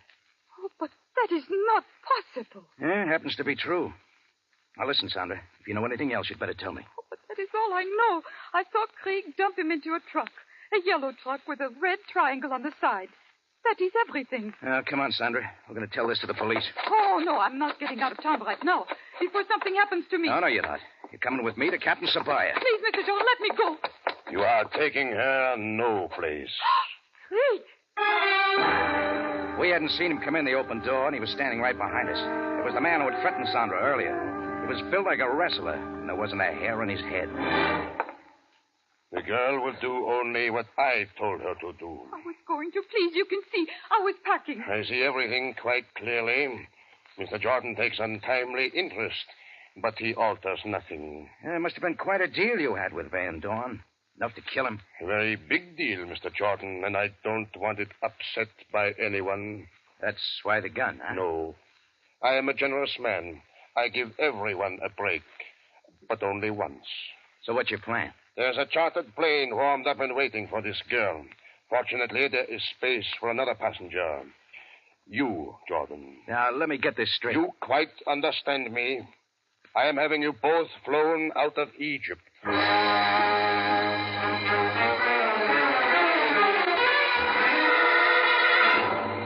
Del Monte Foods is presenting tonight's adventure with Rocky Jordan.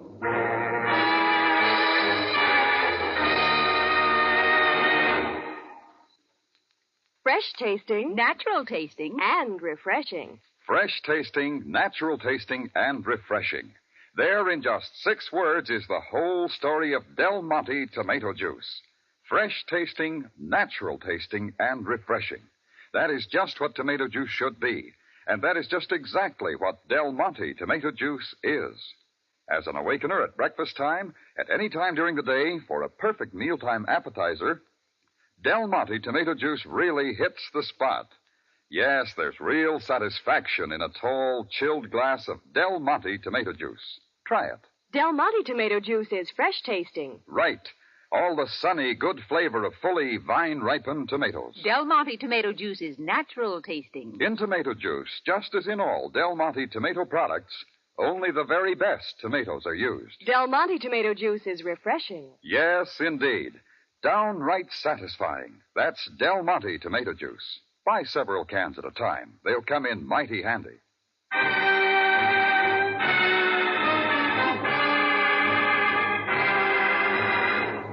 And now we take you back to Cairo and tonight's Rocky Jordan story, The Strange Death of Van Dorn.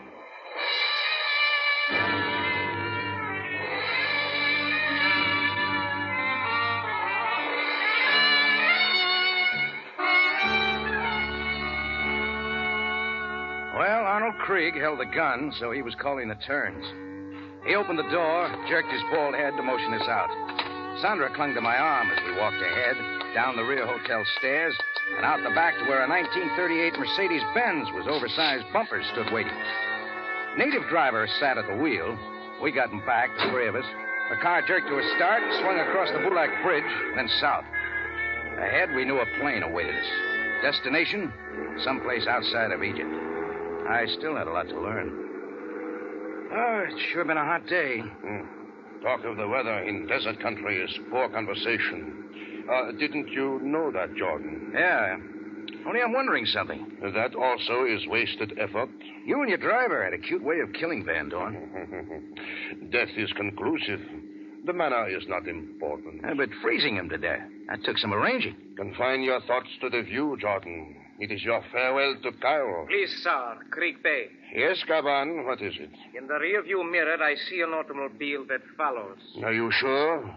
Which one? The small blue automobile. It is most persistent. Ah, the blue Fiat. He's following all right. It is Hagen again. He was waiting outside my hotel. Face to the front, both of you. You know him, Krieg? He came at me with a lot of excited questions after they found Van Dorn in the desert. Where does he fit? Have you quite ceased with your babbling? About the blue automobile, sir. First, we'll make sure. Gaban, turn right at the next corner. I do as you say, master. Ah, the blue automobile also turns. Uh-huh. We'll put a stop to that. Faster now. Faster. Still he comes. Good, good. Now this next corner now. To the left. But, master... Turn, Gaban, turn. You see, sir, a dead-end street. As I thought. Now, swing into the alley. Quick now, before he sees us. Now, stop there. Hold on, please.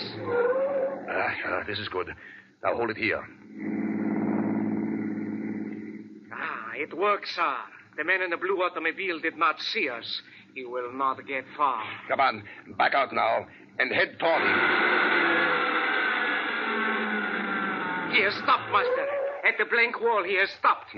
So much now for our Hagen. He has indeed reached the dead end. Ahead now, Gaban, and make it good. Mr. Jordan, what are they doing? Craig, are you crazy? You can't expect... Shut up, Jordan. Now, Gaban, ram his car to the wall. Craig's eyes were directly ahead, and that was my chance to grab Sandra and push her to the floor. I found the door handle and had it open as we hit. The Fiat had been crushed like an eggshell, and I was on my feet pulling Sandra with me. She was shaken but game, and we made it to a narrow passageway that led between two buildings. About then, Craig realized we were gone. Jordan! Stop at once! We stepped it up along the passageway till I spotted an open door, and we ducked in. It turned out to be the back end of a little vegetable mart. I slammed the door, bolted it, dragged Sandra past the jabbering proprietor, out the open front and down the street to look like we were safe. I found a phone booth outside a tobacco store. And while Sandra caught her breath, I made a phone call.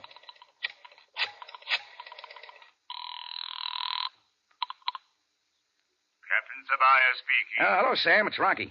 Jordan, I was about to call you. Now, give up the idea and get over to the Sharia Idfu, just off El Mar. There's a smashed-up Fiat. And why should a street accident interest me? Not an accident, Sam. Murder. Continue, Jordan. Now, you'll find him in the smashed car. An American named Milt Hagen. He was deliberately run down. By whom? Guy with an egghead named Arnold Krieg. He had plenty of interest in Van Dorn, too. So, Jordan, you know the name of the man found in the desert. Yeah, I found out. Now, get this, Sam. Krieg's the one that killed Van Dorn. There was a deal on. Van Dorn had something to sell, and Krieg was trying to horn in. What was it, Sam? Why kill two men for it? I can only tell you who Van Dorn was, Jordan. Yeah? He was a criminal wanted by the British. A confidence man, smuggler, counterfeiter. A Dutch, yes, from South Africa. But tell me, how do you know that Krieg killed Van Dorn? Because I have the girl who was with Van Dorn last night. She saw Krieg and a helper dump Van Dorn into a truck and take him away. Jordan, I think you had better come to headquarters now and complete your report. Sit tight, Sam. We'll be right there. All right, let's go, Sandra. No, Mr. Jordan. You must let me go now. Nothing doing. Sam's waiting for us. You only want to turn me over to the police. It's for your own good. They want to clear it up for you. Please. I only want to get away before that terrible man finds me again. And just where do you think you'll go? To the plane. Away from Egypt, any place. Try thinking straight, Sandra. You actually suppose that plane's waiting for you now? That is what Krieg said. That is all he wanted. You still don't know the man we're up against, do you? You saw what he did to Hagen. Of course I saw. Remember what he told us? He gives everybody just one chance. Our chance is just played out, unless we get to the police quick. How do you know we will ever get there? We've got to take that chance. Now, listen, Sandra, supposing you did get out of Egypt. Krieg wouldn't let it go at that, not after what we know. You'd never get back here, and you'd never be safe. Rocky, do not let that man find me again. All right, Sandra. We got to learn why he killed Van Dorn, and see to it that he never kills anybody again. Sandra finally saw it my way. I flagged down a taxi that took us to my car, still parked near Sandra's hotel. Then we started for headquarters. It was well after sundown by now. Seemed like a long time since I'd looked down at Van Dorn's body in the desert that morning and found out how he died. We were spinning along one of the residential streets when suddenly my foot hit the brake pedal. Why are you stopping? Sandra, look at that card there in the window of that house. Does it mean anything to you? Why, the red triangle. It is just like the sign I saw on Krieg's truck. You know what the card is? An ice card. Then it was an ice truck. Of course. Why didn't I think of that before? Well, Sam's going to have to wait. We're paying a visit to the Delta Ice Company. I made a U-turn, bumped the opposite curve, and headed back the other way. And not 10 minutes later, we'd found the Delta Ice plant and were driving slowly past. By now, Sandra was almost enjoying it. Those trucks lined up along the side, Rocky. Yellow with red triangle signs, including the one parked there at the dock. Yes. Someone is there. 2 men. Yeah, and they're loading something on the truck fast from inside the building. You still with me, Sandra? Yes, Rocky, of course. There's a filling station at the corner. Get down there and call Sabaya. Tell him to get here with some men the quickest way he can. Sandra hurried away, and I went back to watch. I kept close to the building.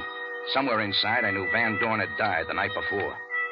I got as close to the dock as I could, hiding in the shadows. From there, I made out the 2 men busy at work. The guy with the bald head, Arnold Krieg, and his helper. Step on it, Gaban. Keep moving. Only a few more blocks of ice, Krieg. There's no time left. We're getting out of here. They were bringing blocks of ice from the building and loading them into the metal-covered truck. I figured they were trying to get away. Well, when you're in a big hurry to skip town, you don't load yourself down with 1,500 pounds of that stuff unless it's real important. So I knew those cakes of ice held the answer. They both went back inside the building. I moved in closer. In a few seconds, they were back, each dragging a big cake of ice.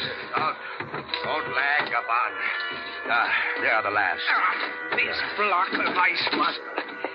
Careful with it. It is heavier than the others, eh? Much heavier, yes, but only we know that. Yeah, hurry now. I held it till they both got well into the truck to complete the load. Then I was silently moving up onto the dock to the back of the truck. I had one side of the metal door and swung it shut. And before they could move, the other one.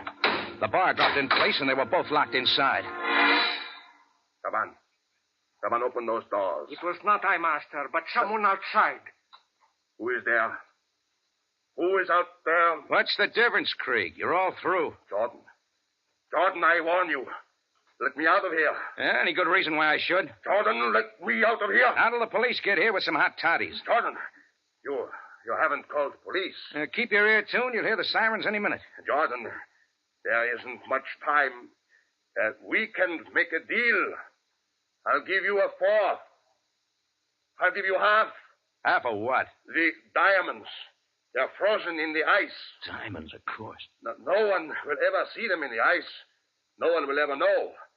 Well, how about it, Jordan? No. Huh? What did you say? Come closer. I can't hear you. You heard me. I said nothing doing. Closer, so we can talk. Closer, Jordan. You missed. But don't give up.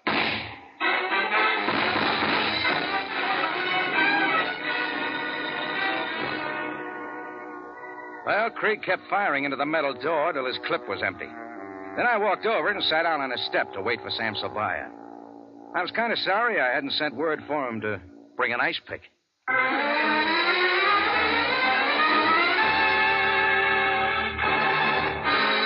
In just a moment, Rocky Jordan returns to conclude tonight's story.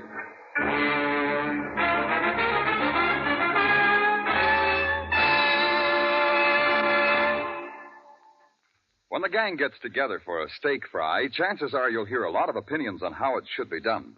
But when it comes to catsup, they'll all agree. I want a catsup with plenty of zip. Real snappy tomato flavor. And that's just what you get in Del Monte catsup.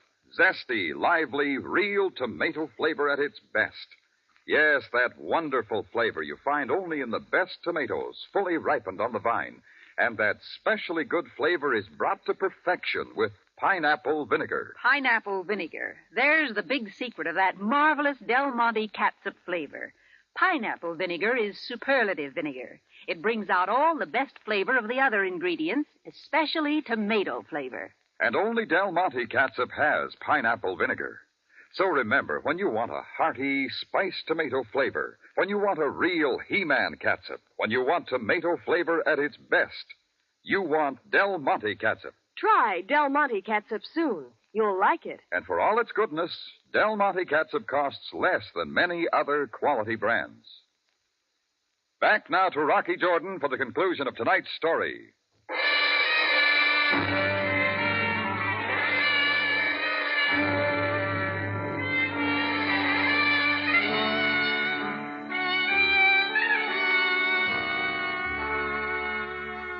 Well, Sandra's phone call brought Sabaya and his men to the ice house in a hurry.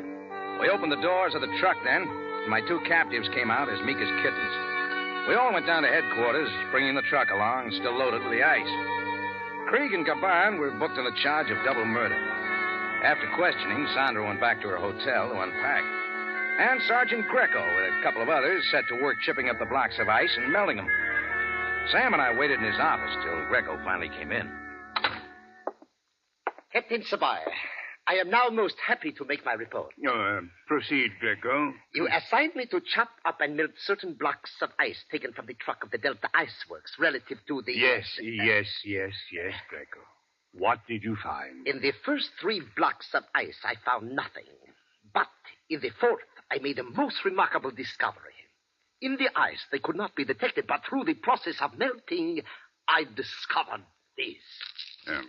Place them on the desk. Let me see. Diamonds, Capitan. Surely of great value. That is my discovery. Yeah, there they are, Sam, just like Krieg said. Yes, and all genuine. There is little doubt. I trust then, Capitan, that you are pleased? Just keep chopping the rest of the ice, Greco. You may find some more. Mr. Jordan, it may interest you to know that I take orders only from Captain Sabaya. Yes, and you take them very well, Greco. When you have finished with the ice, please report to me again. Your command, Capitan.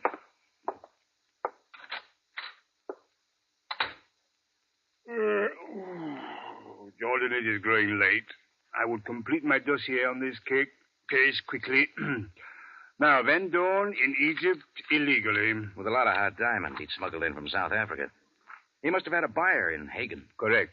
The American consul informs me that Hagen was a jeweler from New York. Yeah, they set up a deal. Maybe Hagen even made a first payment in the diamonds. That's when Arnold Krieg got wind of it and decided to get the diamonds at any price. Krieg confesses that he was manager of the ice company, obviously a front for his diamond smuggling ring. Oh, that's it. He wanted the diamonds, but Van Dorn wouldn't sell, preferring to do business with Hagen. So Krieg got tough, picked Van Dorn up last night, took the diamonds from him, knocked him out, and dumped him in the deep freeze room at the ice house. A real convenient way to kill him. Yeah. In the meantime, he hid the diamonds in his usual manner by freezing them in the ice until he could smuggle them out of the country. And after that, all he thought he had to do was dump Van Dorn's body out in the desert, knowing he'd thaw out and hoping nobody'd know how he died. The Krieg might have got away with it, too, except for what Sandra saw from her hotel window. Yes, as you say. Well, that about buttons it up, Sam. I guess I'll be getting back to the tambourine. Yes, and I will be getting home to my dear family. Well, good night, Jordan. Good night, Sam. Oh, don't forget to put out the card for the Iceman, huh?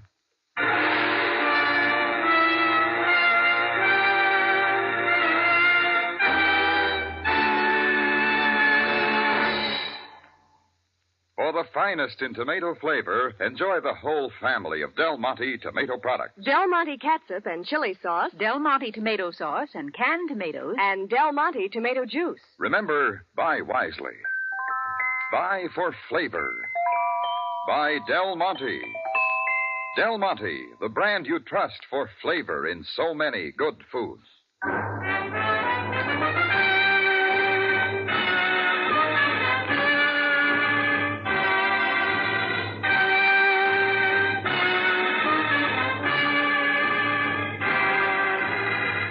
Rocky Jordan, written by Gomer Cool and Larry Roman, stars Jack Moyles in the title role with Jane Amello as Sam Sabaya, and is produced and directed by Cliff Howell, with original music composed and conducted by Richard Arant. Remember, you have a date next week at the Cafe Tambourine, run by Rocky Jordan. Same time, same station.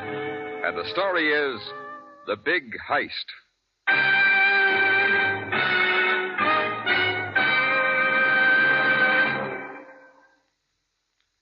For pies and cakes that can't be beat, you want your raisins fresh and sweet. So try Del Monte seedless raisins. For your holiday Thanksgiving cakes, cookies, and pies, get the freshest, tastiest raisins yet. Del Monte seedless raisins.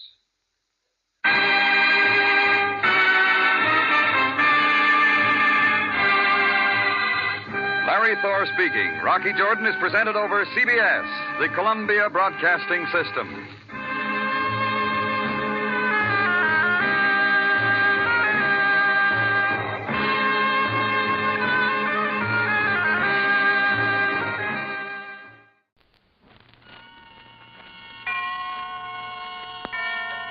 Autolite and its 96,000 dealers present Suspense.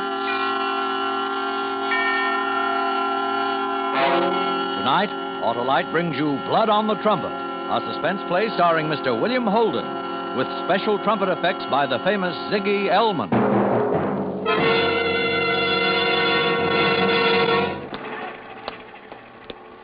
I don't get to this part of New Orleans much, Sergeant Juno. I used to come and listen to the jazz once in a while. Well, who's been on the case? Me and Lieutenant Angelini. We've been on a study for 48 hours. This the place, Juno? Well, yes, this is it. Well, it's not exactly a respectable-looking hotel. When a man runs from murder, Castro, he can't stop to live in style. Who found the body? Landlady. She called in. Messy, huh? When you beat somebody's head in with a thing like a trumpet, it's real messy. All right, Castro, this is it.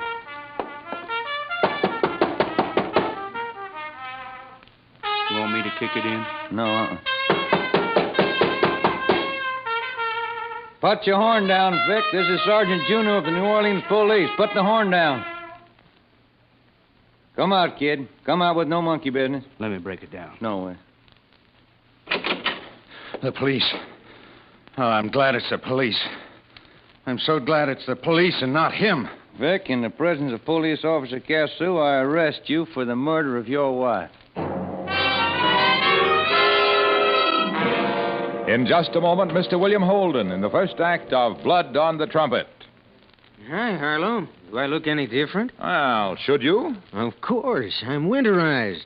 Drove in to see my Autolite spark plug dealer. He changed the oil and grease, put in antifreeze. And check the spark plugs, too! And that's mighty important, Johnny Plug check, because spark plugs are the very heart of a car's ignition system. When they're right, your chances of starting, even in the coldest weather, are better than ever. So, when you have your car made ready for winter, check the spark plugs, too! And replace worn-out spark plugs with ignition-engineered Autolite spark plugs, world famous for quality and dependability. You'll get smoother performance, quick start, and gas savings. So, friends, it's last call. Have your Autolite dealer winterize your car now. Get worn-out spark plugs replaced with ignition-engineered Autolite spark plugs. Whether you choose the standard type or the resistor type, you can't buy better spark plugs for your car because you're always right with Autolite. And now, with Blood on the Trumpet and the performance of Mr. William Holden, Autolite hopes once again to keep you in suspense.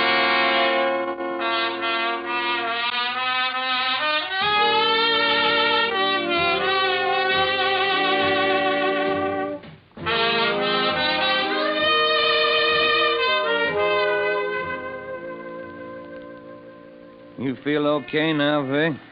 How's a guy supposed to feel when he's arrested for murder? Yeah. Want a cigarette? No.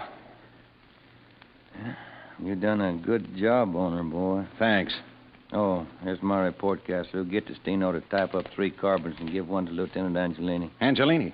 Yeah, Vic, Lieutenant Angelini. He's the big boy in charge of the case. Very famous in New Orleans. Yeah, I've heard of him. Eichstadt told me about him.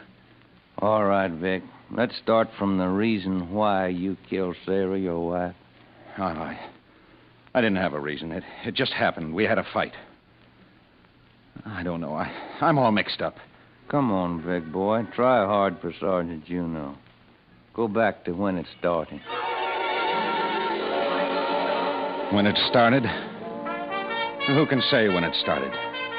Maybe it started the first day I married Sarah. In my own mind, I don't know.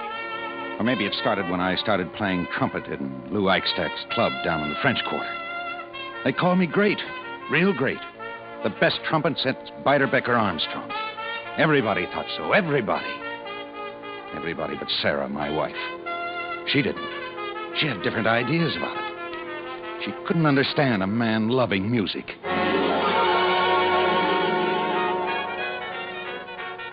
Has-been. You're a has-been.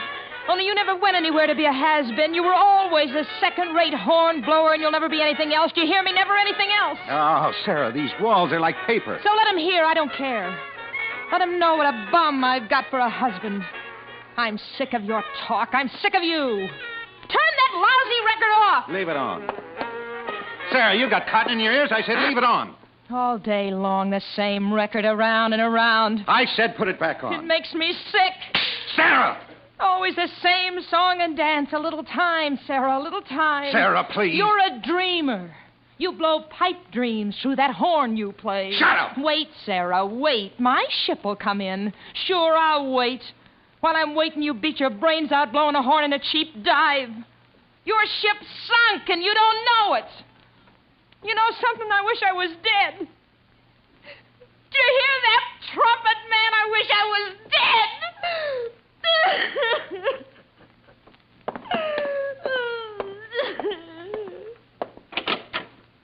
Sarah, when you talk like that, I wish I could kill you myself and make your wish come true.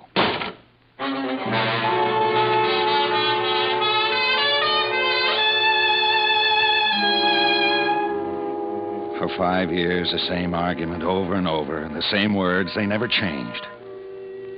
I was late getting to the club, but I didn't care. Sarah talking to me like that. The first set, I was so sore I didn't need anything to make me hop. I blew that horn by the beat of my blood.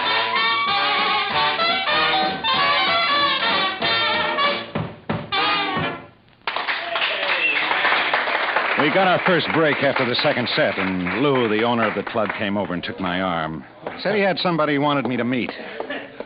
Oh, over here, Vic, my great trumpet man. What's up, Lou? Oh, a girl's up, Vic. A music lover who'd like to meet you. Miss Luana Durant, meet my trumpet man, Victor Roberts. How do you do? Hi. Sit down, Victor, sit down. Talk some music. Talk some old-time jazz. Entertain Miss Durant, Victor. Talk about the jazz we play, huh? Yeah. Sit down, Vic. Thanks. Buy your drink? This water's strong enough. You're good on that trumpet, Vic. Think so? Mm-hmm. Pin a medal on me. Hey, look, Horn Boy, you don't have to sit here and talk to me. Oh, I'm sorry. I tell you what I'll do, Miss Durant. I'll let you buy me that drink, and you can tell me the story of your life. That sounds like a bargain.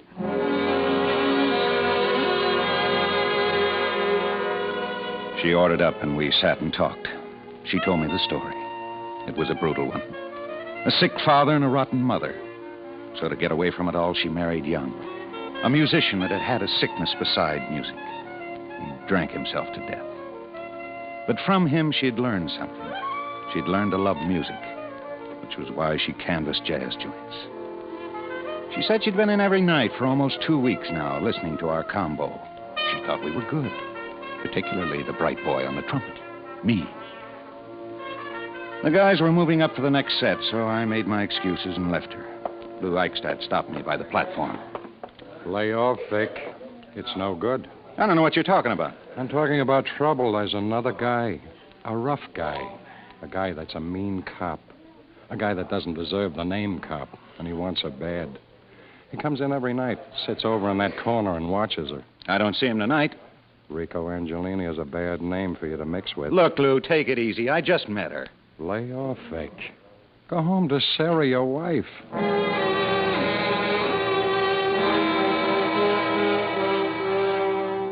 We finished the last set about 1. The table where Luana had been sitting was empty. Then one of the waiters came up and handed me a napkin. I looked at it. It had an address written on it in lipstick. Blood red lipstick. Capitular Hotel, Canal Street.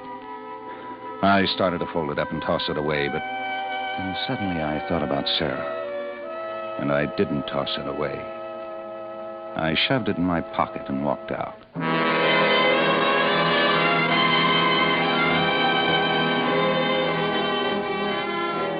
It took me 15 minutes to get back to the boarding house. The light up in our room was still on, and Sarah was still up. And just like that, against the pull-down shade, I saw two shadows. One was the shadow of Sarah, and the other, the shadow of a man. I choked, and my breath came hard. My Sarah, my own Sarah, with some other guy. I waited 5 minutes, 10 minutes. Then the light snapped out. I went up the stairs onto the porch and ducked behind a swing. The front door opened, and the outline of a big guy came out and went down the steps. I couldn't see his face, but as he passed under the street lamp, I could see he was wearing a green checkered shirt collar. Sarah, my own sweet little nagging wife, two-timing me, playing me for a sap. I took the napkin out of my pocket. Thanks, Sarah, for helping me to decide. Then I went where the lipstick told me.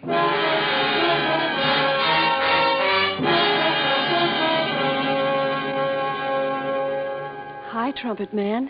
Hi. Did the lipstick smudge? I'm here. It didn't smudge. Want to come in? Lou Eichstadt says to lay off. He's your father, maybe? What do you want? A ride?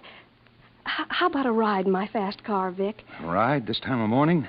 I know a little place where they serve good black coffee. I've had kind of a rough time tonight. I'm tired. Too tired for some good black coffee? Oh, this is all crazy. A cup of black coffee and small talk? I like your looks. That's all. That's all? You think that's all? Down by the wharf? That's my last offer, Trumpet Man. I asked for it, didn't I? We went down and got into her car, and she headed straight for the wharf. At Chiarello's, the lights were low, the music was soft, and the coffee was good. We sat and talked, and pretty soon we got back into her car and drove close to the river. She stopped the car and looked up at me. Her eyes were real black. She moved her lips close to mine. Those blood-red lips. What's Angeliti? How did you know? Oh, Lou Eichstadt. I get it. Who is he? What is he? A cop. I met him somewhere one night. He's called me a couple of times, but that's all. That's all? That's all, Trumpet Man. Nothing ever like this. Vic, let's go away, just you and I. That's not possible. Why? Tell me why it isn't possible. I have a wife. Now, it makes a difference, doesn't it? No, Vic. No, it doesn't. Why should it make a difference? I don't know. I just thought maybe it would. Vic, this can be for keeps. You really mean it, don't you? Let's go away and you'll see how much I mean it. Let's go away together. Leave her. We'll go away and start something new. Oh, Luana, I'm all mixed up in my mind. I meet you in one night. You don't even know me. We hardly know each other. I like the way you look. Vic, let's go away. Let's go away in a little while. I don't know. I'll wait for you, Vic. I'll wait for you at the hotel. All right. All right, baby. You wait for me at the hotel. No. Press hard on my lips, Vic. Real hard, just like you do on your trumpet.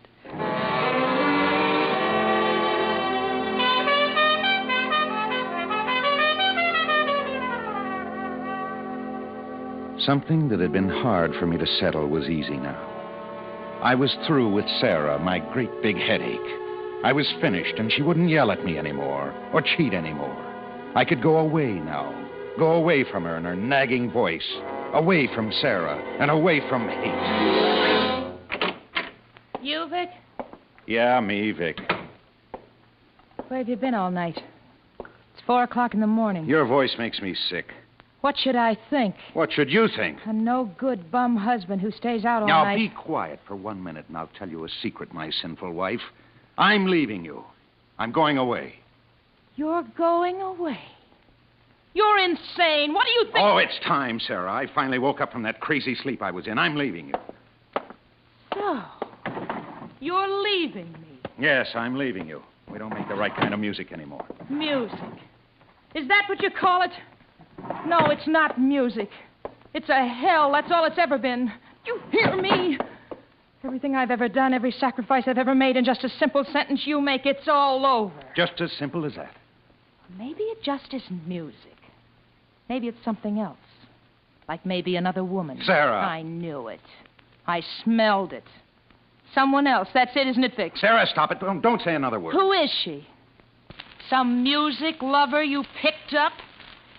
Who is she? Answer me. Be quiet. Who is she? Who is she, you dirty cheat? I said be quiet. You make me sick. You hit me. You hit me. I'll show you, you dirty lass. I'll show you. Stop it, sir. Switch Stop me you around, right. will you? I won't switch you. Sarah. Get up, Sarah. I didn't mean to. Sarah. I said to get up. I didn't. Sarah, what's the matter? Why don't you. Oh, Sarah, you're bleeding. I didn't mean to, Sarah. Oh, no. No, Sarah, no. No.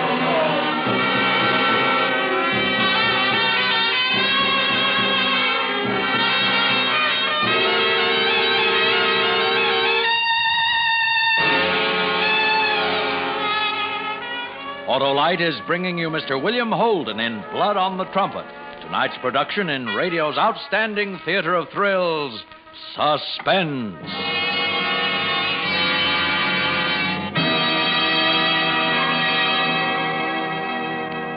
Winter, winter, quite contrary. How does your weather go? With blustery winds and ice and snow and frozen cars all in a row. That's a profound prognosis, my prophetic poet, unless you've had your car winterized. It's last call, friends. Have your neighborhood Autolite spark plug dealer change oil and grease, put in antifreeze. And check the spark plugs, too. Right, Johnny Plug Check. Spark plugs are the all-important heart of your car's ignition system. And when they're right, your chances of starting even in the coldest weather are better than ever. So check the spark plugs, too. Yes, folks, visit your friendly Autolite spark plug dealer and replace worn-out spark plugs with ignition-engineered Autolite spark plugs. The spark plugs that work as a team with your car's ignition system. Because they're designed by the same Autolite engineers who design complete ignition systems used as original factory equipment on many leading makes of America's finest cars. And whether you choose the standard type or the resistor type, you'll be right, because you're always right with Autolite. And now, Autolite brings back to our Hollywood soundstage Mr. William Holden in Elliott Lewis's production of Blood on the Trumpet, a tale well calculated to keep you in suspense.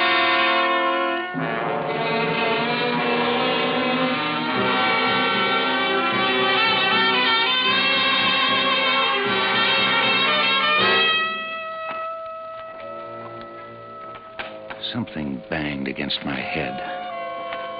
I turned over on my back and opened my eyes. And then I sat up. I was in bed, and the banging noise became a shade flapping against the window of a cheap hotel where I was hiding out.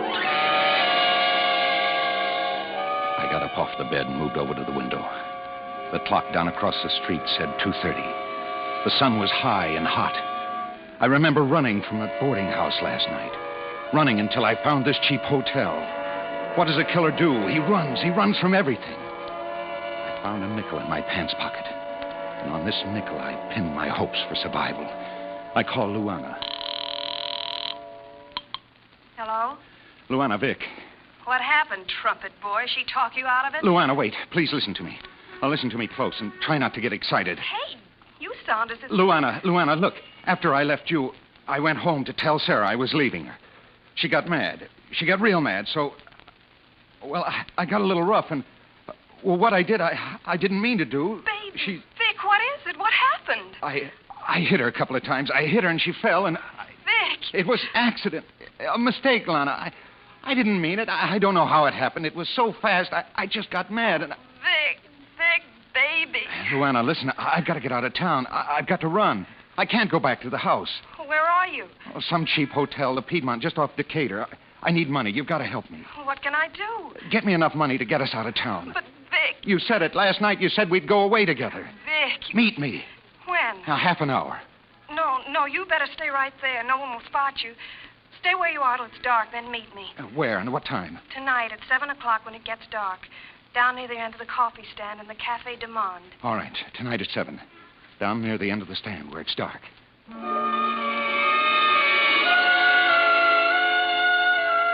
I hung up. I couldn't stay in the hotel. My picture was probably spread over every paper in town. Maybe the clerk remembered me coming in. I'd better get out and move around. I went down to Decatur Street. It was starting to fill with late afternoon shoppers. I walked up and down the streets until 4 o'clock. And then I found an almost empty cafe and went in and ordered a cup of coffee. I was sitting there, staring ahead, trying to clear my mind, when suddenly I felt a big, flabby hand grip my shoulder. I turned and looked up into the beady gray eyes of the fat man with the green checkered shirt collar. Why did you do it, Vic? I jumped up and with all my strength I shoved both arms straight out and hit him in the stomach. I could feel both of my fists sink into the pounds and pounds of flesh. And then he was reeling backward, knocking over chairs and people. And I was running out the door and down the street. I slowed down, mixing in with the people pushing along. How was it possible? The guy that had been up in that room with my wife. Was it just a coincidence that he found me, or was he really looking for me? Time. Before I had no time. Now I had too much of it. I passed a movie theater. I stopped. Keep off the streets until dark. That was it. I went in. I don't even remember the name of the picture. I couldn't even concentrate on it. Because all the time I kept thinking about the fat man. What did he want with me? Was it really just a coincidence that he'd spotted me?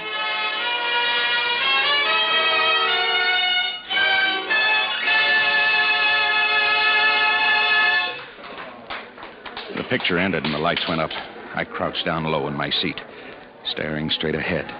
And then out of the corner of my eye, I saw him. He was walking up the aisle, looking up each row of seats. He was looking for me. I turned my head and held my hand up to the side of my face.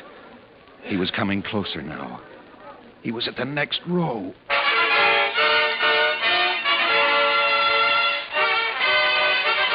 The lights went out and the newsreel started. I moved quick. I stumbled into the aisle and out in the lobby and got lost in the crowd of people leaving the show. It was no use. I couldn't shake him. Everywhere I turned, he was there. What did he want? Did he want to kill me? Kill me for murdering Sarah? Was that it? But that was my own business. If I wanted to kill my wife, that was my business. Oh, no. Bad reasoning. I hadn't wanted to kill her. I ran until I thought my legs would drop. And then it was 7 o'clock, and I was down by the pier. There were a few people drinking coffee at the stand. I walked down to the far end, and then I saw her coming. Luana! Vic! Over here. Oh, Vic, you're crazy. The cops are looking all over Oh, I don't for care you. about the cops. It's him. What are you talking about? The guy that was with Sarah, the big fat guy. He's after me. All day long he's been after me. Luana, we got to get out of here. Vic, you're crazy. You're all mixed up. You don't know what you're talking about. I'm not mixed up, Luana. I tell you, he's looking for me right now. Any minute he might show up. Vic, maybe you better give yourself up. Maybe it would... For you. Don't you understand? I did this for you. I didn't ask you to kill her. Vic, stop it. You're hurting me. All I need now is for you to turn against me. Vic, let me go. Let me... Luana, come back. Please, come back. For you. I did it for you, you dirty, filthy... Hello, Victor. What do you want? What do you want from me? I want to give what's coming to you, killer. I'll get you now, killer. I'll get you now. Because you finally cracked.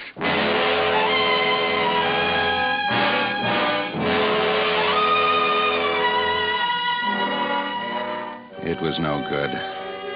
I just couldn't run anymore. Everywhere I turned, he was there. I was being hunted by a guy with murder in his heart. Can you understand that, Juno? I made it back to the hotel, and I was waiting for him when you guys showed up. I never knew I'd be so glad to see the police. I never knew I'd be so glad. Mm-hmm. The girl turned you in, Vic. Luana. She cried, Victor. She cried when she told us where you were. I guess maybe she did right. Yeah, I guess she did. All right, sign this confession. Castro, call in Lieutenant Angelini. Lieutenant, want to come in and look at the killer?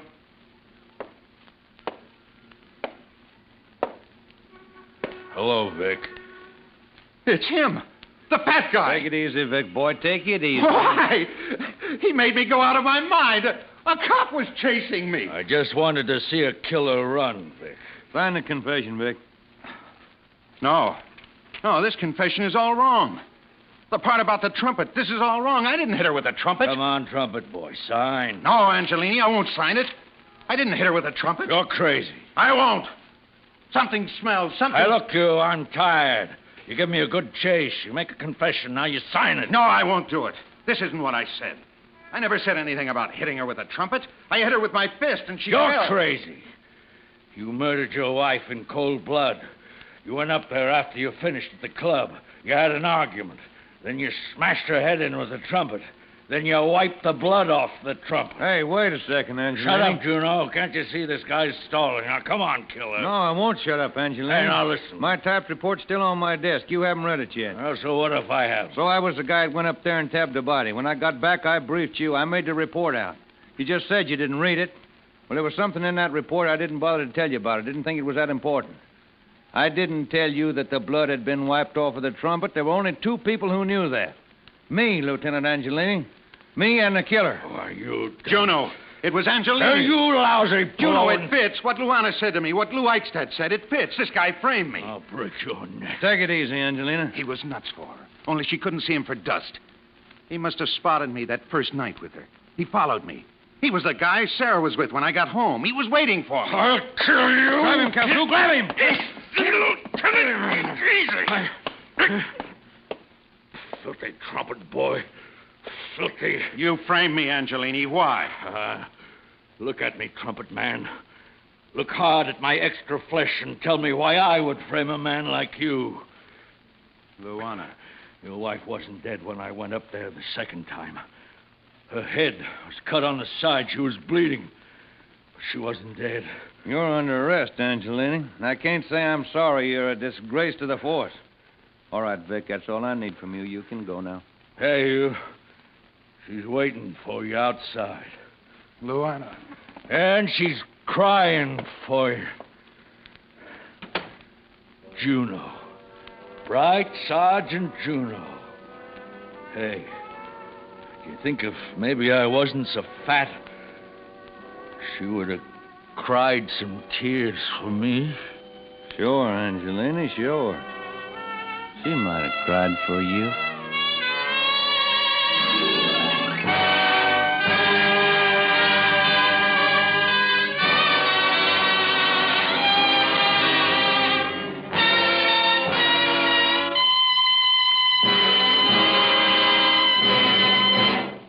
Suspense, presented by Autolite. Tonight's star, Mr. William Holden. Friends, this is Harlow Wilcox, and now I'd like you to meet our star, William Holden. Thanks for the curtain call, Harlow. I was hoping you would invite me to say a few words. About your new Paramount picture, Union Station, no doubt. Well, Bill, I've seen it, and it's great. Well, thanks, Harlow, but I really intended to say a few words about Autolite. Bill, that's the best curtain speech you could make, but you'll need more than a few words. I know, Harlow. Why, Autolite makes 400 products for cars, trucks, planes, and boats in 28 plants coast to coast. These include complete electrical systems used as original equipment on many makes of America's finest cars. Electric windshield wipers, spark plugs, starting motors, batteries, bullseye sealed beam headlights, coils, distributors, generators, all engineered to fit together perfectly, work together perfectly, because they're a perfect team. So, friends, don't accept electrical parts supposed to be as good.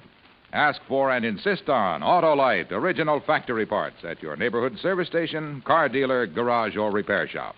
And remember, you're always right with Autolite.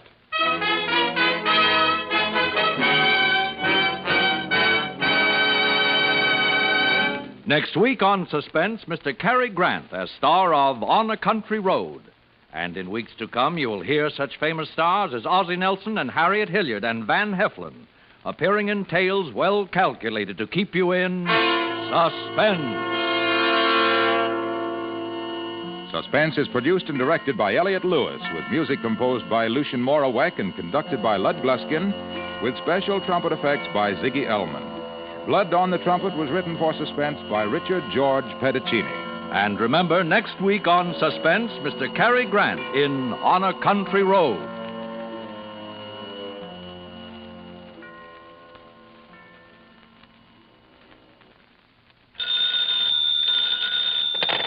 You can buy world-famous Autolite resistor-type or standard-type spark plugs, Autolite stateful batteries, Autolite electrical parts at your neighborhood Autolite dealers. Switch to Autolite. Good night. This is CBS, the Columbia Broadcasting System.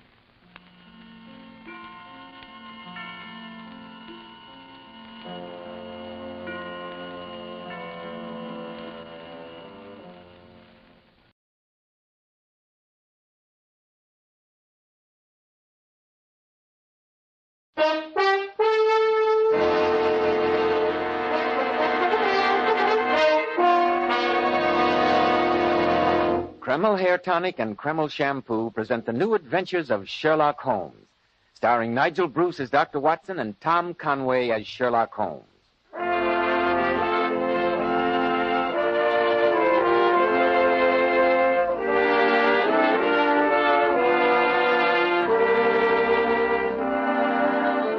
Well, once again, it's time to keep that weekly date with our good friend and host, Dr. Watson. Let's join him, shall we? Come in, Mr. Bell. Good evening, Dr. Watson. Good evening, my boy. How are you feeling after your Christmas holiday? Remarkably well, thank you, Mr. Bell, considering how extremely hospitable my friends have been.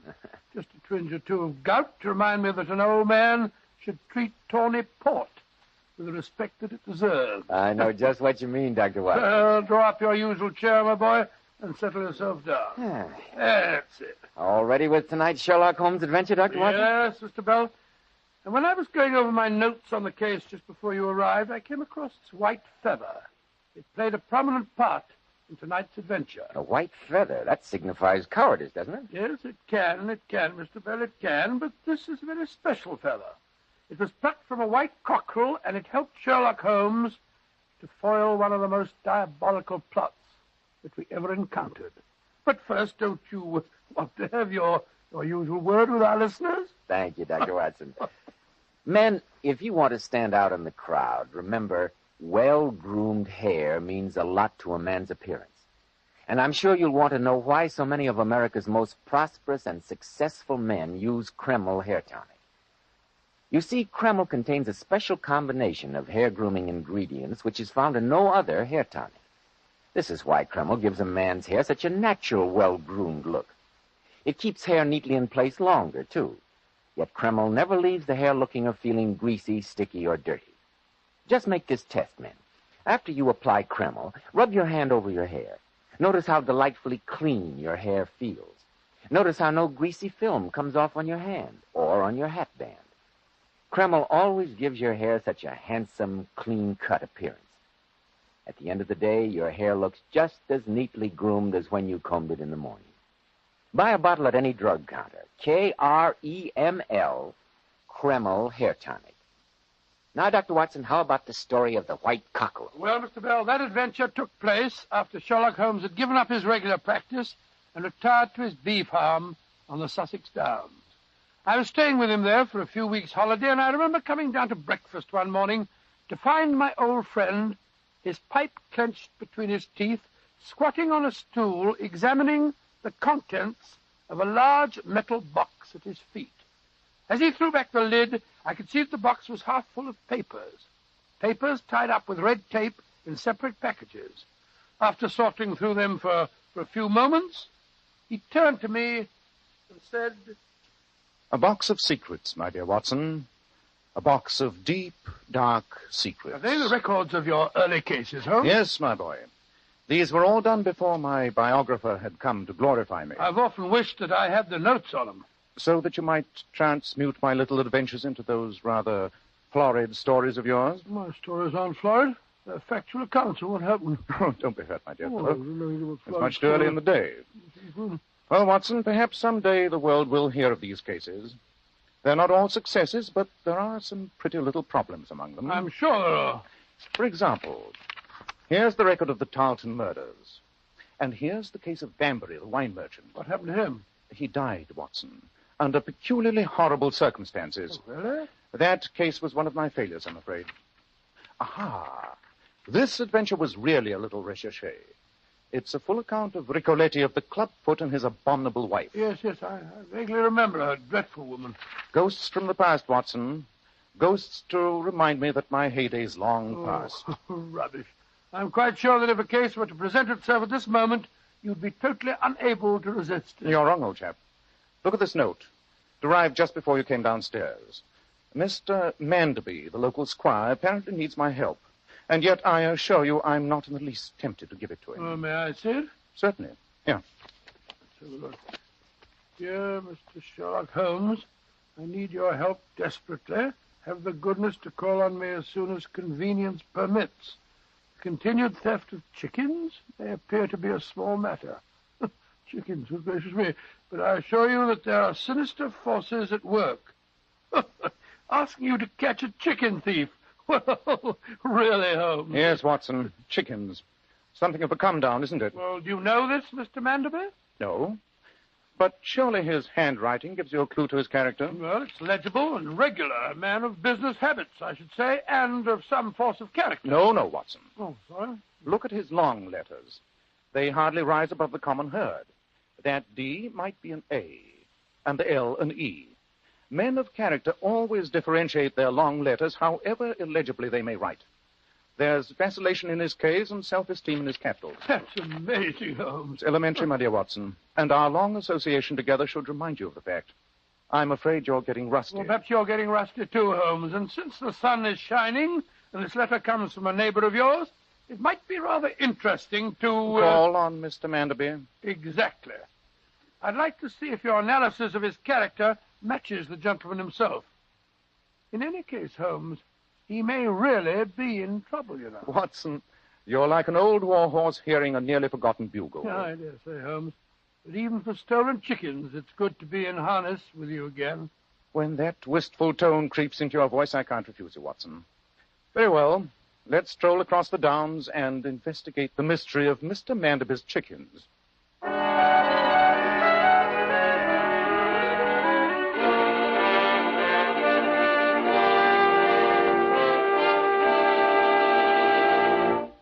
Mr. Holmes, I'm glad you and your friend came here so promptly. It would seem to me, Mr. Manderby, that your wisest course would have been to call in the local police. I did. And the idiot scoffed at me. Indeed, Mr. Manderby, and why? Well, they said if they had to track down all the chicken thieves in these parts, they'd have no time for their more important duties. I must admit that I can follow their reasoning, sir. Well, I can't, since they seem to spend most of their time playing skittles in the Star and Garter.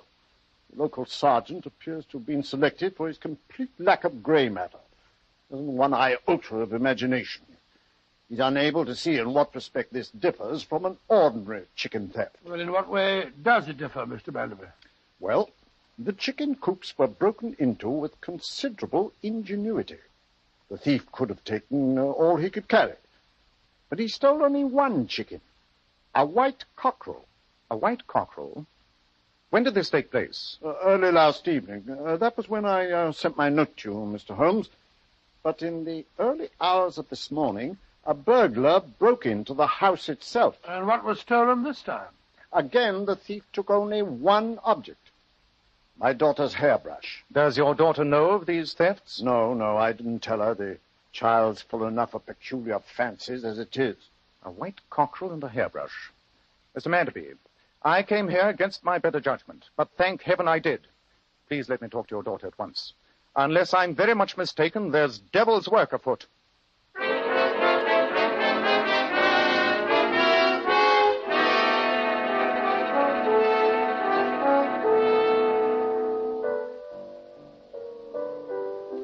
Alicia's playing in the drawing room. I'll take you in. I think, if you don't mind, Mr. Manderby, that we would prefer to see her alone. Rubbish.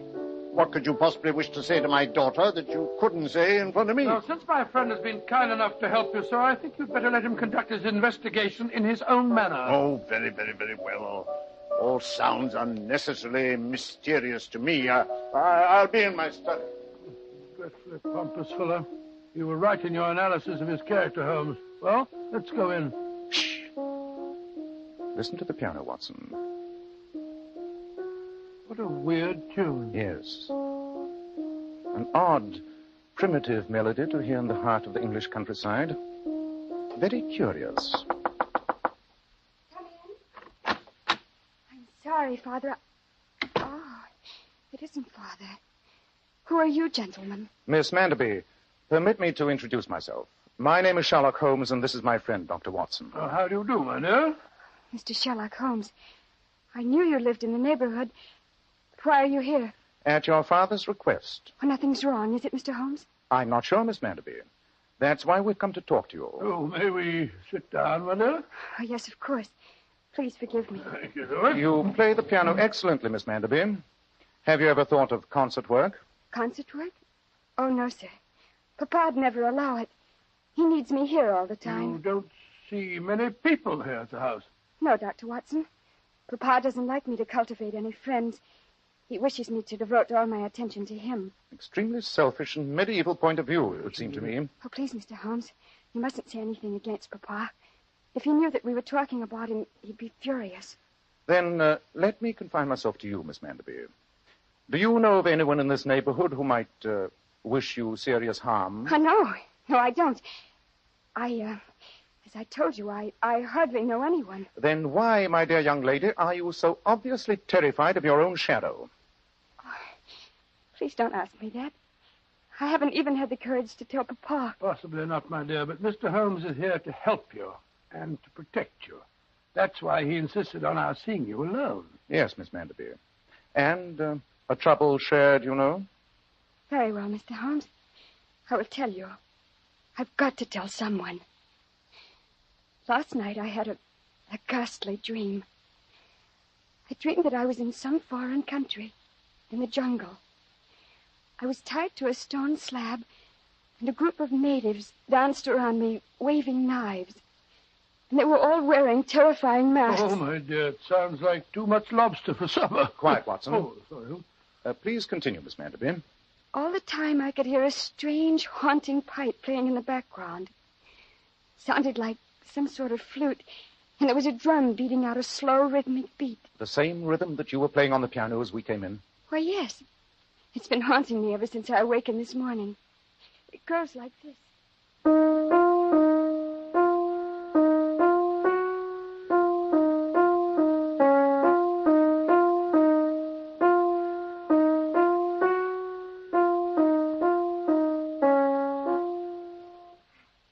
Suddenly, Mr. Holmes, I awakened from the nightmare, but I could still hear the melody continuing. I went to the window, and in the moonlight, I saw a tall man walking below. Could you recognize him? No, Mr. Holmes. He was disappearing through the shrubbery, and his back was turned. But his hands were raised to his mouth. And I could hear the same melody being played on some kind of flute. It was awful, awful. You haven't told your father about it? No, Dr. Watson. He wouldn't have believed me. Papa's always accusing me of being fanciful. Oh, but I'm not. Really, I'm not. Miss Manderby, I'm glad that you've told us this, though I suggest that you continue to keep the incident a secret from your father.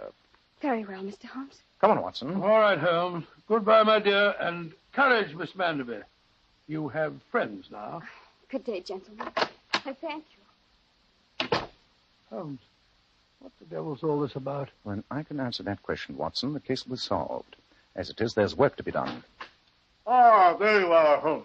Yes, Mr. Manderby, here we are. Yeah, I hope you found out what's wrong with the lassie. She hasn't been herself today. A change from her normal self, where you are concerned, might be a benefit, sir. Yes, indeed. The poor girl seems completely terrified of you, sir. The problem of my daughter's relationship with her father is no possible concern of yours. I asked you here on a simple matter of detection. Detection, yes, but far from simple. I warn you, you're in serious danger of the loss of a great deal more than a white cockerel and a hairbrush. Be on your guard, Mr. Manderby. Dr. Watson and I must conduct a little investigation in the village. You may expect a call from us later in the day.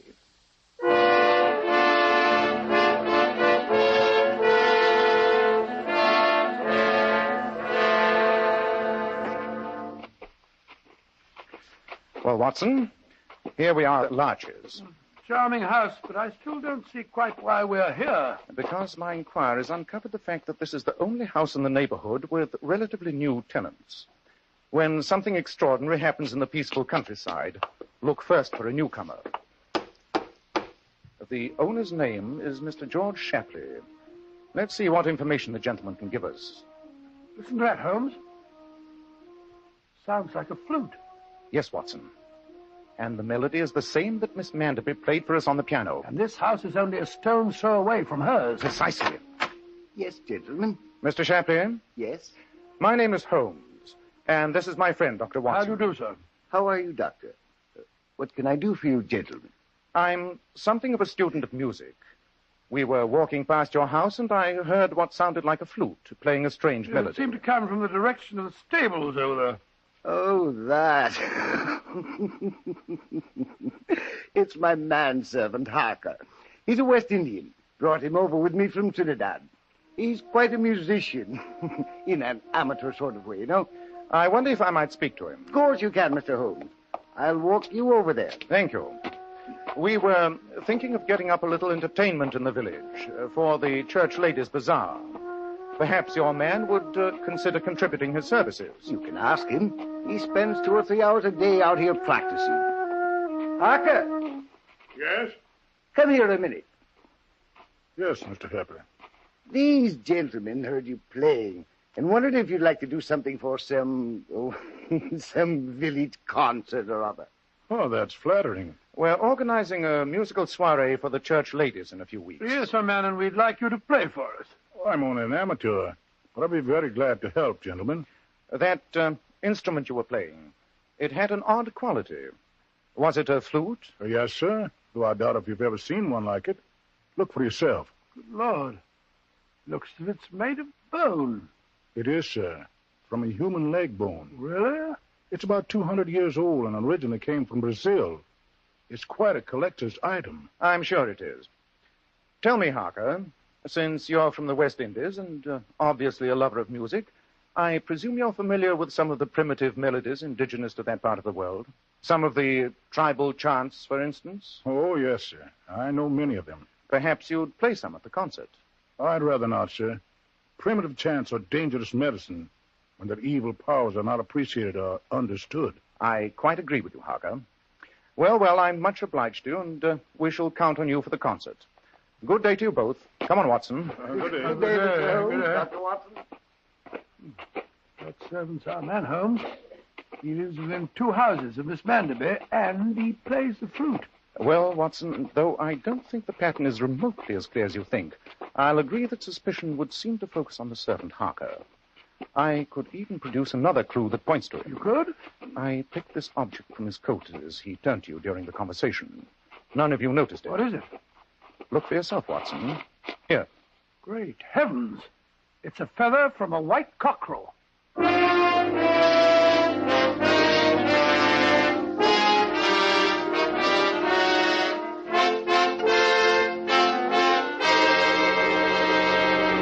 Holmes, I thought you said we were going back to Mr. Manderby's house before the day is over. We are, Watson. Why are we back here at your bee farm? It's 8:30 in the evening now. We shall call on Mr. Manderby before long. My investigations are complete. What luck did you have with I did yours? as you told me and made exhaustive inquiries in the village. With what results? I couldn't find out much about Mr. Shapley. Nobody knows anything about the man except that he has a foreign manservant and that he paid cash for his house and deposited a large sum of money in the local bank. What did you discover? I see that you've been up to your ears in reference books. Yes, Watson. Books concerning the peculiarly revolting ceremonies connected with voodooism. Voodooism? That's black magic. But flourishing in our English countryside, apparently. A white cockerel is the second finest sacrifice in voodoo magic associated with the West Indian That chants. accounts for the first theft. How about the stolen hairbrush? In all such magic, the possession of intensely personal objects, particularly human hair, is considered to give great supernatural powers over that person. Then it's obvious that West Indian servant is trying to get power over Miss Manderby. Holmes, you spoke of a white cockerel being the second finest sacrifice. What is the first? A human sacrifice. The sacrifice of a young girl. Great Scott. And tomorrow night the moon is full.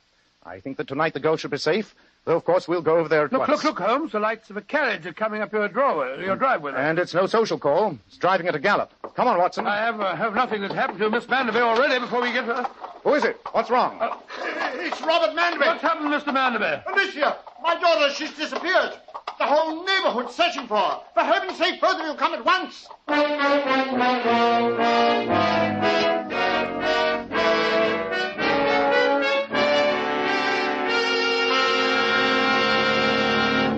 We'll find out in a moment what Sherlock Holmes decides to do now. But first, men, why not start today and take better care of the hair you've got? Remember, one of the first requisites of handsome, healthy-looking hair is a hygienic scalp. So why settle for just any hairdressing when you can enjoy the extra advantages of a highly specialized hair tonic like Kreml? Kreml contains a special combination of hair grooming ingredients which is found in no other hair tonic. This is why it keeps unruly hair neatly in place longer, with a rich, healthy-looking luster. Yet Kreml never gives hair that cheap, greasy, patent leather look. It never leaves hair feeling sticky, gummy, or dirty. Your hair and scalp always look and feel so clean with Kreml. And if your hair is so dry it breaks and falls when you comb it, start using Kreml at once. Let it make your hair feel softer, more pliable, and look as if it had some body to it. Kreml is also fine to lubricate a dry scalp. At the same time, it removes dandruff flakes. A quick massage with Kreml helps stimulate the cutaneous circulation of the scalp. Notice how alive, how invigorated your scalp feels. So for better groomed hair, a hygienic scalp, use Kreml daily. K-R-E-M-L. Kreml Hair Tonic.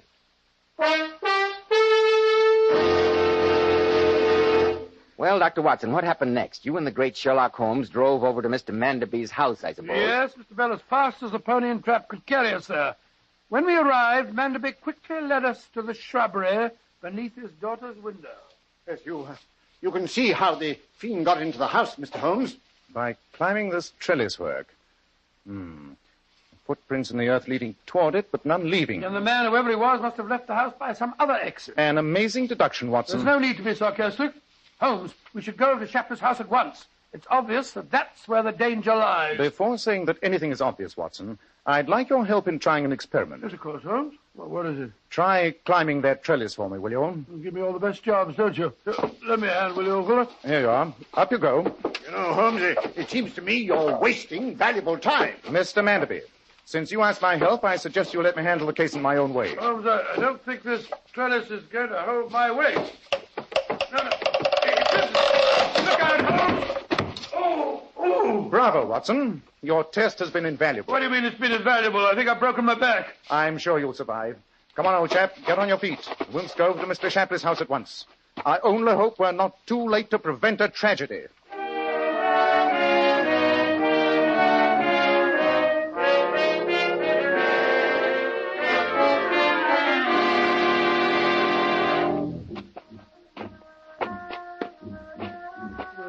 Light coming from the stables, Holmes. Music, too. Listen. It's that West Indian playing his devilish chant again. Faster, Watson. Look. There's someone standing in the shadows by the harness room there. It's Mr. Shapley. Good evening, sir. Mr. Holmes, Dr. Watson, thank heavens you're here. What's wrong, Mr. Shapley? Look in that empty stall there. You can see through the broken plank in the wall. The one where the music's coming from. Good heavens. Look, Holmes.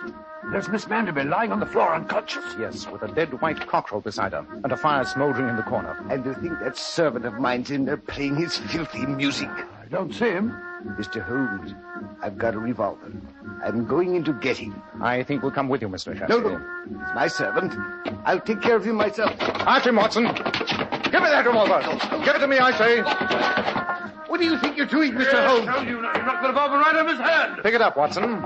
I have a profound dislike for seeing murder committed under my very eyes. Murder? But the potential murderer is Harker, the servant. Indeed. Then why is his unconscious body lying in the corner there? It can't be. The music's still playing. That's his flute. Yes, and it's accompanied by a drum. A remarkable feat even for a man not lying unconscious on the floor.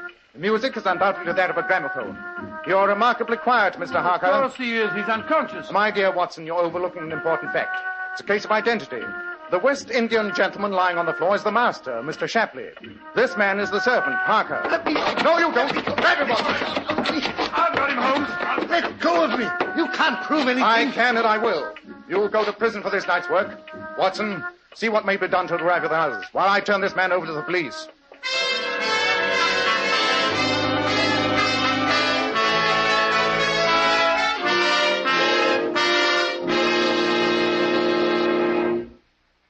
How is Miss Manderby, Watson?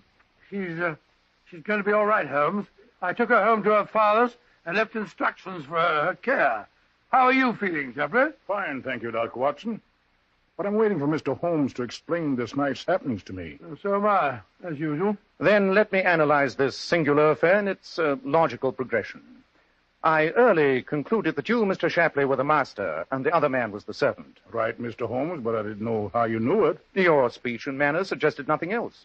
You reversed roles, I imagine, because it was an easier way to rent a house in the English countryside. That was the reason, Mr. Holmes. In my previous visits, I've discerned a certain prejudice against foreigners. That's a shocking thing, but I wouldn't doubt it, Mr. Shapley. You decided to live here for your health, I suppose? No, Doctor. I came to the English countryside for peace. Peace to conclude my studies on the origin and history of West Indian native music. I see. I've been working in close conjunction with Professor Griffiths of the Brighton College of Anthropology. It was he who concerned me to make graphophone records my works with a view to recording them for musical archives. And your servant saw his advantage. When you decided to change identities, he realized that if he disposed of you, he would be able to continue in his false character as the supposed Mr. Shapley.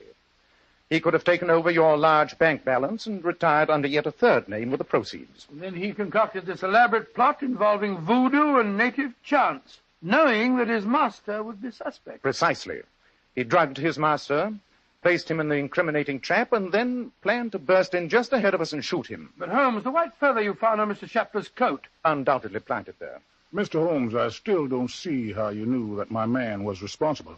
The first clue was the trellis. It's obvious that you never climbed that. You're heavier than Dr. Watson, and it wouldn't support his weight. Your servant was a small, light man. Obviously, it was he. Well, I see it all now. And then, of course, when we heard the music while Mr. Shapley was still lying unconscious, it was obvious that the whole thing was a plot. Oh, what a shocking business. Yes, but I can't tell you how grateful I am to you, gentlemen. You saved my life. Mr. Holmes, I must insist on paying you a handsome fee. A fee? No, Mr. Shapley. I couldn't dream of accepting one. Some people in my country have been sufficiently inhospitable to a foreigner to make him believe it advisable to change places with his own servant.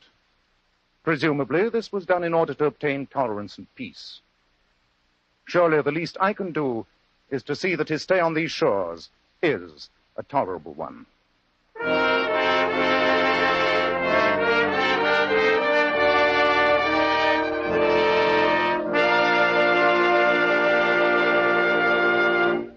Girls, I imagine most of you are planning to go out to a party or a dance on New Year's Eve, or perhaps just spend a quiet evening with friends. Naturally, you want your hair to look its best. So why not follow this beauty tip from those divinely beautiful Powers models? We wash our hair with Kreml shampoo. This amazing beautifying shampoo has been especially developed to actually glamour bathe each tiny strand of hair, revealing all its natural glossy luster. And so many women tell me how wonderful Kreml shampoo is for washing children's hair. Well, you can readily see why. Because Kreml shampoo is so mild and gentle on the hair. Its luxurious active foam removes all loose dandruff as well as the dirt.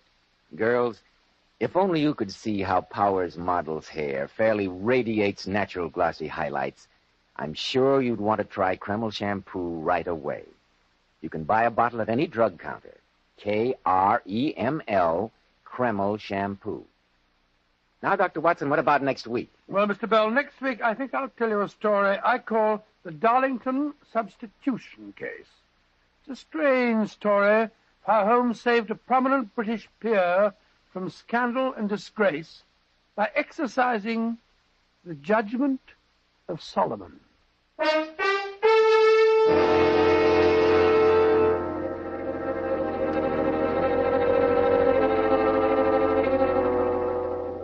new Sherlock Holmes adventure was suggested by an incident in Sir Arthur Conan Doyle's story, The Mazarin Stone. Nigel Bruce appeared by permission of California Pictures. Tom Conway through the courtesy of Eagle Lion Pictures. This is Joseph Bell speaking for Kreml Hair Tonic and Kreml Shampoo, and inviting you to be with us next week at this same time when Dr. Watson will tell us about the Darlington substitution case.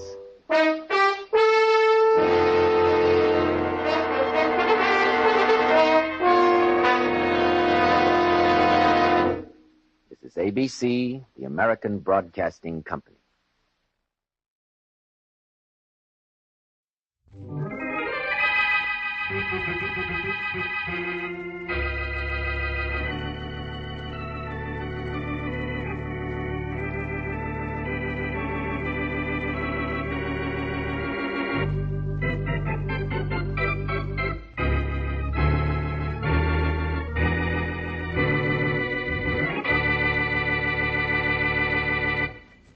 We've got to find that woman, you understand? We've got to find that girl, you hear? Hey, Inspector Faraday, we can't hear you when you pound your desk like that. You'll pound a beat if you don't find the Bromley girl, Carlson. And the same goes for the rest of you, too. Look, Inspector, this is the homicide department. How come the pressure's on us to find her? Because the pressure's on the whole force. And what's more, this kind of thing leads to murder sometimes. More than sometimes. And we want to get to work before there's a murder. Okay. No, it isn't okay. What have we done so far? Inspector, we've got every radio car in the city in operation. We've called in all off-duty men, canceled all... I know what we've done, Carlson. And I know what we haven't done, too. We haven't found Millicent Bromley. She's just a 22-year-old, see? A girl who's done nobody any harm, see? And she's in the hands of thugs, see? Now, we're supposed to be great, big, strong he-men. We're supposed to be policemen. We're supposed to protect the people of this city from accidents and crimes. Yet we can't even help a 22-year-old girl. No. Faraday speaking. Inspector Faraday, this is Shorty. You know, Shorty, Boston Blackie's friend. Yeah, I know who you are, Shorty. So don't bother me. I'm busy. Yeah, I know that, Inspector Faraday. That's why I'm calling. I can make you unbusy. Oh, you can you? Yep. Well, isn't that nice? Now, look, Shorty, I've got... But you gotta listen to me, Inspector Faraday. Blackie's out of town. Oh, Blackie's out of town, is he? That's wonderful. Now, why don't you get out of town, too? Then I'll solve this case the way it ought to be solved. Inspector Faraday, I just talked to Blackie's girlfriend, Mary Wesley, and she talked to Blackie. He's in California. You talk to Miss Wesley, and Miss Wesley talk to Blackie. So what? What do I care? I'm busy looking for a missing girl. Now, goodbye. Oh, gee, Inspector Faraday, don't hang up. I know you're looking for a girl. It's Millicent Bromley, isn't it? Yeah, it's Millicent Bromley. And I suppose you know right where she is. I sure do, Inspector Faraday. She's right here in my room.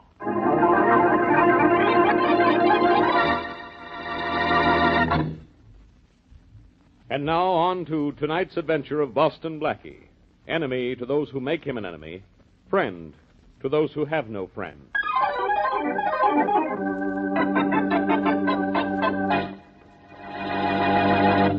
There's Shorty's door, Carlson, at the end of the hall. You think he was on the level about having the Bromley girl, Inspector Faraday? I don't know. If he does, this case is awful easy. I haven't had an easy case in 10 years. We'll know in a minute. Open up, Shorty. It's Faraday. Open up! Come on in, Inspector Faraday. Hey, what's the matter with you, Shorty? You're bleeding. Grab him, Carlson, before he falls down. I got him, Inspector. You better sit down, Bud. Yeah, sure. All right. There you are. You know, you guys got here too late. Hey, what happened to you, Shorty? Where's the Bromley girl? I don't know, Inspector Faraday. Uh-oh, Faraday. You said this might be one of Blackie's gags? Yeah. Oh, Oh, yeah? so help me, that's the truth. Take this down, will you, Carlson? You bet, Inspector. Okay. Now, Shorty, Blackie put you up to this, didn't he? No. It's his idea of a gag. Or maybe he's mixed up in this. Honest, Inspector, all Blackie had to do with this was to tell me to call you up and say the girl was here. But the girl wasn't here, was she? But she was, Inspector Faraday. Honest, she was. She was right there on that couch there when I was talking to you on the phone. All right, she was right there on the couch. How'd she happen to get here? You grabbed her, didn't you? No, honest, Inspector Faraday. She was here when I got here. And the professor was here, too. He said she was his niece. The professor? Who's he? He's a guy I know. Nice guy, too. He's used my room before, but he's never brought anybody with him before. Especially anybody he swiped. How did you know the Bromley girl wasn't the professor's niece if the professor said she was his niece? Well, the professor left and told me to let the girl sleep. I turned on the radio in the other room, and I heard what the Bromley girl was wearing. Now, this girl was wearing the same thing. Sure. I went over to wake her up and ask her if she was the Bromley girl, and then I saw she was doped. And then, suddenly, something hit me on the head. You're lying, Shorty. If I'm lying, you think I hit myself on the head? I wouldn't doubt it. Ah! I think this whole thing is phony. Now, come on, who's this professor? Is that Blackie? Or is he something else Blackie dreamed up? No, honest, Inspector Faraday. The professor's a real guy. He's real, huh? Yeah. All right, where does he live? I don't know. Oh, you don't, huh? Well, isn't that convenient? Shorty, you're number one on my suspicion parade. And maybe the charge will be murder, which is another way of saying you're under arrest.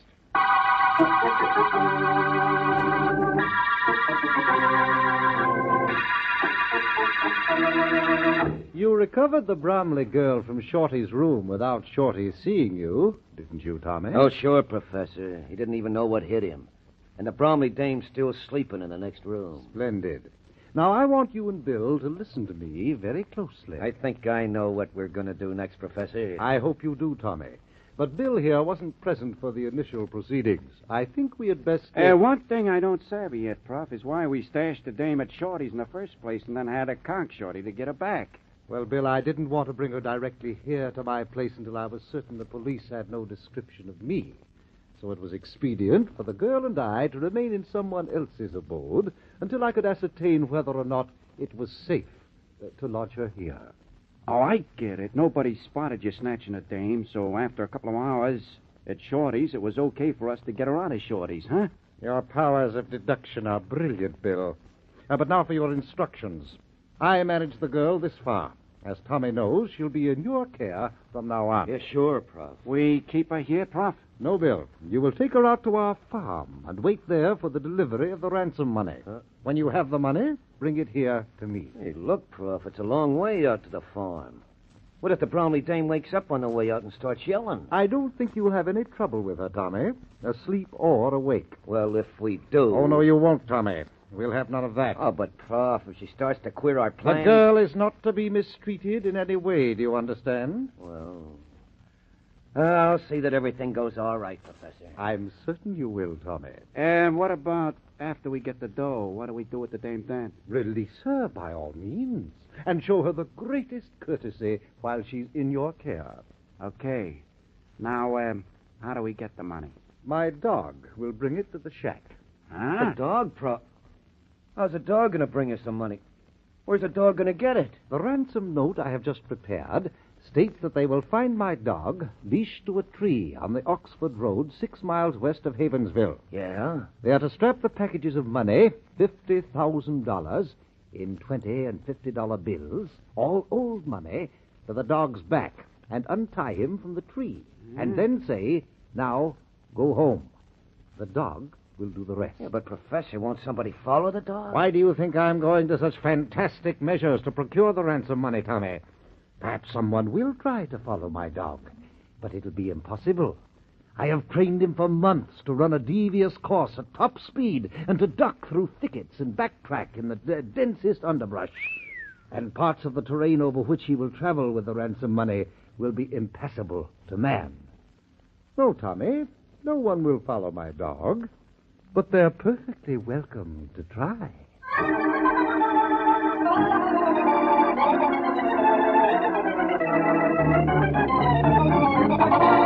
Inspector Faraday, I know you're doing everything possible to find my daughter, but can't you do the impossible and get her back? Mr. Bromley will do anything to find that daughter of yours. But you can help us if you give us the details of the ransom note. But I haven't received a note. Mr. Bromley, I know exactly how you feel about this. You think you're protecting your daughter by not cooperating with the police because the note says not to But, contact the Inspector police. Faraday, you must believe me. I have not received a note. You haven't, huh? No. But when I do, you can be sure I'll contact you no matter what the note says. Will you promise me that? Even if the note warns you not to come to us? I'm no fool, Inspector. I know you can handle these fellows far better than I. Well, I'm glad you realize that. If more people realize that, there'd be far less crime. You'll get complete cooperation from me, don't worry. But isn't there anything you can do before I get the note? We've done all we could on the leads we've had. Well, this Shorty person, What does he know about it? I don't know. He tells a story that makes some sense, but not enough to suit me. I still think he's mixed up in this some way. Or Boston Blackie is. You're holding Shorty? No, I had to let him go. Not enough on him. Well, this story he tells about a professor. Perhaps that's your lead. It is a lead, and we're working on it. But so far, we haven't been able to find any professor. But certainly this Shorty must know where he lives if he knows him well enough. Mr. Bromley, you don't know underworld people. If Shorty's telling the truth about a professor, he may also be telling the truth when he says he doesn't know where he lives. Well, some of the best-known people in the underworld have hideouts that no one knows about. Not even members of their own gang. Oh, I see. Don't worry, Mr. Bromley. We'll find... Come in. Inspector Faraday. Yeah, Carlson, what do you want? I've got something you want, Inspector. We got a tip on where a guy they call the professor may be hiding out. Oh, thank heaven. You have, huh? Good. Where? In a brown house on Front Street between Canal and the Bay Bridge ramp. Front Street, huh? Yep. That's near where Shorty lives. Maybe he was telling the truth. Inspector, now maybe we'll find my daughter. I hope so, Mr. Bromley. Maybe you'd like to come along with us. I'm going down to Front Street in person to teach that professor a lesson.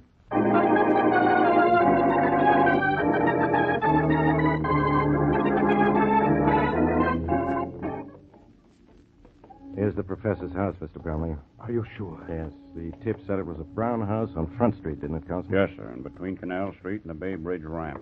This is the only brown house on the block. Want me to go in first, Inspector? No, I'll go first. You and Mr. Bromley follow. We have to find Millicent here, Inspector. This is our only lead to her. And there's still Shorty. We can pick him up any time we want to. Oh, on what grounds, Inspector? We never saw him with her. We can't charge him with anything. I know that, but we... Well, let's go in and have a chat with this professor. There won't be shooting, will there? If there is, Mr. Bromley, I'll start it. My gun's all set. Hey, why not try the door, Inspector? It might be open. All right, but watch it. You'd better step back a few feet, Mr. Bromley. That's all right, Inspector.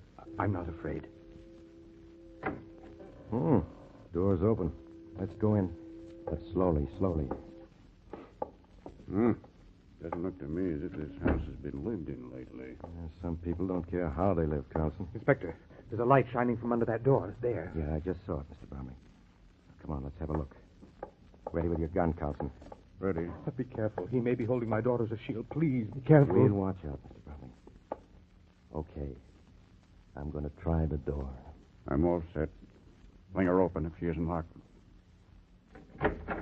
And there's our professor. Okay, Prop, put the... Matter, Inspector Faraday? Nothing much, Mr. Bromley. But there's a lot the matter with the professor.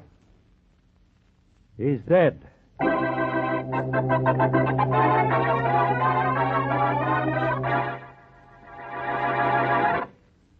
And now, back to our story.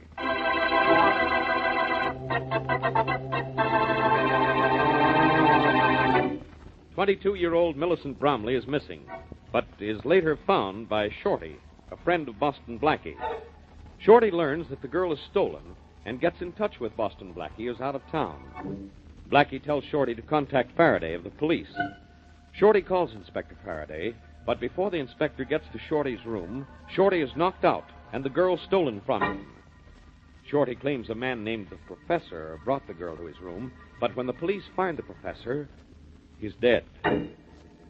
As we return to our story, Shorty has been released by the police, and in the Bromley home, the phone rings. Hello. You, Bromley? Yes. You get our little note about the ransom? Yes, I just this minute received it. Are you the man who has my daughter? I'll ask the questions. But I'll answer that one with a yeah. I got your note. I'll pay your money. Only give me back my daughter. You'll get her back, Bromley.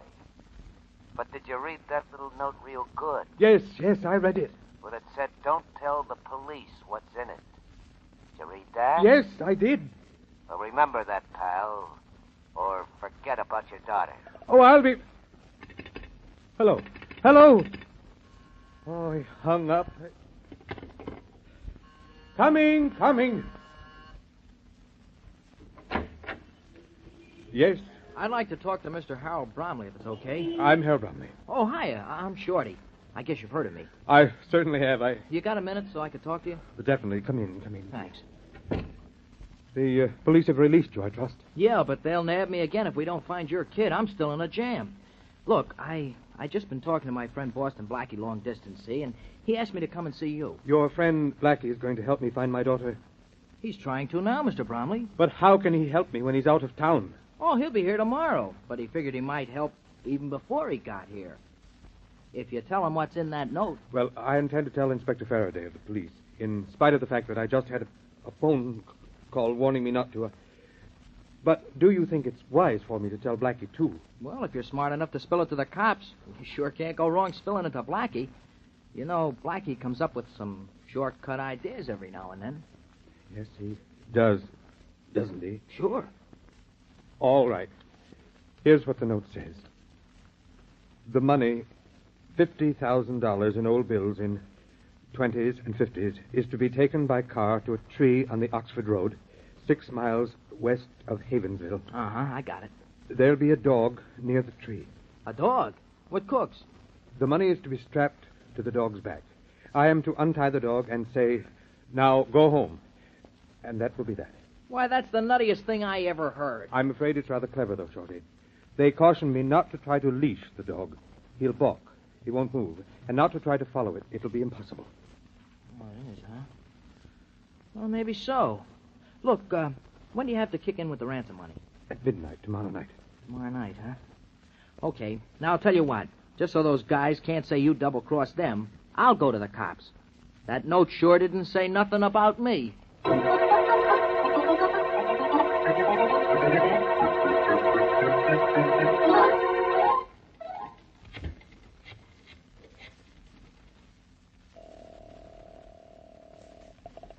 51 Sunset Parkway. Good evening. Hello, Harry. This is Shorty. Oh, yeah, Shorty. Any more news from Blackie? Well, there's a telegram here for you. Yeah, that's what I meant. I guess it's from Blackie telling me what plane he's coming in on. Well, it got here just 3 minutes ago. Read it to me, will you? Okay, just a minute. Yeah, good. Here you are, Shorty. Okay. Read it slow. Okay, it's from Blackie, all right. What plane's he coming in on? Well, here's what his wire says. Yeah? Weather impossible. All planes grounded. Phone me here about note as soon as you know something. Signed, Blackie. Okay, Harry, I'll do that. Blackie says he'll tell me what to do next, huh? Gee, I sure hope so.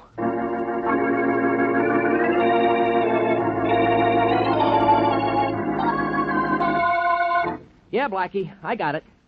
Oh, gee, that's a swell idea, Blackie. But the note says not to tell the cops what's in it. Well, okay, if you think it's okay. Yeah, I'll go see Inspector Faraday right away. Uh-huh. Uh-huh. Uh-huh.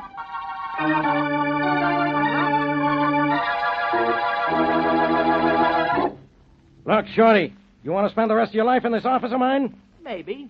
Now, look, Inspector. I came here to tell you what was in the ransom note Mr. Bromley got. He got the note? You know what's in it? Sure. How do you know? Did you write it? No, I didn't. Mr. Bromley told me what was in it.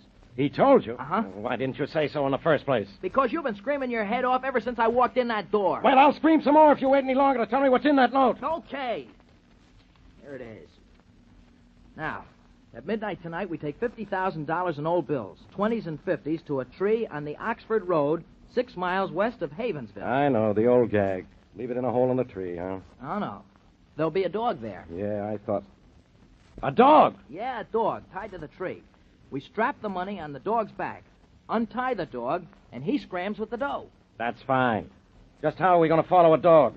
Those things can run, and they probably got this one trained to break records. Yeah, I guess maybe they have, Inspector Faraday. But Blackie's come up with an idea how we can trail the dog without following him. He has. Uh-huh. How are we going to do it? Tie rockets to our pants?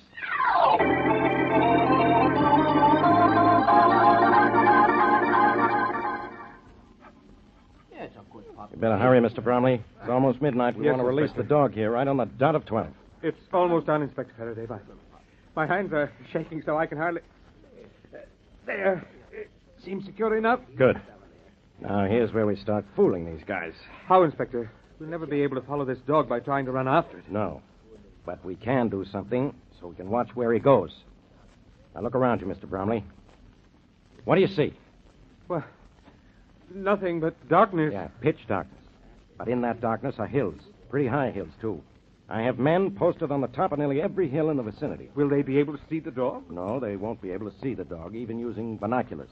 That is, not as the dog is now.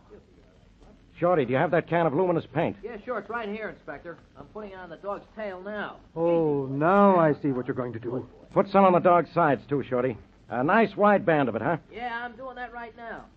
Say, this paint won't hurt him, will it? No, I checked into that. The stuff's non-poisonous. Oh, good. We'll get it off after it's served its purpose. What happens now? Do your men watch the dog through binoculars and then go to wherever the dog stops? No. They're all equipped with field radios, Mr. Bromley, and they'll radio the dog's progress and eventual destination right here to us. Let the dog go, Shorty. Okay, boy. Now go home. He's loose. Go on, scram, puppy. Have a good run, boy. Wow, look at him go. And look how clearly you can see the luminous paint on his tail and sides. Yeah. All right, Mr. Bromley. Let's go back to my car. See what's on the radio.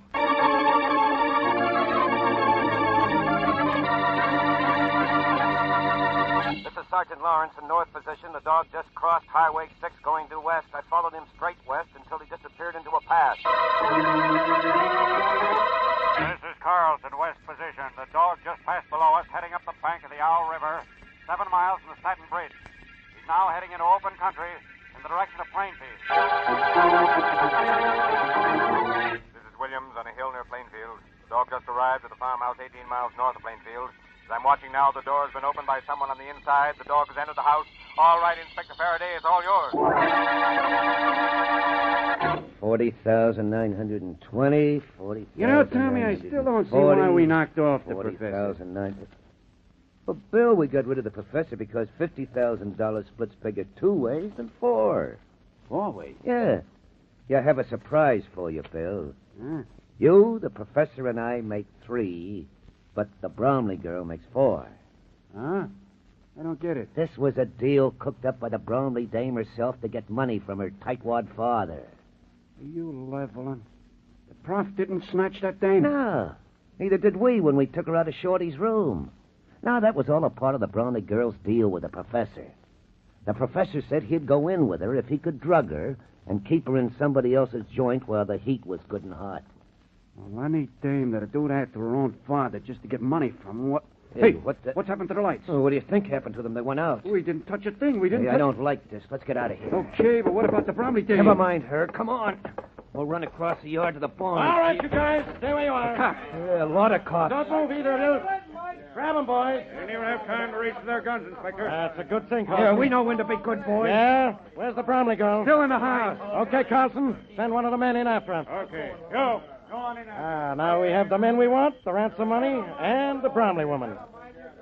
Maybe this was all Blackie's idea, but I did it just as well as if Blackie himself were here.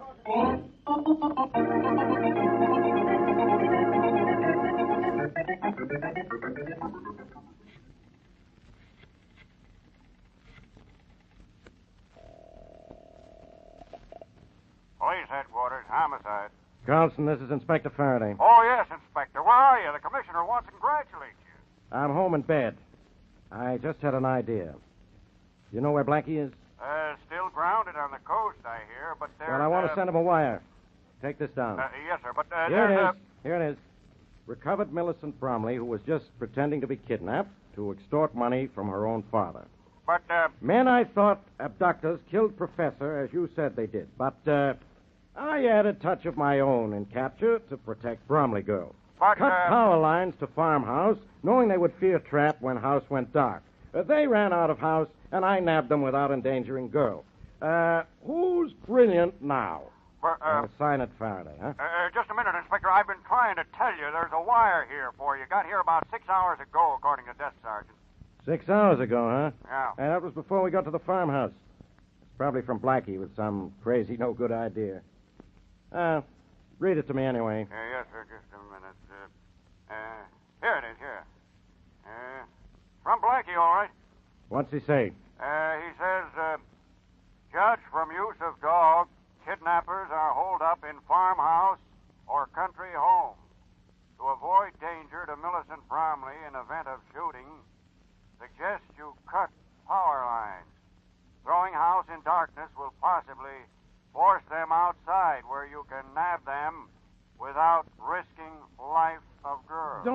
bother reading the rest of it, Carlson. And don't bother sending my wire to Blackie. And wipe that smile off your face, Carlson. It isn't that funny.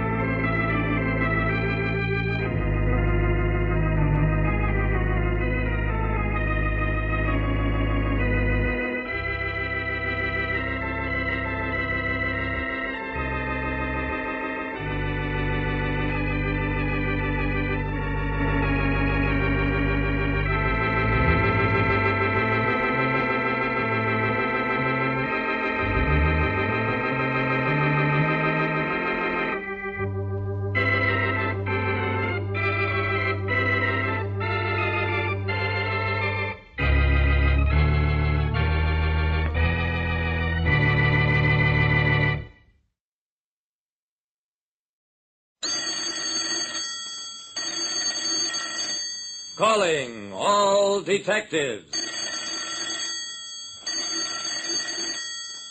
When a stock market analyst called a market trend wrong, what it cost him was his own life. That is the situation on this page from my casebook. The casebook of Jerry Browning, private detective. Take a tip from me, Jerry Browning, private detective. It's never safe to make any predictions.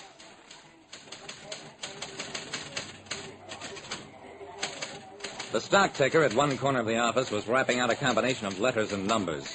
But John Pettigrew, the stock market analyst, didn't hear it because he was dead. His body lay slumped over the desk. His hand, dangling over the side of his chair, still held the gun. While the homicide squad men went through their routine movements, I talked with pink-cheeked, white-haired Harold McCormick, head of the Securities Exchange Board. Mr. Browning, this proves that a man can become so engrossed in his work that he loses all sense of comparative values. I nodded. Yeah? I guess you're right, Mr. McCormick. The suicide note seems to be genuine. Under the circumstances, just what do you expect me to do? McCormick looked uncomfortable. Don't misunderstand me, Mr. Browning. I'm sure Pettigrew killed himself because the market analysis he sent out to his subscribing clients proved completely inaccurate. However, I would like to know why he made so complete a mistake. I kept staring at the stock ticker, which had stopped working altogether. This thing hasn't been working much. I suppose that means a dull market session. Yes, it does. The market is sluggish and off a bit, instead of being very active and sharply up. It's the first time in 3 years that Pettigrew has failed to predict a major trend accurately. And as you read from his suicide note, it preyed on his mind to the point where he took his own life. I turned my back on the stock ticker. I'll accept the case, Mr. McCormick, but I'll warn you, I don't believe a man would kill himself over one error of judgment in 3 years. A well-known stock market analyst appeared to have taken his own life because a report he sent out was wrong. There was nothing I could do in Pettigrew's office while the police were working there, so I went on down to the securities exchange floor. It didn't take an expert to realize that there wasn't much of anything doing at the moment, but about 10 minutes later, several newcomers came onto the floor. And minutes after that, for no reason that I could see, the whole floor suddenly came to life. Men were shouting across the room to one another, wig-wagging signals and dashing about wildly. Alongside of me, Harold McCormick, head of the Securities Exchange Board, shouted into my ear, "This is astounding. The bull market has arrived only 48 hours after Pettigrew predicted that it would."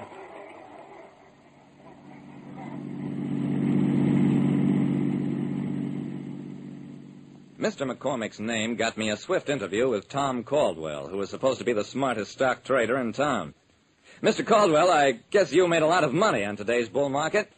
Would you mind giving me some idea of how you figured out that a price rise was in the offing?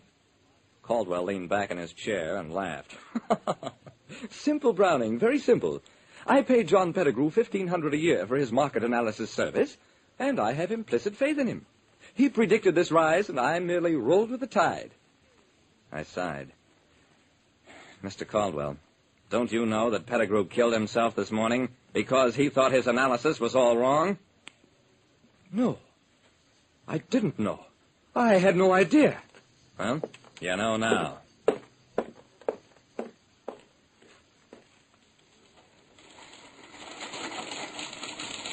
Shrewd, cynical Joe Morton is the financial editor of the Daily Sentinel.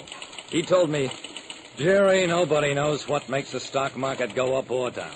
Some people base their market fluctuation systems on sunspot cycles. You think I'm kidding, but that's the sober truth. The fact is, if enough people think it'll go up, it goes up. And the opposite is just as true. I'm sorry, Jerry, but that's all I can tell you."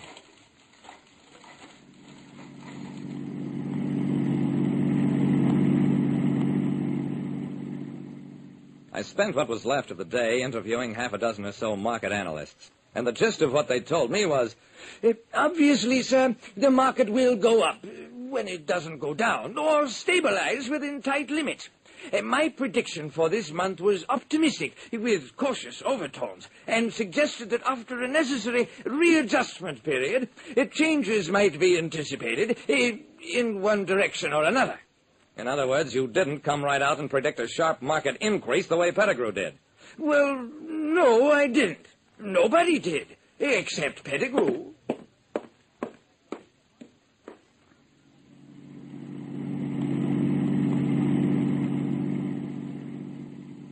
At police headquarters, Lieutenant Dawson told me, "Jerry, we haven't been able to find out where Pettigrew got a revolver. He certainly didn't have a permit to own one." Dawson, I think Pettigrew was murdered. And what's more, I don't think it's going to be too hard to find out who did it.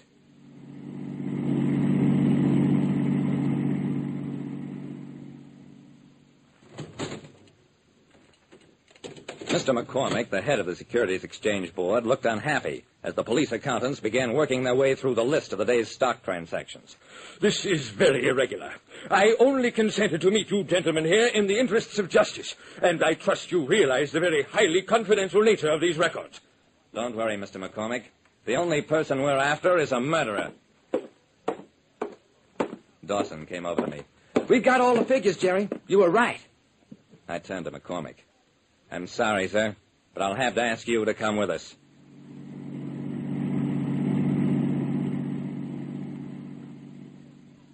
Tom Caldwell, the stock trader, had a fine, big home in one of the best suburbs.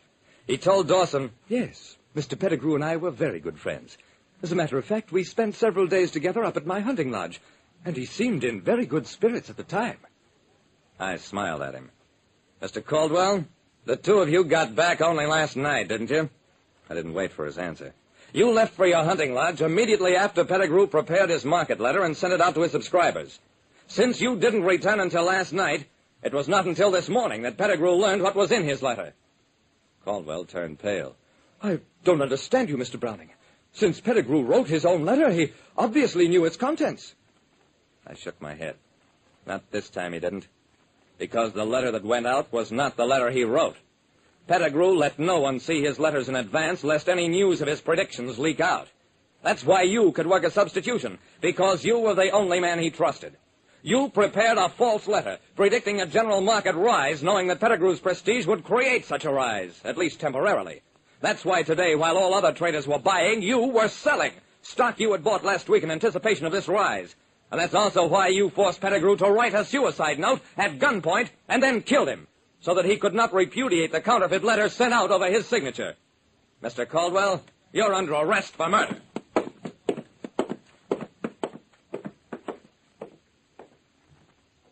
We had to pile up a lot of evidence to make him do it. But finally, Caldwell did confess. We tracked the revolver to him. We proved that Caldwell had taken the Pettigrew market letters to the post office. In fact, we did everything but find the original Pettigrew letters, which Caldwell had destroyed. The market went into a nosedive following Caldwell's arrest. Then, the next day, it started a 3-week climb that carried it to a new high for the year. And don't ask me why. Sunspots, maybe. Like I said, stock markets may be unpredictable, but when it comes to crime, you can't ever sell justice short.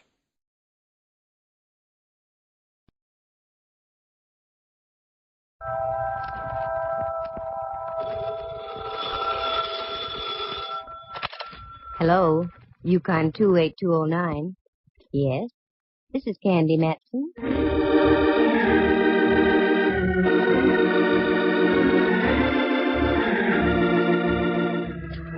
Do you have a little unsolved murder in your home?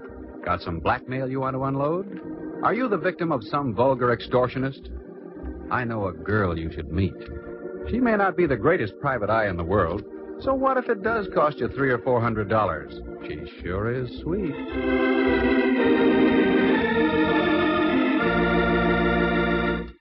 She's Candy Matson. Like to meet her? Hello. Candy Matson? Well, I wasn't sure when I looked in the mirror this morning. Had a rough night, eh? Oh, there have been rougher ones.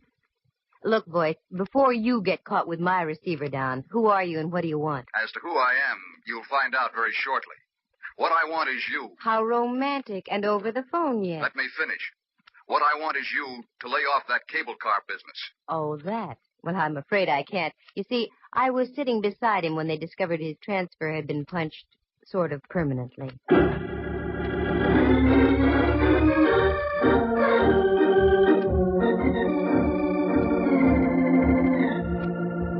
That's how things happen with me. I get into the craziest routines. You see, I used to be a model. I've been told I have the proper displacement for such a career. But I found there wasn't enough money in it. A girl has to maintain a nice apartment on Telegraph Hill, keep enough clothes to highlight the displacement I mentioned, and also eat, doesn't she? Sure. So I turned private eye. You meet a better class of people, mostly named Rigor or Mortis. Now take this cable car deal. It's positively fantastic. But after all, this is radio, isn't it? Like to hear how the whole thing happened? Leave us trip along to Act 1.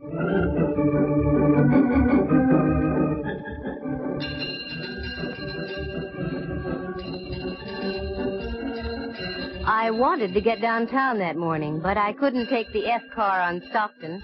They were ripping up about 87th Street, which is par for the course.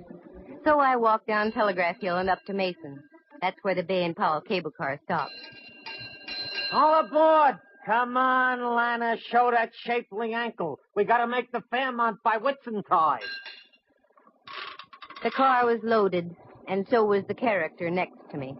I tried to budge into the seat between him and a Fisherman's Wharf dowager, but I couldn't quite make it. I'd forgotten my shoehorn. Say, pardon me, but would you mind reading your Wall Street Journal over that-a-way a bit? I'd like to sit in here. Oh, if you insist. A knight of old. He budged his hips a quarter of an inch, and I slipped in, ready for my rocket ride over the hill and down into town. The trip, as usual, was uneventful. 3 smashed fenders and several choice words I'd never heard before, but I wrote them down. By the time our prairie schooner reached the turntable at Market Street, the crowd on the car had thinned out. But Buster was still beside me, his head buried in common and preferred. Market Street. I started to get down. Hey, lady, take your boyfriend with you. We're heading back up the hill. Boyfriend? I'll sue. He looks like the advance man for Lewis and Clark. How do you like that? He fell asleep over his stocks and bonds. I looked again. Hipsy wasn't asleep. Hipsy was stone cold dead on Market.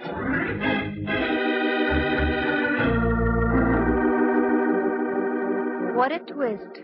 I, who always went on the prowl for a whodunit, get one literally tossed into my lap. He just hadn't gone out of this world serene-like. Oh, no.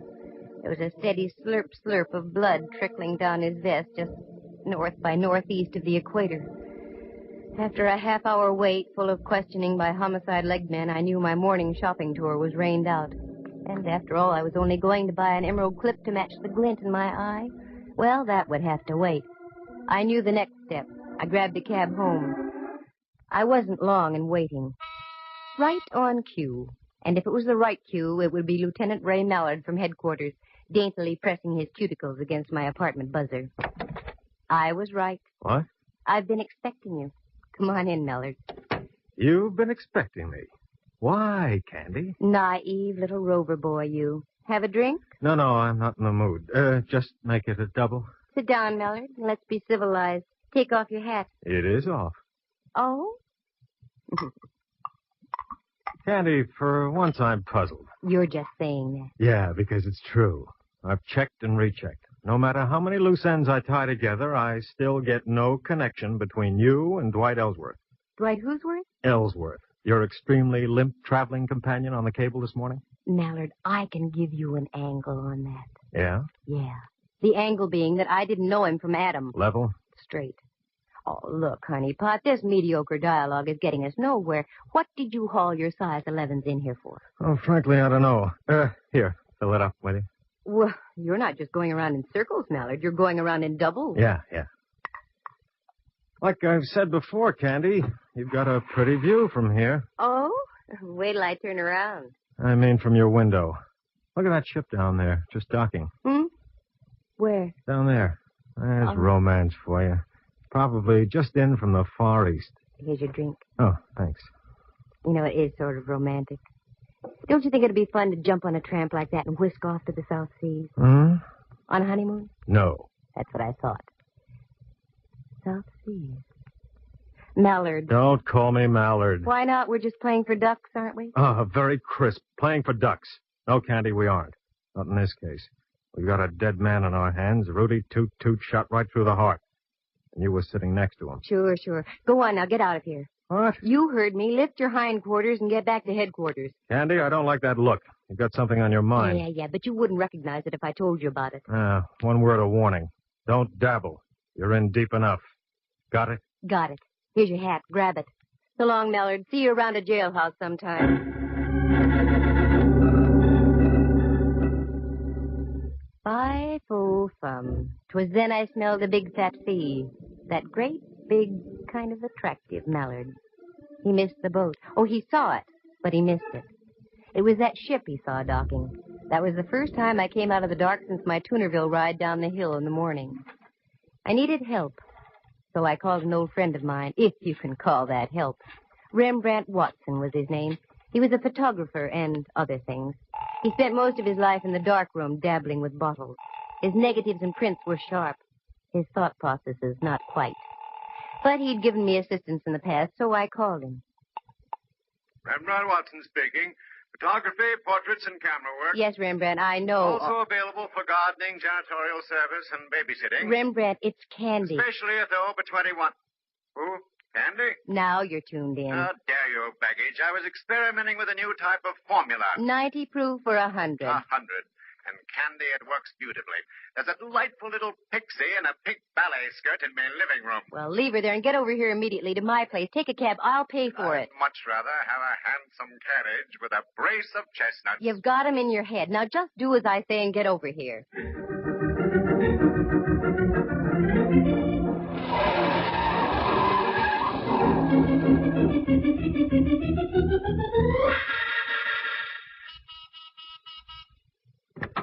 Float in, Rembrandt. Gadfrey. Where's the man to take me cloak, gloves, and topper? You're wearing a sport coat and slacks, and you know I have no man. And therein lies your basic trouble, my dear. You have no man. Now, Rembrandt. Every man should have a woman. Every woman should have a man. It's the incontrovertible law of the universe. Candy, you should have a man. You? Sure. I'm no longer a man. I'm a sprite transcending the world. Well, stop transcending a moment and come down to earth. We've got a job to do. How poetic. How idyllic. We've got a job to do. For money? Eventually. Oh, one of those. Very well, my dear. Bring me up to date. Well, I don't really know if I can or not. Good. Then I shall leave and return to me formula. Oh, no. What I mean is, the whole story is so fantastic you'd never believe it. I might. Try me, Candy. Well, I get on a cable car and sit next to a character reading the Wall Street Journal. A strange coupling. A cable car and the Wall Street Journal. Yeah. And when we get to the end of the line, my friend next to me is dead. Probably the ride down the hill frightened him to death. Uh-uh. He looked like a used punch board. He had a neat little bullet hole through his heart. Candy, my little ballerina friend in the pink skirt is more believable than what you just told me. I told you it was fantastic, but none of how it happened. Now, sooner or later, Mallard is going to come out of his fog. And when he does, I'm going to be out of a fee. A fee that so far doesn't exist, my pretty. It will, if my hunch is right. Now, here's what I want you to do. Go down to the Chronicle and get all the back files you can on Southern Islands Steamship Company. The Chronicle? A pleasure. I have a few questionable companions there who indulge in formulas. Stay away from those companions and just do as I ask. Very well, my dove. I go, but entirely against my will. And where will you be? Around town, Rembrandt. I've got to do some legwork. Let me assure you, Candy, you have just the right equipment for it, too.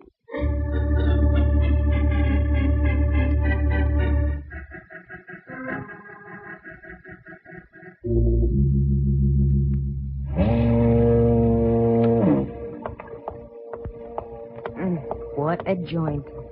I'll bet they mount slit gullets on the walls instead of deer heads. Well, come on, Candy. Get your tools out and screw up your courage.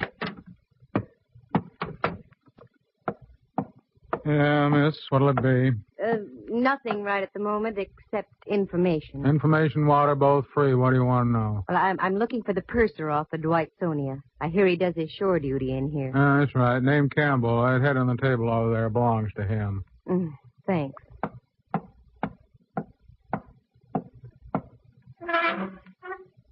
Hello, sailor. Hey, Campbell. Wake up. Oh, leave me alone. Come on, snap out of it. Who are you? What do you want? My name is Candy Matson. I want to ask a question. Oh, I'm only drinking. Go away. Not until I find out what I want to know. Dwight Ellsworth was murdered this morning. What? I thought that would bring you to. Well, that's the nicest news I've heard since VJ Day. What do you want to know? Where does his brother live? That stooge. He's got about as much spine as a water eel. Never mind. I want to find him. He seems to keep his whereabouts as secret as an atomic stockpile. The whole family ought to be knocked off. He lives out in Seacliff, 25 Dashiell Road. Good. Bartender, buy my friend a little reward. And one for yourself, too.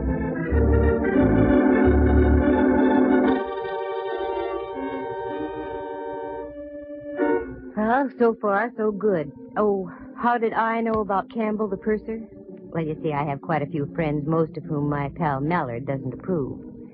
So I grabbed a cab and navigated the driver out toward Seacliff. It was so foggy I couldn't see the meter. But I paid him anyway, gave him a neutral tip, and dismissed him. There it was, 25 Dashiell Road.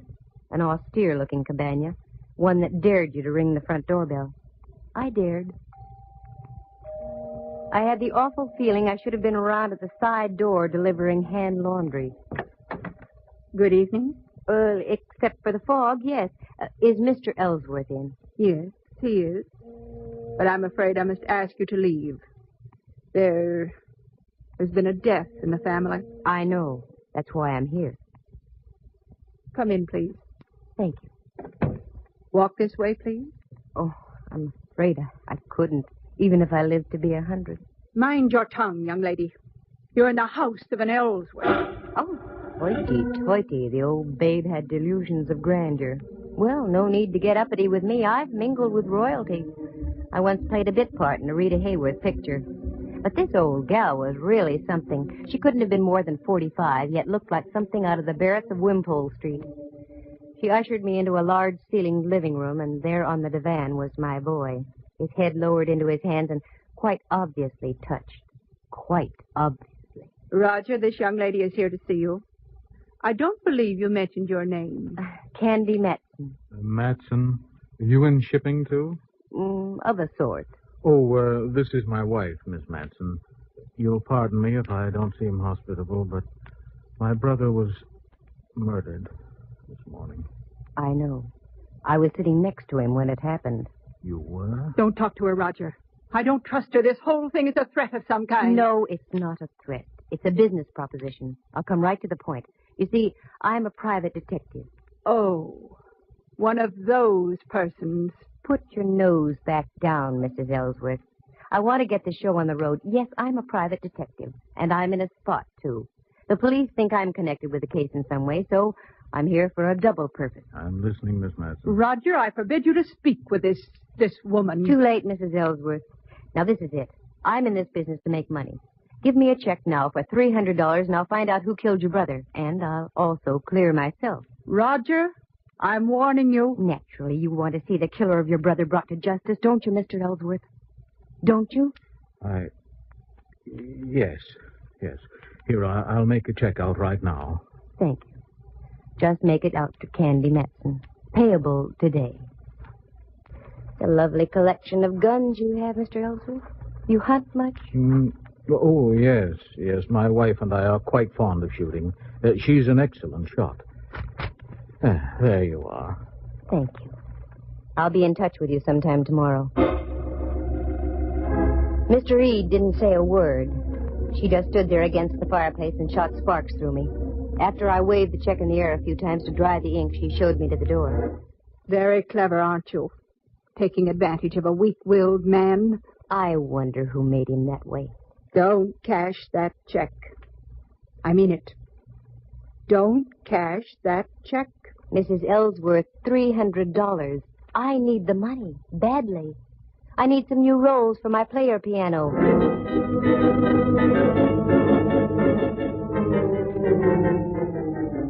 I buzzed back downtown. I wanted to cash that check in a hurry. I knew of only one person who would give me the crisp green at that hour of the night. Uncle Charlie, the honest miller who ran the chase room. Uncle Charlie, in the strict sense of the word, was a gentleman. So with a tender little pat on my cheek, he cashed the check, and I went up Telegraph Hill and home. All of a sudden, my eyes did a couple of inverted loops. Oh, my lights were on. Who's in here? All right, speak up. Oh, Candy, the light of my life. Come join our party. Oh, Rembrandt, you gave me a scare. You don't scare easy either, Candy. Got something on your mind? And Mallard. Well, how ducky, a midnight soiree. What goes on here? Well, that chicken you had in the icebox is delicious. Was delicious. Looks like you've done everything but eat the bones. Your vintage is superb, too, Candy. Have a little formula? No. Now, come on, what gives? That's my line, Candy. What gives? You're in on something, and I want to know about it. Oh, Mallard, believe me, it's nothing. I'm just trying to parlay a couple of hunches. Tall hunches. Look at all those clippings on the South Sea Island Steamship Company. What are they for? I meant to tell you, Candy, I had remarkable success down at the Chronicle. There's everything you want on that steamship line. Oh, Rembrandt, did you have to tell the whole world? Candy, you chide me unnecessarily. I merely had the clippings on the table when Hawkshaw here walks in on me. Okay, Candy, take it from there. I can't tell you yet, Mallard. Nothing makes sense yet. I've got about 4 loose ends that need tying off. If I'd only put 2 men to following you, I'd save myself a lot of grief. 2 days, that's all, Mallard. Just give me 2 days. I think I'll have it for you. All right. But don't forget, the boys down at Kearney Street headquarters don't love you the way I do. 2 days. No more or less. I gotta go. Thanks for the fowl, chicken. Very gay. Here, Rembrandt, here's $50 for you. 50? My word. What's all this talk about a recession? Go on and take it. Go someplace and stabilize the economy.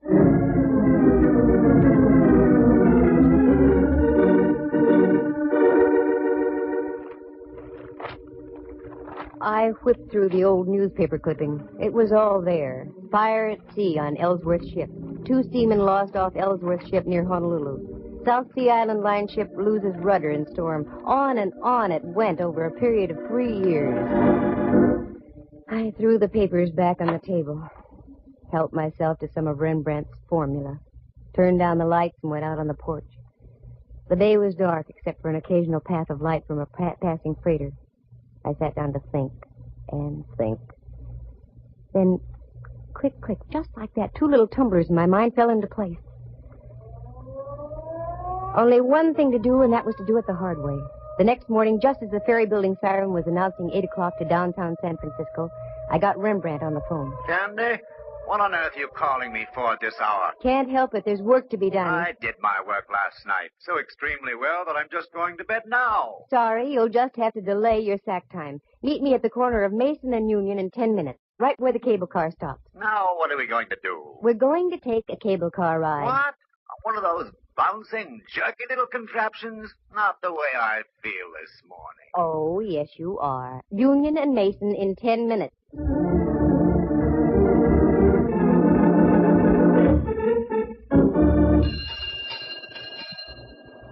All right, Rembrandt, get on. This is the silliest thing you've ever done, Candy. Maybe. We'll see. Dwight Ellsworth was already on the car when I got on here, and alive. How could you tell? He mumbled something when I asked him to move over. Sounds logical. Although I once remember stumbling into a corpse who mumbled for hours after it had been liquidated. Rembrandt was in one of his rambling moods, so I let him alone. The car pulled over Mason Street, down Washington, and then swung on to Powell and up the hill. Now I watched the buildings and apartments carefully. There was a little red brick building, now a big apartment house, a woman's residence club, and so on. Then over the hill, more apartments, and the possibilities petered out at Bush. Well, only one thing to do. Canvass all those blocks between Washington and Bush. Okay, Rembrandt. Off the car. The strangest corpse I ever did see. What'd you say, Candy? Off the car. Come on. Now what? I just want to get to bed. Well, not for a long time, Boy Blue. Now, here's the pitch. You take this building, and I'll take the next. We'll alternate as we go along. Ask if a tall woman with a horsey face and dressed something like Queen Victoria ever lived around here. Oh, Candy. I know it sounds wild, but it's got to be done. A horse with a tall face and dressed something like... Oh, Rembrandt, look at me. Get that smoke out of your brain. A tall woman with a horsey face and dressed something like Queen Victoria. You got it? Got it. Okay, get going.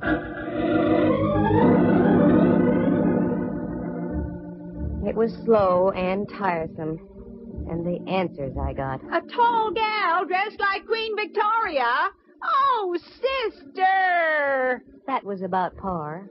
Nope, nobody like that ever lived here. Are you positive? A dame who fits that description? Yeah, I'm positive. The morning wore on, and so did we. We were over on the other side of California Street now, so we stopped and had a bite to eat. I had pickles with mine, and Rembrandt had olives on toothpicks in a glass. And again, we picked up the hunt. My heart was suddenly making with a rumba. There, just on the other side of Clay, in front of a 3-story red brick house, was a police squad car. There was a little knot of people gathered around. Daintily lifting my crinoline, I did a Mel Patton down the block and up the front steps. I didn't have any trouble finding the room. The door was wide open, and there was a body on the floor. 4 representatives of the law were buzzing back and forth. One of the buzzees was Mallard. Well, my little ambassador of violence. Why is it you're always around the extremely dead, Candy? I've got no time to brandy the ad-libs, Mallard. Who is it? I don't know yet. No identification. Let me see. Oh, a pen pal, maybe. I was right. I knew it. Knew it? Knew what? You're right, he was a pen pal. He wrote me a check last night for $300. His name is Roger Ellsworth.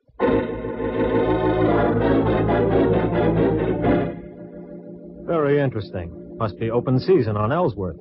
Okay, Candy. Time you filled in the blanks. Start. Wait a minute. I want to look at the window over here. Mallard, there are a couple of younger Ellsworths living around town here. I'm sure you'd like to see them stay healthy. Yeah? Get out to 25 Dashiell Road and pick up an old crone also named Ellsworth. 5 will get you 20. She's the one you're after. All right. But you get back to your place and stay put, understand? I want to have a more illuminating chat with you. Oh, Mallard, I'm just like putty in your hands.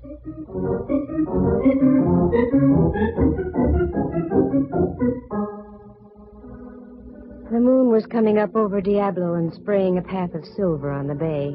Still no Mallard. I wondered what could be wrong. Well, this was it. This was the showdown. Have you seen a tall face with a horsey woman? Oh, Rembrandt. Candy, I'm so mad at you I could...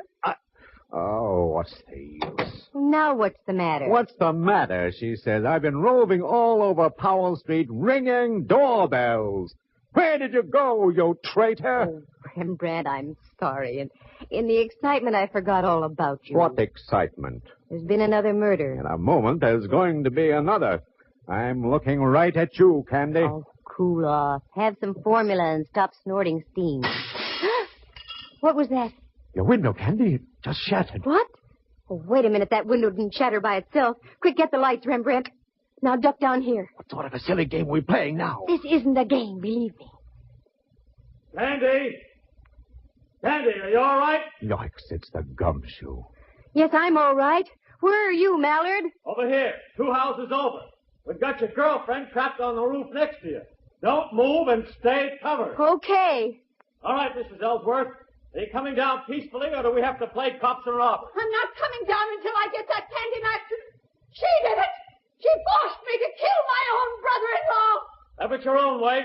Okay, loosen her up a bit, boys. Better than the 4th of July. Keep your head down, Rembrandt. Oh, is that what was up? Ready to come down, Mrs. Ellsworth? No, I'm not. That hateful woman. She's ruined my whole life. All my plans. Just because of her snooping and prying. She's going to die, I tell you.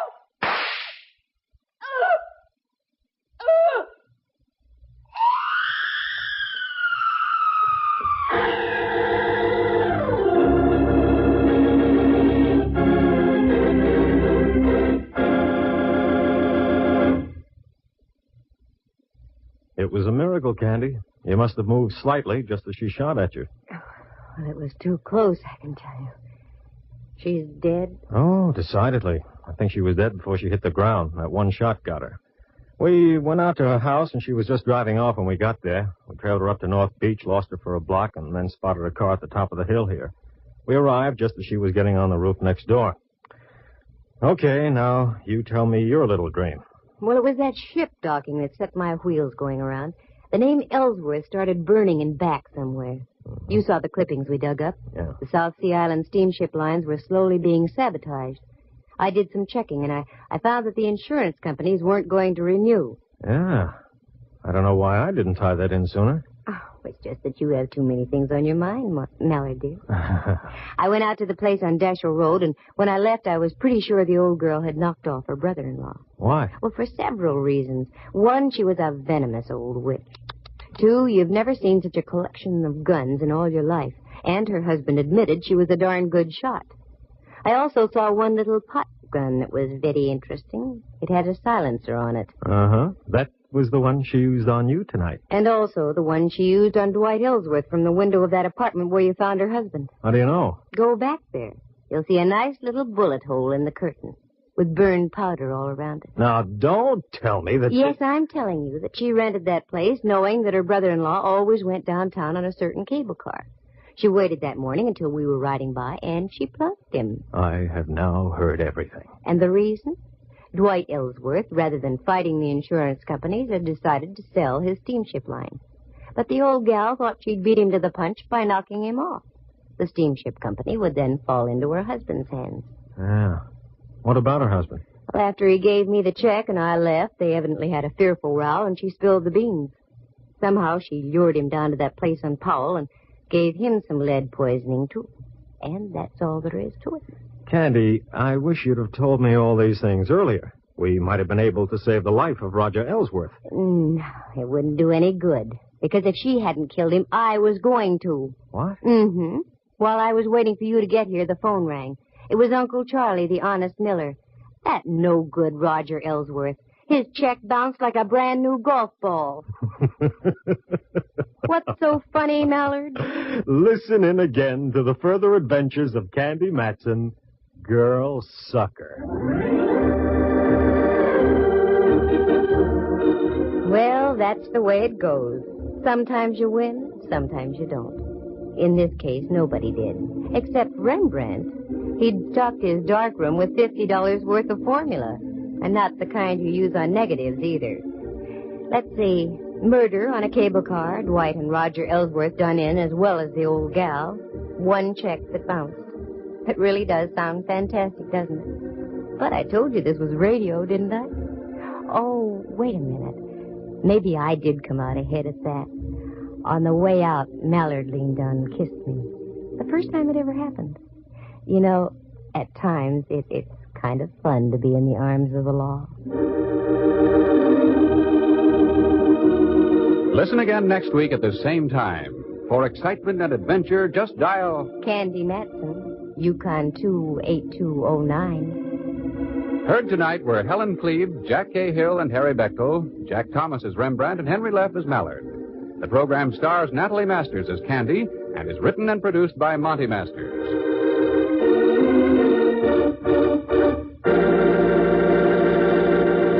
This has been a presentation of NBC, the National Broadcasting Company.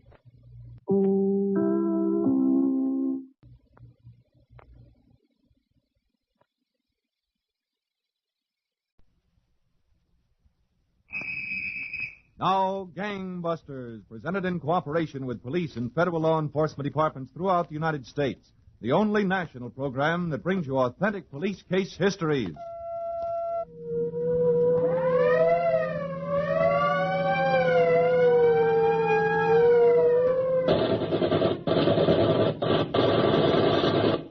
Tonight, Gangbusters presents the case of the Park Avenue pilferers, the burglar king and queen who looted New York City's most luxurious apartments, but who finally got stuck on a dab of wax.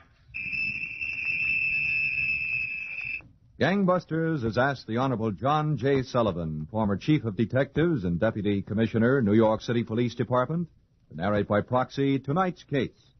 Welcome back to Gangbusters, Chief Sullivan. Thank you, Don Gardner.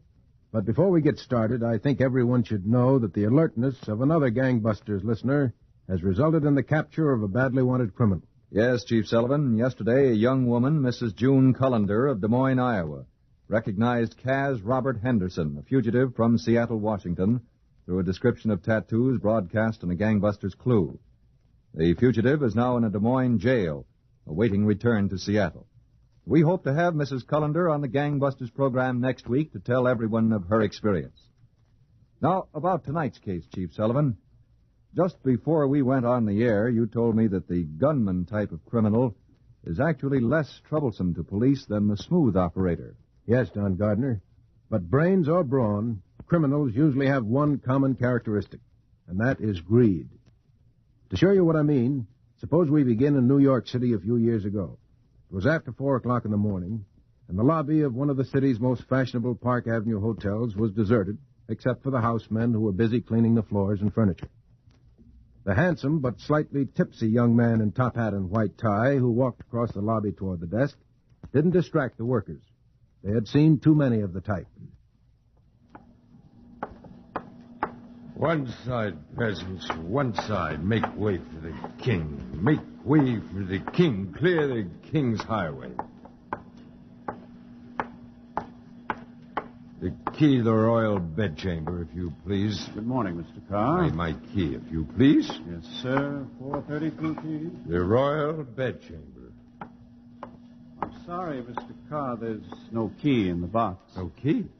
Well, that's perfectly ridiculous, man. There must be a key. Perhaps, sir, your wife took them both upstairs with her by mistake. Ah, you have hit the solution. I shall reward you handsomely. But it wasn't by mistake. Queen merely wants to see at what time the king arrives home from his rendezvous with the dancing girls. Well, that appears to be the answer, Mr. Carr. And I shall pound upon the door with the fury of a Henry seeking entrance to the boudoir of Anne Boleyn. Good night, my loyal vassal. Oh, Mr. Carr. You speak? Perhaps I could send a bellman up with a passkey. Ah, a noble plan. I'll reward you twofold. Front boy. We shall foil the plot of the wicked queen. See? One of my grenadiers in uniform approaches. Oh, yes, sir. Boy, take the passkey up and let Mr. Carr into 432. Oh, yes, sir. After you, sir. Oh, I am not above my officers. We shall walk arm in arm. Yes, sir. Oh! You have to watch it, sir. Watch it. Rough terrain. Kind of a rough night, too, huh? Rough. Absolutely wild. Now, watch your step getting on the elevator there. Yes, I shall reward you handsomely also. 4. Handsome chariot. Rise, rise, rise to the heights. Yeah, only to the 4th floor, sir. Oh, well spoken, lad. I know. You shall reward me twofold. Tenfold. Okay, King, let's go. In yon direction, King. You know, it's a wonder how I can feel so good and so bad all at the same time. Well, it's no wonder to me, King. We approach. Okay. Try to keep gently, lest we awaken the queen. She's got the double lock on, Kingy. You're out of luck. It's okay. Ha. Bully, lad, bully. Okay, watch your step, King. I'll get the light. A noble gesture, my... Uh-oh. The queen is in the parlor. Well, Andrew, are you dressed to go out tonight or last night? We're just out for a walk around the block, my dear. Oh, excuse me. Andrew! Well, how do you like that? Do something. Well, he's only passed out, lady. Do something quick. Well, he's got to sleep it off. Oh, Andrew, speak to me. He'll be all right. Run and get some ice quick. Yeah, but lady, Run and get some ice. Yeah, all right. He'll be okay. Don't worry. Andrew, speak to me. Speak to me. Hi, baby. Like a child. Did you leave the key in the door? Yeah. Grab it fast.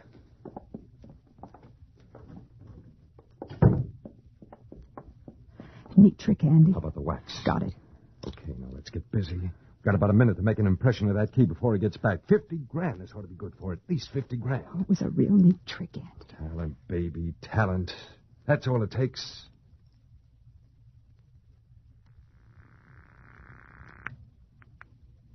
Hello?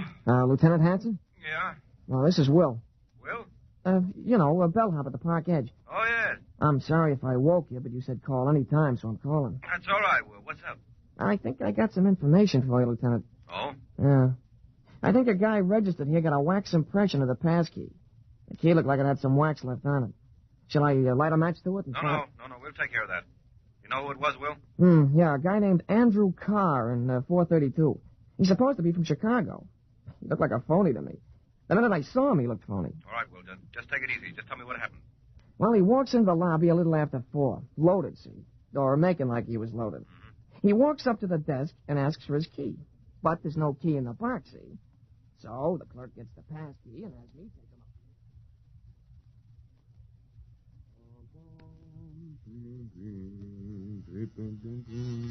up. Andy, you finished shaving? Yeah, baby. Breakfast here. I poured the coffee. Yeah, I'm ready. Oh, what a life. Room service, class galore. Oh, it ought to be good at $20 a day. Well, every enterprise has got to have its investment, baby. This one will pay off. Want the cherry off my grapefruit? Thank you. Yeah, I hate to leave this comfort. Oh, takes this grapefruit. Then we're checking out today? Well, we got what we came after, didn't we? This trip, I mean. That little piece of wax is worth 50 grand at least. Pass the sugar, will you? Yeah. After breakfast, I want you to take that wax down to Harry and let him make up the key. Okay. Then we'll try it on our door here before we check out. You know, it's too bad, baby. What's too bad? It's too bad we just can't back a truck up to the hotel. As long as we're going to clean the place out, we might as well do a good job. Oh, honest, Andy. Aren't you ever satisfied? Satisfied? We're on the gravy train, baby. Nobody ever had a sweeter racket. Well, Well, I think we just ought to enjoy things a little bit. What's the matter? Aren't you enjoying yourself now? Breakfast in your room? What else do you want? They only have to get us once. That's all. Just once. Don't worry about it, baby. It gives you wrinkles. How could it be safer? Mr. and Mrs. Andrew Carr of Chicago check out today. The hotel forgets about us. In a couple of weeks, if a few of the suites here are burglarized, nobody gets a connection. Well, eggs a la reine. Now, isn't that a nice way to start the day?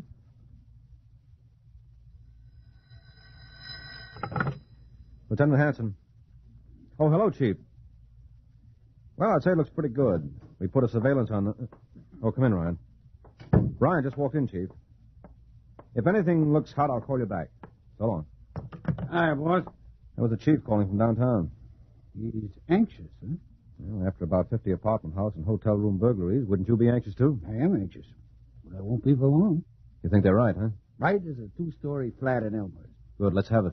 They're registered under the names of Mr. and Mrs. Andrew Carr, Chicago. Mm-hmm. They call Chicago. There's no such address as the one they give on Michigan Boulevard. Uh-huh. He stayed in the room this morning, and she went out. I put Adler to following her. And?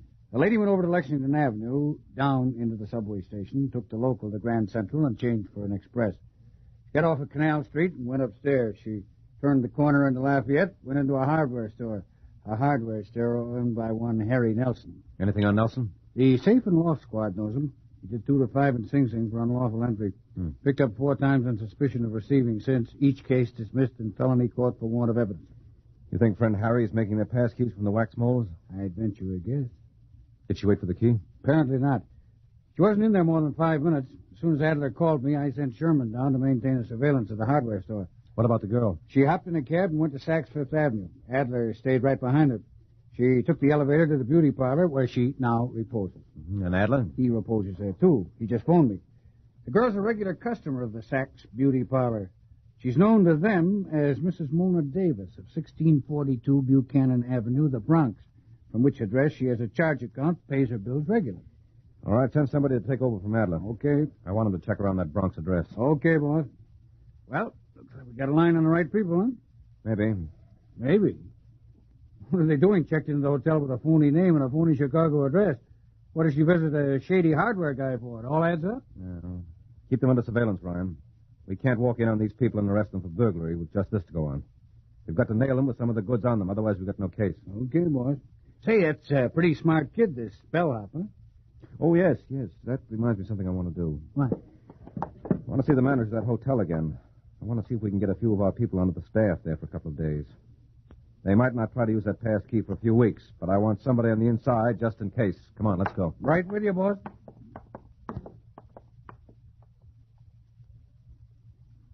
So, Don, the detectives came across a bit of information that was soon to develop into a case against the suspects. But many days of patient waiting were in store for the police before a lost trail and a train whistle would bring the end of the case into view. You were telling us, Chief Sullivan, that several teams of detectives were put to work gathering all sorts of information on Andy and Mona. That's right, Don. And by the time the suspects checked out of their hotel late that afternoon, Lieutenant Hanson already knew more about the couple than they knew about each other. In an effort to catch them in the act of committing burglary, skillfully operating detectives were close behind when Andy and Mona left their permanent apartment in the Bronx early the next morning and rode downtown in a taxicab. Still other detectives watched the cab pull up in front of Harry's hardware store and saw Mona get out alone and walk into the store.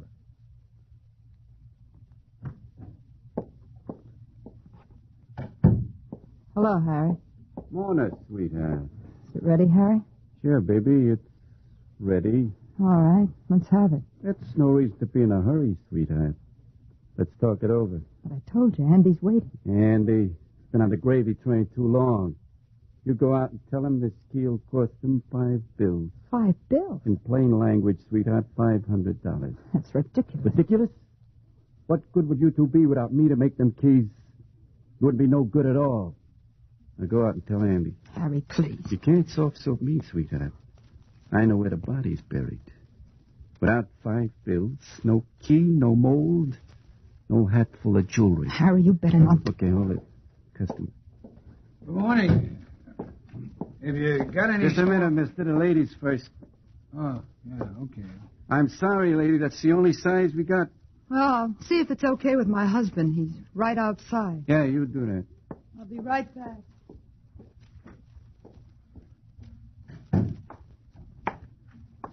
Okay, mister? I'd like to see a lock.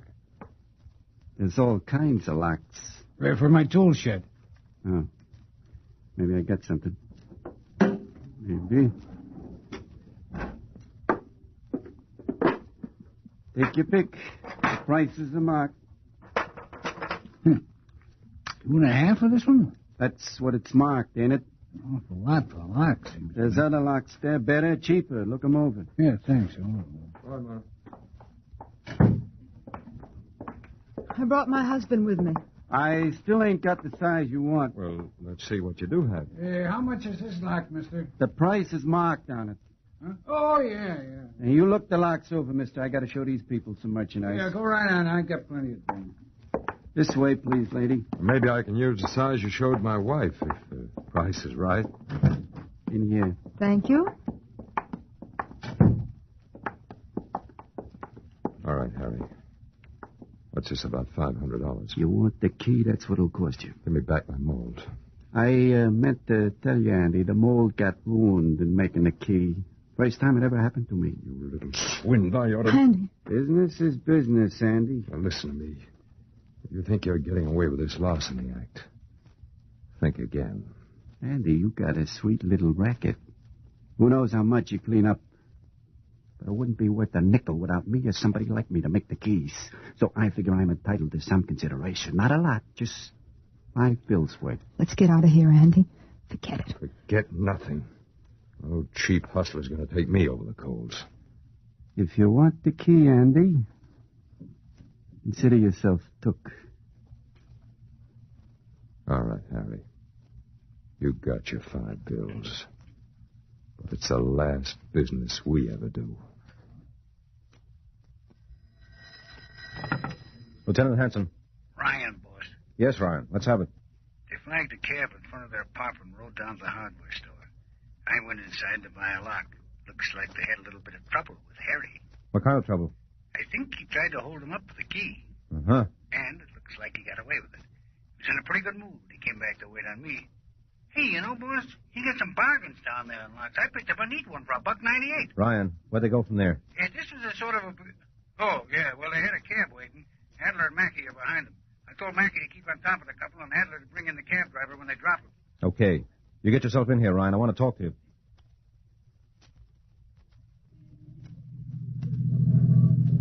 Go up 5th, driver. Yeah. Let us off in the corner of 57th. I got you. Look, Andy, as long as we're leaving town, we ought to get rid of this stuff. Okay, we'll talk about it later. Andy, listen to me, will you? We're leaving town. Why don't we wait until we go to Florida or someplace before we try to sell any more of that stuff? It's too dangerous here in New York. You think we're going to travel on air? We've got cash. Plenty of cash. You know we have. I got to make up that 500. Now, remember, when we get in the jewelers, the ring is an heirloom. Your grandmother left it to you. Okay. Well, at least we're leaving. That's something. Sure, we're leaving. After I do a little more business. Andy, you're not thinking of going back to the hotel before we leave. The key will be just as good when we get back. In 3 months, the hotel could burn down. But, Andy, it's only yesterday we checked out. They'll remember us. I'm only thinking about it, baby. That's all. Just thinking about it.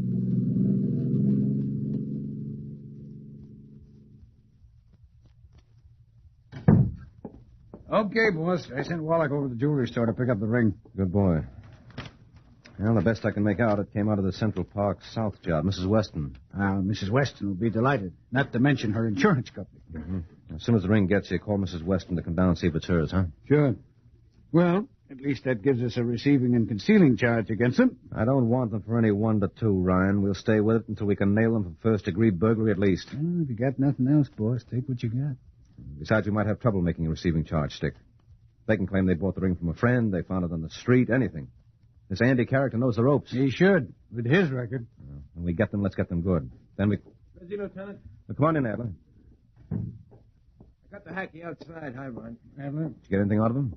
He couldn't hear their conversation while they were driving. The hack's a 1942 job. Yeah, they're about as quiet as Ebbets Field on payday. Well, when they stopped down there at the hardware store, she goes in by herself. Yeah, I saw her. Well, she comes out right away. Driver hears her tell Andy he wants $500 for the key. Oh, so it was that. Andy about blows his top. He tells the hacky to wait. Wait a minute. Lieutenant Hanson. Oh, hello, Mackie. Where? That's so. To where, do you know? All right, stick with them. I'll send Adler over to meet you. Don't let them get away. We're coming down to the wire. What is it, boss? They're buying railroad tickets. To where? He doesn't know yet. They're waiting in line to be called. Adler. Yeah, Lieutenant? Get down to the Consolidated Ticket Office, 47th Street. Mackie says there's a big line. They'll be there another 10 minutes at least. Right. You and Mackie stay with them. Okay, get going. What about the cab driver? Ask him to wait. I'll talk to him in a minute. Right, sharp. I'll call, Lieutenant. Okay. Well, boss? Well, yourself. If they get on the train, there goes your beautiful case right out the window. Well, maybe the tickets are for 2 weeks from now. Who knows? Andy's got a lot of money invested in that key. I know guys that keep pass keys in their pockets for months before they try them. Now, if they're going to Florida or someplace and you want me to stick close to them, I'll just get my fishing tackle out of the attic, throw a few things in the They're suitcase. not going anyplace. No, huh? No. If they do a job, we got them. Otherwise, we'll pull them off the train and try to stick them with the receiving and concealing charge. Thought you didn't want them for 1 to 2, boss. Well, it's a lot better than nothing. Come on. Let's talk to that cab driver. Sergeant Ryan. Hello, Ryan Adler. Where's the lieutenant? He's out. What's up? That train tickets are for tonight. Uh-oh. 11:31 on the coast, special to Miami. Bedroom A, car 381 from Penn Station. Where are they now? They're having a hot chocolate in the tea room. With a marshmallow? No, with whipped cream. Nice people. Awful nice people. Okay, you and Mackie stay with them. Looks like we'll have to grab them when they get on that train. Lieutenant? Yes? Adler. Mackie and I are at Penn Station. Already? They must not want to miss that train. They checked their bags, then went into the restaurant. Well, all right. Stay on top of them, Adler. Ryan and I will be down to help with the pinch just before the train pulls out. Gotcha, Lieutenant. Wait a minute. There's Mackie outside the booth. Hold on just a minute. What? Adler. Lieutenant, we lost them. You what? Mackie says they ducked out of the restaurant. Went into the subway station going uptown. The doors closed before he could make it. All right, get this. Have Mackie stick there. Tell him to get out the bags they checked and go through them. You hop in a cab and meet me at the entrance to the Park Edge Hotel in 10 minutes. You got that? Yep, I'll see you. Ryan. Sergeant Ryan. What's up, boss? Come on, let's go. Sure, where? I think Andy and Mona are on their way to make the hotel. You're kidding. They've got an hour and a half before the train leaves, and Andy's just the kind of guy who doesn't let grass grow under his feet.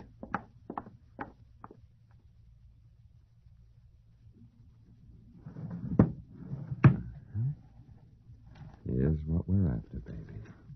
Gee, it's gorgeous. I'll say. Bracelet alone is worth $10,000. Okay, let's go.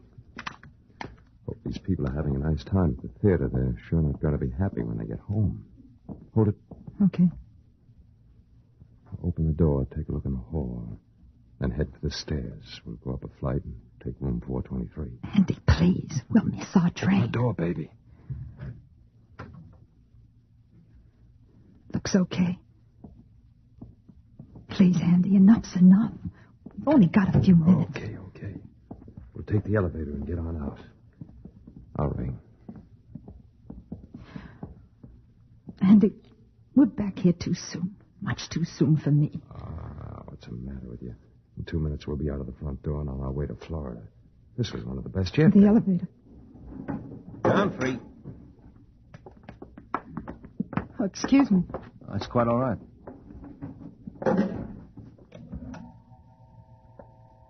We don't have much time, dear. Well, don't worry, darling. We'll make the train. Excuse me, trains run on standard time, you know, not daylight savings. Yes, we know. Thank you very much. Main lobby. Go on, honey.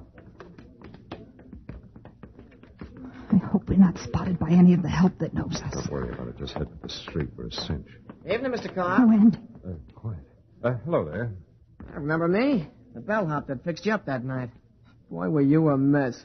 A royal mess. How, you been feeling okay lately? Oh, yes. Fine, young man. I thought you'd be back in Chicago by now. Well, we flew up to Boston and back. We just stopped by to see some friends between planes. Oh, well, have a good trip. You too, lady. Thank you. We will. Come on, dear. Good night. Good night. And watch your step, Your Majesty. Yes, good night. Thanks a lot, Will. Well, Lieutenant. Hey, they're going out the door. They'll get away. I don't think so. Reception committee is waiting. Oh, good. I was worried for a second. Confidentially, it's better evidence if we arrest them after they leave the building with the stolen goods. Well, I want to be in on this. Yeah, me too. Can I? Why not? It's your case. Come on. Yes, sir. I'm right with you. That, Don, was how these slick jewel thieves were finally arrested with the goods. It was the result of diligent and patient police work following a tip from an observant citizen. Nearly $250,000 of loot was recovered from the persons of these thieves and from the bags they had checked at Penn Station. It was all returned to the rightful owners, and the criminals were given maximum terms to serve in New York State institutions. Well, thank you, Chief Sullivan, for this extraordinary case history. And gangbusters, congratulations to all the detectives who participated in the investigation and arrest.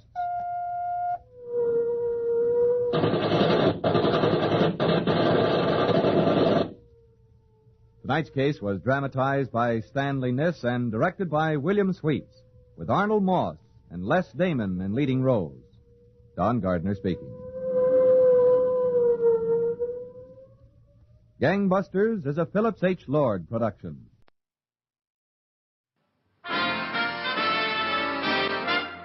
Listen while the makers of Rexall drug products and 10,000 independent Rexall family druggists bring you Dick Powell as Richard Diamond, private detective.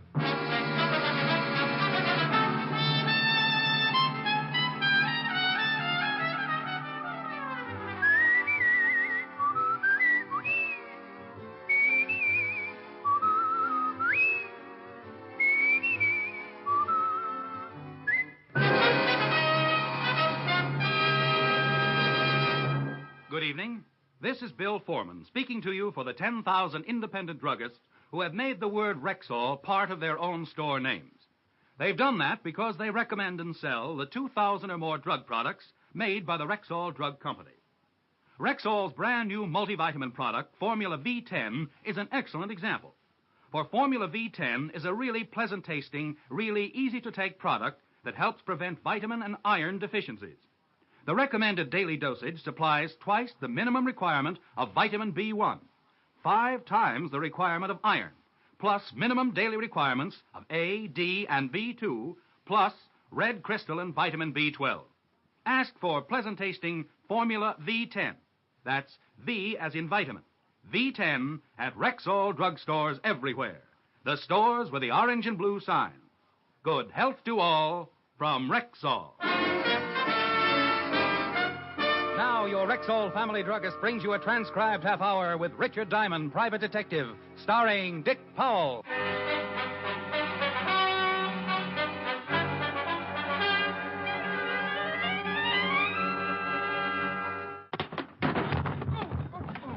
Oh, gee, Diamond, I'm sorry. Did I hurt you? Oh, no, Seymour. I feel great. Oh. Who needs teeth? Come to think of it, though, I might be more comfy down here if you'd lift this desk off my chest. Oh, yeah, sure. There you go. Oh, well, thanks. Sorry, I didn't mean to knock you over. Sorry, forget it. I enjoy having my chest crushed as much as the next guy. Okay. Now, the throw I'm going to show you now is called a Japanese shoulder toss. Look, Seymour, you've convinced me. Judo is a wonderful sport. I didn't realize what I'd been missing all these years. I love this sport, judo. Now, what'll it be, canasta or old maid? What? How about hopscotch? Oh, come on. Let me show you just one more throw, huh? Not even if it was with a beanbag. Hey, maybe some wrestling holds in. I know a lot of wrestling stuff. Must be some trick you'd like me to try. No, Seymour. I really don't believe Well, come to think of it, yes, there is. A wonderful little trick. Huh? You get yourself a nice long rope, throw it high up into the air. Yeah? And then real quick you climb way, way up to the top and just disappear. Oh, that's nuts. Oh, a defeatist, huh? Well, no. Diamond Detective Agency, brains, experience, enthusiasm, delirium tremens. Rick, don't be so silly. I might have been a prospective client. Oh, hi, sweetie. Hi. Yeah, I guess you're right. But you'll have to admit, I have got brains and enthusiasm and good looks and a dynamic personality. And my father can beat up your father. Rick, you're incorrigible. No, I'm right here in New York. Oh, that's just dandy. Now, will you please tell me what we're doing tonight? Oh, that, honey, is a long story. I'm comfortable. Well, remember the day we walked into Gimbel's basement and I bumped into an old schoolmate of mine who was demonstrating barbells? I remember how funny you looked when he goaded you into picking up that big weight. Yeah. And how hysterical it was when he had to carry me upstairs to the chiropractor. I carried you just like a baby, too, didn't I? Who's that? Now, that's him. Muscles. He bicycled all the way over from Jersey just to tell me his ideas on self-defense. He bicycled? Oh, he was dressed for it. Top hat, tails, sneakers. What are you talking about? One of his cleverest ideas was that I'd treat him to dinner tonight if he could knock me to the floor in less than 30 seconds. So? Gave him the battle of his life. 7 seconds. The point is, where can we eat where they'll poison his food? Hey, I heard that. It's all right, Seymour. You can order small helpings. Rick. Let's make it Leon's, baby, okay? Must we? Will you be an angel and meet us at Leon's? I'll meet you at Leon's. 8 o'clock sharp. Rick, if you keep me waiting. If I keep you waiting, you can have a lock of my hair. 8 o'clock. Sharp. Well, I'll see you at Leon's at 8 o'clock, huh? Bring lots of money, because I'm a guy that can really eat. Oh, I'll bet you are. Well, if you arrive there before I do, Seymour, start in on the ferns by the front door. Seymour was too stupid to go away mad, but at least he went away. I settled back in my chair and made a half-hearted attempt to figure a face out of the water spot on the ceiling. When I woke up, it was 5 o'clock, and I hated myself for the indulgence. As I sat there thinking how much my mouth tasted like an old motorman's glove, I heard a noise in the hall on the other side of my door. Well, good afternoon. Something I can do for... Juice bar. Juice bar. Hey.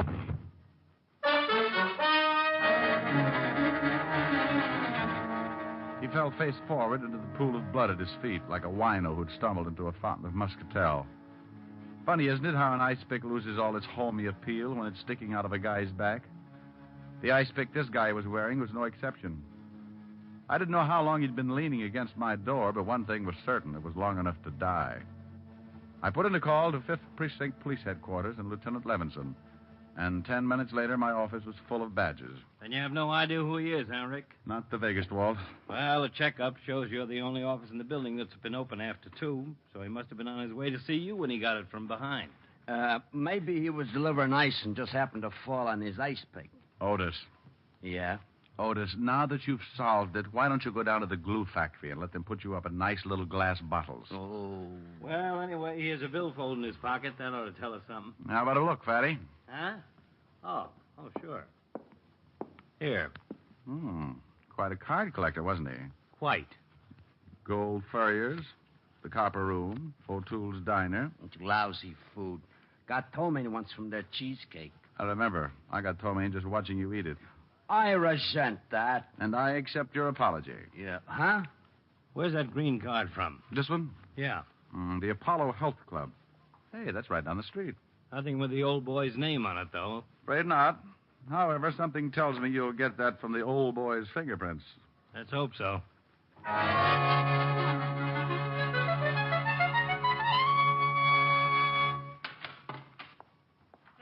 Salute this afternoon to you, sir. Welcome to the Apollo Health Club. May I be of assistance? I'd like to get a massage. Splendid. Performs wonders after a fatiguing day. A veritable balm to the chafed tissues of the body. But will it cure snowblindness? I beg your pardon? No, just ignore me. I'm a little chewed up today. I assume you're referring to a state of mind. Well, not altogether. Got a kink in my back that isn't entirely mental. Well, at least you've come to the proper place. A measure of skillfully applied anatomical science will regenerate the damaged musculature in no time. O'Brien? Mr. O'Brien, front, please. One of my best masseurs. Oh, you're the owner, huh? I am, sir. Let me introduce myself. Emerson Van Arter, Doctor of Anatomical Science. Richard Diamond. A pleasure. Nice layout you have here. Indeed. 5 years of assiduous study in Switzerland under the illustrious Dr. von Sepperville has given me a boundless knowledge of the human mechanism. As a consequence, of course... Are you calling me, Doctor? Oh, yes. O'Brien, I did. Mr. Diamond here wishes a massage. Sure, fine. I'll speak to you later, Mr. Diamond. Right this way, sir. Remember, the blood toward the heart, always toward the heart.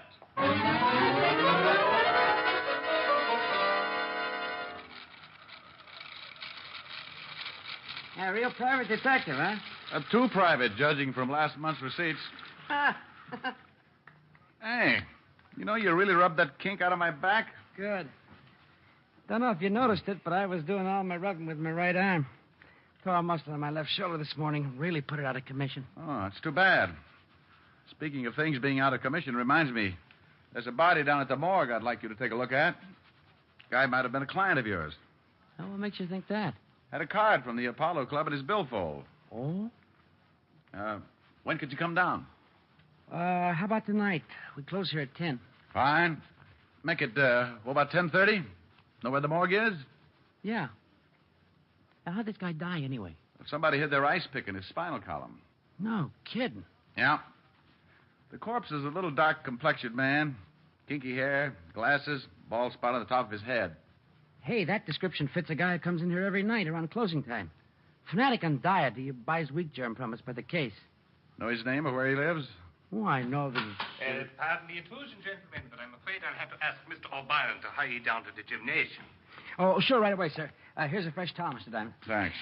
Sorry to interrupt like this, but we're a trifle understaffed, and expediting the evening rush is something of a problem. Quite all right. Talk to you later tonight, Mr. Diamond. All right. Oh, hey, in case you can't make it, give me a buzz at Leon's restaurant. I'll be there till 8:45. Right.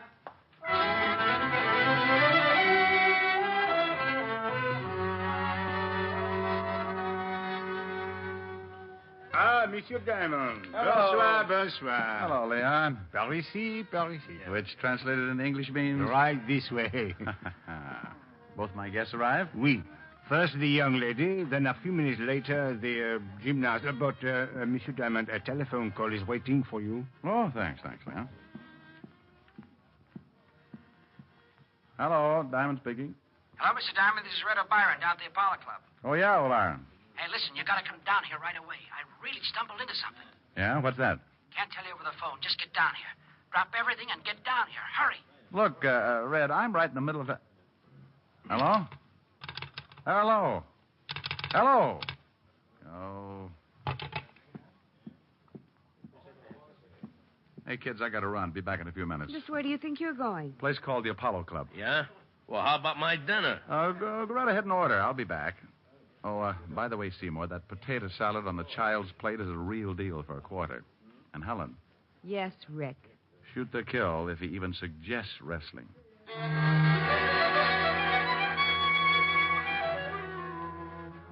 I walked out of Leon's, flagged down a cab, and spent the trip back to the Apollo Club, wondering what Red O'Brien was so worked up about and why he'd hung up on me. As my cab started to swing in toward the curb, I got that lousy feeling again, and I decided definitely it was not one of Leon's martinis, but rather the large white ambulance parked in front of the Apollo Health Club. I was halfway up the steps of the club when Dr. Van Arter appeared in the doorway. Oh, good evening, Mr. Diamond. This is terrible. Terrible. What is? We've had an accident. Red O'Brien? Yes. Oh, terrible. Like losing a son. Losing? He's dead? Yes. He was performing a handstand on the rings in the gymnasium, and he slipped and fell. Broke his neck.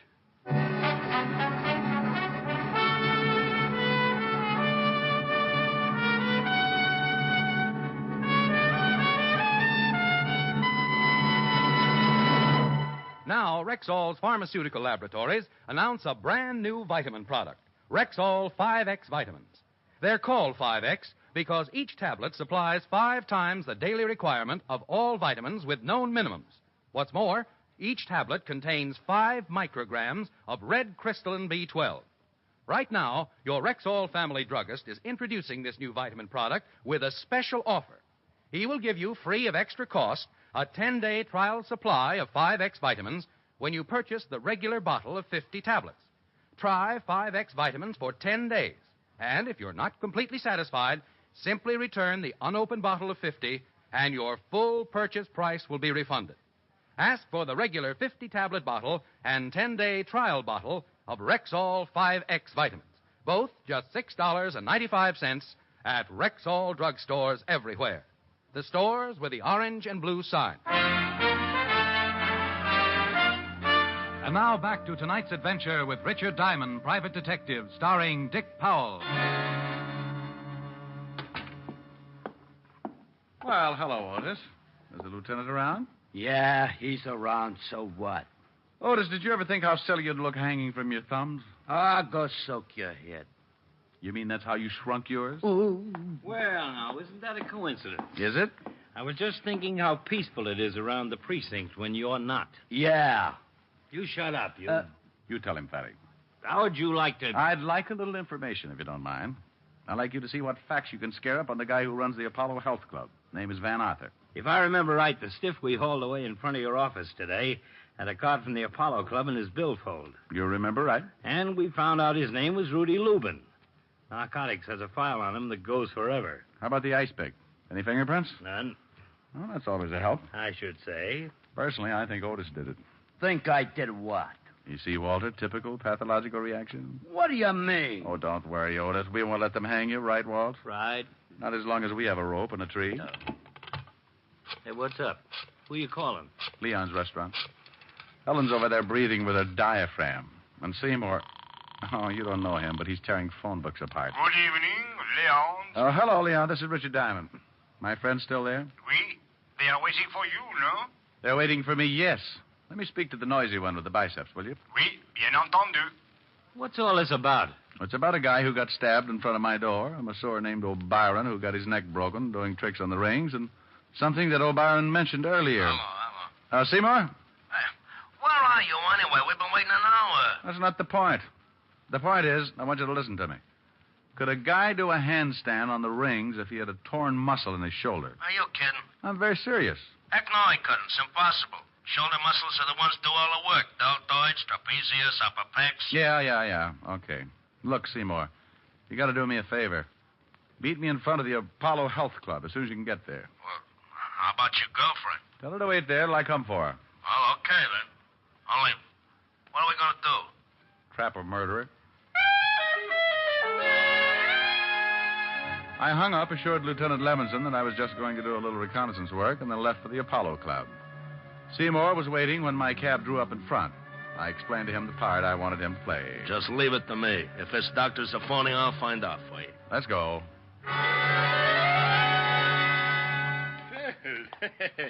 Hello again, Mr. Diamond. Doctor? I just talked to the O'Brien boys' family. Oh, it was heartrending, absolutely heartrending.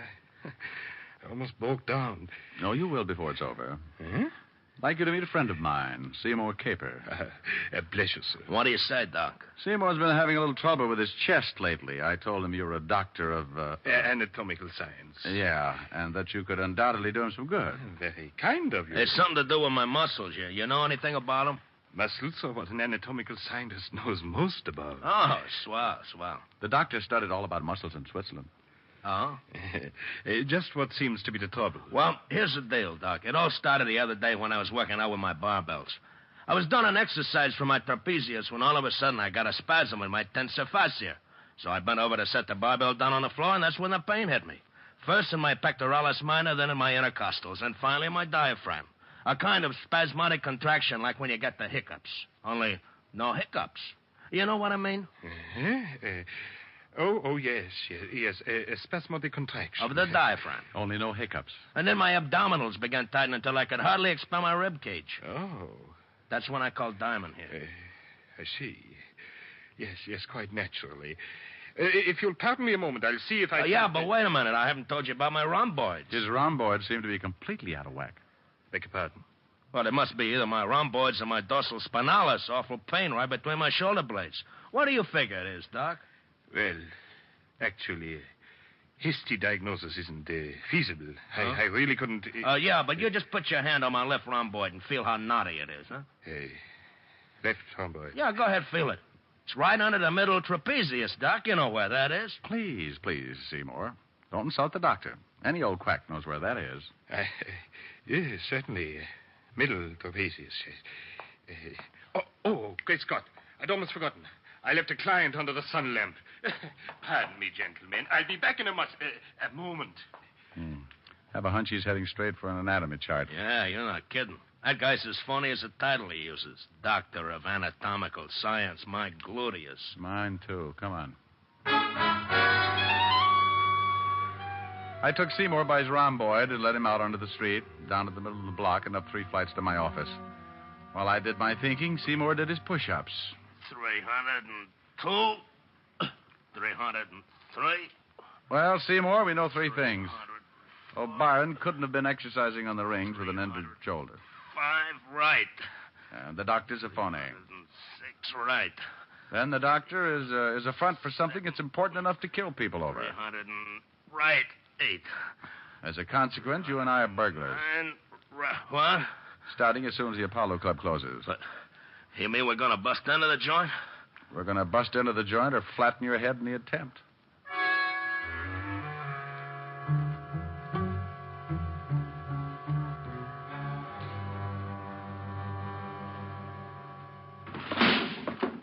Seymour, you opened that window beautifully. Thanks. Remind me to autograph your biceps later. Hey, this detective business is dangerous, ain't it? Oh, yes.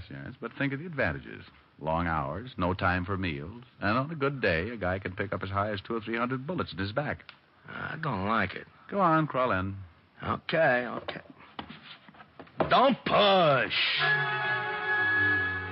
I followed Seymour in, and we waited a minute for our eyes to get accustomed to the darkness. Then we moved cautiously down the stairway to the first floor. I had no idea what I was looking for, but Dr. Van Arthur's office was the first place where I tried to find it. Hey, the door's locked. You want it opened? Well, of course I do, Seymour. Use your head. Okay.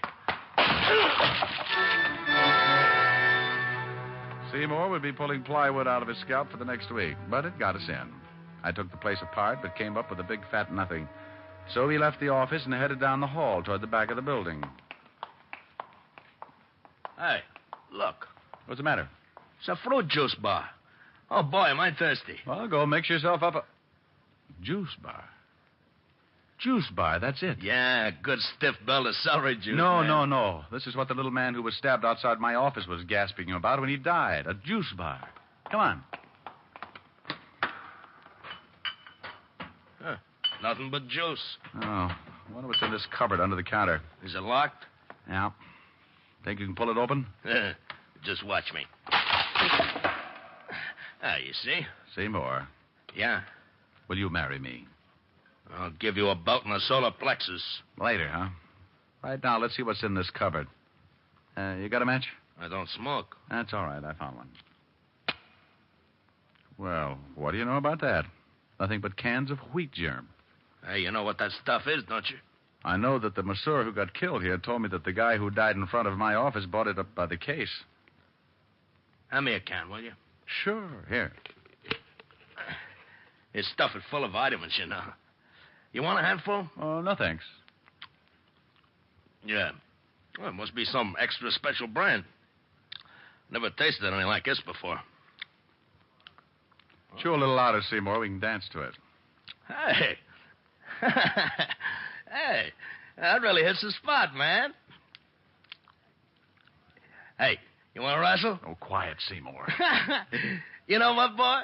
I can fly. Seymour. I can fly, I tell you, see? Oh, man, do I ever love to fly. While Seymour stood there flapping his arms, I stuck my nose into the can he was holding. Uh-huh. Once you've smelled opium, you can always recognize the aroma, even when it's mixed with wheat germ. I was trying to decide what to do with Seymour when he slid slowly to the floor under the counter and rocked out. I loosened his collar and then started for a telephone. Leaving, Mr. Detective. Wow. Doctor, working late? I'm glad I arrived in time to offer you a drink of fruit juice. Well, thanks loads, but I'm driving. Where you're going, Mr. Detective, the weather is too hot for driving. Now, isn't that a nasty thing for a guy who sticks ice picks in people to say? Oh, that was a most unpleasant experience, I assure you. It's just that Mr. Lupin began demanding a little too high a percentage for distributing my health foods. Even went so far as to threaten me with exposure. So you grabbed up an ice pick from your juice bar and followed him out of the club. Mm-hmm. I doubt if he ever knew what hit him. Oh, I bet he had a hunch. Well, I perceive that you sampled my wheat germ. No, I opened a can or two. Personally, I never touched the stuff without bananas and cream. You've made the same unfortunate discovery that Wade O'Brien made, Mr. Detective. Oh, that's why he called me at Leon's. Yes, and that's also why I had to resort to the unsportsmanlike expedient of luring him to the balcony of the gymnasium and then pushing him over. head first. I was about to call the doctor a particularly dirty name when Seymour's hulking shoulders loomed up behind the juice bar, not over 3 feet from where the doctor was standing. Doctor, you're wrong. Seymour is not a sissy. What? I don't think you could beat up Seymour with one hand. That's what. Mr. Diamond, I'm afraid you're asking to be shot. Yeah, well, just to try it. Who said... Yeah. That'll teach him to call somebody who knows how to fly a sissy.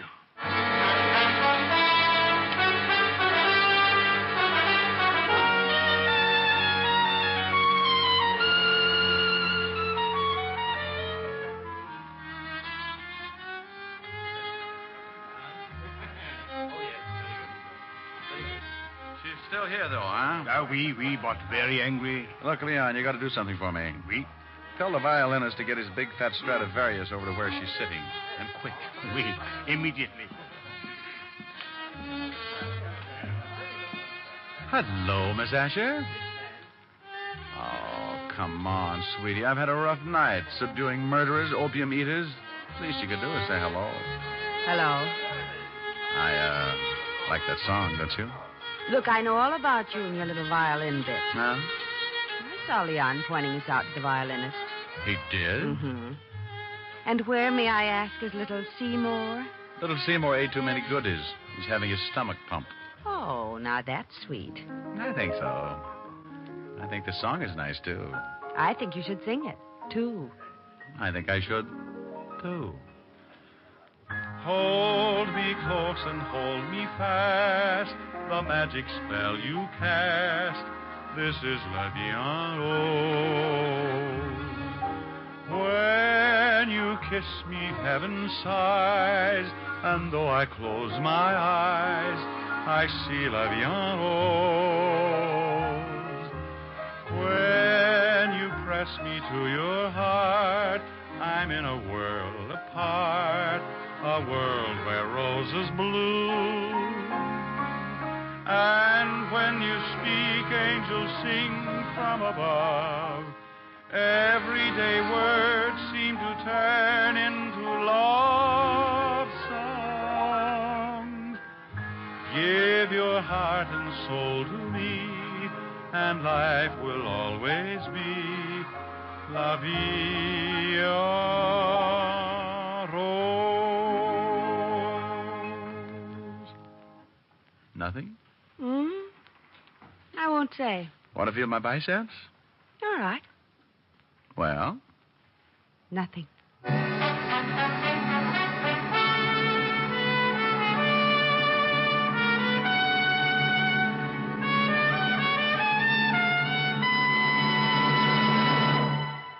Here's a way to lose up to 5 pounds a week and lose where it shows. Yes, friends, I'm talking about the new Ann Delafield reducing plan. Today, there's simply no reason for any woman, or man either, to be handicapped by ugly fat. With the scientific Ann Delafield reducing plan, losing weight is easy. It's fun. You don't starve, you don't count calories, there are no drugs, no unbalanced dieting. Why put up with those dangerous extra pounds a moment longer? Ask for the Ann Delafield reducing plan today at any Rexall drugstore. And overweight men, here's wonderful news for you. Rexall has just introduced a brand new men's product for the first time anywhere, the Delafield reducing plan for men. Look young, feel young, stay young for your age with a plan tailor-made for you at Rexall drugstores everywhere. Good health to all from Rexall.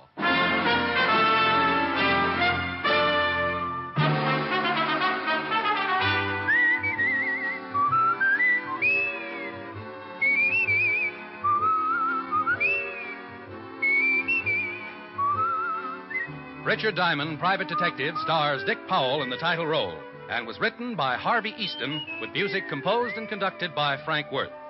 Dick Powell directed the RKO production Split Second, which is now in release. And his latest film appearance was in the Metro-Goldwyn-Mayer award-winning The Bad and the Beautiful. Featured in tonight's cast were Virginia Gregg, Arthur Q. Bryan, Wilms Herbert, Bill Conrad, Jay Novello, and Dan O'Herlihy. Richard Diamond, Private Detective is transcribed in Hollywood by Jaime Del Valle.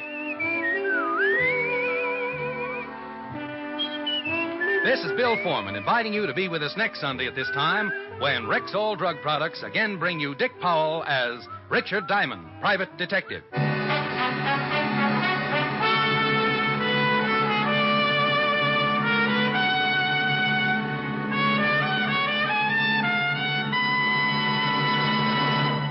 Now, enjoy quick, cooling relief from sunburn with Rexall Sunburn Cream. It's a new, soothing lotion that actually forms a protective film over the skin. Spreads better, stays on longer than ordinary sunburn remedies. Take the burn out of sunburn. Try Rexall Sunburn Cream. It's at Rexall drugstores everywhere. This is the CBS Radio Network.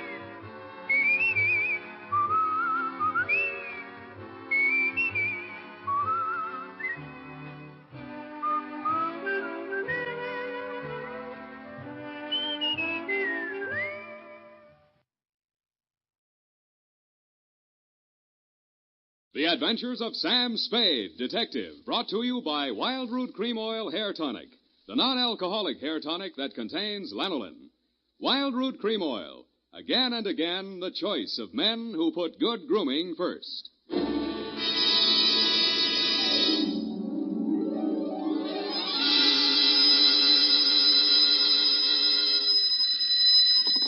Sam Spade Detective Agency. Me, sweetheart. Oh, Sam, I got it.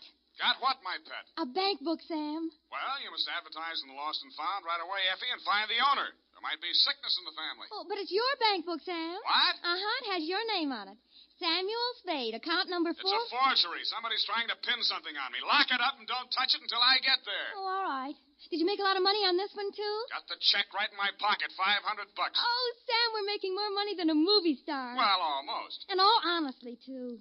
600 last week and 500 this week. Yeah, how about that? And life gives a 3-page spread to I Spy Moulton. But we mustn't let it turn our heads, Effie. No. We gotta stay in there pitching.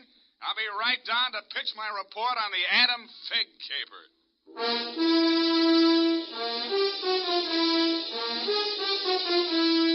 Dashiell Hammett, America's leading detective fiction writer and creator of Sam Spade, the hard-boiled private eye, and William Spear, radio's outstanding producer-director of mystery and crime drama, join their talents to make your hair stand on end with the adventures of Sam Spade. Presented by the makers of Wild Root Cream Oil for the hair. You've heard the saying, you never know until you try. Well, you'll never know how handsome your hair can look until you try Wild Root Cream Oil. See for yourself how neatly and naturally Wild Root Cream Oil grooms your hair. Note how effectively it relieves annoying dryness and removes loose, ugly dandruff. You can get Wild Root Cream Oil Hair Tonic in either the big economy-sized bottle or the handy tube. Or you can ask your barber to use it on your hair. But by all means, try it. Don't delay. Get it today. Wild Root Cream Oil. Again and again, the choice of men who put good grooming first. And now, with Howard Duff starring as Spade, Wild Root brings to the air the greatest private detective of them all in The Adventures of Sam Spade.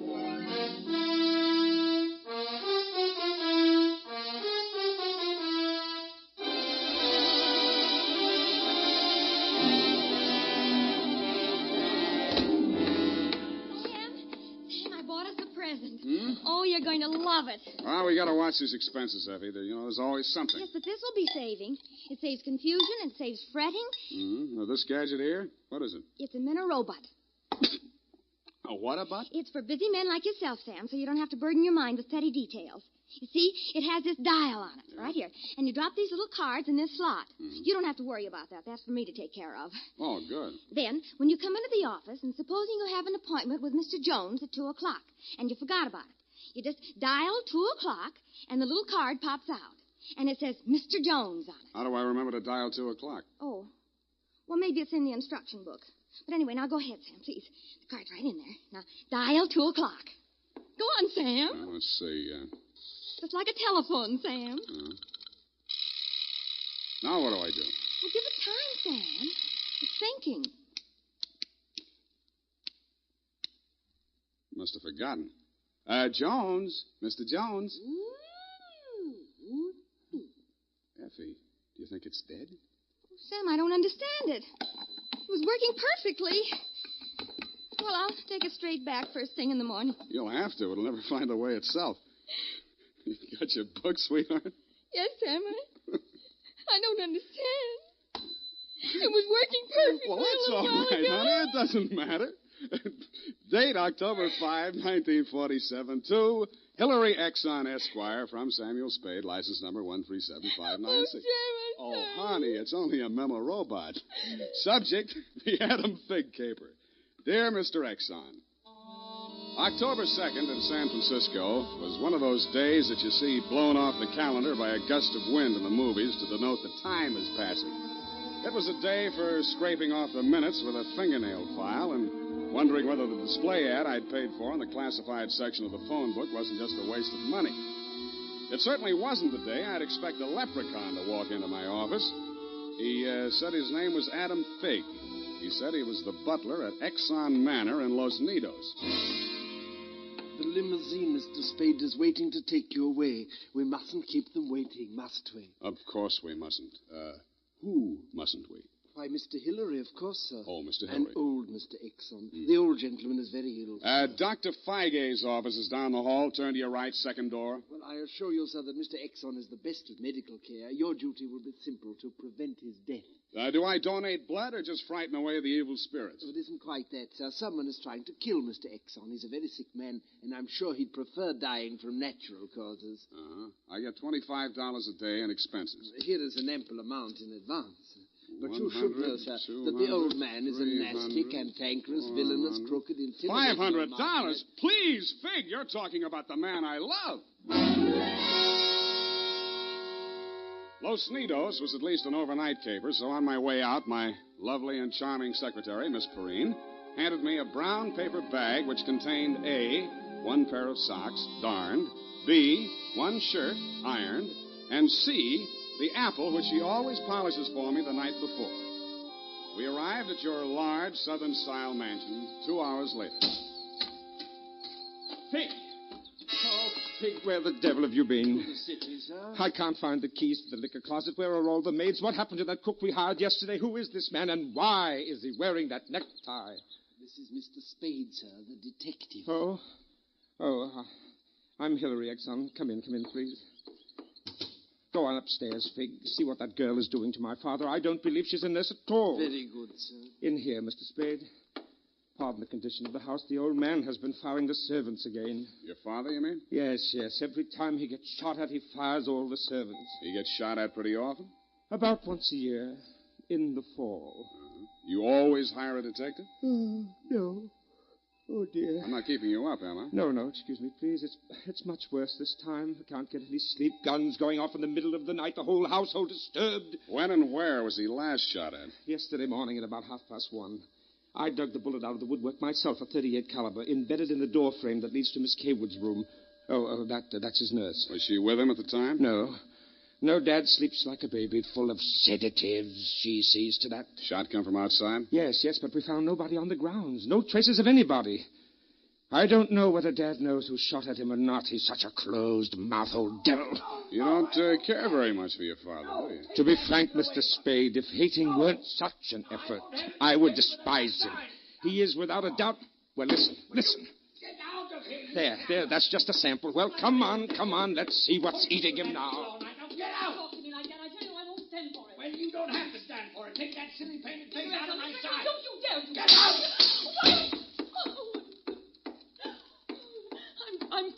I'm quitting, Mr. Exxon. I can't stand it another minute. Yelling, screaming, throwing things at him. You must have done something to set him off. I didn't, I tell you. I didn't. This is Mr. Spade, Miss Kaywood. Oh, a detective? Will it make you happier to know that I'm a private detective, Miss Kaywood? Well, Mr. Spade, I only hope you can prevent a murder. If there's any way at all that I can help, Thanks. I'll see you downstairs after I've talked to the old man. You'd better go in alone, Spade. Oh, Miss Kaywood, do you have a throat spray downstairs? I seem to be congested. Oh, go away. Go away! Oh, well, wasting ammunition. Who are you? If you're a total stranger, come on in. Well, don't be afraid, son.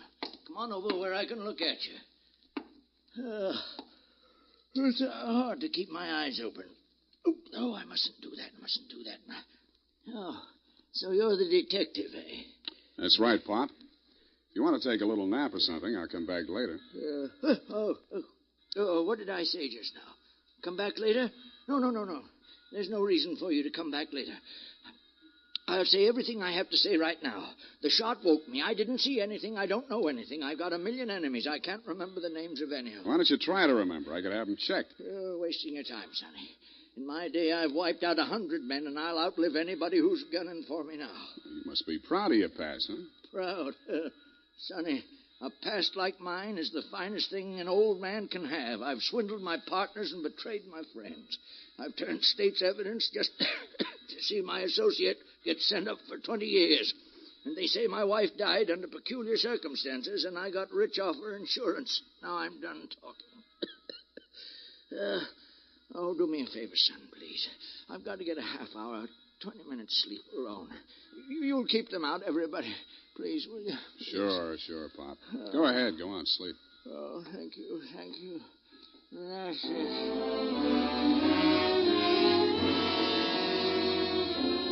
He closed his eyes, rolled over, and fell into a heavy sleep.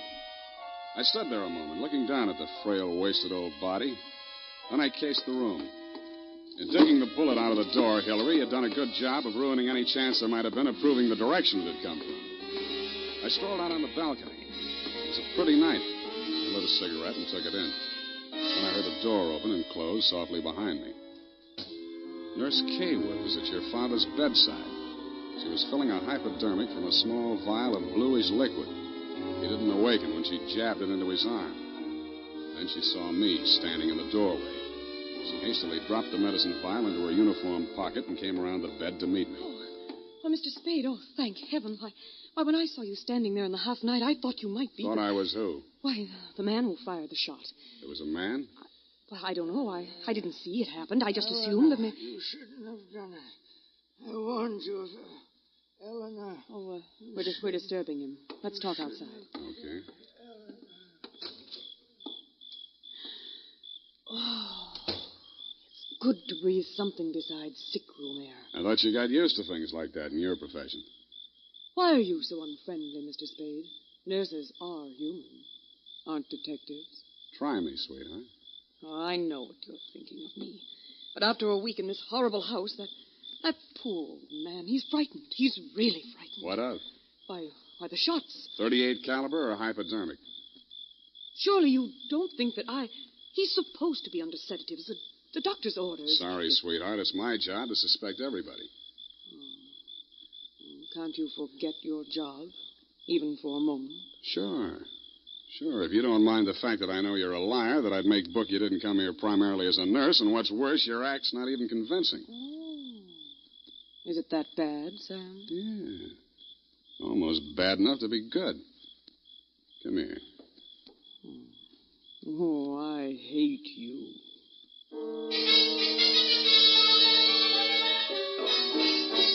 It was a very satisfactory love scene for both of us. For reasons of her own, Barbara wanted to keep me out of that sick room for a while, and she did. For reasons of my own, I wanted to get that medicine vial out of her uniform pocket, and I did. Then, as suddenly as we had fallen into love, we fell out again. After she'd gone to her room, I went back to my sentry duty around the house. Under a light on the front veranda, I examined the bottle from which Barbara had taken the injection for your father.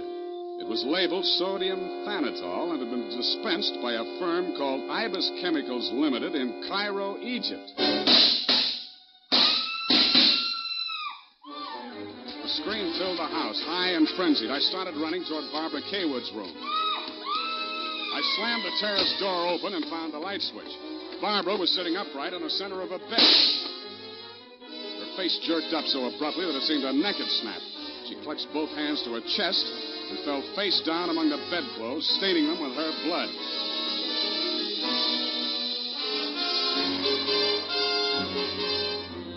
I don't know whether I went through, over, or around the screen that stood between her room and the old man's. I circled Exxon's bed. He lay on the floor on his side facing the window. I went outside. A .38 automatic lay on the ground a few yards away from the building. I put that into my pocket and listened.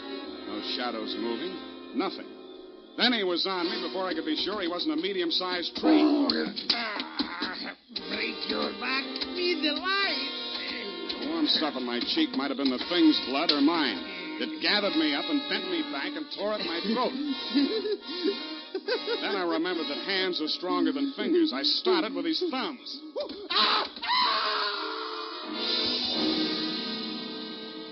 He lay there for a moment, then his huge body began to twitch. He was holding his fingers and sobbing like a baby. I pulled him up to his feet, poked him in the back with the flat of my hand. I followed him through an opening in the hedges and down a long, pitch-dark lane toward the lights of a squat brick house set on the top of a slight rise. As we approached it, a door opened and light streamed out onto the porch. The tall man framed in the doorway was the last person in the world I expected to see. Ah, Marcus, you brought him. Oh, master, very delightful service, but have much pain in fingers. Always complaining, Marcus. Welcome, Mr. Spade. Come in, my dear fellow. Come in. I've been expecting you. Family fortune by blackmailing me. And if you don't remit, Exxon could have you booked for forgery, blackmail, definition of character. Oh, my dear fellow, please. This is most painful. But if I had but the original letter, I could destroy it and go back to the Felt. Ah, the Felt. What happened to it? That fig, that stinker stole it. He burgled my home. Are you taking pot shots at old Exxon? Well, don't be a fool, man. I want Exxon to stay alive. I must find out some part of his life which will have an exchange value that will cancel out what he has on me. By the way, old thing, you met Miss Kaywood. Mm-hmm. At the present moment, she's milking me for $150 a day. Oh? She's supposed to goad the old man, by whatever means necessary, into talking about his past. And that information she is to bring to me. Well, that ought to be easy. Exxon brags about his past. Well, so far, I've learned that Hillary Exxon stole 2 heifers at a livestock show in Abilene in 1906. I feel for you, Captain. That wouldn't get much on the current market, would it? My dear fellow, I've a proposition to make to you. Should you ferret out anything that would be of value to me, I'll reward you handsomely. Well, maybe something can be arranged, Captain. Good, excellent. May I have your word on that? Well, there isn't much time, Captain. I'd better trot on back. I'll show you to the door, sir. And let me warn you, Mr. Spade, for your own good, should you ever hear the thrum of Ibis wings, run, flee. I assured him that I would heed his warning, bade him good night, and started back down the lane in the direction of Action Manor. Business was going on as usual. There were no shots this time, only the scream. When I got to Barbara's room, you and Adam were standing at her bedside trying to quiet her down. Well, Mr. Spade, is this the way you guard the house against intruders? Where have you been? Ask Adam. What does he mean by that, Fig? I'm sure I don't know, sir. I've not left the house, sir. What happened here? Oh, she woke up screaming. She said someone had come into the room and torn off her bandages. A nightmare, of course. Please, I want to talk to Mr. Spade alone. Oh, please go. Adam, you go too. Please, Hillary, you go too. Good. Some questions I want to ask you, sweetheart, alone. But look here, Spade, look here. She just had a terrific shock. She shouldn't be questioned. Well, the code of detective transcends that of the medical, Mr. Hillary. Perhaps he should have a few minutes alone with Miss Kaywood. Oh, very well, Fig. I suppose you know best. Remember what the doctor said, Miss Barbara. Not too much exertion. What happened, Barbara? Well, it could have been a dream. Somebody was standing over me in the darkness and peering down at me. And then he started to rip off my bandages, and I screamed. And when Fig came into the room and he turned on the lights, he was gone. It could have been a dream, Sam, and I could have been clawing at the bandages myself in my sleep. But you weren't. It wasn't a dream. I've been talking to Captain Sherry. And then I thought... Oh, well, how much do you know? That you've been feeding the old man truth serum to get him to talk in his sleep. Oh, How much talking has he done? well, plenty. How much you told Sherry? Well, just as little as possible. Why? Because, Sam, if we can keep that old man alive and out of jail long enough to sell what we know to Sherry for what it's really worth, we'd be fools not to do it. What makes you so sure you'll stay alive long enough to collect, sweetheart? Well, because you're going to help me, aren't you, Sam?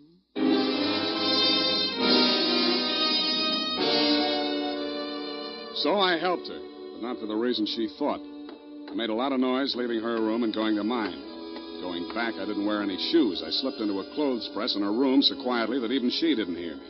I left the door slightly ajar and waited. Time passed, and I was stiff from standing still. It happened at about 3 a.m.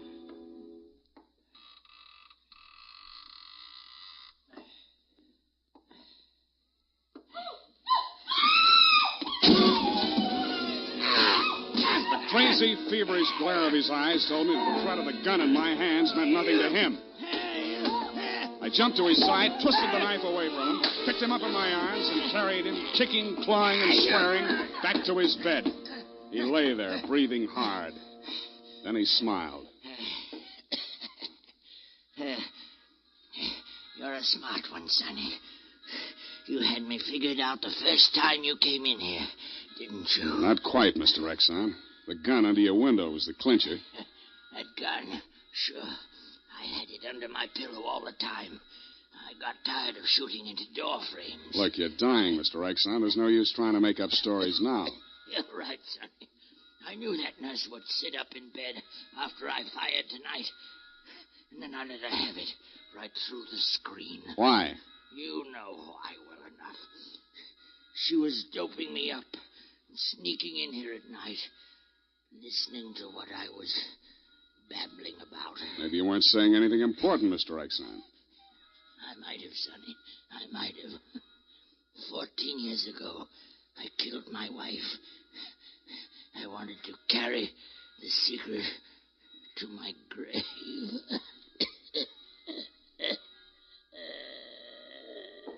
You nearly made it at that. Mr. Spade, what's happened? Is he dead? He's dead. Did he say anything, sir? Did he confess anything? You must tell me if he said anything. I didn't hear him say a word. Ah, well. Yeah, Mr. Spade. Charged with a certain texture, a significant quality. There's a certain smell, yes. Ah, an omen.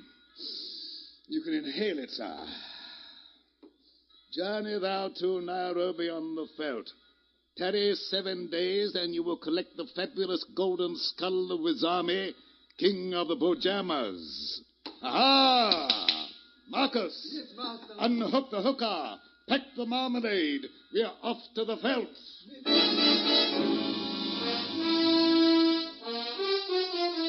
Just then, a flock of birds broke across the horizon, screaming. There must have been thousands of them, but not ibis, Mr. Exxon. Vultures. I suppose if you're going to pay any attention to omens, it's a good thing to know your birds. Period. End of report.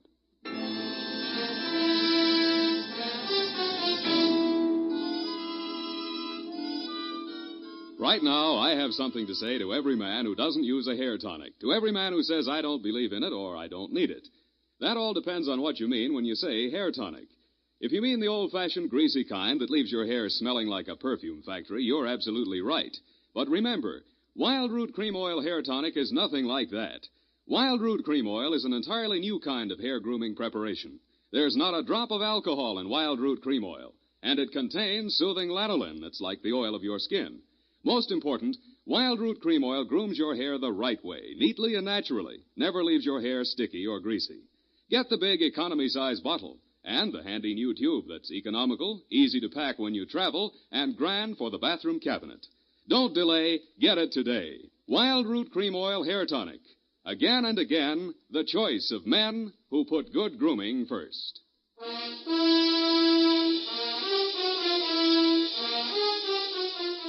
Well, Effie, Sam! Remember, robot works after all. I told you it would. Yeah, it just takes a little time, sweetheart. Oh, read the card, Sam. Now, you see? You'd know you were supposed to see Mr. Jones at 2 o'clock. Isn't it wonderful? Well, this card doesn't even mention Jones. Huh?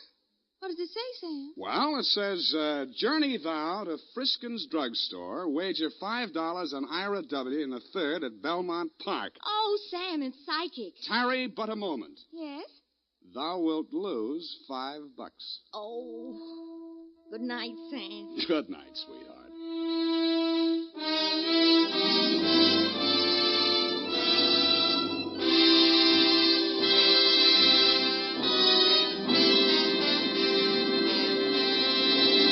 The Adventures of Sam Spade, Dashiell Hammett's famous private detective, are produced and directed by William Spear. Sam Spade is played by Howard Duff. Lorene Tuttle is Effie. The Adventures of Sam Spade are written for radio by Bob Tallman and Gil Dowd, with musical direction by Lud Gluskin. This is Dick Joy, reminding you that next Sunday, author Dashiell Hammett and producer William Spear join forces for another adventure with Sam Spade, brought to you by Wild Root Cream Oil. Again and again, the choice of men who put good grooming first. Smart girls use Wild Root Cream Oil, too, for quick, good grooming and to relieve dryness between permanents. Mothers say it's grand for training children's hair.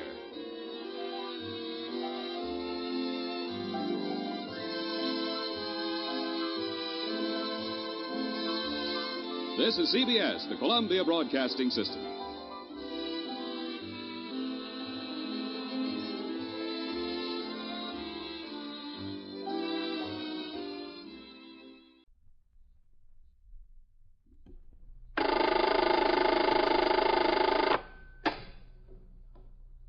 First Precinct, Sergeant Waters.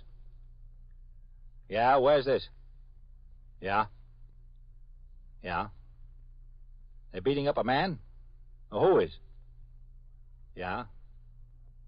Yeah. Which corner is it? You are in the muster room at the 21st Precinct, the nerve center. A call is coming through. You will follow the action taken pursuant to that call from this minute until the final report is written in the 124 room at the 21st Precinct. All right. I'll send the officers right over there. Yeah, right away. Okay.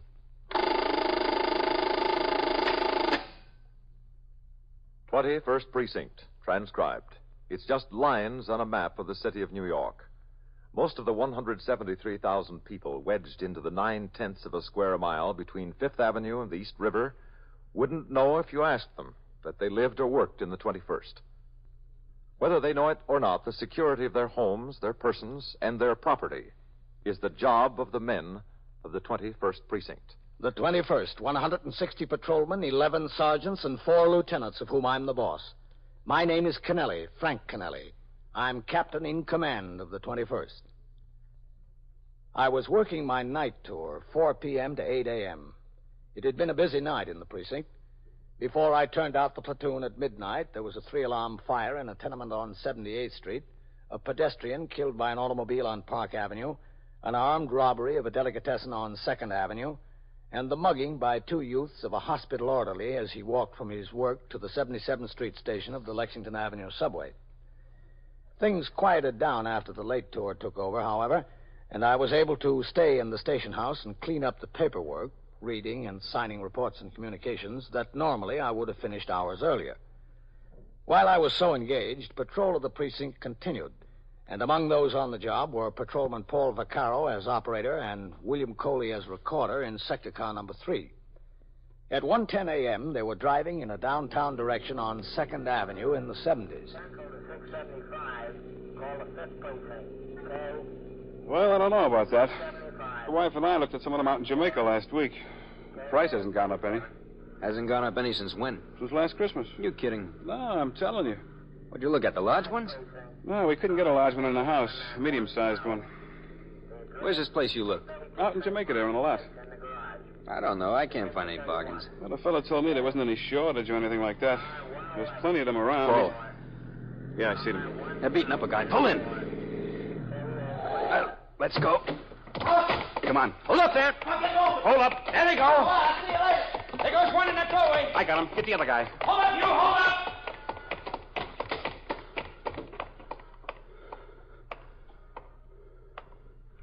All right. You. Come out here. Come on out. Come on. Get out of my way. Come here.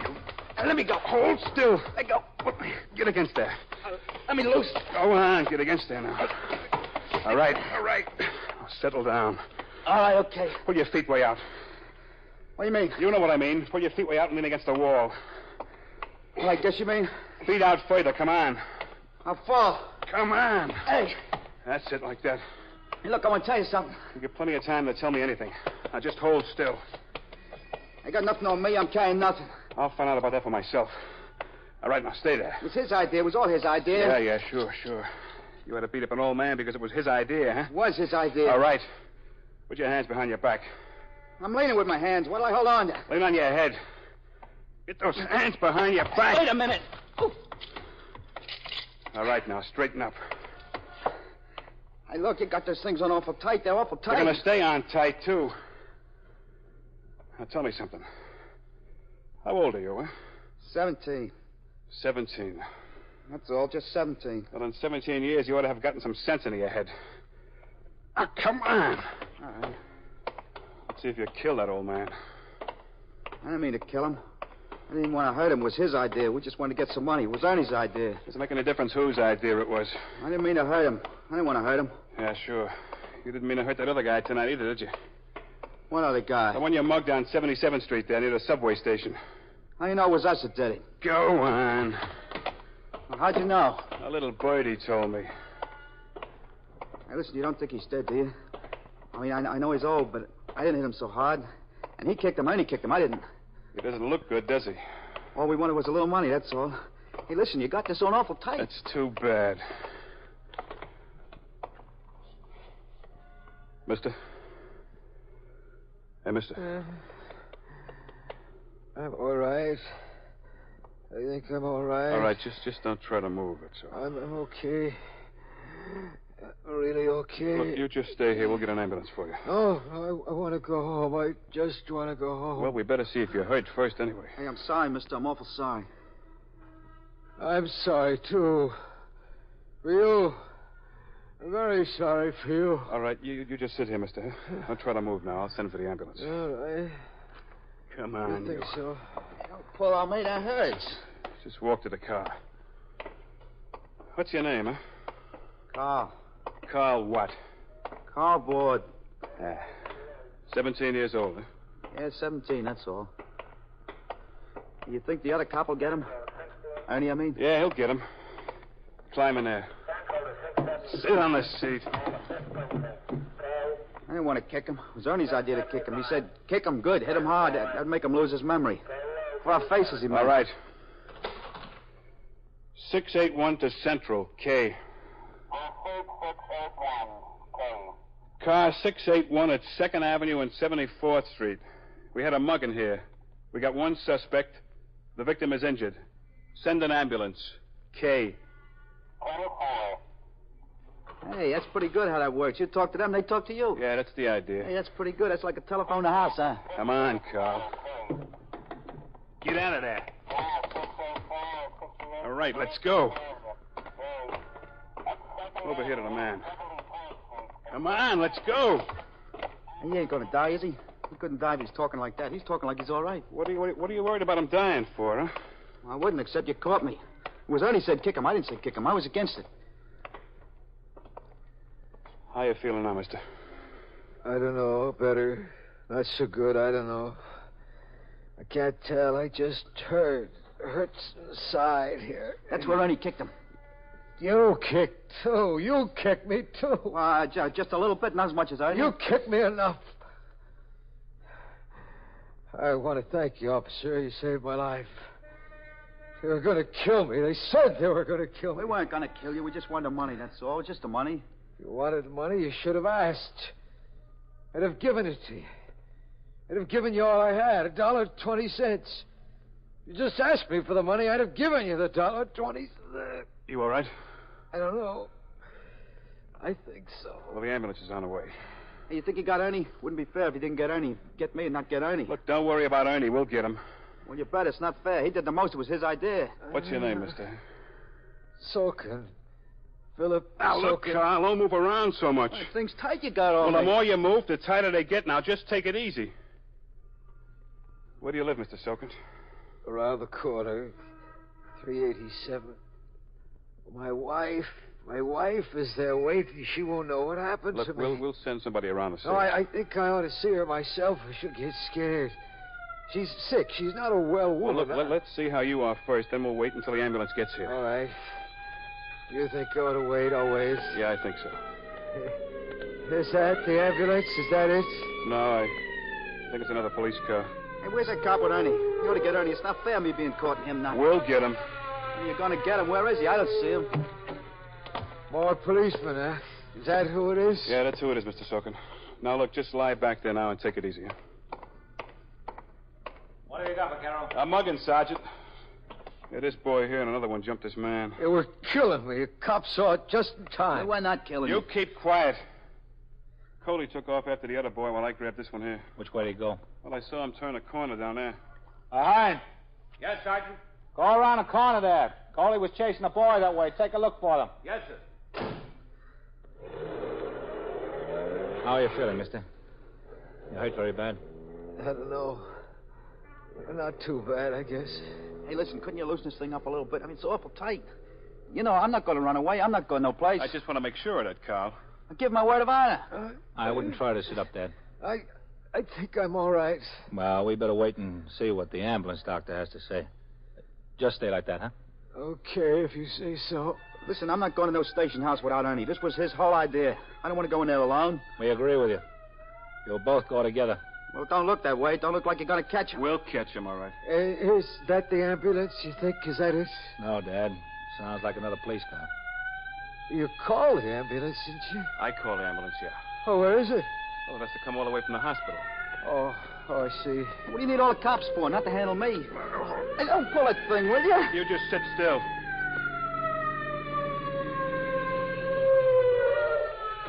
It's Meister and Farrell, Sergeant. Don't get out here.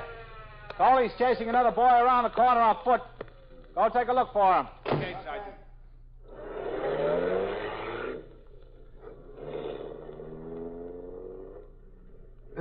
Listen, my side's beginning to hurt a little bit more. Well, you just stay still and I'll see what the doctor has to say. It's beginning to hurt pretty bad. You don't think there's anything broken in there, do you? That's right where he kicked me. I didn't kick you, not there. I didn't kick you in the side. Yes, you did. I never kicked anybody in the side in my life. I don't kick in the side. He told me he and the other fellow jumped that hospital orderly near the subway entrance, Sergeant. They were the ones, all right. Oh, they did, huh? All we want to do is get a little money off them. Just get a little money off them, that's all. Did you ever hear of working for your money? I heard of it, yeah. Hey, we should have heard something from Coley by now, Sarge. Maybe chased him up into the building. Does your friend live around here? Who's that, Ernie? Yeah, Ernie. He's no friend of mine. Does he live around here?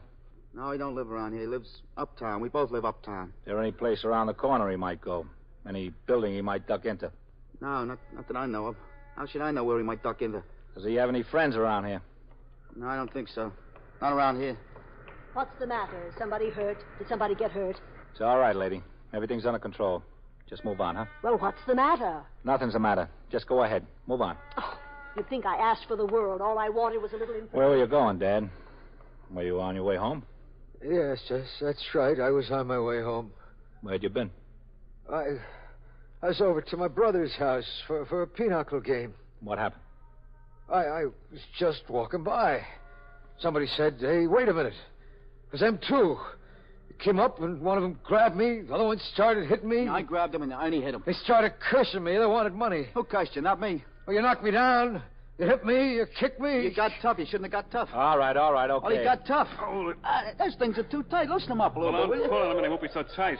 I have to keep them so tight. I'm going to run away. Yeah, I know all about it. Sergeant. Yeah? All right. Keep your eye on him. Where's the ambulance? It'll be here. I'll be right back. Well, it should have been here already. Yeah, Hein. Did you see Coley? No, sir. He wasn't any place in the block there. Meister and Farrell came around. They're looking for him. I thought I'd better come back and tell you. No sign of him, huh? Well, we couldn't see him. It was a hack driver who had his car parked in the block there. He was waiting for a fare who was up in the building. He'd been there about 10 minutes, he says, and he saw no sign of a police officer coming around the corner chasing a boy. Was he looking? Well, he was just sitting there in the cab, parked facing this way, just sitting there waiting. Said if a cop came around the corner chasing somebody, he'd have seen him. Just the cab driver in the block? Well, there was a man walking there, too. He lived in one of the buildings. A young man or an old man? Fellow about 40. He couldn't have been the other boy. He said he was standing on the steps saying goodnight to someone he knew. He didn't see anybody come in the block either. Vaquero. Yes, sir. You said you saw Coley turn the corner after that boy into the block? Yes, sir, I saw him. Vaquero saw him turn the corner. Oh, yes, sir, but where'd he go after that? That's what we'll have to find out. That boy he was chasing could have been armed. He might have turned on him. Might have. Yeah. Let's hope he didn't. You're listening to 21st Precinct, the factual account of the way police work in the world's largest city. You hear your confession repeated over and over again, drummed into your head. They make you memorize it, sign it, and by torture and drugs, they finally get you so you yourself believe it. Then, finally, they put you on the witness stand, and you hear a voice admitting the guilt. You don't even care anymore. You hardly realize that it's your own voice, repeating the words they want you to say. Yes, that has happened in some countries. But there's a very good reason why it couldn't happen to you. 15 words in our Bill of Rights are your protection. They say very clearly, no person shall be compelled in any criminal case to be a witness against himself. When we read about the rigged trials, the phony witnesses, the drugged confessions that take place in certain countries today, we're pretty glad that our Constitution was written by men of foresight. Well, maybe they couldn't look ahead to our day, but they were determined to protect us against such things happening in this country. For ourselves, for generations to come, this right exists, assuring us of fair trials, due process of law, and no one can compel us to be a witness against ourselves.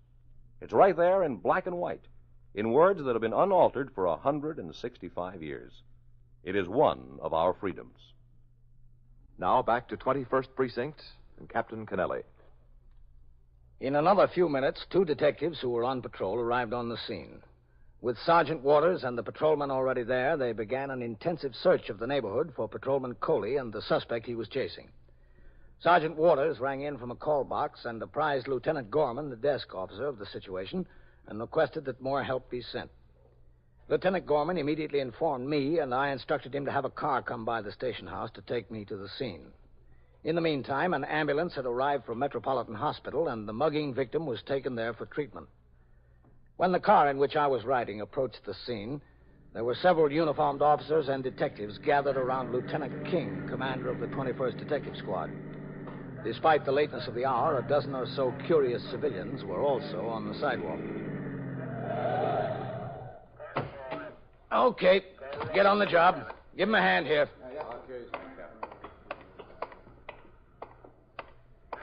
And you two go on down to the other end of the block. Yes. Hello, Captain. Sergeant, any word from Coley yet? No, sir. Looks like you might have chased the boy into one of those buildings on the block, Captain. We've got men out looking. We're getting ready for a building-by-building search. Good. Going to start through them all, from the basement to the roof. Good. Where's the other boy? Vaquero's got him in the car, Captain. I want to talk to him. Yes, sir. This way. Oh, and Matt, when you're set, I want to go with you. Yes, sir. Okay, Sergeant. You 3 will go into the first building on the other side. They're the same ones that mugged the hospital orderly, Captain. Yes, I know. Hello, Vaquero. Captain. Good work. Thank you. Only I wish we could locate Coley. We will. What's his name? Tell the captain your name. Carl Board. And you got yourself into some trouble, didn't you, Carl? Yeah, I guess so. What's your friend's name? Ernie. Ernie what? Ernie Van Teller. You know any place in the neighborhood that he might have gone? Listen, if I knew, I'd tell you. You think I want this all by myself? I don't want this all by myself. Where does Ernie live? Up near me there. Where's that? Up 113th Street. How old is he? We got a pretty complete description, Captain. Oh. Yeah, I gave it to him. I told him what he looks like. I don't want to take this all by myself. You catch him. I hope you catch him. He's 18 years old, 150 pounds, 5 feet 9 inches. He's got on a khaki field jacket, blue slacks, no hat or cap. Is he armed? Armed? No, he's got nothing. Except maybe a knife. I don't know. A switchblade knife? Yeah, I guess so. But don't you know? Yeah, switchblade. And he'll use it, too, won't he? I don't guess he carries it for decoration. I don't guess he does. We're all set, Captain. Oh, okay. Go on, you men, get moving. Stay with your prisoner, Vaquero. Yes, sir. You go on All ahead. Get the men on the job, Sergeant. Yes, sir. All right, keep moving up there. Get on your post. What do you think happened to him, Matt? Well, in 20 minutes, he should have come back to the car or sent someone back, Captain. Or he should have rung into the station house. Yes, sir. You know, the boy had a switchblade knife. Yeah, I know. There were 2 or 3 witnesses. Nobody saw them run through the block. My guess is that he chased the boy into one of those buildings, either up to the roof or down into the basement. And the boy might have jumped him with a knife. It's a good possibility, Captain. And if he did, maybe the boy went home. Yes, sir. I sent 2 men up to where he lives to plant the place. Good. All right, get going. Start into those buildings. Start into those buildings. Okay, Sergeant. There's 3 abandoned tenements that are going to be wrecked, Captain. We're going to try them first. Oh, it's a good idea. Then we'll try the occupied buildings. We'll search them all, top to bottom. If Coley went up into a dark hallway, that boy could have been waiting on a landing. One swipe with that knife would be all it'd take. Yes, sir. Captain. Captain Kennelly. Yeah, who is it? Ahern. Over here, Captain, on the stoop. All right. Come on, man. Here I am, Captain. Okay. Yes, sir, Hearn. Captain, this is Mrs. Protea, Captain Kennelly, and Lieutenant King. How do you do? Miss Protea? She lives on the top floor of this building. Top floor, fourth floor rear. Yes? She says she heard somebody on the roof a little while ago. First in the hall and then on the roof, running up the steps and then running up onto the roof. I heard them. Were they men? Yes, men, making lots of noise. How many? I don't know. It sounded like a lot. I was scared. I didn't move from the bed. I didn't know who it was. Robbers, I thought. And do you think one of them could have been a police officer? I didn't see. I only heard. Sergeant. Yes, sir. Get them to go straight to the roofs there and cut over this way. We think they went to the roofs. Yes, sir. How long ago was this, Miss Protea?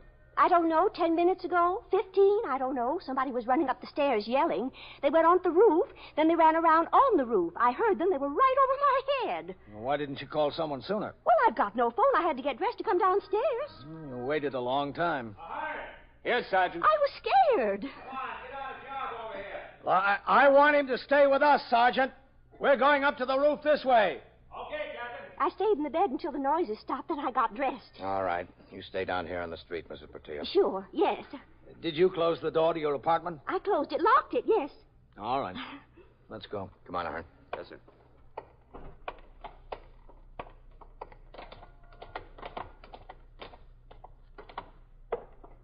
Watch it now. Yes, sir. He's liable to have come back down the steps. He might be on any landing. Okay, Captain.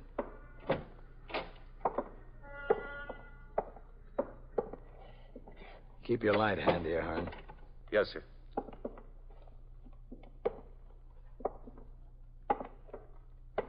Okay. These buildings are all the same height, Captain. Could have jumped from one roof to another. Yeah. Think we ought to try the doors, Captain? No, not yet. Let's not wake up any more people than we have to. Okay, go on.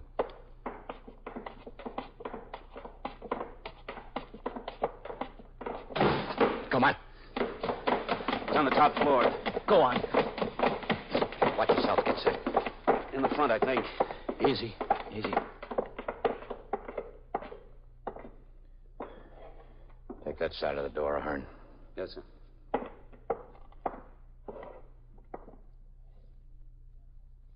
Who is it out there? Police officers, did you just slam this door? Yes, I wanted to see what the excitement was. What is the trouble? I see all the policemen in the street. There's no trouble. Better bolt your door and stay inside, lady. All right. Okay, let's go to the roof. Yes, sir. I don't think that boy's around here anymore, Captain. Wherever he's going, he's on the way. Yeah, but where's Coley? Let's go. Go ahead. Post yourself right here, Ahern. Yes, sir. Right at the door. Keep it open. Yes, sir. Captain, Yes? there's a spiked iron fence between this roof and that one. He couldn't have gotten over this way. All right. Send your men downstairs and into the buildings toward the other end of the block. Yes, sir. All right, you men. Let's look that way, Captain.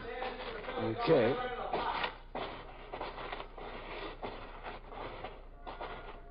Watch it. Don't trip over that aerial wire. Yeah, I see.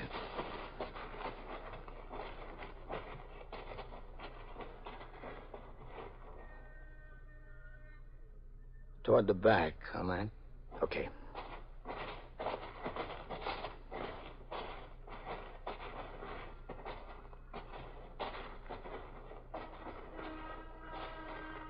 No, not on this building.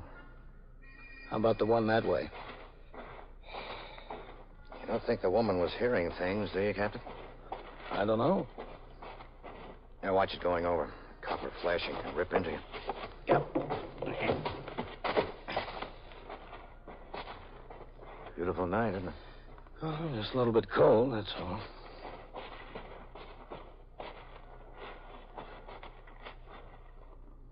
No, nothing back here.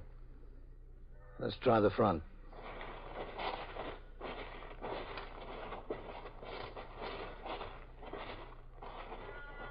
You know, Matt, I think we ought to... Someone behind that ventilator. Yeah? I think so. Saw something move. All right. Let's have a look.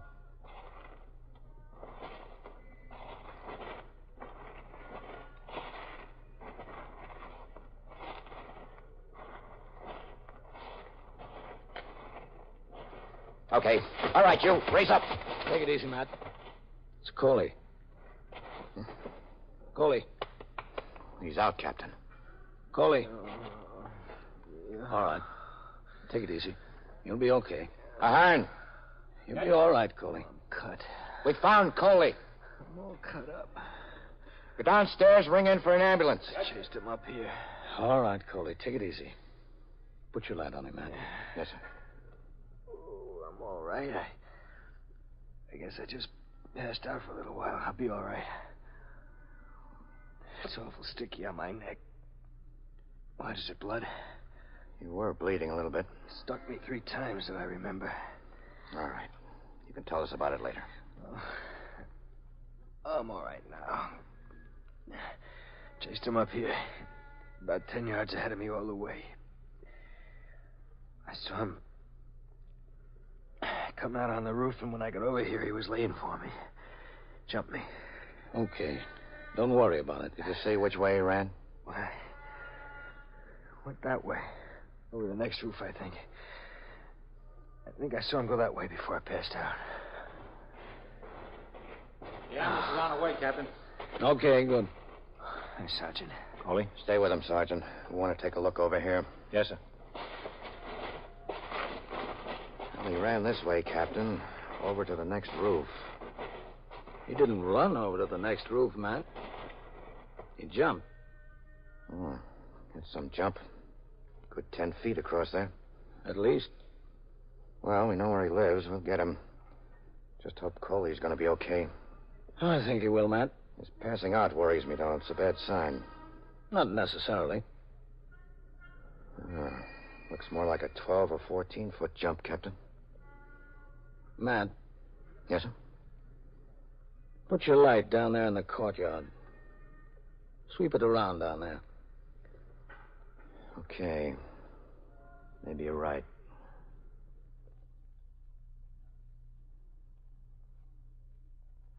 Yeah. There he is. Well, Matt, I guess you don't have to look for him at home.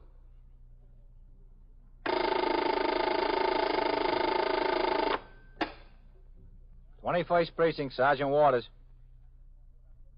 Well, who got bitten? How old? 4? Where's the dog? Is a dog there? Where? Oh. What's the name of the girl who was bitten? And so it goes. Around the clock, through the week, every day, every year. A police precinct in the city of New York is a flesh and blood merry-go-round. Anyone can catch the brass ring. Or the brass ring can catch anyone. 21st Precinct, transcribed, a factual account of the way the police work in the world's largest city, is presented with the official cooperation of the Patrolmen's Benevolent Association, an organization of more than 20,000 members of the Police Department, City of New York. 21st Precinct has come to you through the worldwide facilities of the United States Armed Forces Radio and Television Service.